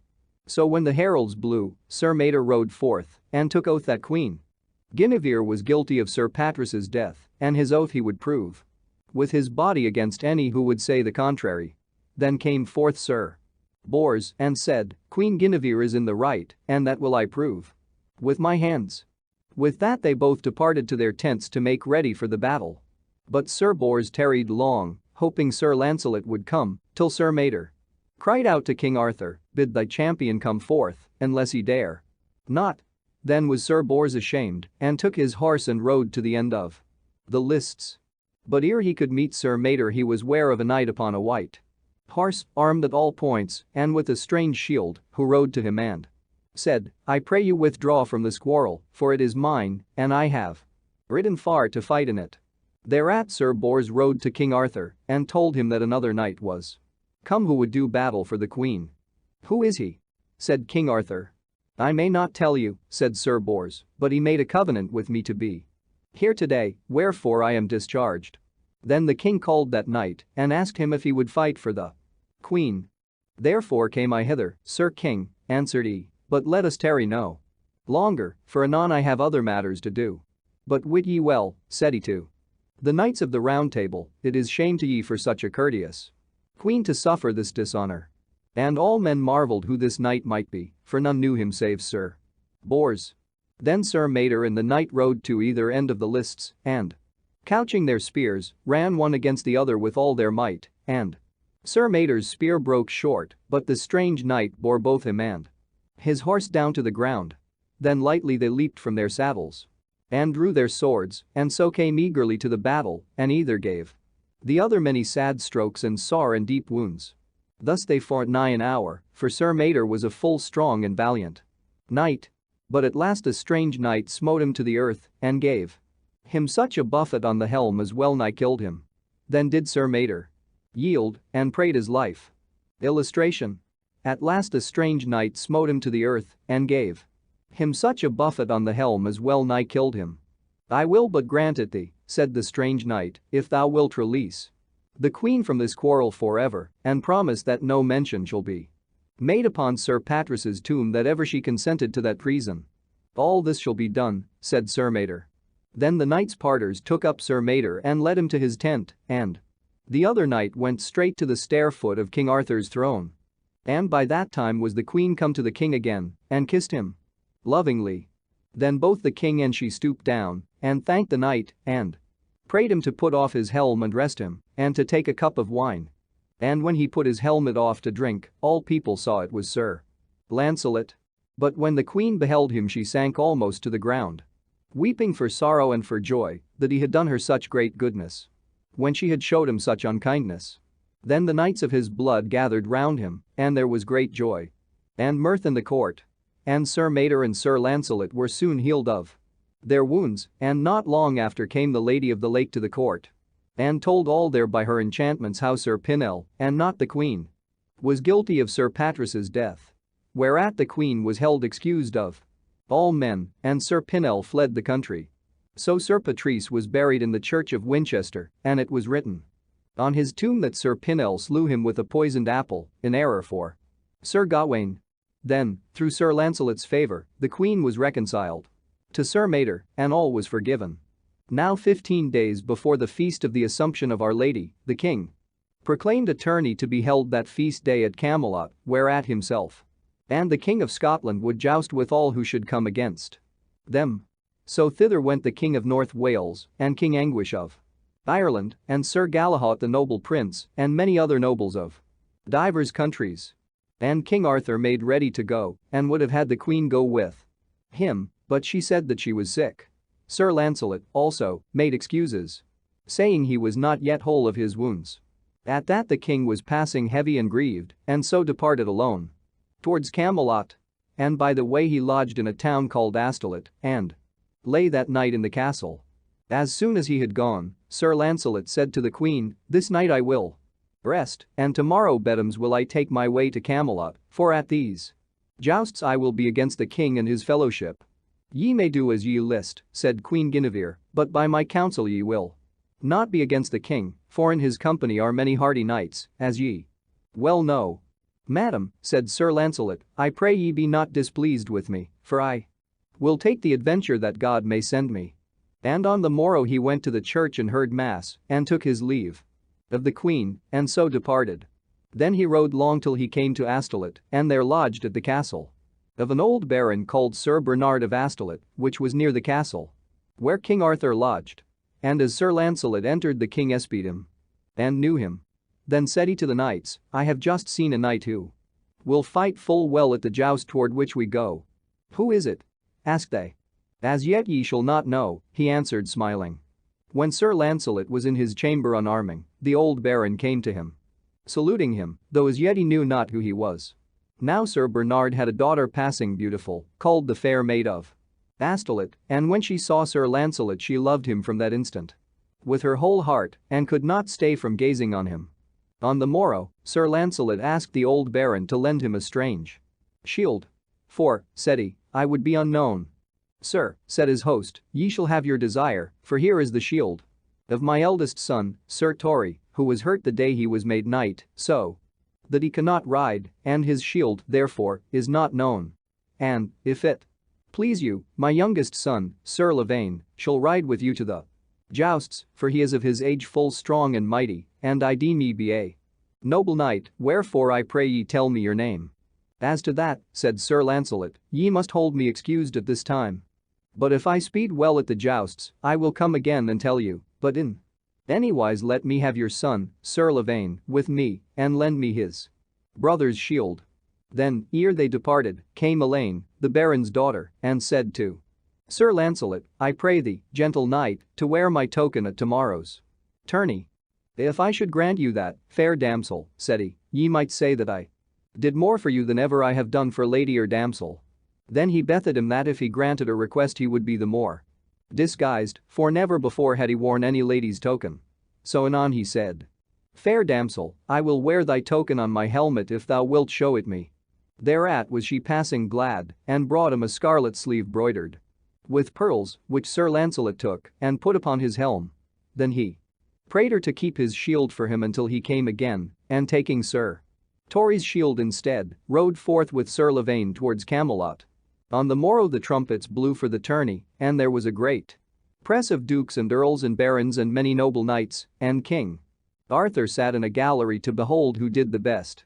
So the King of Scotland and his knights, and King Anguish of Ireland, rode forth on King Arthur's side, and against them came the King of North Wales, the King of 100 Knights, the King of Northumberland, and the noble Prince Sir Galahad. But Sir Lancelot and Sir Lavaine rode into a little wood behind the party, which was against King Arthur, to watch which side should prove the weakest.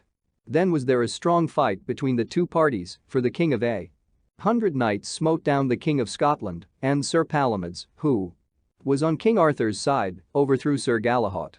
Then came 15 Knights of the Round Table and beat back the kings of Northumberland and North Wales with their knights.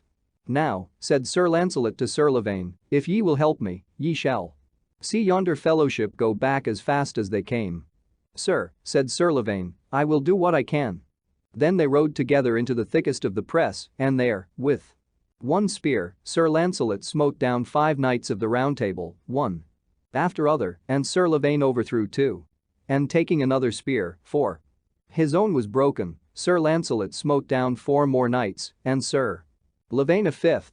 Then, drawing his sword, Sir Lancelot fought fiercely on the right hand and the left, and unhorsed Sir Sapphire, Sir Epinegris, and Sir Galarin. At that the knights of the Round Table withdrew themselves as well as they were able. Now, mercy, said Sir Gawain, who sat by King Arthur, what knight is that who doth such marvellous deeds of arms? I should deem him by his force to be Sir Lancelot, but that he wears a lady's token on his helm as never Lancelot doth. Let him be, said King Arthur, he will be better known, and do more ere he depart. Thus the party against King Arthur prospered at this time, and his knights were sore ashamed. Then Sir Bors, Sir Ector, and Sir Lionel called together the knights of their blood, 9 in number, and agreed to join together in one band against the 2 strange knights. So they encountered Sir Lancelot all at once, and by main force smote his horse to the ground. And by misfortune Sir Bors struck Sir Lancelot through the shield into the side, and the spear broke off and left the head in the wound. When Sir Lavaine saw that, he ran to the King of Scotland and struck him off his horse, and brought it to Sir Lancelot, and helped him to mount. Then Sir Lancelot bore Sir Bors and his horse to the ground, and in like manner served Sir Ector and Sir Lionel, and turning upon 3 other knights he smote them down also, while Sir Lavaine did many gallant deeds. But feeling himself now sorely wounded, Sir Lancelot drew his sword and proffered to fight with Sir Bors, who, by this time, was mounted anew.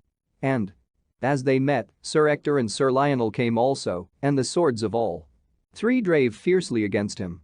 When he felt their buffets and his wound that was so grievous, he determined to do all his best while he could yet endure, and smote Sir Bors a blow that bent his head down nearly to the ground and raised his helmet off and pulled him from his horse. Then rushing at Sir Ector and Sir Lionel, he smote them down, and might have slain all 3, but when he saw their faces his heart forbade him. Leaving them, therefore, on the field, he hurled into the thickest of the press, and did such feats of arms as never were beheld before. And Sir Lavaine was with him through it all, and overthrew 10 knights. But Sir Lancelot smote down more than 30, and most of them knights of the Round Table. Then the king ordered the trumpets to blow for the end of the tourney, and the prize to be given by the heralds to the knight with the white shield, who bore the red sleeve. But ere Sir Lancelot was found by the heralds, came the king of the 100 Knights, the king of North Wales, the king of Northumberland, and Sir Galahad, and said to him, "Fair knight, God bless thee, for much have ye done this day for us, wherefore we pray ye come with us and receive the honor and the prize as ye have worshipfully deserved it." "My fair lords," said Sir Lancelot, "wit ye well if I have deserved thanks, I have sore bought them, for I am like never to escape with my life, therefore I pray ye let me depart, for I am sore hurt. I take no thought of honor, for I had rather rest me than be lord of all the world." And therewith he groaned piteously, and rode a great gallop away from them.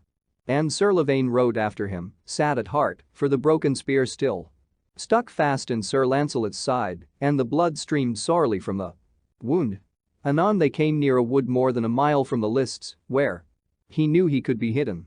Then said he to Sir Lavaine, "O gentle knight, help me to pull out this spearhead from my side, for the pain thereof nigh killeth me."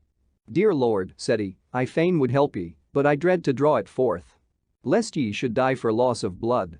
"I charge you as you love me," said Sir Lancelot, "draw it out."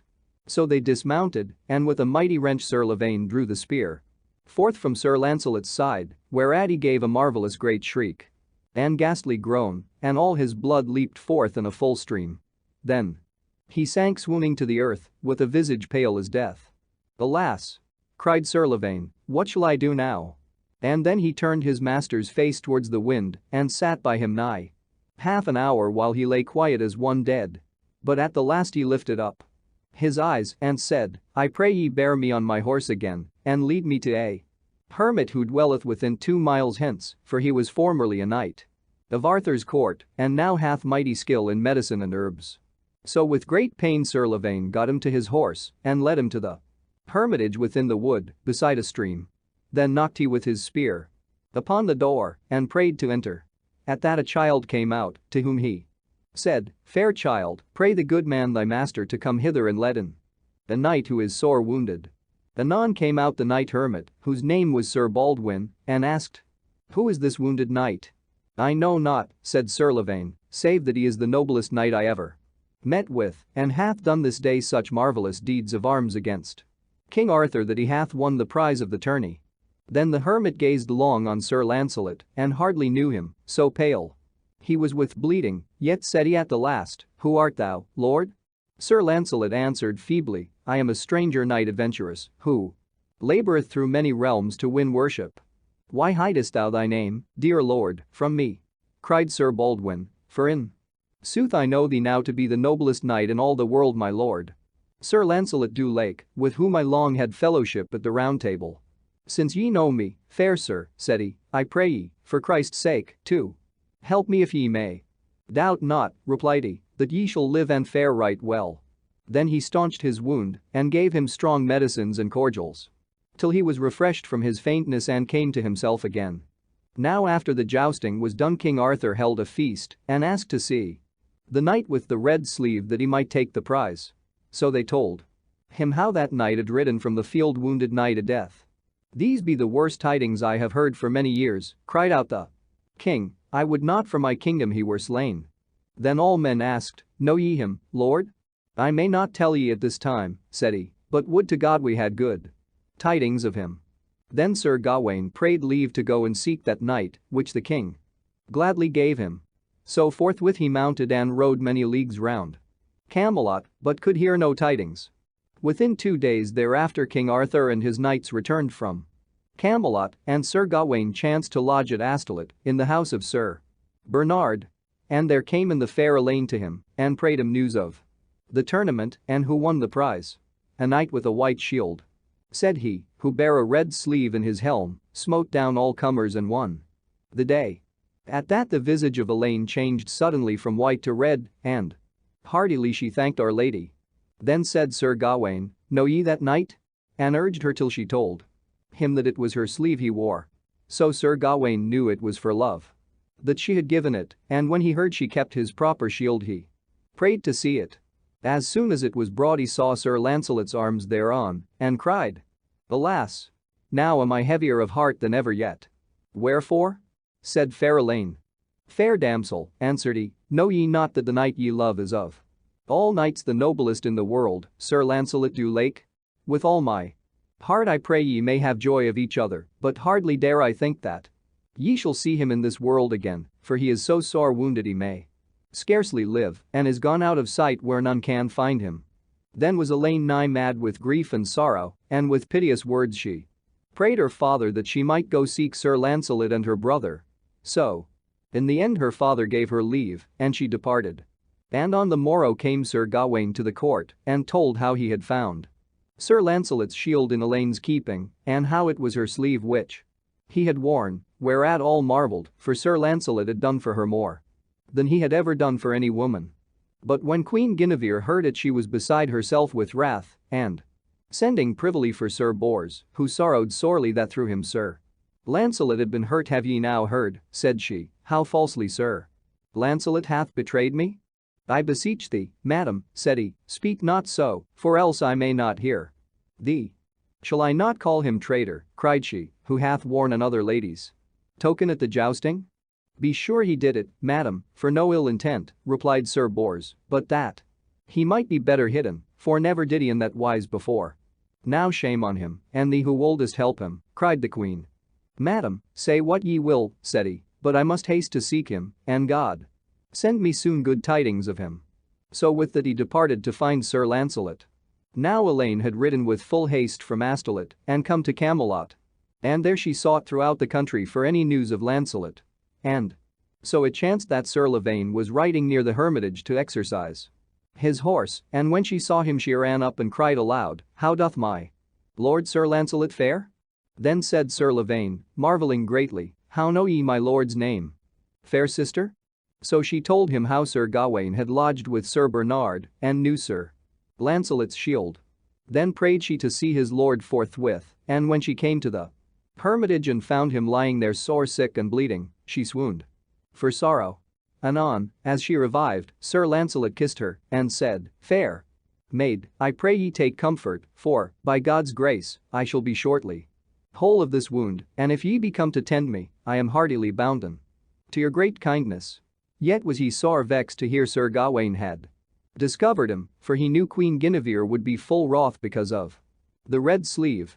So Elaine rested in the hermitage, and ever night and day she watched and waited on Sir Lancelot, and would let none other tend him. And as she saw him more, the more she set her love upon him, and could by no means withdraw it. Then said Sir Lancelot to Sir Lavaine, "I pray thee set some to watch for the good knight Sir Bors, for as he hurt me, so will he surely seek for me." Now Sir Bors by this time had come to Camelot and was seeking for Sir Lancelot everywhere, so Sir Lavaine soon found him and brought him to the hermitage. And when he saw Sir Lancelot pale and feeble, he wept for pity and sorrow that he had given him that grievous wound. "God send thee a right speedy cure, dear lord," said he, "for I am of all men most unhappy to have wounded thee, who art our leader and the noblest knight in all the world." "Fair cousin," said Sir Lancelot, "be comforted, for I have but gained what I sought, and it was through pride that I was hurt, for had I warned ye of my coming it had not been, wherefore let us speak of other things." So they talked long together, and Sir Bors told him of the queen's anger. Then he asked Sir Lancelot, "Was it from this maid who tendeth you so lovingly ye had the token?" "Yea," said Sir Lancelot, "and would I could persuade her to withdraw her love from me." "Why should ye do so?" said Sir Bors, "for she is passing fair and loving. I would to heaven ye could love her." "That may not be," replied he, "but it repenteth me in sooth to grieve her." Then they talked of other matters and of the great jousting at Allotide next coming between King Arthur and the King of North Wales. "Abide with me till then," said Sir Lancelot, "for by that time I trust to be all whole again, and we will go together." So Elaine daily and nightly tending him, within a month he felt so strong he deemed himself full cured. Then on a day, when Sir Bors and Sir Lavaine were from the hermitage, and the knight hermit also was gone forth, Sir Lancelot prayed Elaine to bring him some herbs from the forest. When she was gone he rose and made haste to arm himself and try if he were whole enough to joust, and mounted on his horse, which was fresh with lack of labor for so long a time. But when he set his spear in the rest and tried his armor, the horse bounded and leapt beneath him, so that Sir Lancelot strained to keep him back. And therewith his wound, which was not wholly healed, burst forth again, and with a mighty groan he sank down, swooning on the ground. At that came fair Elaine and wept and piteously moaned to see him lying so. And when Sir Bors and Sir Lavaine came back, she called them traitors to let him rise or to know any rumor of the tournament. Anon the hermit returned and was wroth to see Sir Lancelot risen, but within a while he recovered him from his swoon and staunched the wound. Then Sir Lancelot told him how he had risen of his own will to assay his strength for the tournament. But the hermit bade him rest and let Sir Bors go alone, for else would he sorely peril his life. And Elaine, with tears, prayed him in the same wise, so that Sir Lancelot in the end consented. So Sir Bors departed to the tournament, and there he did such feats of arms that the prize was given between him and Sir Gawain, who did like valiantly. And when all was over he came back and told Sir Lancelot, and found him so nigh well that he could rise and walk. And within a while thereafter he departed from the hermitage and went with Sir Bors, Sir Lavaine, and fair Elaine to Astolat, where Sir Bernard joyfully received them. But after they had lodged there a few days Sir Lancelot and Sir Bors must needs depart and return to King Arthur's court. So when Elaine knew Sir Lancelot must go, she came to him and said, "Have mercy on me, fair knight, and let me not die for your love." Then said Sir Lancelot, very sad at heart, "Fair maid, what would ye that I should do for you? If I may not be your wife, dear lord," she answered, "I must die." "Alas," said he, "I pray heaven that may not be, for in sooth I may not be your husband. But fain would I show ye what thankfulness I can for all your love and kindness to me. And ever will I be your knight, fair maiden. And if it chance that ye shall ever wed some noble knight, right heartily will I give ye such a dower as half my lands will bring." "Alas, what shall that aid me?" answered she, "for I must die," and therewith she fell to the earth in a deep swoon. Then was Sir Lancelot passing heavy of heart, and said to Sir Bernard and Sir Lavaine, "What shall I do for her?" "Alas," said Sir Bernard, "I know well that she will die for your sake." And Sir Lavaine said, "I marvel not that she so sorely mourneth your departure, for truly I do as she doth, and since I once have seen you, Lord, I cannot leave you."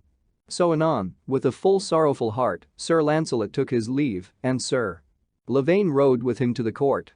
And King Arthur and the knights of the Round Table joyed greatly to see him whole of his wound, but Queen Guinevere was sorely wroth, and neither spake with him nor greeted him. Now when Sir Lancelot had departed, the maid of Astolat could neither eat nor drink, not sleep for sorrow, and having thus endured 10 days, she felt within herself that she must die. Then sent she for a holy man, and was shriven and received the sacrament. But when he told her she must leave her earthly thoughts, she answered, "Am I not an earthly woman? What sin is it to love the noblest knight of all the world? And, by my truth, I am not able to withstand the love whereof I die, wherefore, I pray the High Father of heaven to have mercy on my soul." Then she besought Sir Bernard to indite a letter as she should devise, and said, "When I am dead put this within my hand, and dress me in my fairest clothes, and lay me in a barge all covered with black samite, and steer it down the river till it reach the court. Thus, Father, I beseech thee let It be. Then, full of grief, he promised her it should be so. And anon she died. And all the household made a bitter lamentation over her. Then did they as she had desired, and laid her body, richly dressed, upon a bed within the barge, and a trusty servant steered it down the river towards the court. Now King Arthur and Queen Guinevere sat at a window of the palace and saw the barge come floating with the tide, and marveled what was laid therein, and sent a messenger to see, who, soon returning, prayed them to come forth.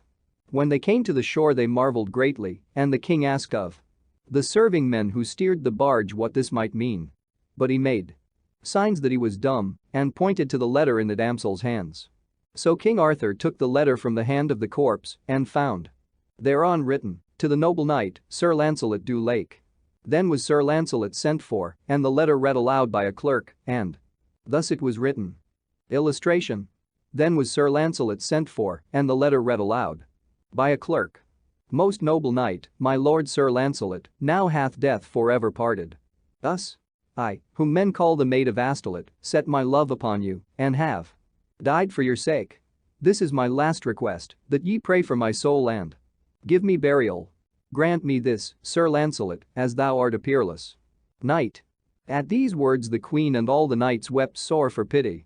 Then said Sir Lancelot, my lord, I am right heavy for the death of this fair damsel, and God knoweth that right unwillingly I caused it, for she was good as she was fair, and much was I beholden to her, but she loved me beyond measure, and asked me that I could not give her. Ye might have shown her gentleness enough to save her life, answered the queen. Madam, said he, she would but be repaid by my taking her to wife, and that I could not grant her, for love cometh of the heart and not by constraint. That is true, said the king, for love is free. I pray you, said Sir Lancelot, let me now grant her last asking, to be buried by me.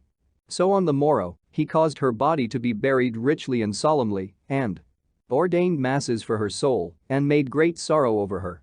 Then the queen sent for Sir Lancelot, and prayed his pardon for her wrath against him without cause. This is not the first time it hath been so. Answered he, yet must I ever bear with ye, and so do I now forgive you. So Queen Guinevere and Sir Lancelot were made friends again, but anon such favor did she show him, as in the end brought many evils on them both, and all the realm. Chapter 14. The war between King Arthur and Sir Lancelot and the death of King Arthur. Within a while thereafter was a jousting at the court, wherein Sir Lancelot won the prize. And two of those he smote down were Sir Agravaine, the brother of Sir Gawain, and Sir Mordred, his false brother King Arthur's son by Bellicent. And because of his victory they hated Sir Lancelot and sought how they might injure him. So on a night, when King Arthur was hunting in the forest, and the queen sent for Sir Lancelot to her chamber, they too espied him, and thinking now to make a scandal and a quarrel between Lancelot and the king, they found 12 others, and said Sir Lancelot was ever now in the queen's chamber, and King Arthur was dishonored. Then, all armed, they came suddenly round the queen's door, and cried, traitor! Now art thou taken. Madam, we be betrayed, said Sir Lancelot, yet shall my life cost these men dear. Then did the queen weep sore, and dismally she cried, alas! There is no armor here whereby ye might withstand so many, wherefore ye will be slain, and I be burnt for the dread crime they will charge on me. But while she spake the shouting of the knights was heard without. Traitor, come forth, for now thou art snared. Better were 20 deaths at once than this vile outcry, said Sir Lancelot. Then he kissed her and said, most noble lady, I beseech ye, as I have ever been your own true knight, take courage, pray for my soul if I be now slain, and trust my faithful friends, Sir Bors and Sir Lavaine, to save you from the fire. But ever bitterly she wept and moaned, and cried, would God that they would take and slay me, and that thou couldest escape. That shall never be, said he. And wrapping his mantle round his arm he unbarred the door a little space, so that but one could enter. Then first rushed in Sir Chalaunce, a full strong knight, and lifted up his sword to smite Sir Lancelot, but lightly he avoided him, and struck Sir Chalaunce with his hand such a sore buffet on the head as felled him dead upon the floor. Then Sir Lancelot pulled in his body and barred the door again, and dressed himself in his armor, and took his drawn sword in his hand. But still the knights cried mightily without the door, "Traitor, come forth." Illustration? But still the knights cried mightily without the door, "Traitor, come forth." "Be silent and depart," replied Sir Lancelot, "for be ye sure ye will not take me, and tomorrow will I meet ye face to face before the king." "Ye shall have no such grace," they cried, "but we will slay thee, or take thee as we list." "Then save yourselves who may," he thundered, and therewith suddenly unbarred the door and rushed forth at them. And at the first blow he slew Sir Agravain, and after him 12 other knights, with 12 more mighty buffets. And none of all escaped him save Sir Mordred, who, sorely wounded, fled away for life. Then returned he to the queen, and said, "Now, madam, will I depart, and if ye be in any danger I pray ye come to me." "Surely will I stay here, for I am queen," she answered, "yet if tomorrow any harm come to me I trust to thee for rescue." "Have ye no doubt of me," said he, "forever while I live am I your own true knight." Therewith he took his leave, and went and told Sir Bors and all his kindred of this adventure. "We will be with thee in this quarrel," said they all, "and if the queen be sentenced to the fire, we certainly will save her." Meanwhile Sir Mordred, in great fear and pain, fled from the court and rode until he found King Arthur and told him all that had befallen. But the king would scarce believe him till he came and saw the bodies of Sir Agravain and all the other knights. Then felt he in himself that all was true, and with his passing grief his heart nigh broke. "Alas!" cried he, "now is the fellowship of the round table forever broken. Yea, woe is me! I may not with my honor spare my queen." Anon it was ordained that Queen Guinevere should be burned to death because she had dishonored King Arthur. But when Sir Gawain heard thereof, he came before the king and said, "My lord, I counsel thee be not too hasty in this matter, but stay the judgment of the queen a season, for it may well be that Sir Lancelot was in her chamber for no evil, seeing she is greatly beholden to him for so many deeds done for her sake, and peradventure she had sent to him to thank him, and did it secretly that she might avoid slander." But King Arthur answered, full of grief, "Alas! I may not help her, she is judged as any other woman." Then he required Sir Gawain and his brethren, Sir Gaheris and Sir Gareth, to be ready to bear the queen tomorrow to the place of execution. "Nay, noble lord," replied Sir Gawain, "that can I never do, for neither will my heart suffer me to see the queen die, nor shall men ever say I was of your counsel in this matter." Then said his brothers, "Ye may command us to be there, but since it is against our will, we will be without arms, that we may do no battle against her." So on the morrow was Queen Guinevere led forth to die by fire, and a mighty crowd was there, of knights and nobles, armed and unarmed. And all the lords and ladies wept sore at that piteous sight. Then was she shriven by a priest, and the men came nigh to bind her to the stake and light the fire. At that Sir Lancelot's spies rode hastily and told him and his kindred, who lay hidden in a wood hard by, and suddenly, with 20 knights, he rushed into the midst of all the throng to rescue her. But certain of King Arthur's knights rose up and fought with them, and there was a full great battle and confusion. And Sir Lancelot drave fiercely here and there among the press, and smote on every side, and at every blow struck down a knight, so that many were slain by him and his fellows. Then was the queen set free, and caught up on Sir Lancelot's saddle and fled away with him and all his company to the castle of La Joyeuse Garde. Now so it chanced that, in the turmoil of the fighting, Sir Lancelot had unawares struck down and slain the 2 good knights Sir Gareth and Sir Gaheris, knowing it not, for he fought wildly, and saw not that they were unarmed. When King Arthur heard thereof, and of all that battle, and the rescue of the queen, he sorrowed heavily for those good knights, and was passing wroth with Lancelot and the queen. But when Sir Gawain heard of his brethren's death, he swooned for sorrow and wrath, for he wist that Sir Lancelot had killed them in malice. And as soon as he recovered he ran into the king, and said, "Lord King and uncle, hear this oath which now I swear, that from this day I will not fail Sir Lancelot till one of us hath slain the other. And now, unless ye haste to war with him, that we may be avenged, will I myself alone go after him." Then the king, full of wrath and grief, agreed thereto, and sent letters throughout the realm to summon all his knights, and went with a vast army to besiege the castle of La Joyeuse Garde. And Sir Lancelot, with his Knights mightily defended it, but never would he suffer any to go forth and attack one of the king's army, for he was right loth to fight against him.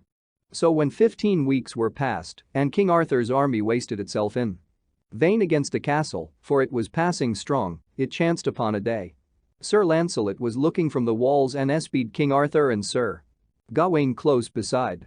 "Come forth, Sir Lancelot," said King Arthur right fiercely, "and let us two meet in the midst of the field.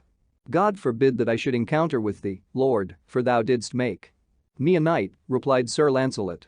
Then cried Sir Gawain, "Shame on thee, traitor and false knight, yet be ye well assured we will regain the queen and slay thee in thy company, yea. Double shame on ye to slay my brother Gaheris unarmed, Sir Gareth also, who loved ye so well. For that treachery, be sure I am thine enemy till death."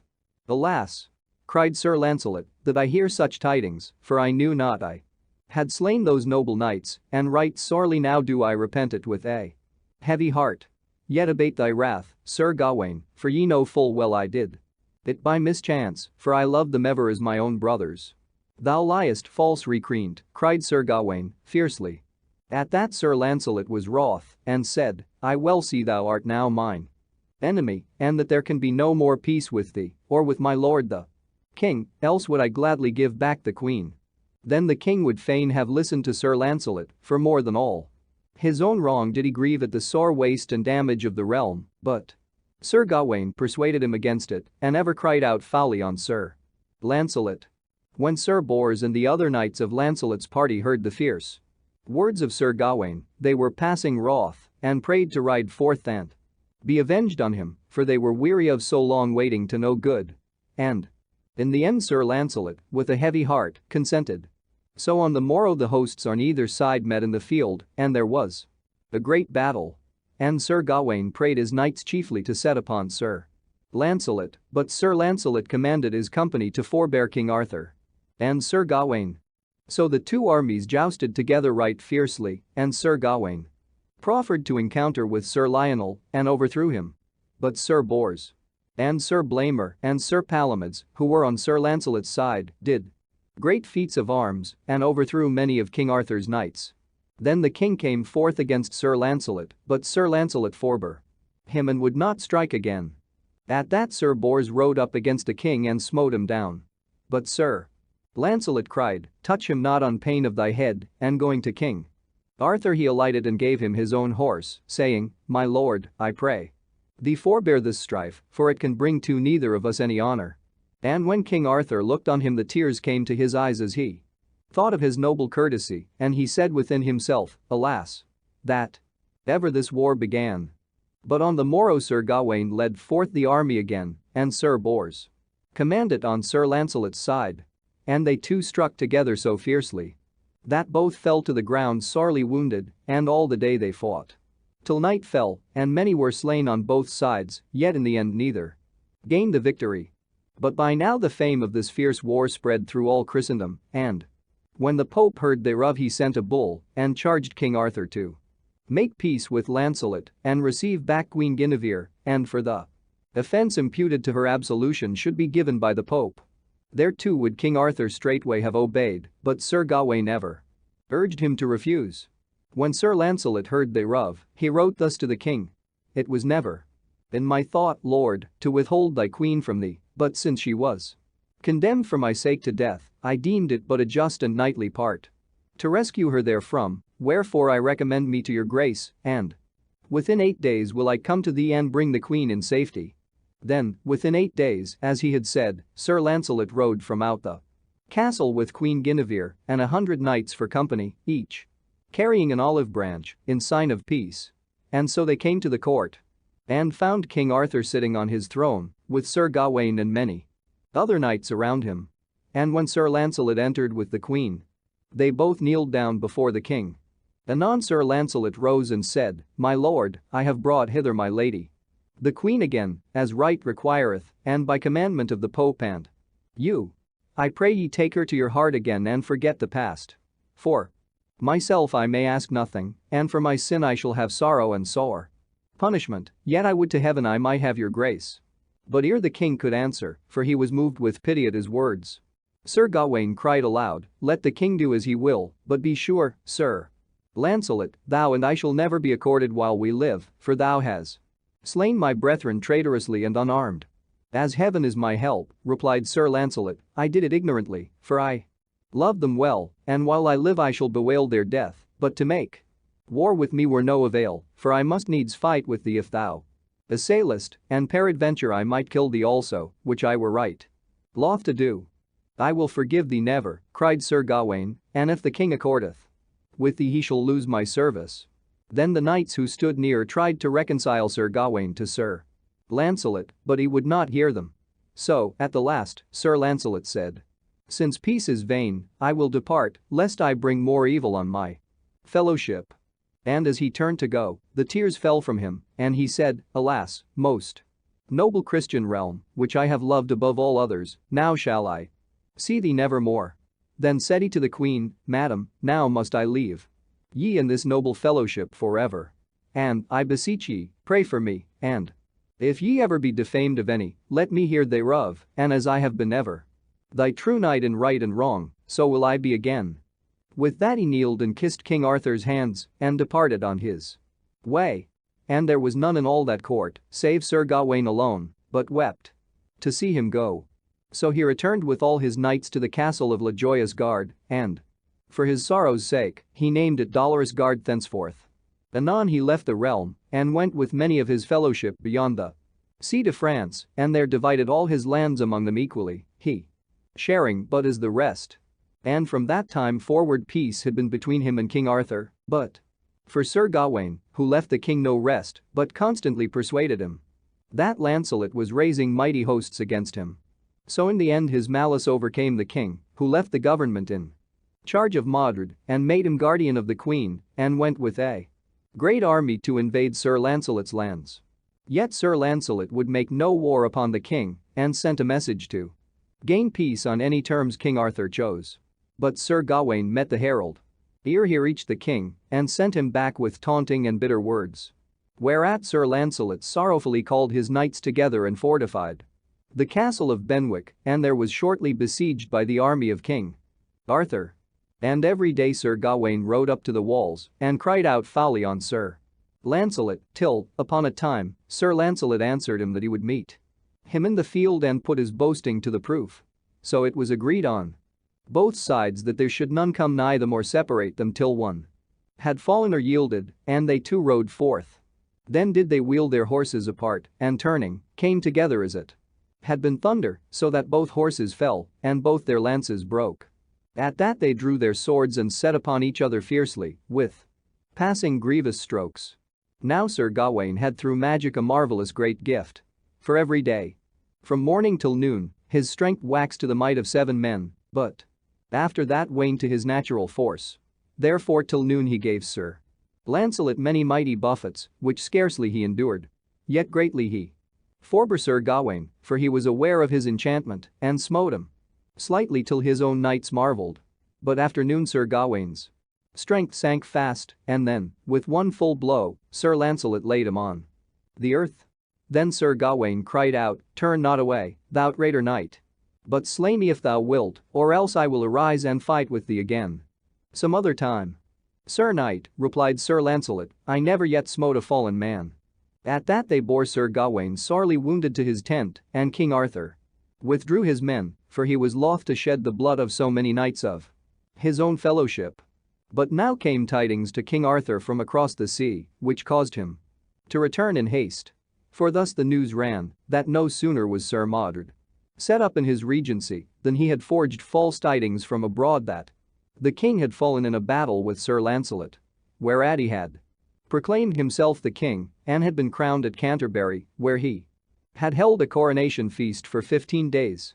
Then he had gone to Winchester, where Queen Guinevere abode, and had commanded her to be his wife, whereto, for fear and sore perplexity, she had feigned consent, but under pretext of preparing for the marriage, had fled in haste to London and taken shelter in the Tower, fortifying it and providing it with all manner of victuals and defending it against Sir Mordred and answering to all his threats that she would rather slay herself than be his queen. Thus was it written to King Arthur. Then, in passing great wrath and haste, he came with all his army swiftly back from France and sailed to England. But when Sir Mordred heard thereof, he left the tower and marched with all his host to meet the king at Dover. Then fled Queen Guinevere to Amesbury to a nunnery, and there she clothed herself in sackcloth and spent her time in praying for the king and in good deeds and fasting. And in that nunnery evermore she lived, sorely repenting and mourning for her sin and for the ruin she had brought on all the realm. And there anon she died. And when Sir Lancelot heard thereof, he put his knightly armor off and bade farewell to all his kin and went a mighty pilgrimage for many years. And after lived a hermit till his death. When Sir Mordred came to Dover, he found King Arthur and his army, but just landed, and there they fought a fierce and bloody battle, and many great and noble knights fell on both sides. But the king's side had the victory, for he was beyond himself with might and passion, and all his knights so fiercely followed him that, in spite of all their multitude, they drove Sir Mordred's army back with fearful wounds and slaughter, and slept that night upon the battlefield. But Sir Gawain was smitten by an arrow in the wound Sir Lancelot gave him and wounded to the death. Then was he borne to the king's tent, and King Arthur sorrowed over him as it had been his own son. Alas, said he, in Sir Lancelot and in you I had my greatest earthly joy, and now is all gone from me.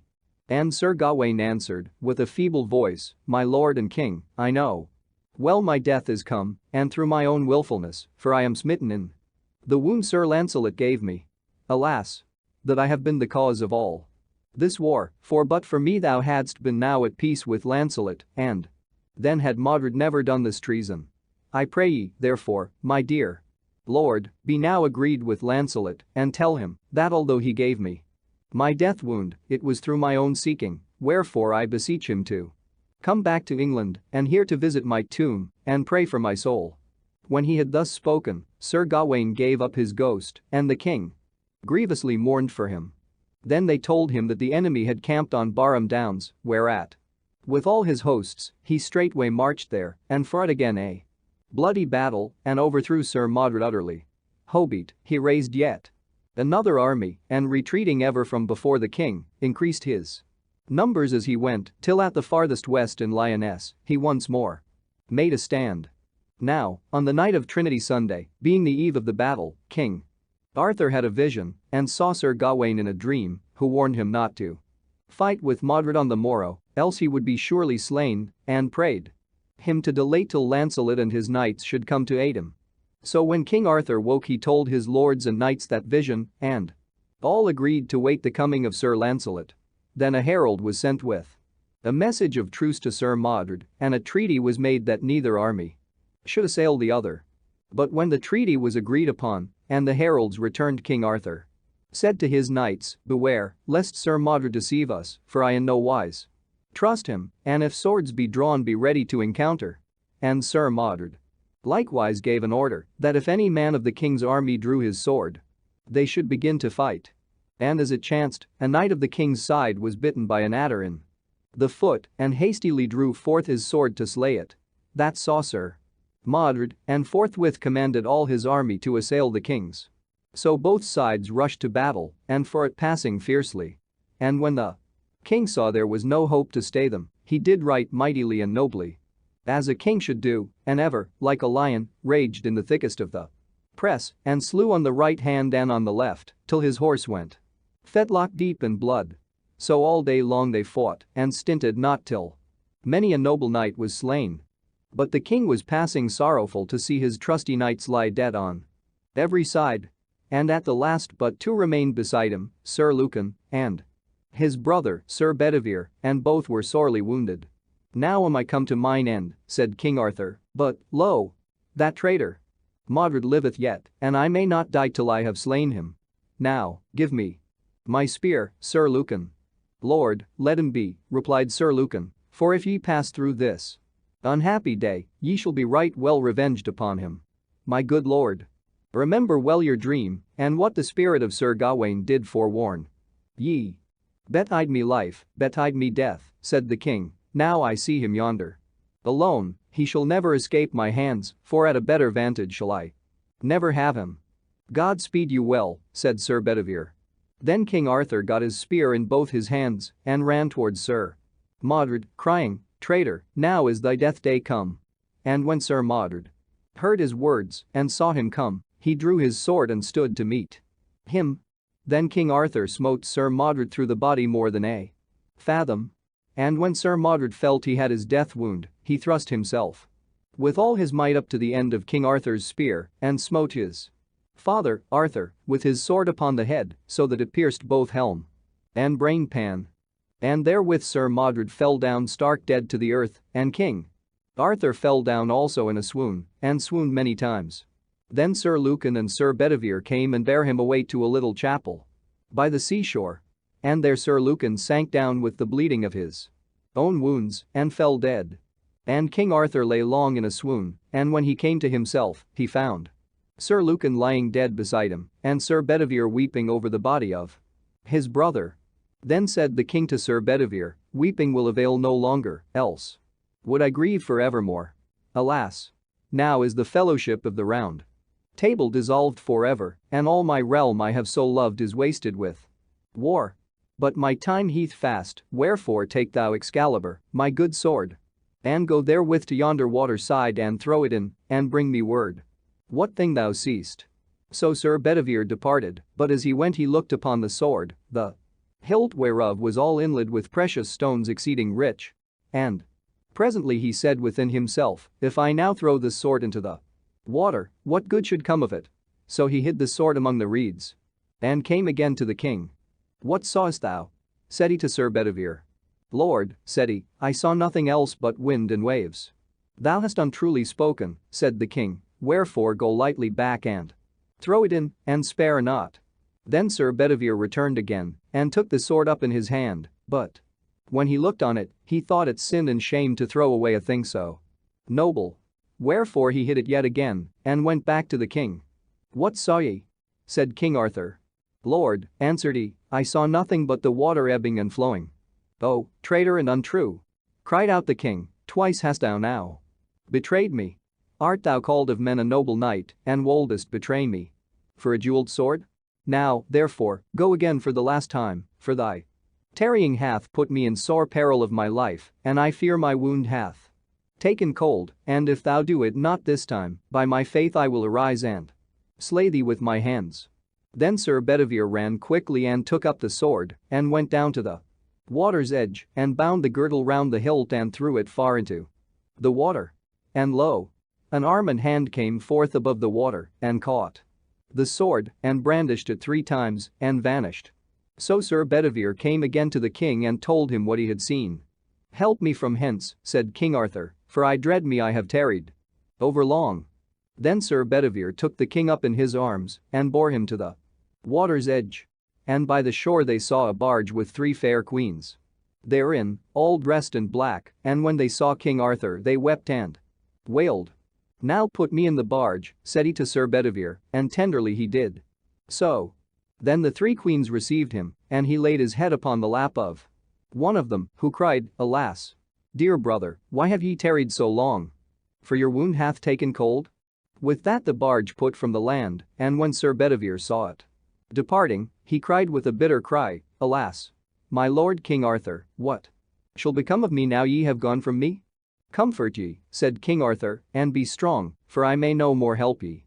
I go to the Vale of Avilion to heal me of my grievous wound, and if ye see me no more, pray for my soul." Then the 3 queens kneeled down around the king and sorely wept and wailed, and the barge went forth to sea and departed slowly out of Sir Bedivere's sight.